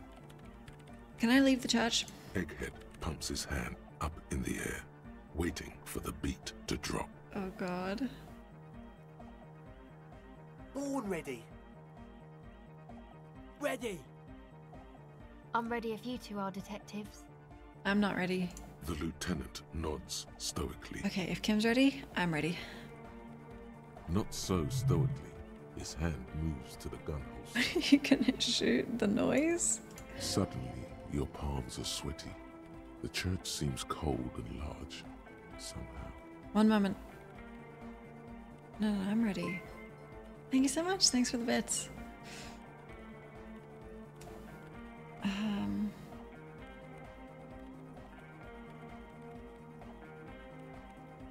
One moment. What? Now I'm ready. 5, 4, 3, 2, 1. Mute disengaged. No wind outside, no waves, no floorboards creaking. Total, continuous silence. This is unnatural. The woman looks around. In the silence, you see dust move on the floorboards. The driver of the speaker vibrates in the air and then stops. Plasterwork begins to crumble down the walls. In the silence, a low hum starts creeping up your spine. It's a song inside you, not in the speakers, not in the room. A great bass sigh in the basement of your mind. Slowly, it builds until the air around you starts to vibrate. It's out there now, in the world, made manifest. It will devour everything. The floorboards, the glass, the streets and the people. Nothing will remain. Guys, what's going on? Don't panic. I think we nuked the city. This fragile world is about to break. It's getting louder. Yep. In the basins, the water looks like it's boiling. Don't panic. Oceana! Mother of Mega! Egg? In his mind, a tiger wave approaching from afar, swallowing entire coastlines on its way. Salvation. He's peaking. The worst high he's ever been on. This is hardcore. The beauty and the beat! The future of dance! Planetary! Yeah. No, Egg! It's the window! Oh no. The glass shards around Dolores Day's vacant heart appear to be vibrating. In the corner of your eye, the lieutenant steps aside, cautiously, his eyes searching for a possible evacuation route. The window is going to come down! No, the roof! A screech fills the air, a scream of wood and nails. The pillars of the church twist and creak above and around you. Cracks appear on the stained glass window. Cracks run up the wooden pillars in the dark. Come down to us! Love! Below it, all the base grows, like the jaws of a giant compressor gnawing on metal and wood. It does not sound benevolent at all. It's shaking the building's foundation. The floor twists. A great pulse arises in your flesh. That's it. I'm muting it.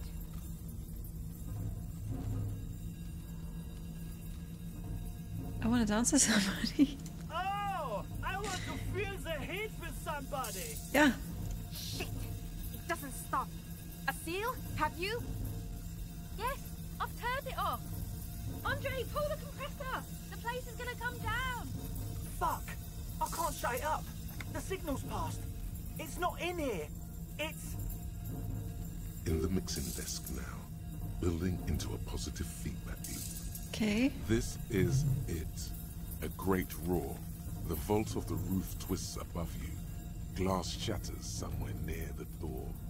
It's coming down. Egghead is in the desk. And then it stops. Totally and utterly. As if there never was a sound. Only your ears still ring from the shock. Everybody is staring at Egghead, holding a dangling cable in his hand. A black 3-pin connector. Egg. I pulled the plug. It was getting too hardcore. Too hardcore? You did good, Egg. Most of the place seems to be intact. Fucking hell. Programmer lady, tell me you were recording that. 4 years. 22 people. Millions of reals. All that time? This is what we were up against. Just erased it. Suliswolf isn't gonna believe this. Yeah, but did you record it though? It was dope. I think we can use it. Yes, Andre. I recorded it. Damn, I need to send some letters now. Thank you all for doing this. Eggman, you too. And you, officer. I don't know what we've discovered, but I know what it sounds like now. That's a start. Kim, did you hear that? It was very hard not to. I think you're right. There is something going on here. And you need to be very careful with it. I promise, officer. We will not play it again. What was that? It was mathematical information from the anomaly, presented as a waveform. That's what it was technically. Theoretically, I have no idea. I've never even heard of anything like this. A voice seems muffled in the silent church. It's your ears adjusting after the exposure. Gonna write to sue herself? Yes, our lead designer. And maybe some of the producers too. And some of the writers. If they're sober enough to open a transmission. They need to hear. That it wasn't her fault. Or theirs. They need to hear about this. Don't worry, I won't send the recording. Although I doubt they have the speakers to produce the frequency anyway. Right, so what now? Stay here. I'm going to stay here with these lunatics. Send letters, maybe meet Sulispov. Also devise further measurements. Cool. I want you to know that's totally chill with us. I don't care, but thank you anyway. That's the best she can manage for Andre. It's quite a lot in truth. For her, at least. Now, I have a theory to come up with. Some kind of preliminary explanation to all this. Or the letter will sound like I've lost my mind. Yes, and we have to get back to stabilizing Martinez.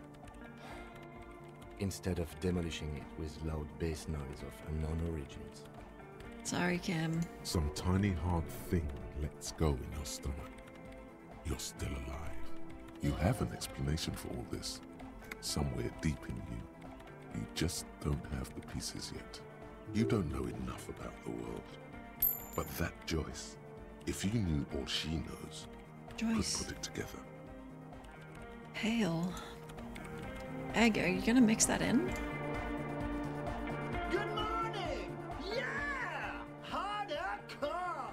That was a crazy sound. Yeah! It was awesome and scary. Very hardcore. Too hardcore, in fact. Oh. I couldn't control it at all. What happened? It sucks up all the air in the mix until it's the only thing left. Starts compressing itself and everything around it. Completely fills up the headspace. Extreme! Inside your chest, the heart beats still with the after effects of the sound. Imagine if you could harness that power, making it pulse. Do you think we could use this? But how? What about the compressor? The one with the spiky hair was setting up to achieve some sort of parallel processing.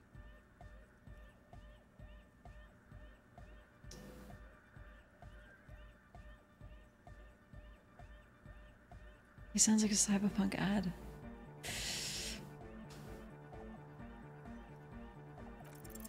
Sidechain the beat. Sidechain. Listen, you can use the compressor to select between which track it's compressing. Either the auxiliary signal or the main input from the tape. Make it alternate between the signals. The compressor controls the gain based on the level of the signal on the aux sidechain input. It will allow maintaining a loud sound without peaks that fill up all the headspace. Okay, Egg. Sidechain it. Sidechaining it, you said? Alright. Then he puts on his headphones and his eyes go wide. Wider than they've ever gone on drugs. He starts jumping up and down with bliss in total silence, still listening to his headphones. Egg. Hey, what did you do to Egghead, Cop Man? Did you break him? Just wait and see. Are you ready, pussy? Yeah? Noid straightens his back, ready for the beat. I was born ready, Egg. I'm ready. Oh shit.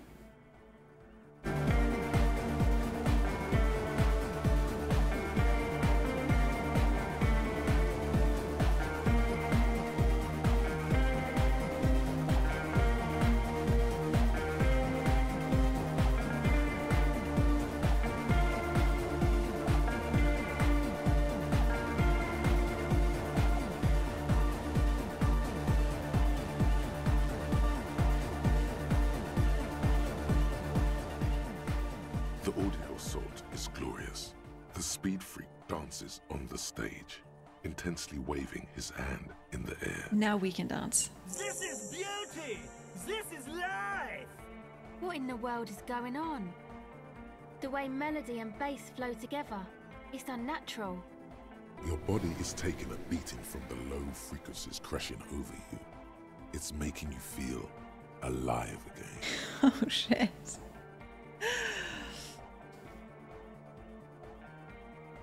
This is for the Anodic generation. Introducing the ultimate sound! We tamed the sound. God damn it! This dance club idea might just work out. Okay. DeLorean Church! The place to be! Pump it! Pump it! Who would be the innocence of hardcore melodic dance music? I'm gonna bump it. Kim.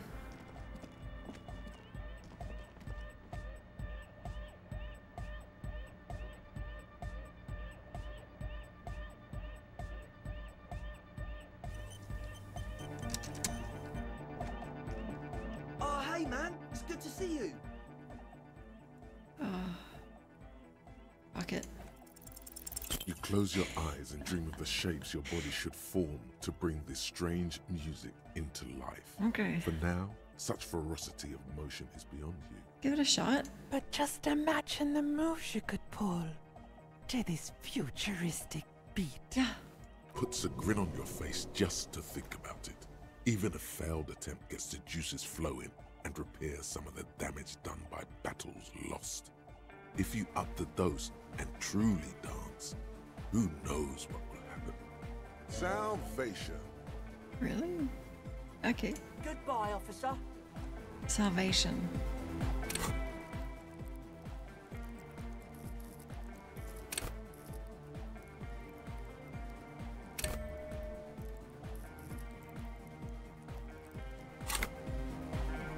I want to be saved.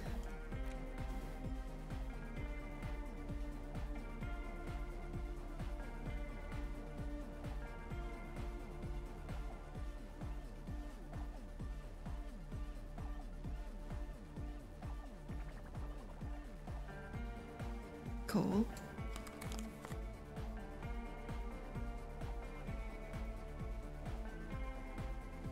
Oh, I think that's it. I think that's it. The pants. Oh. No pants. Oh. A prayer book. All right. Oh, hey man, it's good to see you. Let's go. You close your eyes and vacate your skull, leaving your brain to wonder, where did that little fluttering light go? Not wearing any pants. Total darkness. You sink down the darkest fathoms of your own personal deep, vertebrate by vertebrate, through the unformed skulls of your mind. Here it will begin. Where's the church? Who fucking cares?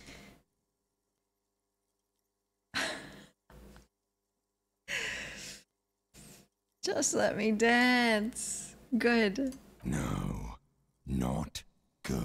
Good. Orgasmic. But there's people around. There's music. Oh, don't worry. The music's still there. It's you who is gone. Am I dancing right now? Nothing. Just the immaculate silence of your spinal fluid. Electrified. Okay. I'm gonna let you in on a little secret. Every vertebrae in your spine is an unformed skull ready to pop up and replace the old one. Like shark teeth. The one you're currently in has a little brain forming in it, waiting for its turn. To rule the world. Who are you? I am the spinal cord. What do you want? From what I can see, it's about to bust a move. Okay, let's go. Foolhardy! Do you even know what's happening on the surface? Maybe 1,000 years have passed. Or maybe You started spazzing out like 2 seconds ago. With your eyes still closed, the first thing you feel, all the way back in the pivoting darkness of your own torso, is warmth. You have become a triumph of rhythmoplastics, somewhere in a smelly wooden church on the coast of Revachol. The wounds from the war you waged on your body are healing, twist by twist, turn by turn. Dance. You have become a flawless interlocking mechanism, a flesh and bone approximation of the throb coming from the speaker setup of the one called Eggheads, entirely, rigidly imbecilic, without pity or fear. Kim. Yes, with me. Free from self-awareness, no deliberation, only, and I mean only, execution. Oh shit. Oh my god! No way! Holy shit. This is happening. With his reel-to-reel mixer blasting the anthem of a future that will never come, the young man observes your moves for a second. Okay. He throws a screwdriver and a bunch of drill chunks into the corner and explodes into dance. What he lacks in sharpness, he more than makes up for in violent enthusiasm. Kim, you gotta get in here. What's going on here? Delinquents.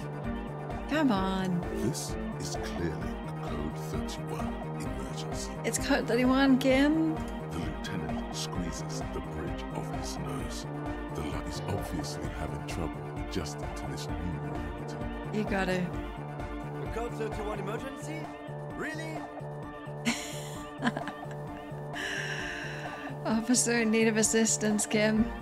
The lieutenant crosses his arms with a bemused look. What's happening?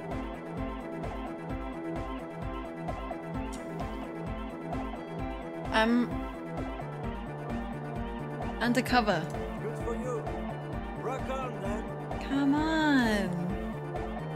We're not going anywhere before we tear shit up. What?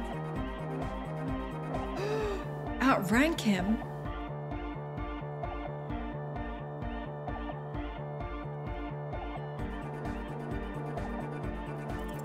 Who's the one in charge? You are. Lieutenant? I order you to dance with me. Are you kidding me? No. You must dance. Get my what on? Groove. Boogie. Sheesh, okay. Okay. Okay, you psychopath. I see what you're doing there. It's jacked up footwork, plus is that Ubi for dancing? Nah, it's not Ubi folk. It's hardcore. Yeah. Whatever. Alright then. Let's see some moves, Lieutenant. Oh yeah? I did 15 years in the juvenile crime unit. I can do age inappropriate. Now, check this shit out. The lieutenant begins to heel kick the church floor with such intensity, it's reasonable to fear he'll kick a hole right through it, causing the floor to crack and the pillars to collapse. Oh, shit. Bringing the church roof down on all of you. It doesn't look like he'd give a shit either. Oh, damn. Let's all get in here. The young woman lifts her headphones up slightly and raises her chin, looking at you. Asil, aren't you going to dance? No, recording. Okay, you don't have to dance. The lead programmer throws the other young woman a knowing glance before turning her attention back to her own work. You both suck anyway. She's still at her mainframe, pressing buttons, reading printouts, but she started putting her head along to the music. Andre, you're under arrest if you don't dance. The young man immediately bounces up and down, Immediate. then assumes the same dance pattern, embellishing it with some sort of waving motion. The authority of the law is clearly unquestionable. Is there anything more I can do? The dynamic motion of your flailing body is bordering on the extreme. Yeah. You're going off the charts. Yeah. You feel as if turning on the hyperdrive will be a point of no return. It feels almost melancholy. Are you sure you have the entire possibility for this? Yeah. Here we go again. Hardcore fills the air. The sound above my head. What now? The sound above your what? Kim. Above my hair, man. Okay, this is too imbecilic. Excuse me. Kim. Come on.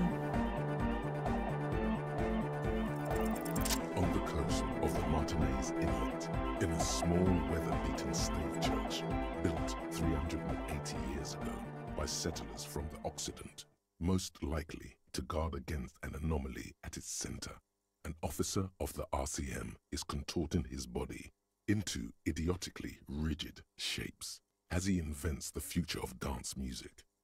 It's the hardest anyone has ever danced. Holy shit. What is this feeling? I am la Rebachelière. I am the city. Hello? The modulations of my voice are noted down with thermometers and barometers. You feel me in your nostrils, on the little hairs on the back of your neck. I also reside in your lungs and vestigial organs.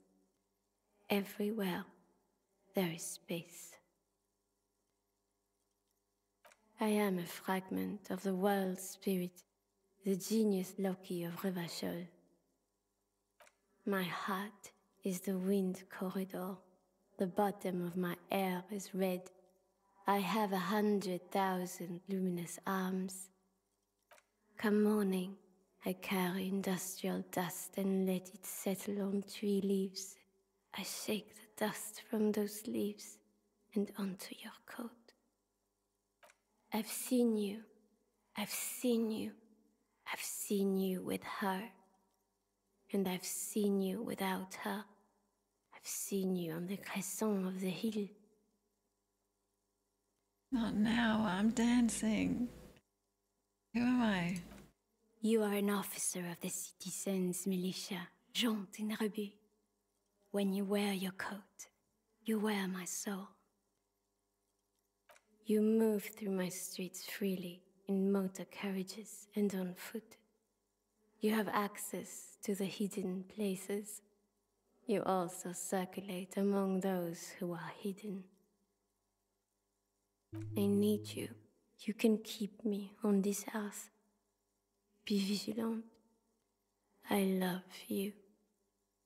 An officer of the RCM is lying on the floor of a small church with his eyes rolled back and his tongue lolling out. Several others are standing around him. He slowly comes to. Don't worry, Andre. I'm fine. Had a good rest there? I spoke to the city. Fuck yeah! Yeah. I bet you did. Those were some advanced moves, man. Thank you. That's all great, but we should really get going. We spent enough time doing aerobic exercise for today. Yeah. Oh, I gotta put some pants on. You might be imagining it, but it feels like Egghead turned the volume down. Such is his respect. Man! Now, man! Now...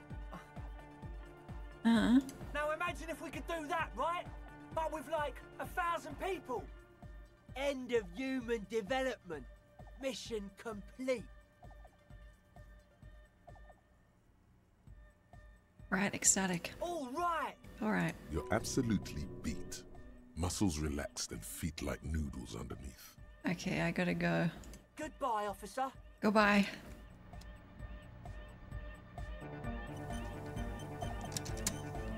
Wow.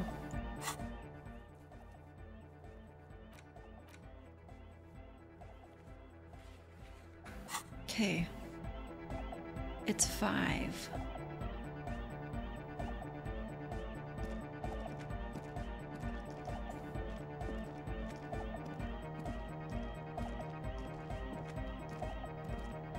Nah, Kim got down with us.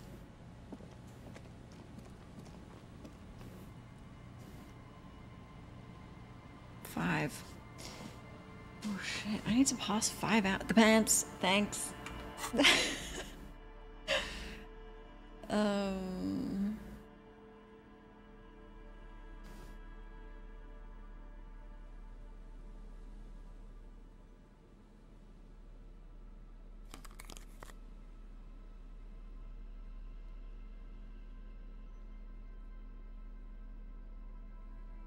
You don't get many pants.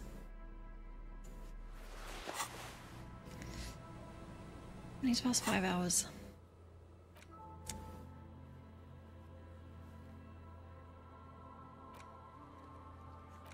Oh, Joyce! I'm so glad Kim got down with us.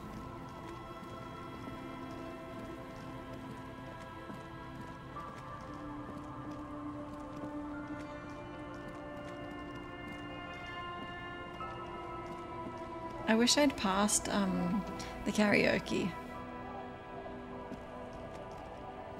Because you get to dedicate it to him.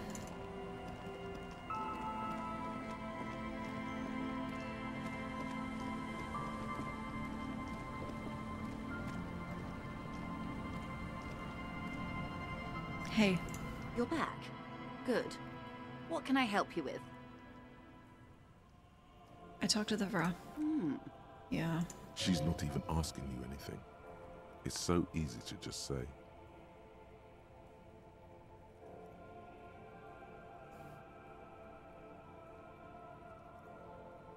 He asked me to deliver an envelope. Sounds like he has you running errands, Detective. Yeah. A well-established dominance ritual. Yeah. Where did he have you deliver it?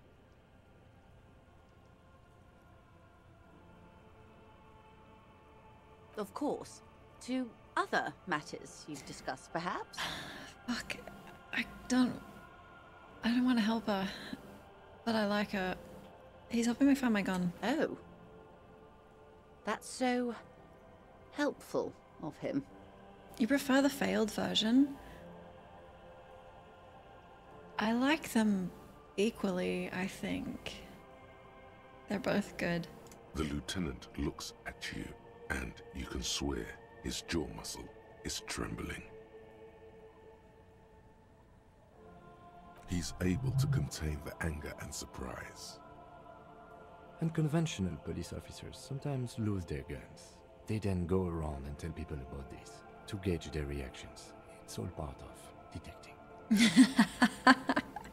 Kim, come on, that was like 8 days ago. I forgot I wasn't supposed to tell her. Incredible. Simply incredible. Oops. And how is it going? Has this detecting produced a gun?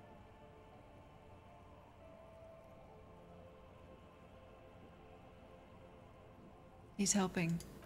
Yes. As you said. Fuck. Please, don't get him in a loop. If he gets in a loop, it will last forever. Ask him to say something else. That's wrong. You don't get into loops. Yeah, true. Totally slanderous. Maybe you've gotten into one tiny loop once. Nah, never. Of course. Thank you for the advice. I'm glad you were here to assist. Your other dealings with Everard are still of considerable interest to me. The lieutenant will be more lenient toward sharing those, hopefully. Everard's helping me find my gun. Of course, Detective. You can always drop by later, should something come up. Now, what else can I do for you? You talking about reality? More lessons in basic reality? My favorite part of the day. Go ahead, ask me anything. Is this what I need to pass?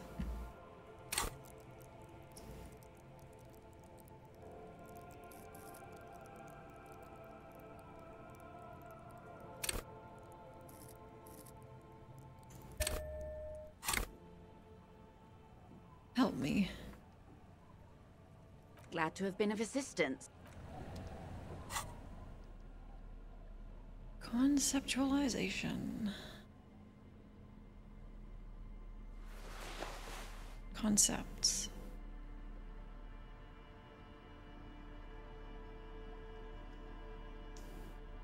Concepts.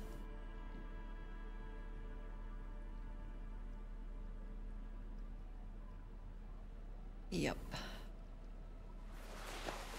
I look like the sheriff.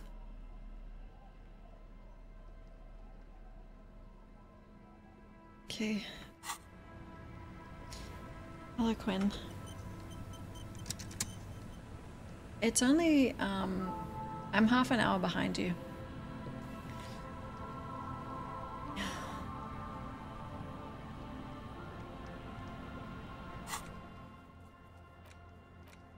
Also, yeah, the time on these, I can't believe it's been 7 hours. Okay.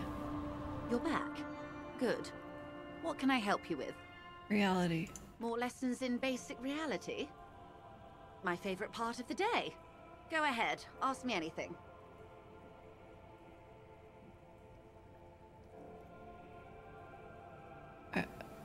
Glad to have been of assistance.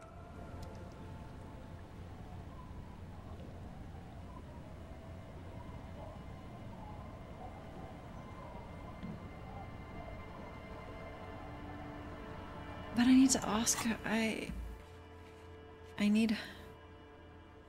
I discoed. I can't remember.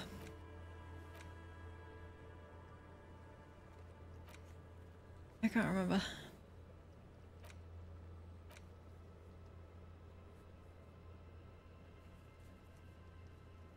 Joyce will know more about something.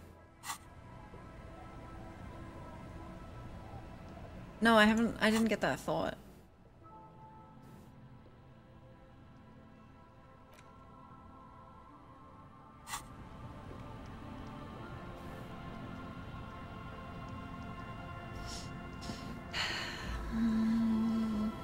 You're back.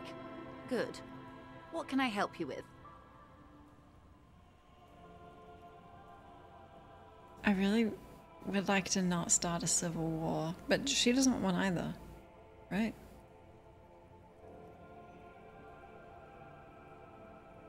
Oh.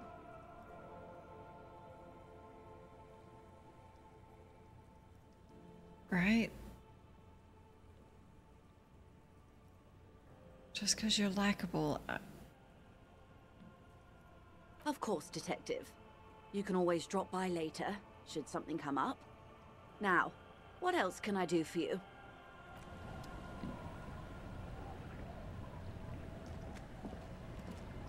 Look at me. Oh, I don't know.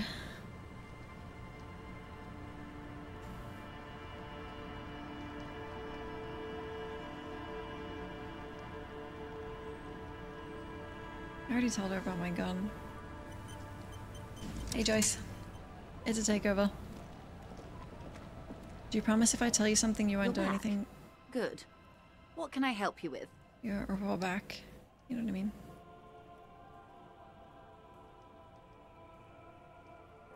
Could we talk about your boat? Well, technically speaking, I'm not on it right now. Good. Oh? To take over. Is what you're about to say when a cold streak runs through your heart. Once said, there is no going back, Harry.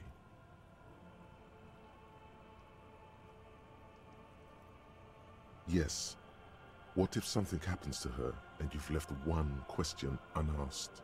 Sneaky little question escapes your eye.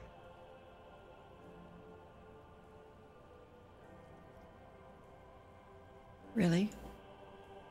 Is it the one that I have 3%?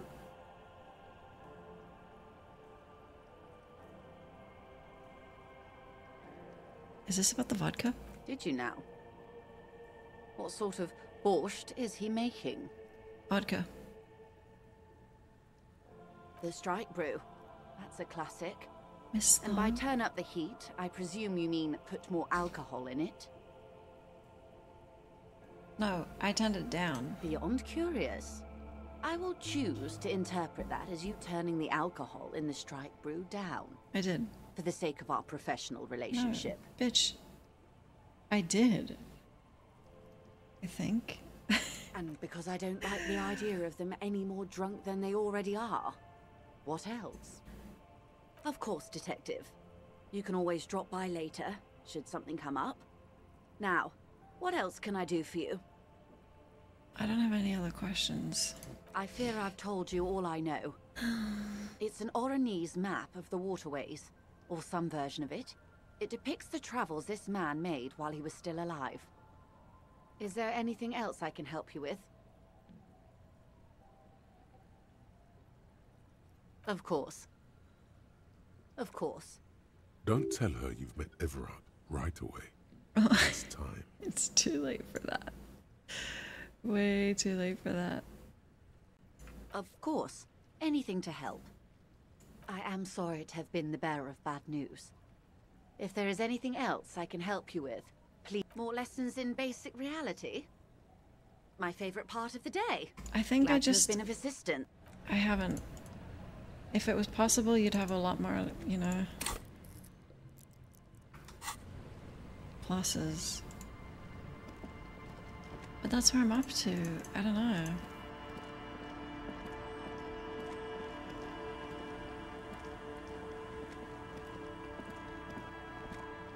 It's 5:30 and I think my next thing is at 10.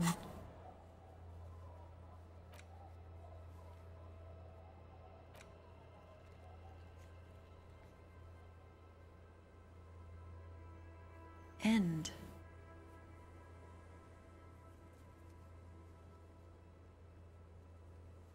End? What the hell?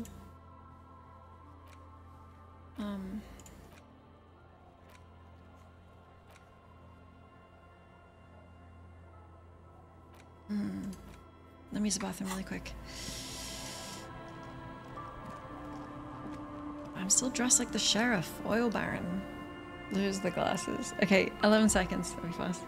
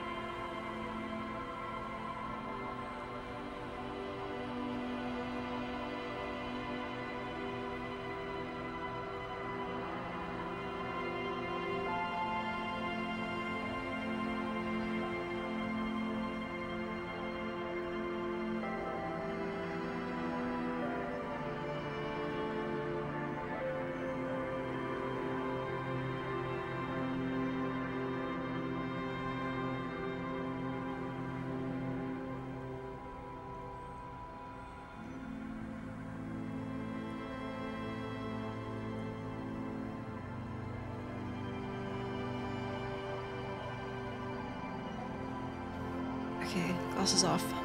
I can't see. Papa J, hello. Nice to see you. Happy Wednesday. I thought it said Happy Wheels. I can't see.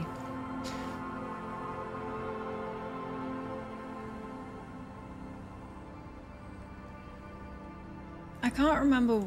I needed to talk to Joyce because of something in the church.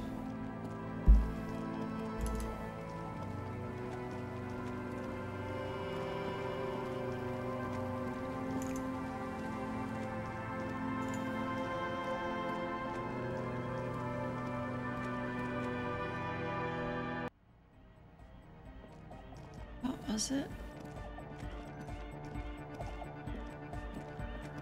The mother of humanism stands above you, a precious and complex wax painting on a single pane of glass. A crack runs across the length of her body, her face oval and sad. Wait, you haven't played this then? Oh. Why? That does seem to be a problem. Maybe you meant something else? I don't know. What are we thinking of? Part of your mind has gone on to other things already. Well, I don't know. Only a strange little sadness remains. The mother of humanism towers above you. Okay, Yes, what is it? Right. Right.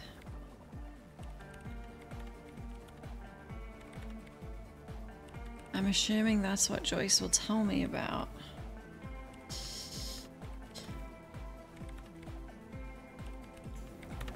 Maybe it's one of those ones where I have failed it, but maybe if I fail it again, I don't know. You dropped it halfway? Why? Not mentally mature. I see. Oh, you say that like you are now.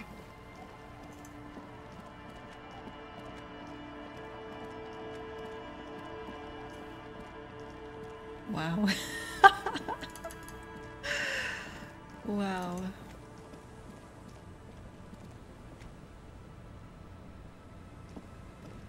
We'll look the other way if stream goes down. No, because we haven't save scummed once. And things are going well. I'm gonna try and fail it. You're back. Good. What can I help you with?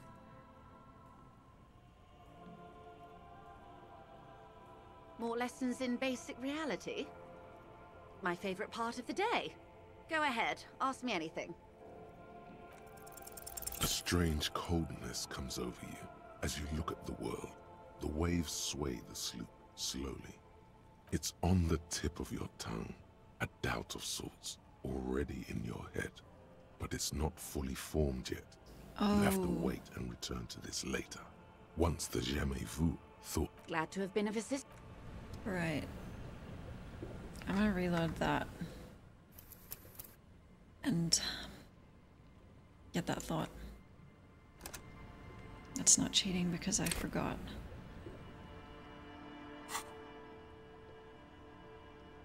Can I put my glasses on?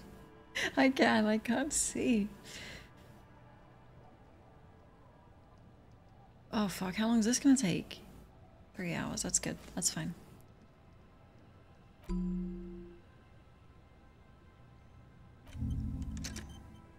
Right. 3 hours. I'll be back, Joyce. Wait, that was before I'd asked her, right? You're back. Good. More lessons in basic reality? Glad to have been of assistance. How come Joyce is my lore expert?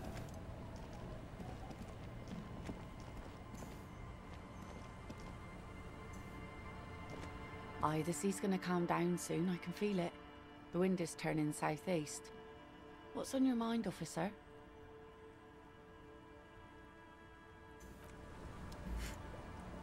I'm gonna tell the washerwoman I didn't hand in the letter. Can I do that? Our tenant, the policeman. I hope the waves don't keep you up at night. What can I help you with? Nothing. I'm not allowed to sit on the bench because of Kim, so I guess we're reading a book.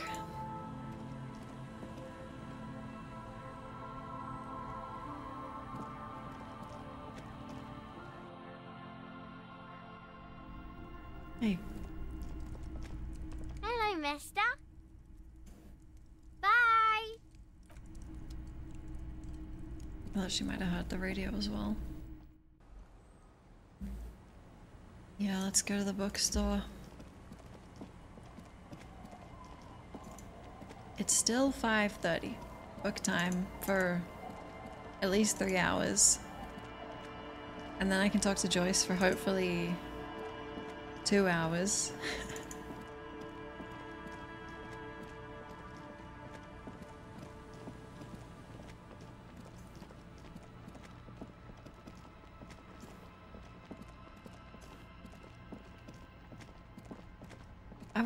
Something made me want to buy that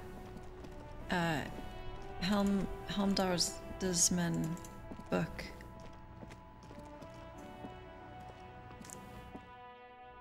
And I bought it, but then it said it's like fascist propaganda.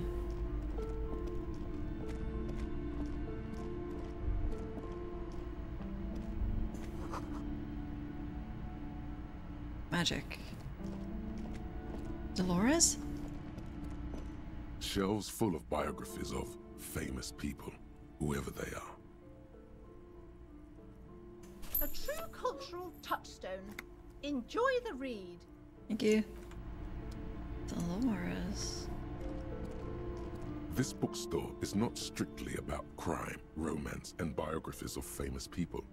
There's also a wide range of paranatural literature. I bought this one already. Alright. Which part of the story? Shelves filled to the brim with crime novels featuring the supposedly stalwart Vespertine detective, Dick Mullen. Did I buy that already? I just set up the disco and I'm about to go back into the basement.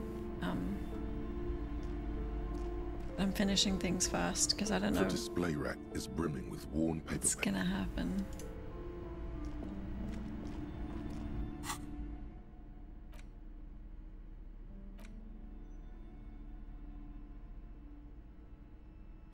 Another fascist book. The Greatest Innocence by João Paulo Salomão Lopes de Fuego. The book is large and heavy. Browsing through the various chapters, you try your best to understand the ceaseless overflow, the sprawl of names, dates, places, events historical.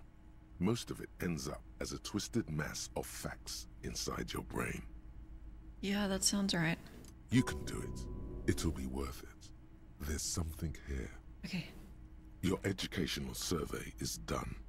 Did you catch any of that? No. Oh well. It's pop quiz time. Let's see what you've learned. This might take a few minutes. You ready?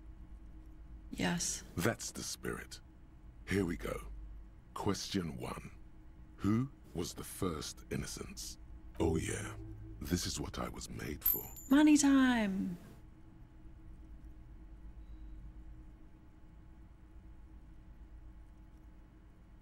Sola? Give me your hints. A pop quiz is a short examination designed to test your knowledge Not on without any prior warning or announcement. Such exams allow the teacher to assess how thoroughly the students have retained the material at hand. Voila. Now blast that first innocence. What? Thanks for nothing. Yeah, asshole. Dolores Day.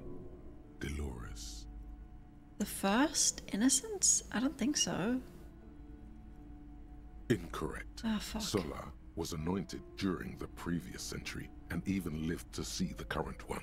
She was an urban planner who spoke her mind and largely left history to its own devices, encouraging people to excel on their own rather than prescribing to a deified model of history. She is often called an anti-innocence. Sola resigned after an assassination attempt by a Yugo nationalist who blamed her for not taking the side of the left during the turn-of-the-century revolutions. Innocences don't usually resign. Care to try again? Dolores Day. Incorrect. Dolores Day was the innocence of humanism, internationalism, and the welfare state. She codified parliamentary democracy and created modern institutions. Among these, the moral intern, she was powerful and beautiful on all her icons. Her colors are silver, white, and apricot.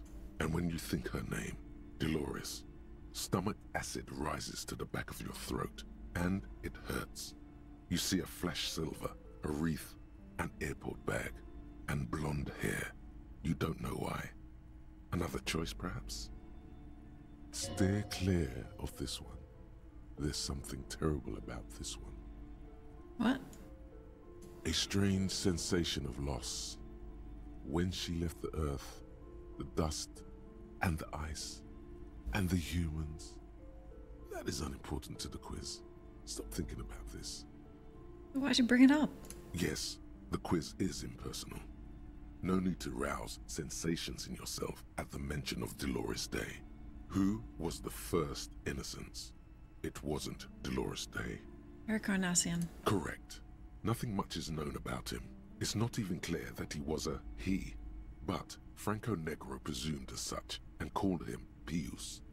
He's depicted as a young man with molten gold pouring out of his mouth. All he spoke was gold.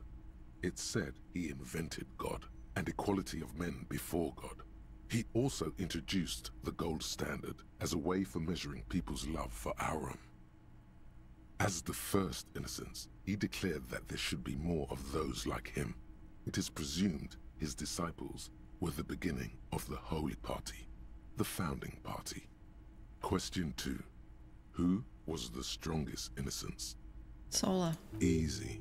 Everybody knows the answer to this. You, me, anybody. Go on then. An Innocence is the highest category of historical personage in the world. A literal personification of history. Traditionally, an Innocence, when anointed, assumes supreme rule over the Occident, or the known world in general. At least, the parts that matter. Get out of here. I can do better. Really? Okay, so commonly, an Innocence does not enforce his or her power through military power. This is seen as unnecessary. The Innocence wins because an Innocence can't help but win, for their deeds are inevitabilities. Did this help? It did, but I'm gonna say no. Damn. Idiot. Great Dolores. Yeah, I know. But pain threshold, you're always wrong. But I thought it was. Incorrect again. While she originated many modern institutions, launched several successful expeditions, and was even critical of the Innocentic system itself, and somehow keeps popping up in your mind, she is not often considered the strongest. Even though the words most associated with her rule are l'amour, la compassion, la autodiscipline, love, compassion, self-control, which could be seen as facets of strength. Would you like to try again? Yes. Please, relax. Yeah, I'm relaxed. Montenegro? Correct. Named the Innocence of militarism, he codified hereditary rule, but at the same time ended serfdom and established the Inter-Isolari Real as the global reserve currency. He also established the concept of the nation. Franco Negro attempted to solve the rising tensions between the aristocracy and bourgeoisie by building a unified society in which every man has a place and a mission, but at the same time may rise to nobility provided on the strength of his virtue. Question 3. Who was the false Innocence? Got it under control. No problem. Solid on this one. It's widespread historical information. Alright then, bitch. Yes, there exists a group called the Founding Party, known as the Holy Party, during the time of the Pericarnacian. This, the world's oldest international organization, spends its time in search of either the re-emergence of the Innocents or new members. Sorry, I didn't realize you're done because you didn't say the answer.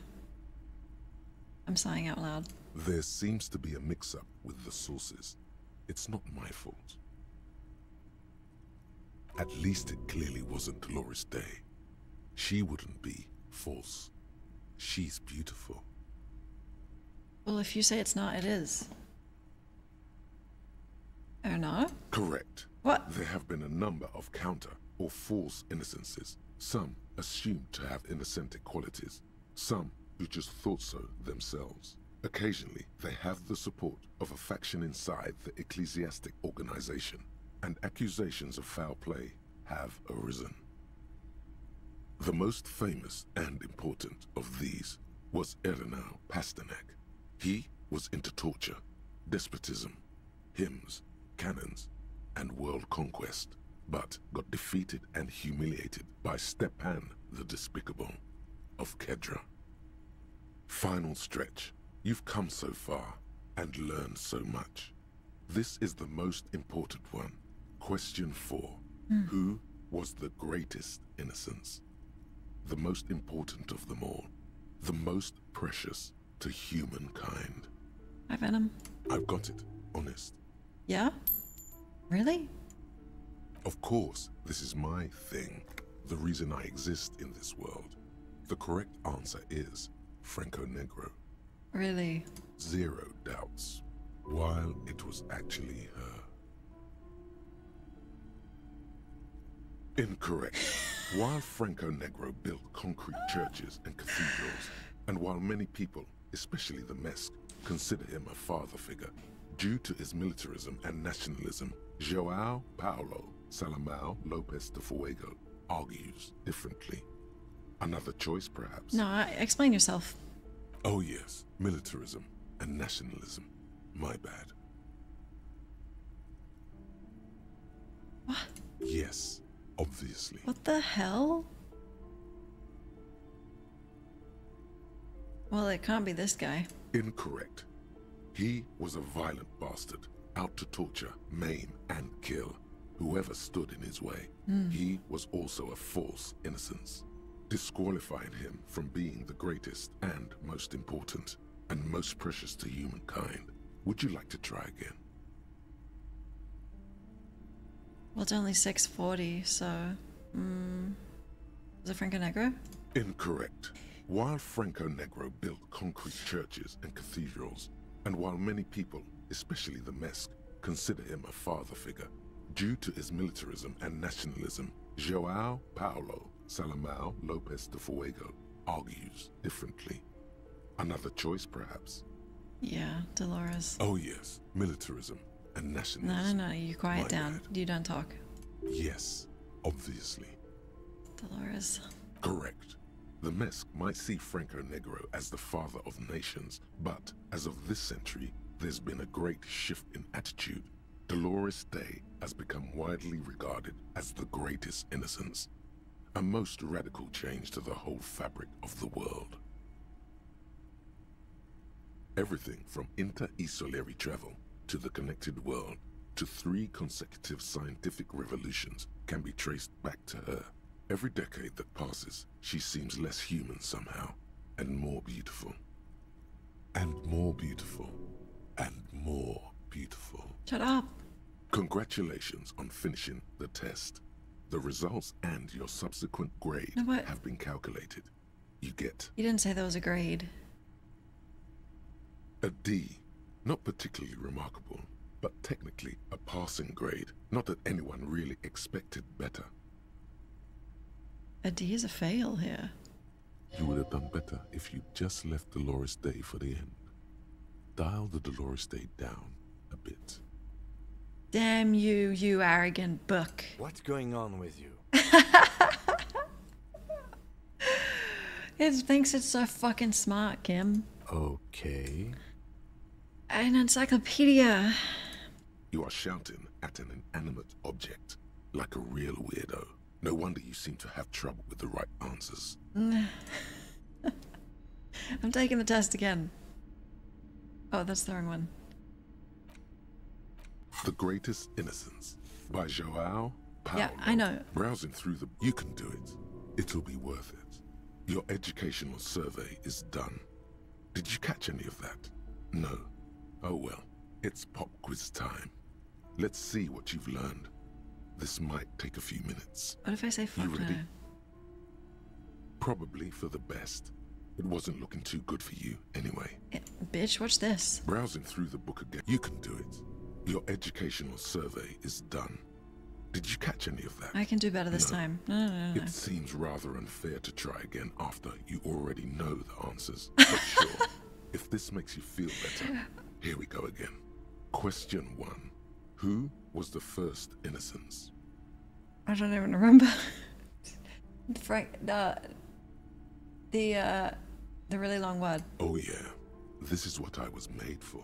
Go on then. A pop quiz is a short examination. It's designed great. to It's test like we thanks for nothing. just got the fucking answers, dude. Dolores Day. Dolores. I'm deleting the encyclopedia. It was the Parcanassian. Correct. Obviously. Nothing much is known. As the first in question 2. Who was the strongest innocence? Easy. Everybody knows the answer to this. Go on. An innocence is the highest category of historical personage. I can do better. Okay, so commonly an innocence No. doesn't. Damn. Dolores.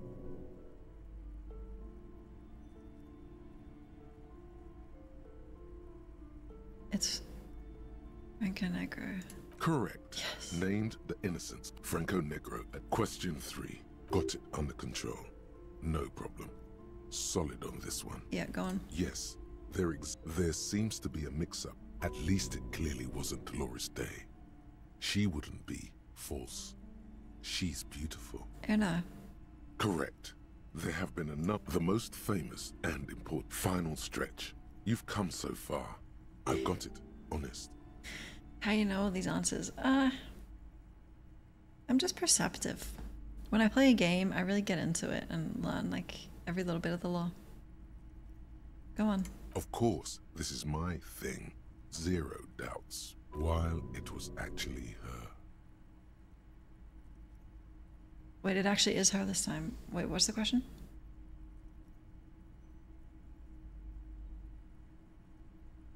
Greatest. It is Dolores, right? Correct. Oh, yes. Everything. Yes! And more beautiful. And congratulations on finishing the test. Again, the results and your subsequent grade have been calculated. You get... Don't say again. An A. All correct. Impressive.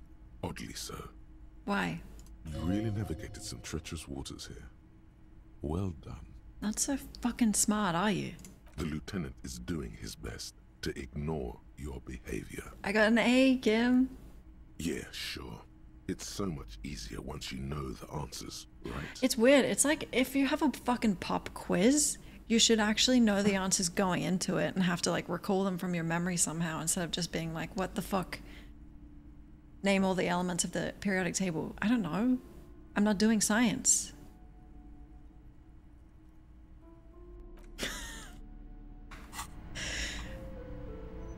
Anyway, it's 7:50. Another book? A small mountain of colorful board game boxes. There are numerous types of games for all ages.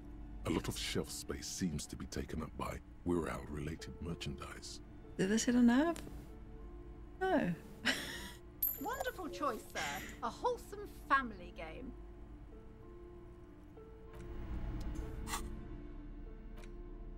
Civilization game.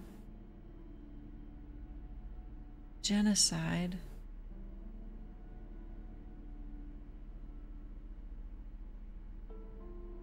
In your hands, you hold a brand new copy of the game, Suzerainty. It's snugly wrapped in a skin of plastic. The cover features a charming illustration depicting a mass of grinning laborers loading goods onto a ship, while a richly dressed administrator oversees their work. For the whole family. The exact location and time period are left deliberately vague, but it's clearly meant to represent the economic relationship between the Revacholian suzerainty and its many vassals. The box has a nice heft to it. You hear the rattle of individual wooden tokens and feel their weight shifting back and forth. What treasures wait in store for you? Even before you open it, you can tell that this will be a meaty game of grand strategy and complex player interactions. Perfect. The plastic wrap rips off as easily as a bodice in a tawdry historical romance. There's a hiss as the lid slides off. Inside, you find a thick, full-color rulebook and more than a dozen pouches of various wooden components. Savor that new board game smell. A mix of wood, paper, and ink, all wrapped in the sweet must of cardboard. Welcome to Suzerainty, a game of economic strategy for the whole family. The rulebook is sumptuously illustrated and thick as a Gradian novel.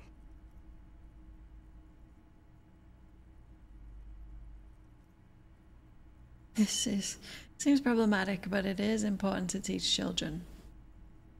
The colorful illustrations depict cheerful workers picking apricots, hauling marble sculptures out of crumbling temples, and harvesting a strange magenta-leafed plant. Everyone is smiling. They love it. You begin to suspect there may be a political agenda to this so-called family game. Come on. Only one way to find out.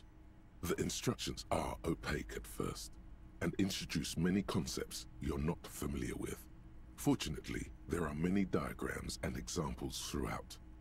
You soon figure out the basic conceit. Each player represents an administrator for the suzerain of Revachol.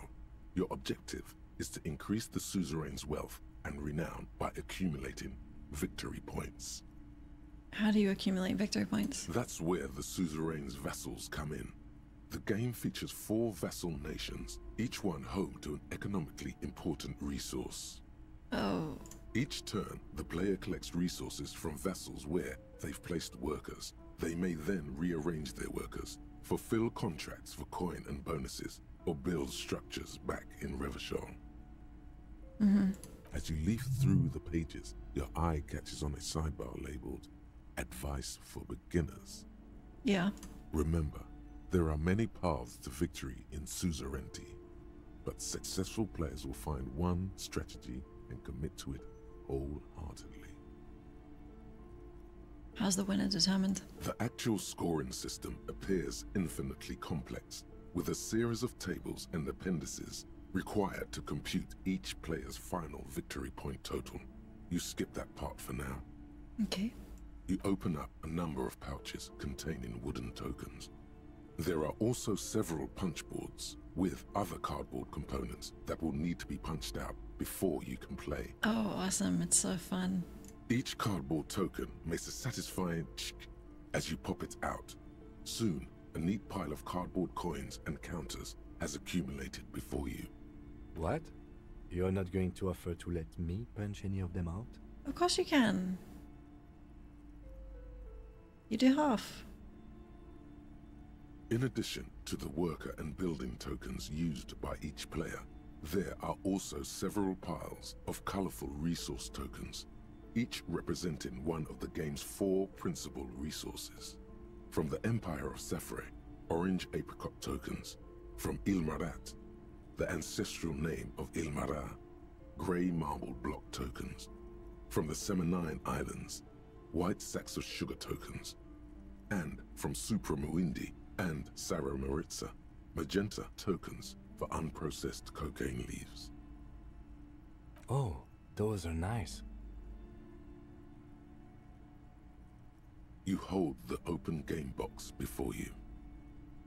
Kim, sounds like you want to play. The lieutenant looks over the rulebook before he sees something that makes his eyes go wide. Was it the genocide? Holy shit. The average playing time for this game is 1 to 6 hours. What would be wrong with that? I'm not sure we can afford to set aside that kind of time for a game.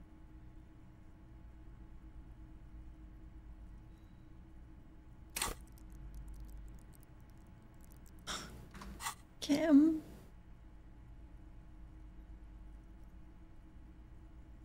Please?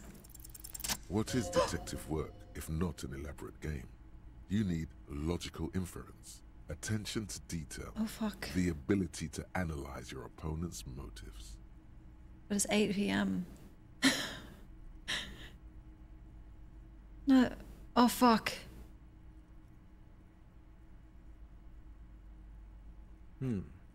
I do feel like my thinking has become somewhat rigid. Maybe a little diversion to keep the mind limber is just what's in order. See? He's doing the hard work himself.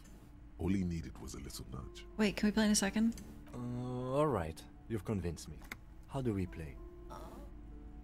The fucking gun woman is gone at 2. I read the rules, I'll show you. You explain the basic setup procedures to the lieutenant, who seems to be a quick study. You each take your bag of tokens and counters and unfold the board between you. Kim relationship. In the center is the crown of Revachon. Radiating outward are her colorful vessels, each one supplying some raw material desired by the suzerain. Apricots from Safre, archaeological treasures from Ilmarat, sugars from the Seminine Islands, and magenta cocaine from Supra Muindi and Wait. Sarah Maritza. It's 1 to 6 hours. Oh, like 5 would be perfect.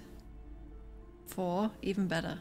There's also a neat little log to keep track of your progress, in case you need to put the game away and return to it later. The lieutenant goes first. He draws a contract card and moves several of his workers to the Safre territory of the board, and the others to the Seminine Islands. I see your tactic, Lieutenant. Alright, Detective. Your turn. You have a few options available to you. Will you try to fulfill contracts right away, or rearrange your workers to maximize production on future turns?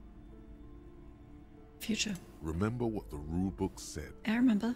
You'll want to choose a strategy early on and stay committed to it. Aww.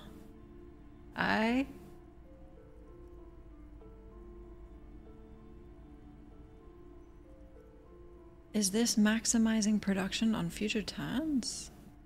Okay. What? It's the very beginning of the game. Your workers haven't even done any work yet. A little work, but I'm maximizing the future. That's more like it. You produce a handful of archaeological treasures and a smattering of other resources. Awesome. Meanwhile, the lieutenant spends 2 of his sugar and 1 of his apricot tokens to complete his contract card. He is rewarded with 4 coins and a round wooden token that he places in the center of the board. What's that? That's a market. It's worth 2 victory points.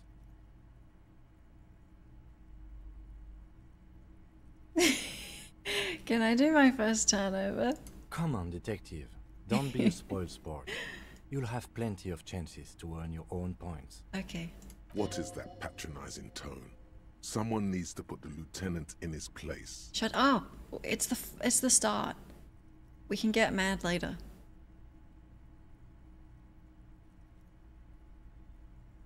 I don't actually know what points are. Points are nothing. They don't exist. They're just an arbitrary convention that games use to reward or punish players for certain behaviors. Am I getting points? There are some paranoid types who believe the moral intern keeps detailed score sheets for everyone in the Real Belt. But that's obviously nonsense. Well, I just got an A on a test, so hopefully they saw that. Otherwise, no. There are no points, just your actions and the consequences of those actions. True. Just like there are no honor points. None whatsoever. That's reassuring. That's just the way it is. Aww. Now, I believe it's your turn. Okay. Glancing over the board, you see several possible strategies. Pressing more workers into service would increase your economic output and help you to survive a possible conflict with the lieutenant. Or you could ignore your labor supply and focus on fulfilling contracts for points and resources. Not yet. Those aren't your only options. We can assassinate him. You could also show your workers how much you appreciate them by investing some of that wealth in them. After all, they're the ones producing wealth for the suzerain. Okay, look. If they were real, I would, but I don't think that's how you get to the top. Well, sure, you can do that. It's just not a terribly effective strategy, but then it's up to you. But do you think it would impress Kim? What should I do? That's up to you, detective. But remember, the objective of the game is to earn victory points for the suzerain. I'm gonna make sure my workers have a good life. You should probably pick one strategy and stick to it. You're right. Trying to do a little of everything is usually a bad idea. Right. What about the workers? The workers are just there to produce raw resources. You're not supposed to worry about them too much. The lieutenant assumes you're playing by the rules as written. But what's the point of playing if you can't make your own choices? Right. We can finish later. Okay, perfect. That is perfect. It is now 8. And I need it to be 10. That's what your company said. Oh no.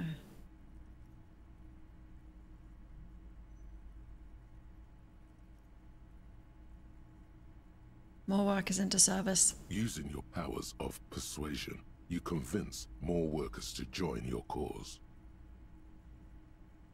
After several turns, your worker tokens greatly outnumber the lieutenants.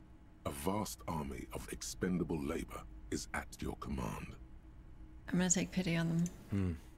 Too bad investing in your workers just isn't worth many points. Agreed. I know what you mean. Take a look at the scoring tables in the back. You see in Table 8C that investing in territorial infrastructure multiplies your final victory point total by 1, which is to say not at all. Whereas erecting monuments in Revachol gives you a multiplier of 5.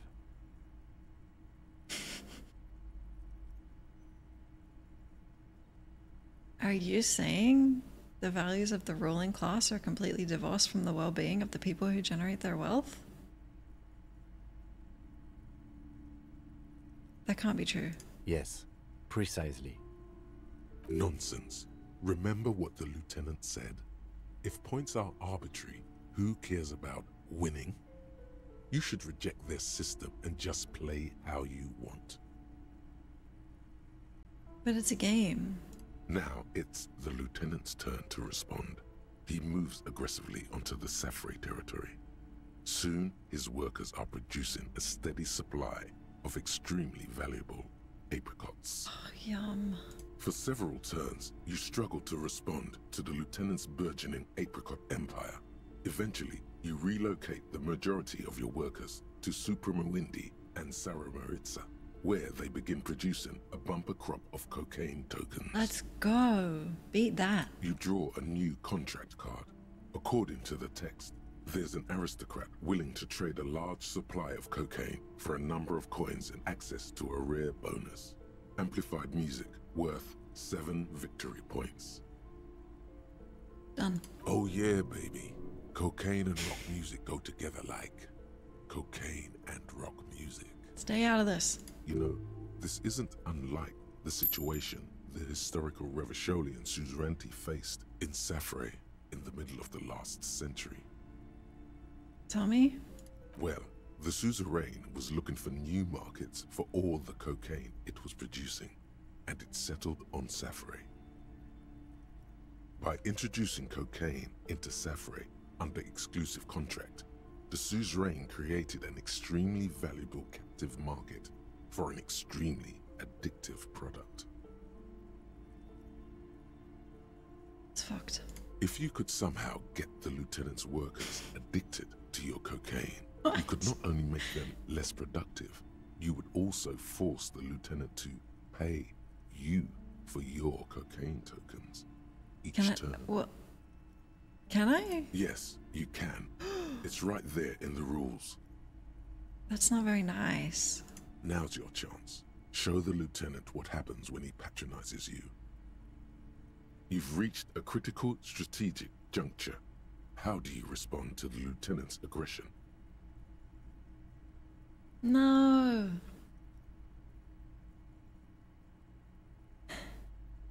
All's fair. True, it is a game. Sorry, Kim. He does not appreciate you getting all his workers addicted to cooking. Why? With each passing turn, you slowly bleed the lieutenant of coins as his own workers become less productive and more dependent on your magenta cocaine tokens. It's a game. As a matter of historical fact, this is almost exactly what happened in Safre. To this day, fully half of the former Safre Empire remains dependent on international aid in exchange for a steady supply of cheap produce. Kim, isn't this exactly what they did in real life? More or less. Are you angry at me? Realizing victory is slipping away, the lieutenant launches a desperate gambit: protectionism. By erecting tariffs on your cocaine, he hopes to starve you out of the market at the risk of incurring the suzerain's disfavor. The end game is upon you. Do you escalate the trade war with the lieutenant in hopes of crushing him with your economic might? Or do you ignore his aggression and focus on building the mighty victory column structure in Revachol herself? Victory column. Alternatively, you could throw the whole game away by trying to build a public education system for the children of your workers. Okay, relax. It's not real. The choice is yours. He's busy, right?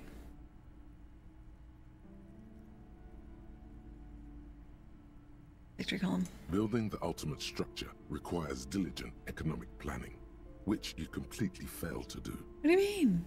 I've got a cocaine empire. Rather than build a glorious monument to Revachol's economic superiority, you have to settle for a handful of post offices and school for the blind. Okay, both are really important. A risky gambit, detective. Sorry it didn't pay off. Well, I thought you have to be consistent until the very end of the game. That might have helped, yes. Now, let's tally up the scores, shall we? Okay. Computing the final scores is almost a game unto itself. You each spend an inordinate amount of time making stacks of coins, consulting tables, and struggling with basic addition and multiplication. After double, then triple checking your maths, you have your final score. 15 victory points. The suzerain will not be impressed. Kim got 7 in like the first turn. I've got 26 points. You happy about that? Don't be glum, detective. There's always next time. Figuratively, I mean. There's no way we have time to play this game again. What? Now, let's clean up and get back to work. Kim! You hold the open game box before you. Look, it was the end game though, you know? Like in Age of Empires, when it's end game, you just start building your wonder. Jamais vu. Derealization. Jamais vu. The opposite of déjà vu. Not already seen, but never seen. Everything that should be familiar appears strange and new, like some half-forgotten day in your childhood. Only now. That's the feeling you've been having. And for who knows how long. You should go and ask Joyce Messier about this. What world are we in? This is a fundamental question. Age of Empires 2? Is that called like Age of Kings or something? I'm pretty sure that's the one I played.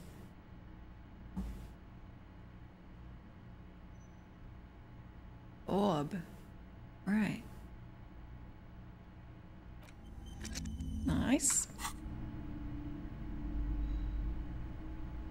Community night.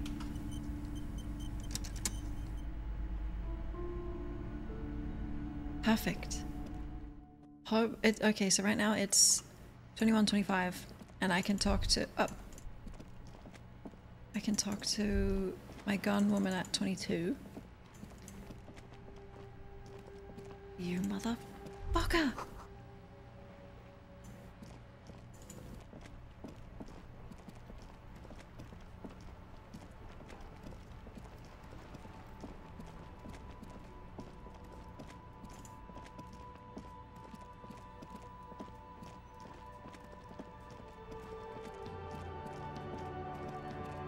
Oh, and I can also get rid of Kim and then talk to Klasha about me.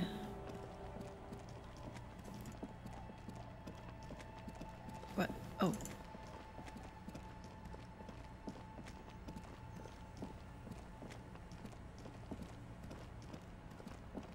Get rid of Kim. Yeah. Okay, Joyce, I'm fucked if this doesn't work. You're back. Good. What can I help you with? More lessons in basic reality? My favorite part of the day. Go ahead, ask me anything. What is all of this? The Thank you for the follow, thank you. The sound, the air.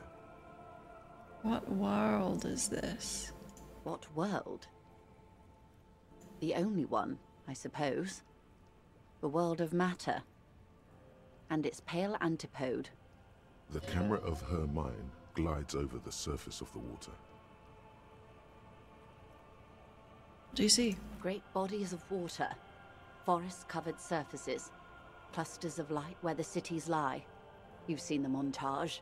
We all have. This world is enough.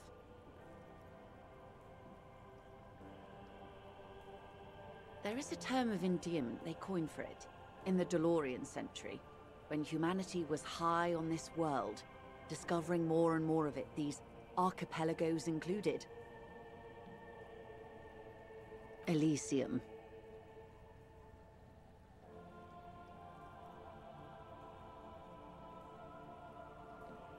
The world needs a term of endearment. It does. There are those who would call it hell. Hell? A term of hatred that originates, like many such things, with the Mesk petro-fascists. I don't have the picture. Oh, you want a picture of the world? There is no complete set yet, dear. They're having some trouble reaching orbit. How come? Great things are difficult to achieve. For now, we're viewing the world from the inside, sideways. What shape is it? We used to think it was a sphere, but that is beginning to look less and less likely by the day. Oh no. You wouldn't know it from the tabloids, but the ORG nations have been launching weather balloons into the lower ionosphere since the 30s. She's a flat earther. ORG, Occident Revachol Grad. Yes. There's a steadily increasing trickle of images. Between the big three scientific contributors, they're piecing together a dark grey corona. Dark grey corona? Yes. Pale covers 72% of the surface. There are grey flares and prominences, even arcs above entire isolas. The images are blurry, but if there was a sphere in there, it certainly looks like it fractured a long time ago. A cold fear seeps into you. What the hell are you telling me? You seem to be spooked. Please don't be. Ah. So what do you mean corona? They say there is a rarefied envelope of matter surrounding the darkened disk of our planet. That is, if we are still living on a planet. Or, to speak more plainly, imagine vast swathes of land disrupted by nothingness. This is, what? I am sorry, dear. It must sound quite terrifying through the acute encephalopathy. Even scientific positivism isn't entirely convinced about what we're dealing with here. But this is one of the greatest questions of our time. Maybe when they get the complete set together, it will jolt us out of our rut, bring us together, however naive it may sound.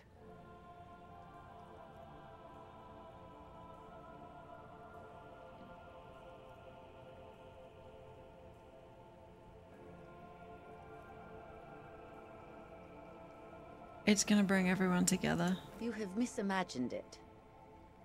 I don't have the power to convey to you the effect and geometry of the images that depict our world from below low orbit. It's like the crowning of the world. It's insane. Very disco. You'd love it. Well, if it's disco. See? Everyone finds something worth holding on to in this world, however wasted its opportunities. Kim, you're mine. The cold seeps into you. The air is heavy with 80% humidity. 80? Suddenly, you're conscious of yourself standing there, on whatever this all is. Your arms hang down by your sides. The lieutenant observes you both, silently. He adjusts his glasses. You said pale. The pale is not, technically speaking, part of reality. Yes. Also, I think we've had enough excitement for today. We do have a case to attend to. Kim. His voice is low, but firm. All she can say is, Of course, Lieutenant. Let's try something else. I want to know what the pale is, Kim. I don't think your colleague would appreciate that. He has already been so patient with this whole exercise. True. Let's continue with something else, all right? You can ask about anything else in the world. Anything. you could sneak back later when the lieutenant is not here, unless you can convince him to step aside. Cam, could you step aside, please? I need to talk about this. Good idea. Just ask him. He won't make a scene. Can I talk to her alone, please? Fine. Oh, Kim. See? What can he do? You're a grown man. Wait, was that an angry fine? Nah, he's fine. He's fine with it. What's the pail? Are you sure you're sure? Your colleague seemed adamant. Wait, is he trying to protect me? Oh, fuck. If Kim says I can't handle it, I can't. Okay. The Pale is the most dominant geological feature of the world, Detective. The separative tissue between the islas. It is the inter-islary mass. Isn't that water? What's an isla? Isla is a Messinian word for a continent of matter, enveloped on all sides by the Pale. Also, isolation, or landmass. We used to believe there was only one. In the last 4 centuries, we have discovered 7. Mundi, Seol, Samara, Ilmara, Grad, Katla, and this, Insulinde. Which one's Australia? Katla? Okay, Insulinde is? An oceanic isla. It comprises mostly of water. Muindi is the largest, Katla the coldest, Insulinde the bluest. What can I say? Each is perishing and dear. What is the Pale like? Achromatic, odorless, featureless. The Pale is the enemy of matter and life.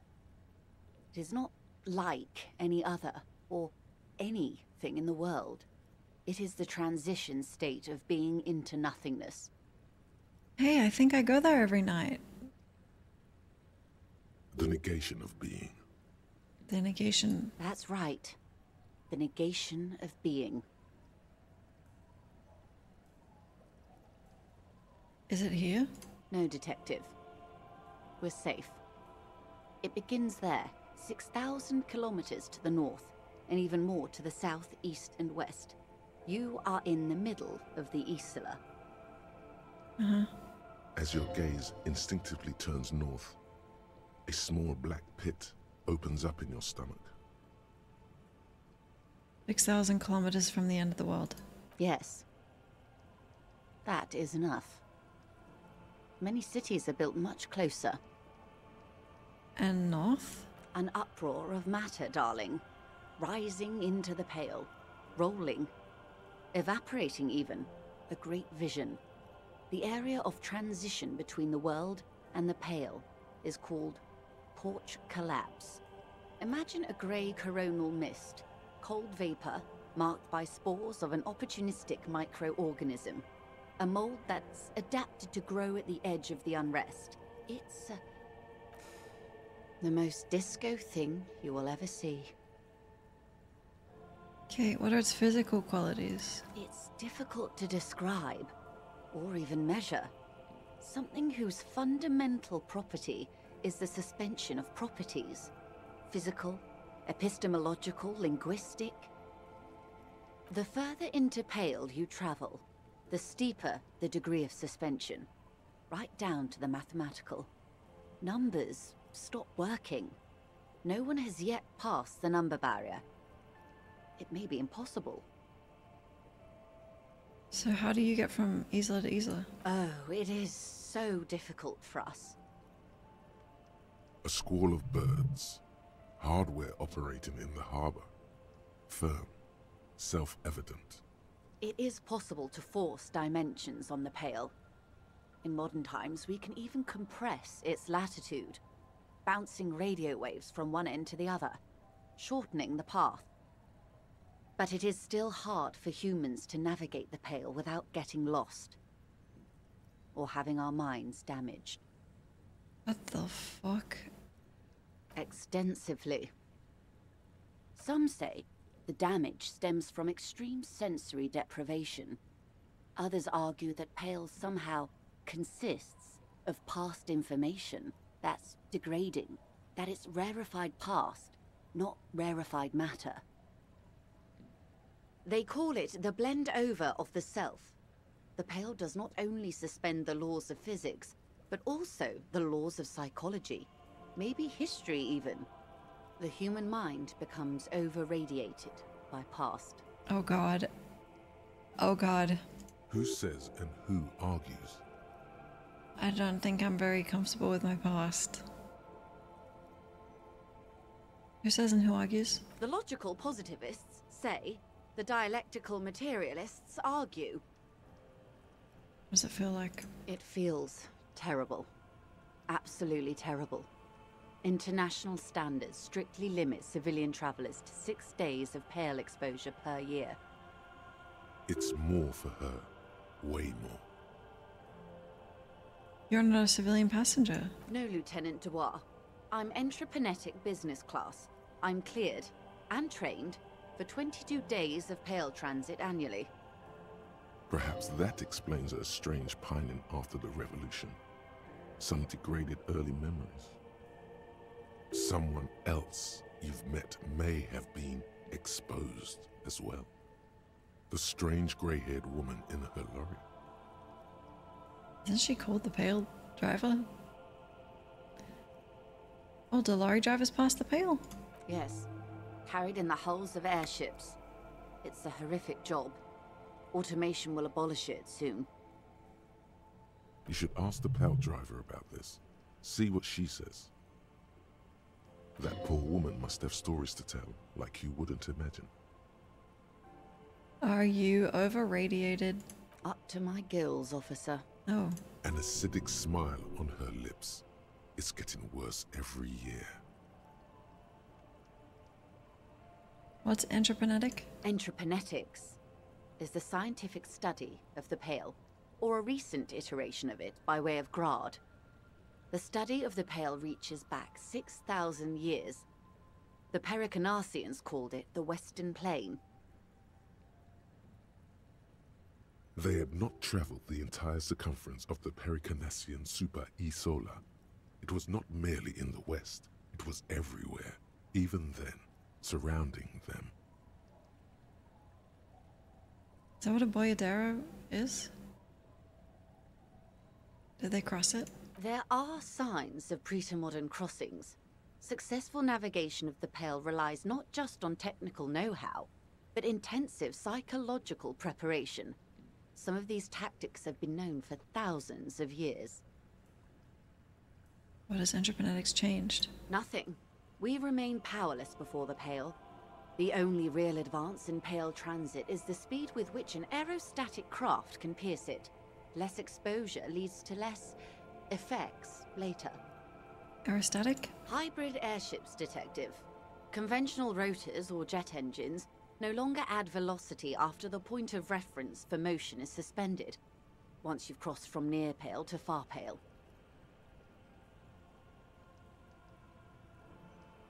What? In essence, we throw them in and they come out the other end. If we throw them precisely. Thank you for the follow, thank you. If we don't? Then they don't. Gone, like a skipping stone beneath the surface.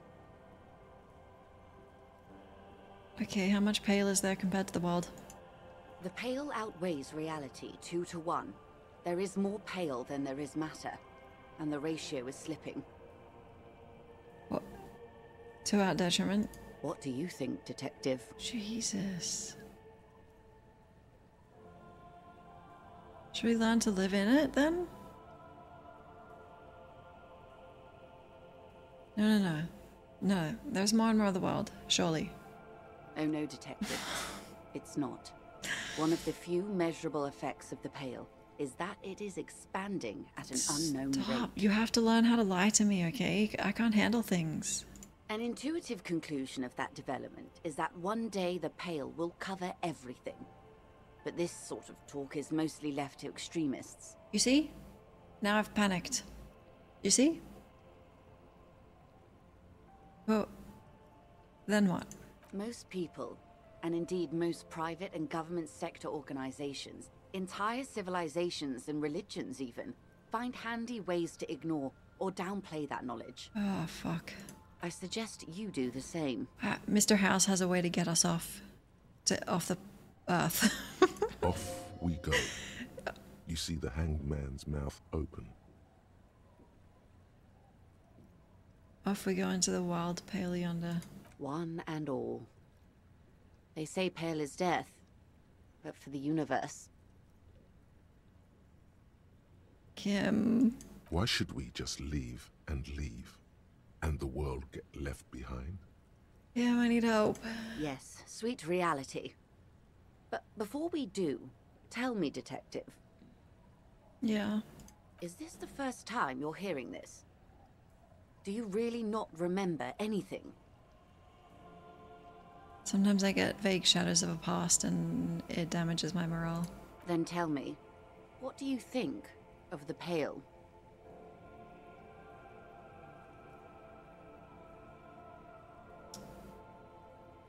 This isn't true because, I mean...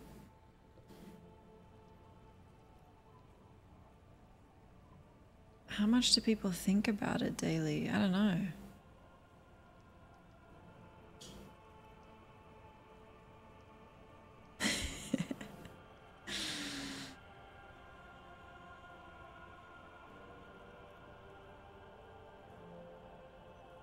I don't know how you've all survived with it. It's a huge accomplishment. Mm-hmm. Your alien constitution, sweaty forehead. What the hell? The beads there and your heavy breathing. What are you talking about? I look good. You really didn't know. This does not spell good for the investigation, Detective. If you don't know even this, then... Okay, chill.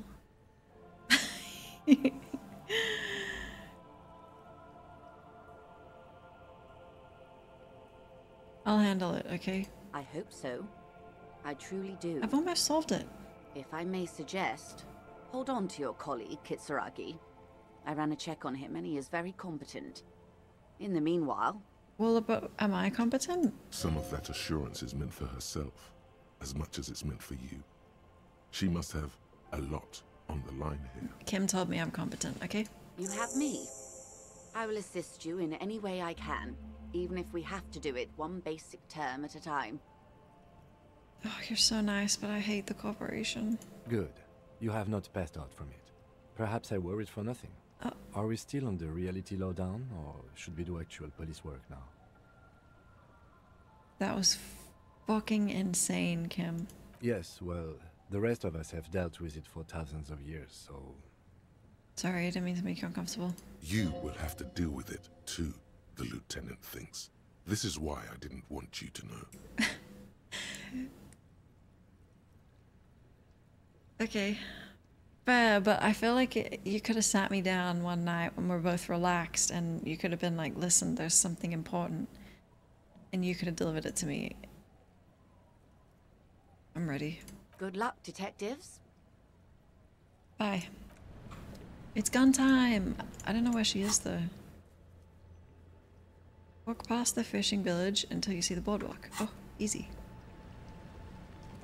Come on, Kim.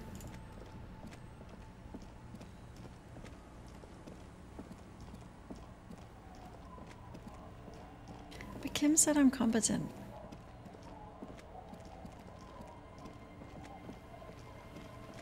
It's dark out here. Hello?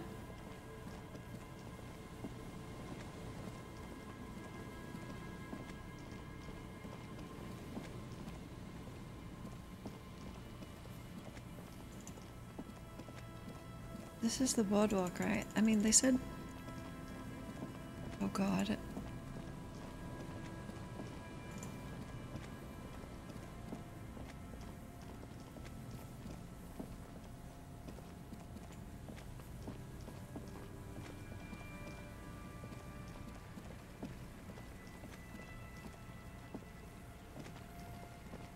Bitch.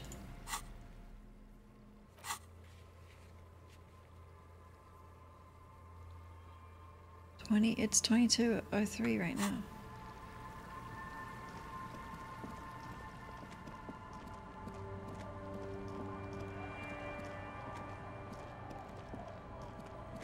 It can be buggy, really? I'll go inside.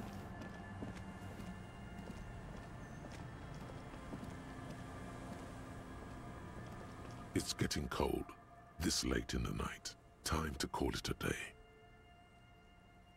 No, I want you with me, Kim. Can we go inside yours? Save and reload, alright.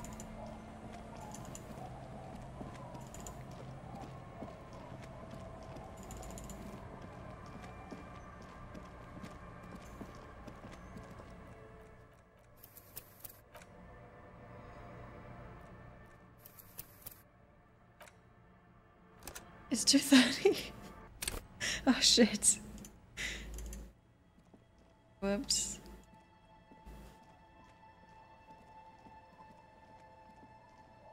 Okay.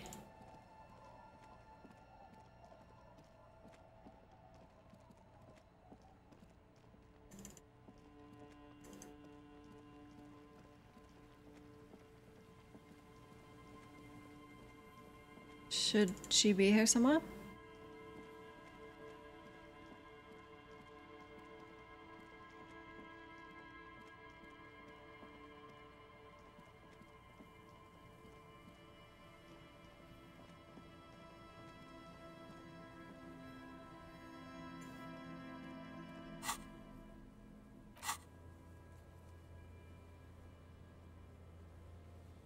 Near the old fish market.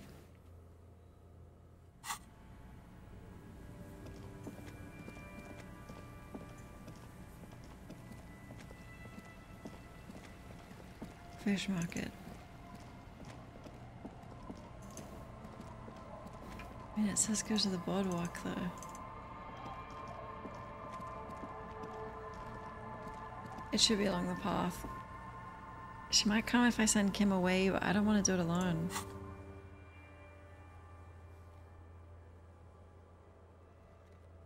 Let's try.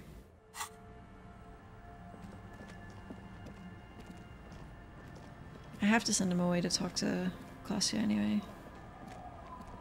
It's getting cold, this late in the night. Time to call it a day. Good night, Kim. Good night, officer. We'll meet in front of the shack in the morning.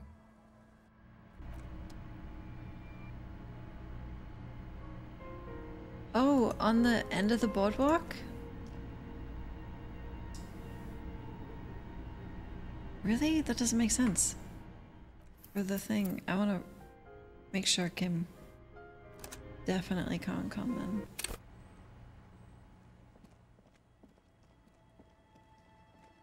It says outside the fishing village.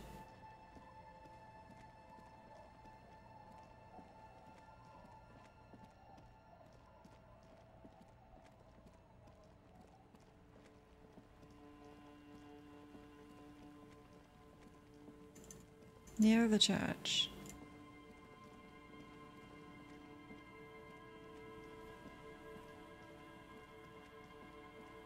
Holy fuck.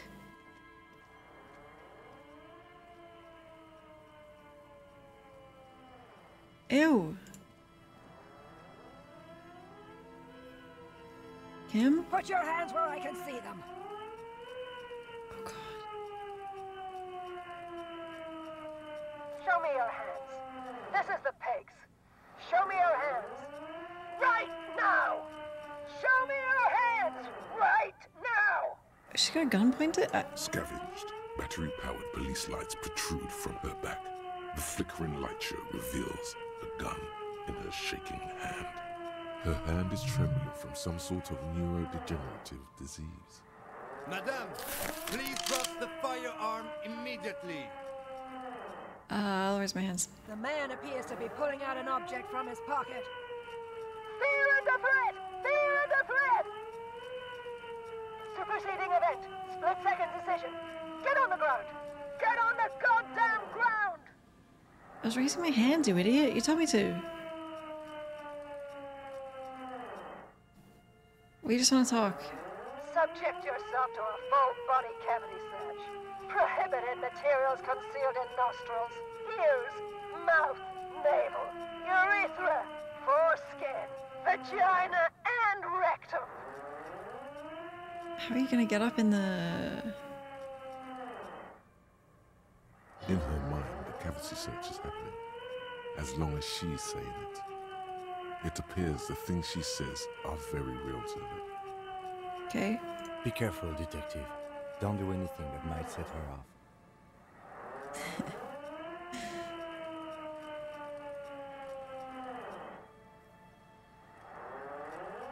We can solve this peacefully. Officer in need of assistance! Suspect alert! Get on the ground! I thought we were on the ground. Ma'am, please. We want to help you, but you need to lower that weapon.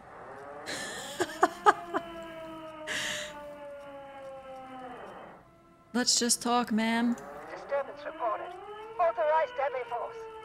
Sector, take the shot! Big red key! Big red key! Big red key. That's code for the battering ram. Cop talk. You know this.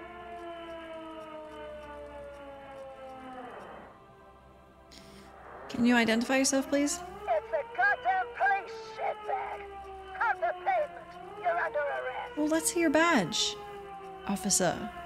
As she waves her hands, you notice familiar-looking ampoules and packets sticking out of the mountain of police gear on her back. Medicine or drugs?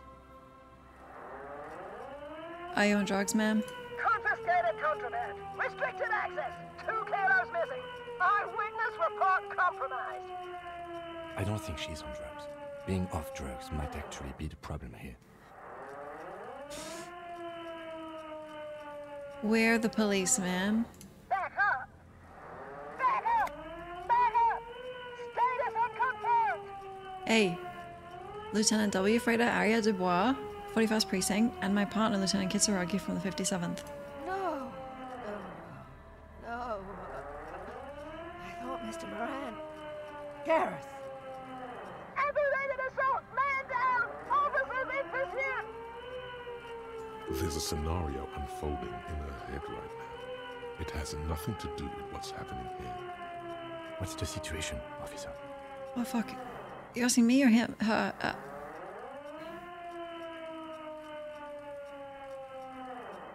Huh? Law enforcement compromised!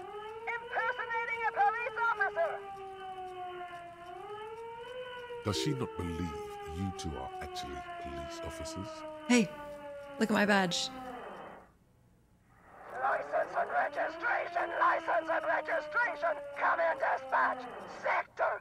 Sector! Azimuth! It's not a code, just disjointed words. Oh, fuck.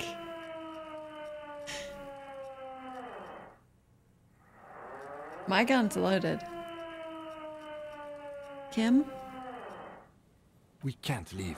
A delirious civilian is pointing firearm at us. Your firearm. You need to solve this. I can get shot. Just once. I'm okay. Alright, here's how we do it. As soon as that gun isn't pointed at you again, you dash right. Then immediately close the distance. Left hand grabs the barrel. Right one breaks the wrist. Not No, that won't be necessary. Yeah. Look closer. The gun, all 3 barrels, red and blue light shining through. It's not loaded. Are you sure? Kim. Visual calculus has never failed me, but the rest have. Kim, I think it's not loaded. Huh? My God, I think you're right.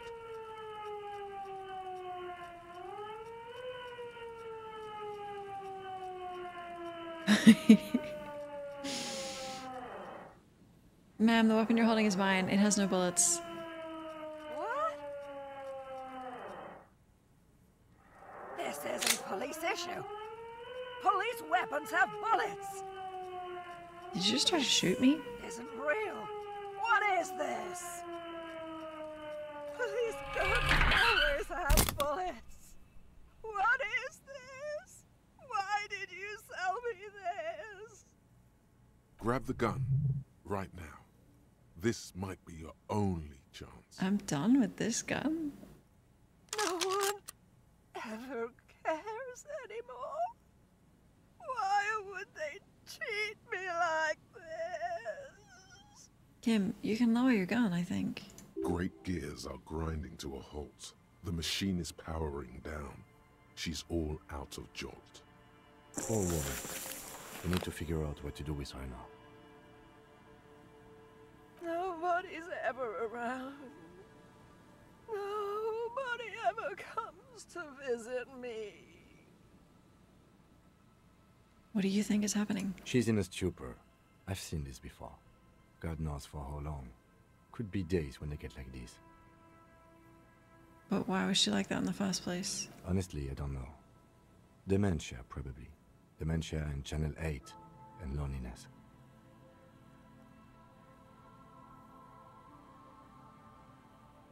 Loneliness. Yep. Yeah. Looks like a bad case. But the question is what to do with her right now. Gently touch her. Her scratched skin is warm to the touch, but the person inside doesn't even know you're there. Shall we just take her in? I don't think there's any need for that. In her current state, and without the gun, she isn't really a threat to anyone. We could let Titus know. This is a perfect problem for the local peacekeepers to handle. They might even know her family. Yeah. Then we can ask him once we get back to the whirling. But we have to hurry, because it's late, and they might have already gone home. Yeah. But I think we're done here for now. Let's head out. This is done. Yeah. Please, leave the radio on. Reflex to what? Being left alone. She stands motionless. Just a heap of clothes and flashes now. Maybe if you search her once more. Search her? What do you mean?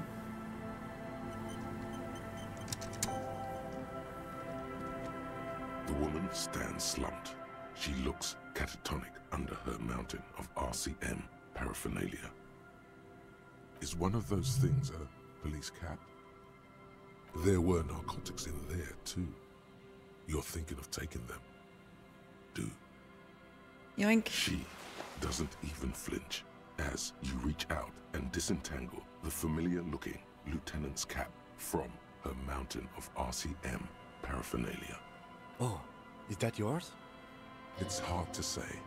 It's been so long since you wore yours. It's ours. It's your hat. How do you know? Not wink, but I'll take these. You take the phial of Pyrrolidon and the bottle of speed as evidence, obviously. Oh god, I shouldn't have these on me. She didn't consume them. She didn't look high. She confiscated them, a little like you are doing now. True.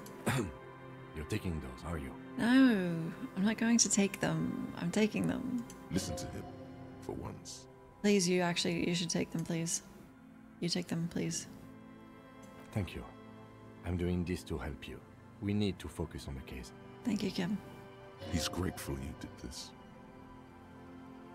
Leave her.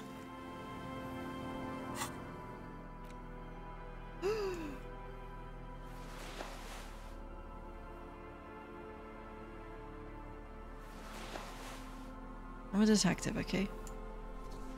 Dick Mullen. Plus one romance. Look, the right thing would be to send him away now.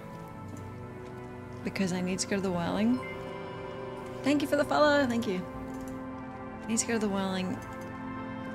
And Claudia's upstairs and I need to talk to her alone, but I need to go with Kim. So we're making 2 trips. Actually, it will be 4 trips.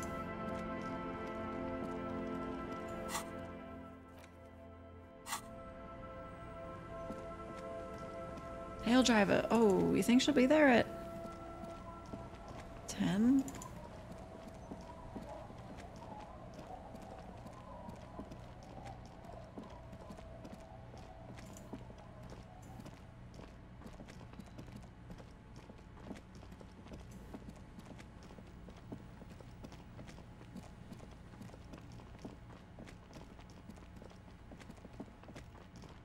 She's just vibing. Oh god, it's so late.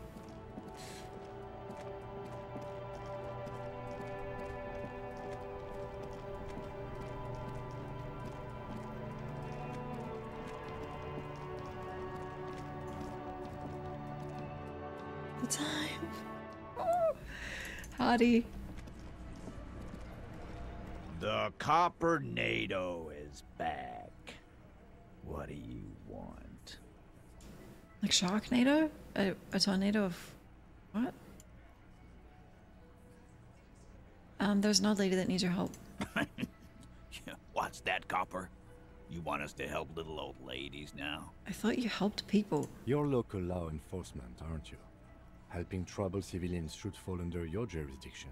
Yeah. Yeah. We'll send someone out. Who is? Wait. It's the pigs, isn't it? Yeah. God. Poor lady. Don't worry. We'll handle this. I think she got some family in Kurong or something. Bastards left her alone when she got sick. We've been getting complaints. Hey, wasn't Everard's B team looking for her the other day? They said something about her, I don't know, finding something? Nope. Yeah, I think you're right, Gene. She have something of yours, Pig. Whatever you do, do not admit to these punks you lost your gun. I actually have my gun. You will suffer if you do. She had my gun. You absolute fool. Shut the fuck up. You're fucking with me. Your gun. She had your fucking gun. Yeah, I sold it. Sure did, boss. Heard him loud and clear. The pigs lost his gun to the pigs. Yeah, laugh it up, boys. Well, at least I can see you got it back. If you have any questions. What's her name? Auntie LaPlante. We always called her. Something LaPlante. Marianne, amigo. Marianne Amigo LaPlante. Fuck you, pig. What the fuck you are playing on, huh? I'm just making jokes. Chill. Easy, Al. Don't let him get to you. Have one for Auntie LaPlante, huh? You guys are, like, insufferable. Don't disrespect Miss LaPlante, Copper. She's good people. We all get a little crazy sometimes. Who was she? Was. Like before. Just an old lady. Her kids moved away years ago. Never come to visit. Never took her calls. She gets out every now and then. She did right by lots of us when we were kids. Always was a little off. But still. Us kids? That must have been ages ago. She was better then. The children kept her together. How'd she get like this? Wanted to be a cop, you mean? Well, shit. I don't actually know. Anyone know why she started acting like a pig? The radio. No fucking clue. It's gotta be the crazy. Who'd want to be a pig? You're under arrest.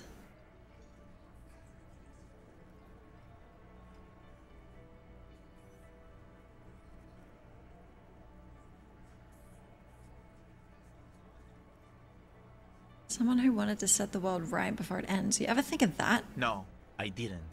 Because I'm not fucking stupid, Polizonte. Fair enough. Yeah, Carl. That's some pretty fucking weird shit to say. The pigs. They're weird. But whatever gets you through the day. Where'd she get all her cop gear? Dunno. She lives by the water. Shit washes up all the time on the beach.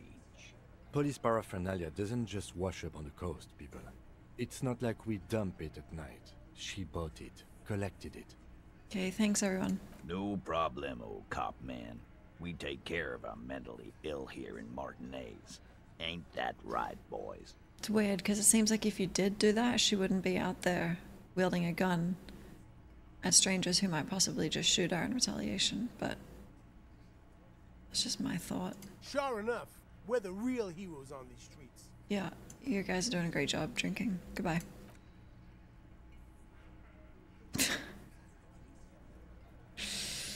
Karaoke time? Oh. Hi again, gendarme.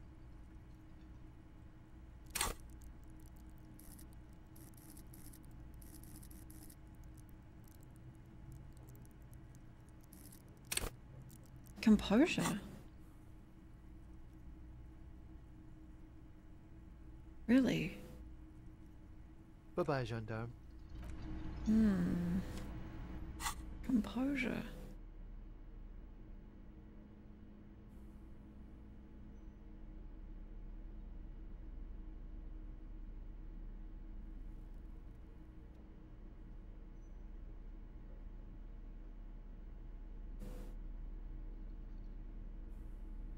Show your score screen.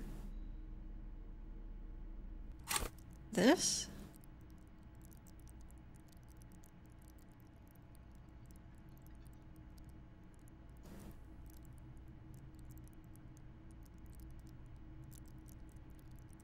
You mean that? I've wasted a lot of points on thoughts and forgetting them.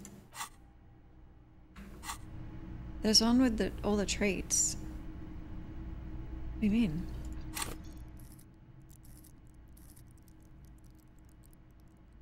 Traits. I have this. And my thoughts.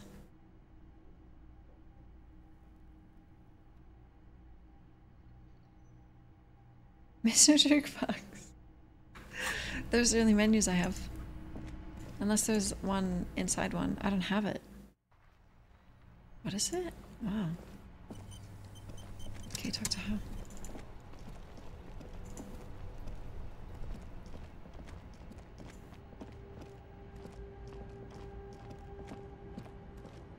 Political scores. Will I get it eventually?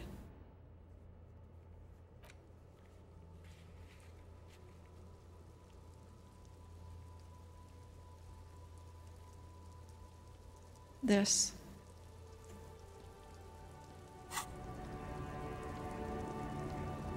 Man?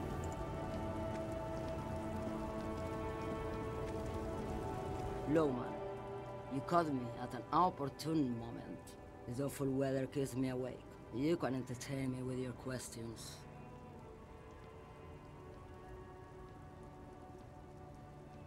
You seemed away. She's just a distracted old woman.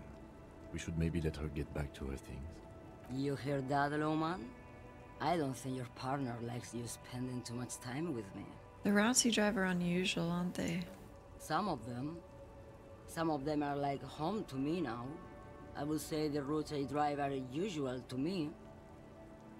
What roots? Lomonosov's land, Udajnaya Zemlya, the Western Plain. A terrible cold comes over her, rattling her teeth as she stares inward. I get that. The Transcatolia Magistral. You for 1A. Adestradas du Mirador. All the good ones. The deep trenches. Where the bluebirds fly. I'm something of an expert in blacking out. You're right, Loman. I'm the one who should take my health more seriously. Thank you for looking out for me. Well... A correct appraisal. You're quite shabby. Well... Is that all you woke me up to say? I know what's going on with you. And what is that? Your pale drive. Uh-huh. Great. He asked the Pines rep about the pale, and now he's talking to everyone about it. Hey, it's the first time I have. Fine then. Just try not to black out again. Again? And don't contemplate. We don't have time for that. Okay, Kim. I'm contemplating. Exactly what I didn't want you to do. Man, my partner wanted to know if you work in pale transport. No offense. But your partner? Me or him? You mean me, don't you? Seems like a bit of an idiot. Okay. Republica. A filterless cigarette from Mesk.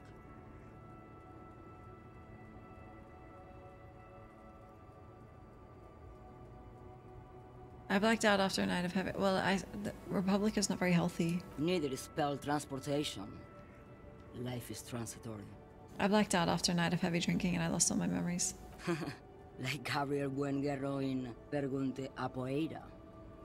You're the opposite of me, then. I remember everything. Even things I never knew. Do you remember me? The smell of liquor on Gabriel's lips after the shoot. In the motor park. The roses on the day of Franco Negro's coronation. On the grand stairs of Ryle. The smoke from the Fowling Piece when Dolores Day was shot. The look on her face, like an orgasm. The wound in her chest. My hand in my father's hand. Except I never had a father. And I never shot her innocent Dolores Day.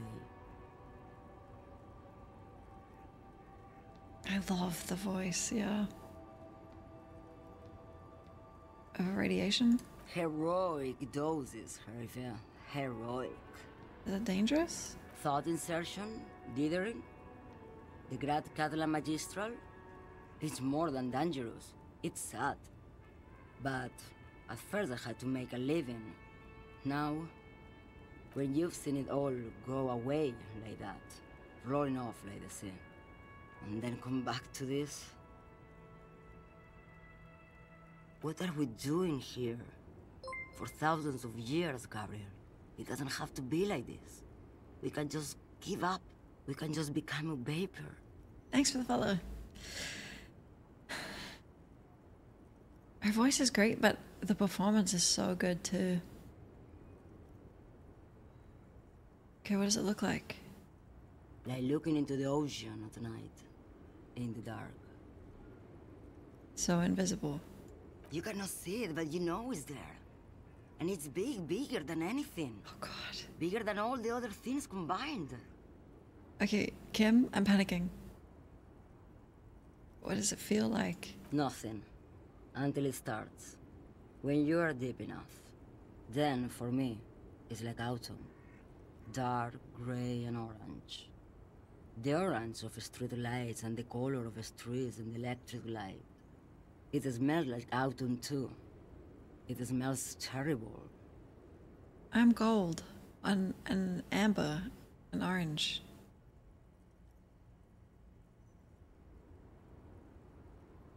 Nostalgia. Cooped up in the cabin, shaking. Terrible nostalgia. For yourself. For humans. It's too much to bear. She loves it. How do you pass through? In the belly of an airship, behind the stair windows. So you don't look straight into it. It's not advised to look into it. Not on this lorry then? No, the same one, a roller. They all are nowadays. Special wheels for connecting to the floor of the hold. The wheels all small and round, multi-axle trailers. Okay, you said we can just become vapor? Yes. No elaboration.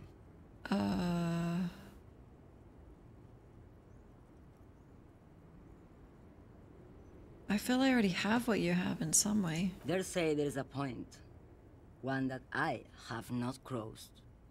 In the Pale, super deep. If you stray too far, of course, on the U41A, or in Lomonosov's land, where every step you take is one step further from home, no matter the direction. It's a point you cannot come back from. Your mind becomes so radiant with the past, there is a flip. Instead of writing, it erases memory, nearing some kind of indescribable finale.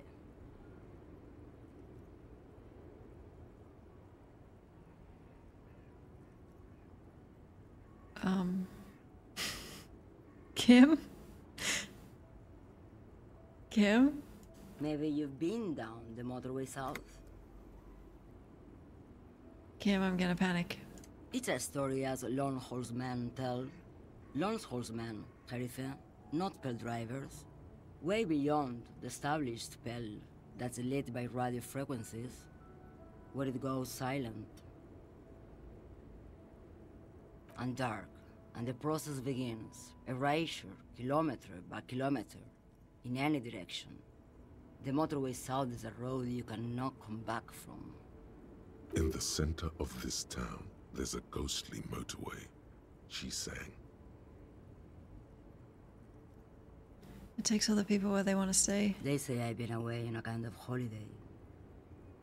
What is at the end of the motorway? No one knows what's at the end. I've only glimpsed the beginning. I've only felt it in the distance, when I was a child. A child rowing on the lake. Ma'am? Josiana. There is nothing more to do now. She's far away. She is receding in the clutches of some indescribable scattered emotion. The child descending. You've fried both your brains enough for today, detective. Let's get some air. This one's far gone.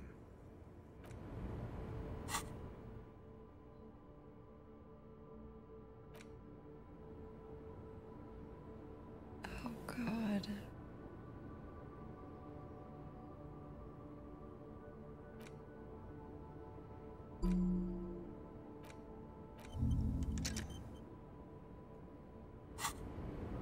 Oh, God. Most hated. Got? Measure head. Trent. Plaisance. Oh. Is this your list or like a poll was done? Sunday friend, yep. Yep. Good performance. Yours, okay. 9 hours. Okay, now we drop Kim off. Then talk to Klasia and then I'm going to bed. IRL and in-game.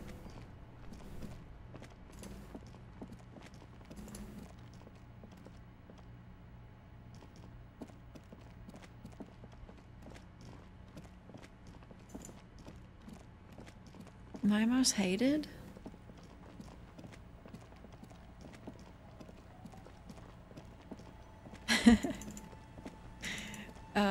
What's his name? Everett?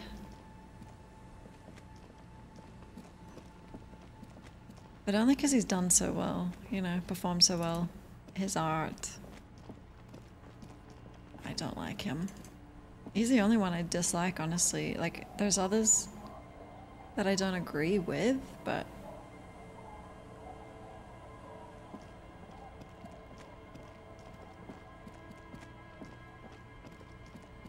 I don't mind God. I feel like he had an arc incoming, and I did end it, but wait, do I have any bullets? Sunrise Parabellum. No, it's tequila.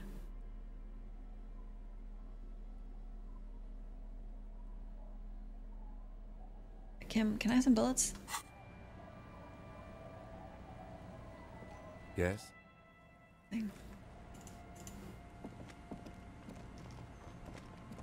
Yeah, everyone is so human. Even if I don't agree with them, I don't dislike them. I have bullets.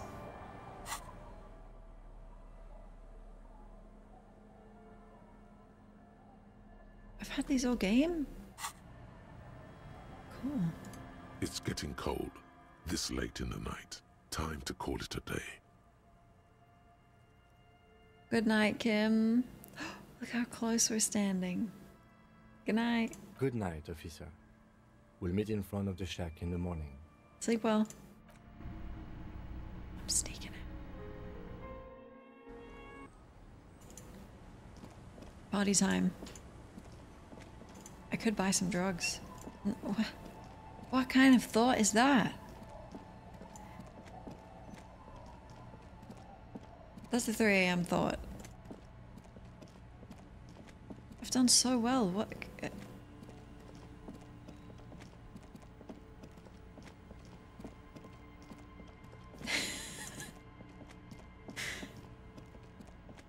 I roleplayed too hard. Sneak into Kim's room.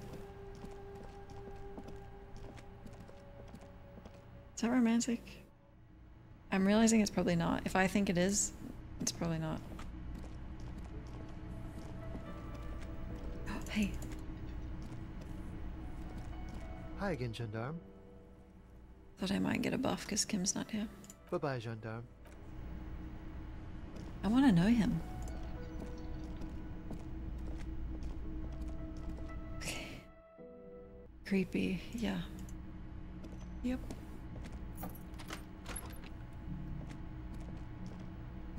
I'm gonna knock on his door. I'm gonna see if he's in. My PC.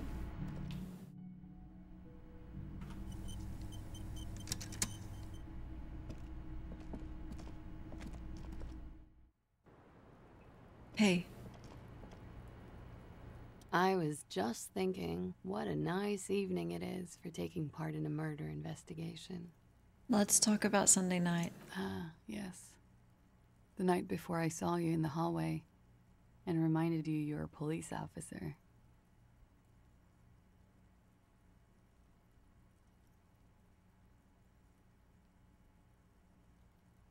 It's one of the first things I remember doing. Wow. Elysium. You don't hear that term often. Did you hear something from my room? There was the usual ruckus. Loud disco music. Okay. Did I have any visitors? I can't say. Probably not. Sounded like you were flying solo. Loud disco music. Oh, yes. Various artists. Ostentatious orchestrations prime among them. Oh, that? Yeah. Whoa. The less said about OO, the better. Why? OO were huge where I come from. I was very young then, of course. Like 7. Life gets hard, but we go on. Oh, yeah. No, we go on. I don't know about that. At around 2 o'clock, the disco stopped, and there was a change of pace. Oh no, what happened? A slow, sad song started playing. Oh fuck. Like organ music on repeat. That went on for quite a while. Some of that time you were yelling along to it. It was this, wasn't it? Yes. There was a church in there. A really small church. Like the smallest, saddest church in the whole world. It was about that. And also... What else? That it doesn't matter anymore, and that we're alone now. It was difficult to tell, The song itself was very quiet and soft, but you sounded like a wounded boar, sir. It was hard to understand what you were singing on top of it. In a cool way, right? Yes, it was very cool. Thank you.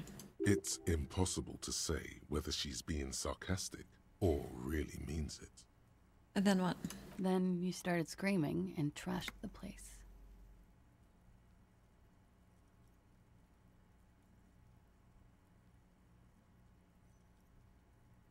What did I do? A window was smashed. The tape player, probably. The song stopped. And furniture, too. A real destructathon. There was screaming. Then I think you passed out. Was there anything else? There was. I think you screamed that you didn't want to be this type of animal anymore. I may have misheard, but it was sort of memorable. I went out afterwards. Everything was quiet by then. Around 4 or 5. And that was it. Thank you. No problem, sir.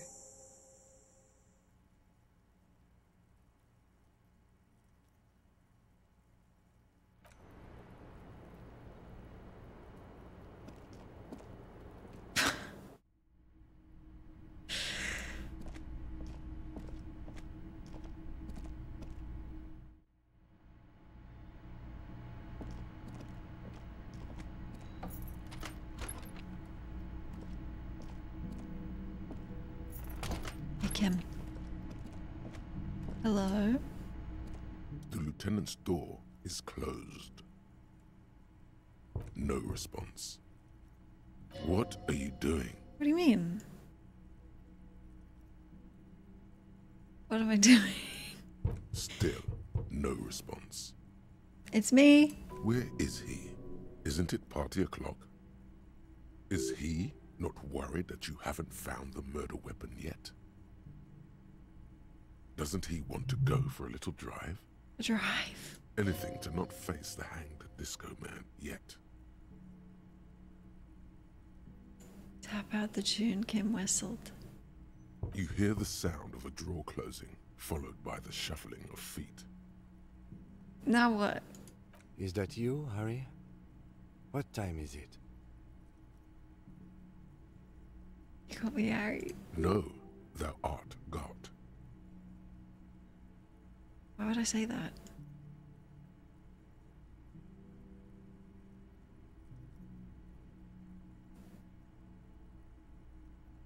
Do you want to go for a midnight drive? To clear our heads from what? Sleep? Panic? Sleep is what he needs most right now. Good night, Harry. Kim! I just got an achievement for it. Kim! The lieutenant's door is closed. It's God's. Oh.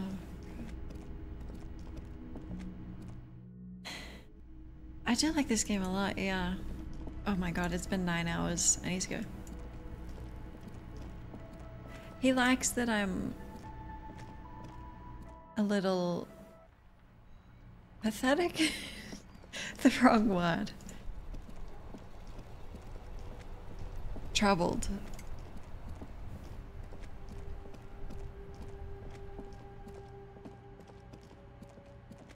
Interesting. I'm serious. Special, true.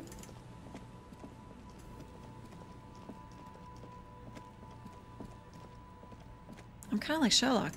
He's kind of like my Watson.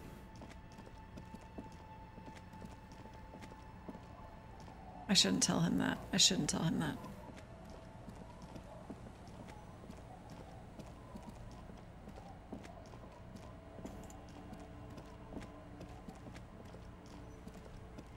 Okay, it's actually bedtime. I feel like we're getting close to it though.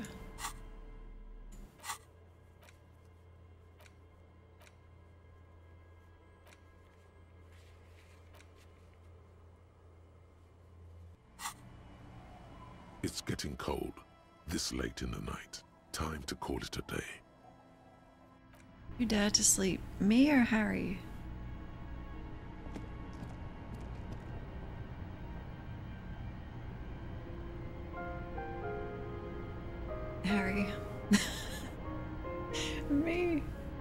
it's bedtime. The bed is comforting, if a bit run down. Still, you've earned a rest. Just a quick, easy sleep. The place feels almost like home now. Quiet and dignified around you. A new life by the seaside. You're incredibly tired. The darkness and warmth come fast. You're falling asleep. It's easier this time. Drifting off, your head has found a comfortable indent in the pillow. Your legs and your torso feel like lead weights sinking to the bottom of the sea, until there's suddenly light. This respite, you've earned it, brother. Bask in the darkness.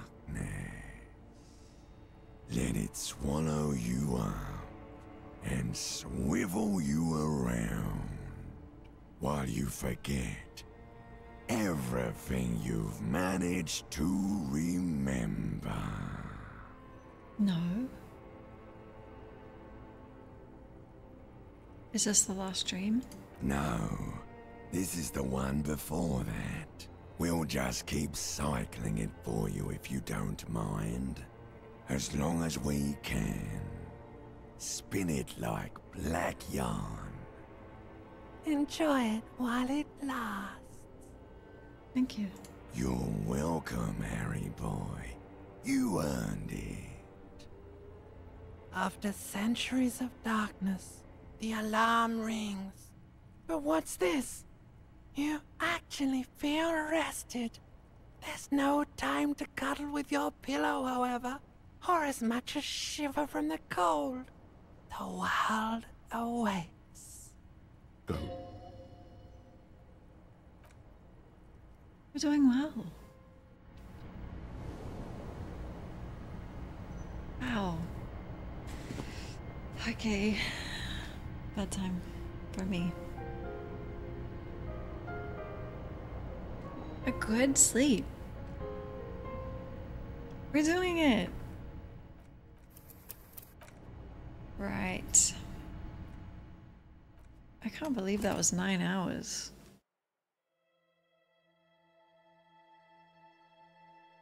It's all the same VA, limbic, reptilian, and spinal cord.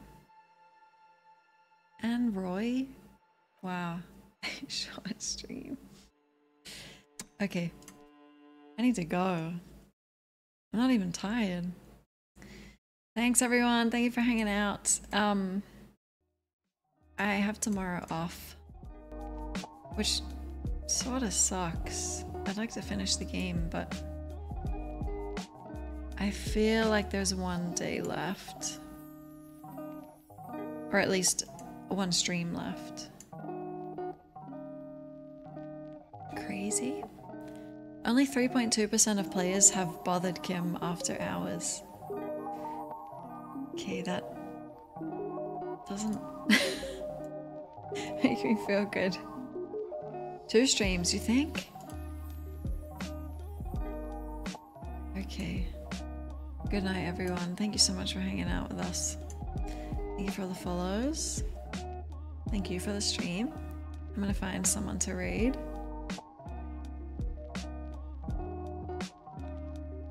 Could be one.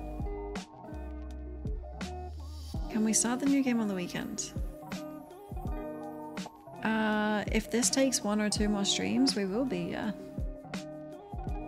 June. I don't think I'm seeing June tomorrow. It could be, but I don't think so.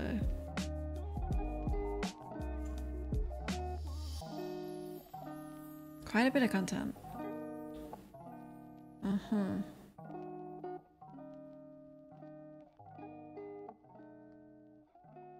I don't know, I like to find the content. Let's see.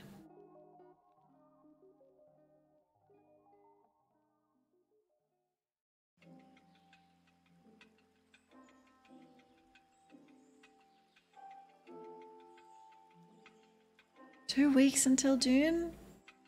Oh no.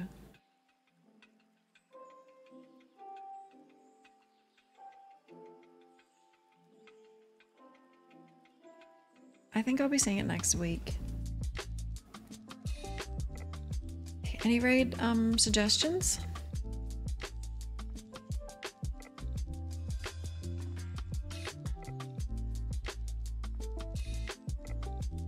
We're the only one playing disco? Let's go. Monopolized it. Easy.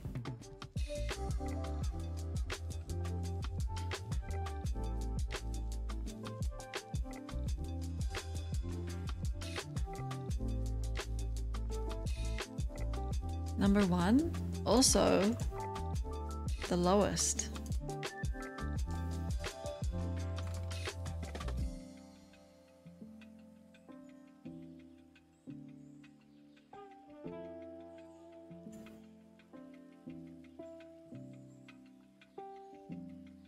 It's not number 1 if there's no number 2, right? Because what are you counting? Is that true?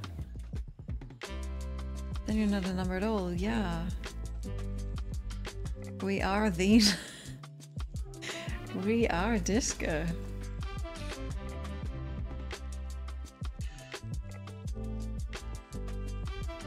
Okay, we can raid this person Mixantos found.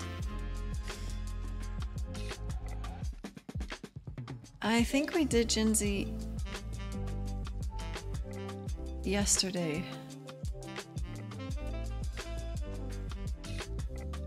Right? Or the other day I streamed. Math is breaking down. Okay, let's do this. I believe it's 3 o'clock.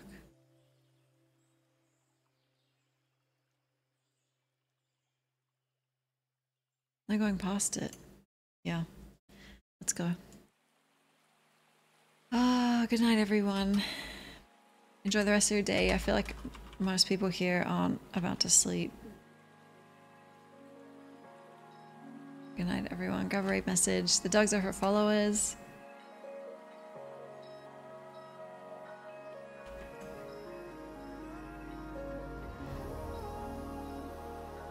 Here's who we're gonna raid, so don't get left behind.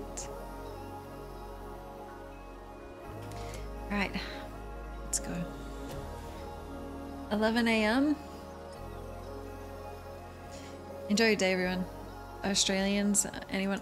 It's only Australia going to sleep, right? Get out of here. Good night. I'm not streaming tomorrow, but I'll see you the day after that. And we'll finish disco definitely this weekend. Maybe Horizon? I'll check. Okay, goodbye everyone. Here's the link. Take care of yourselves. I'll see you later. Good night. Goodbye.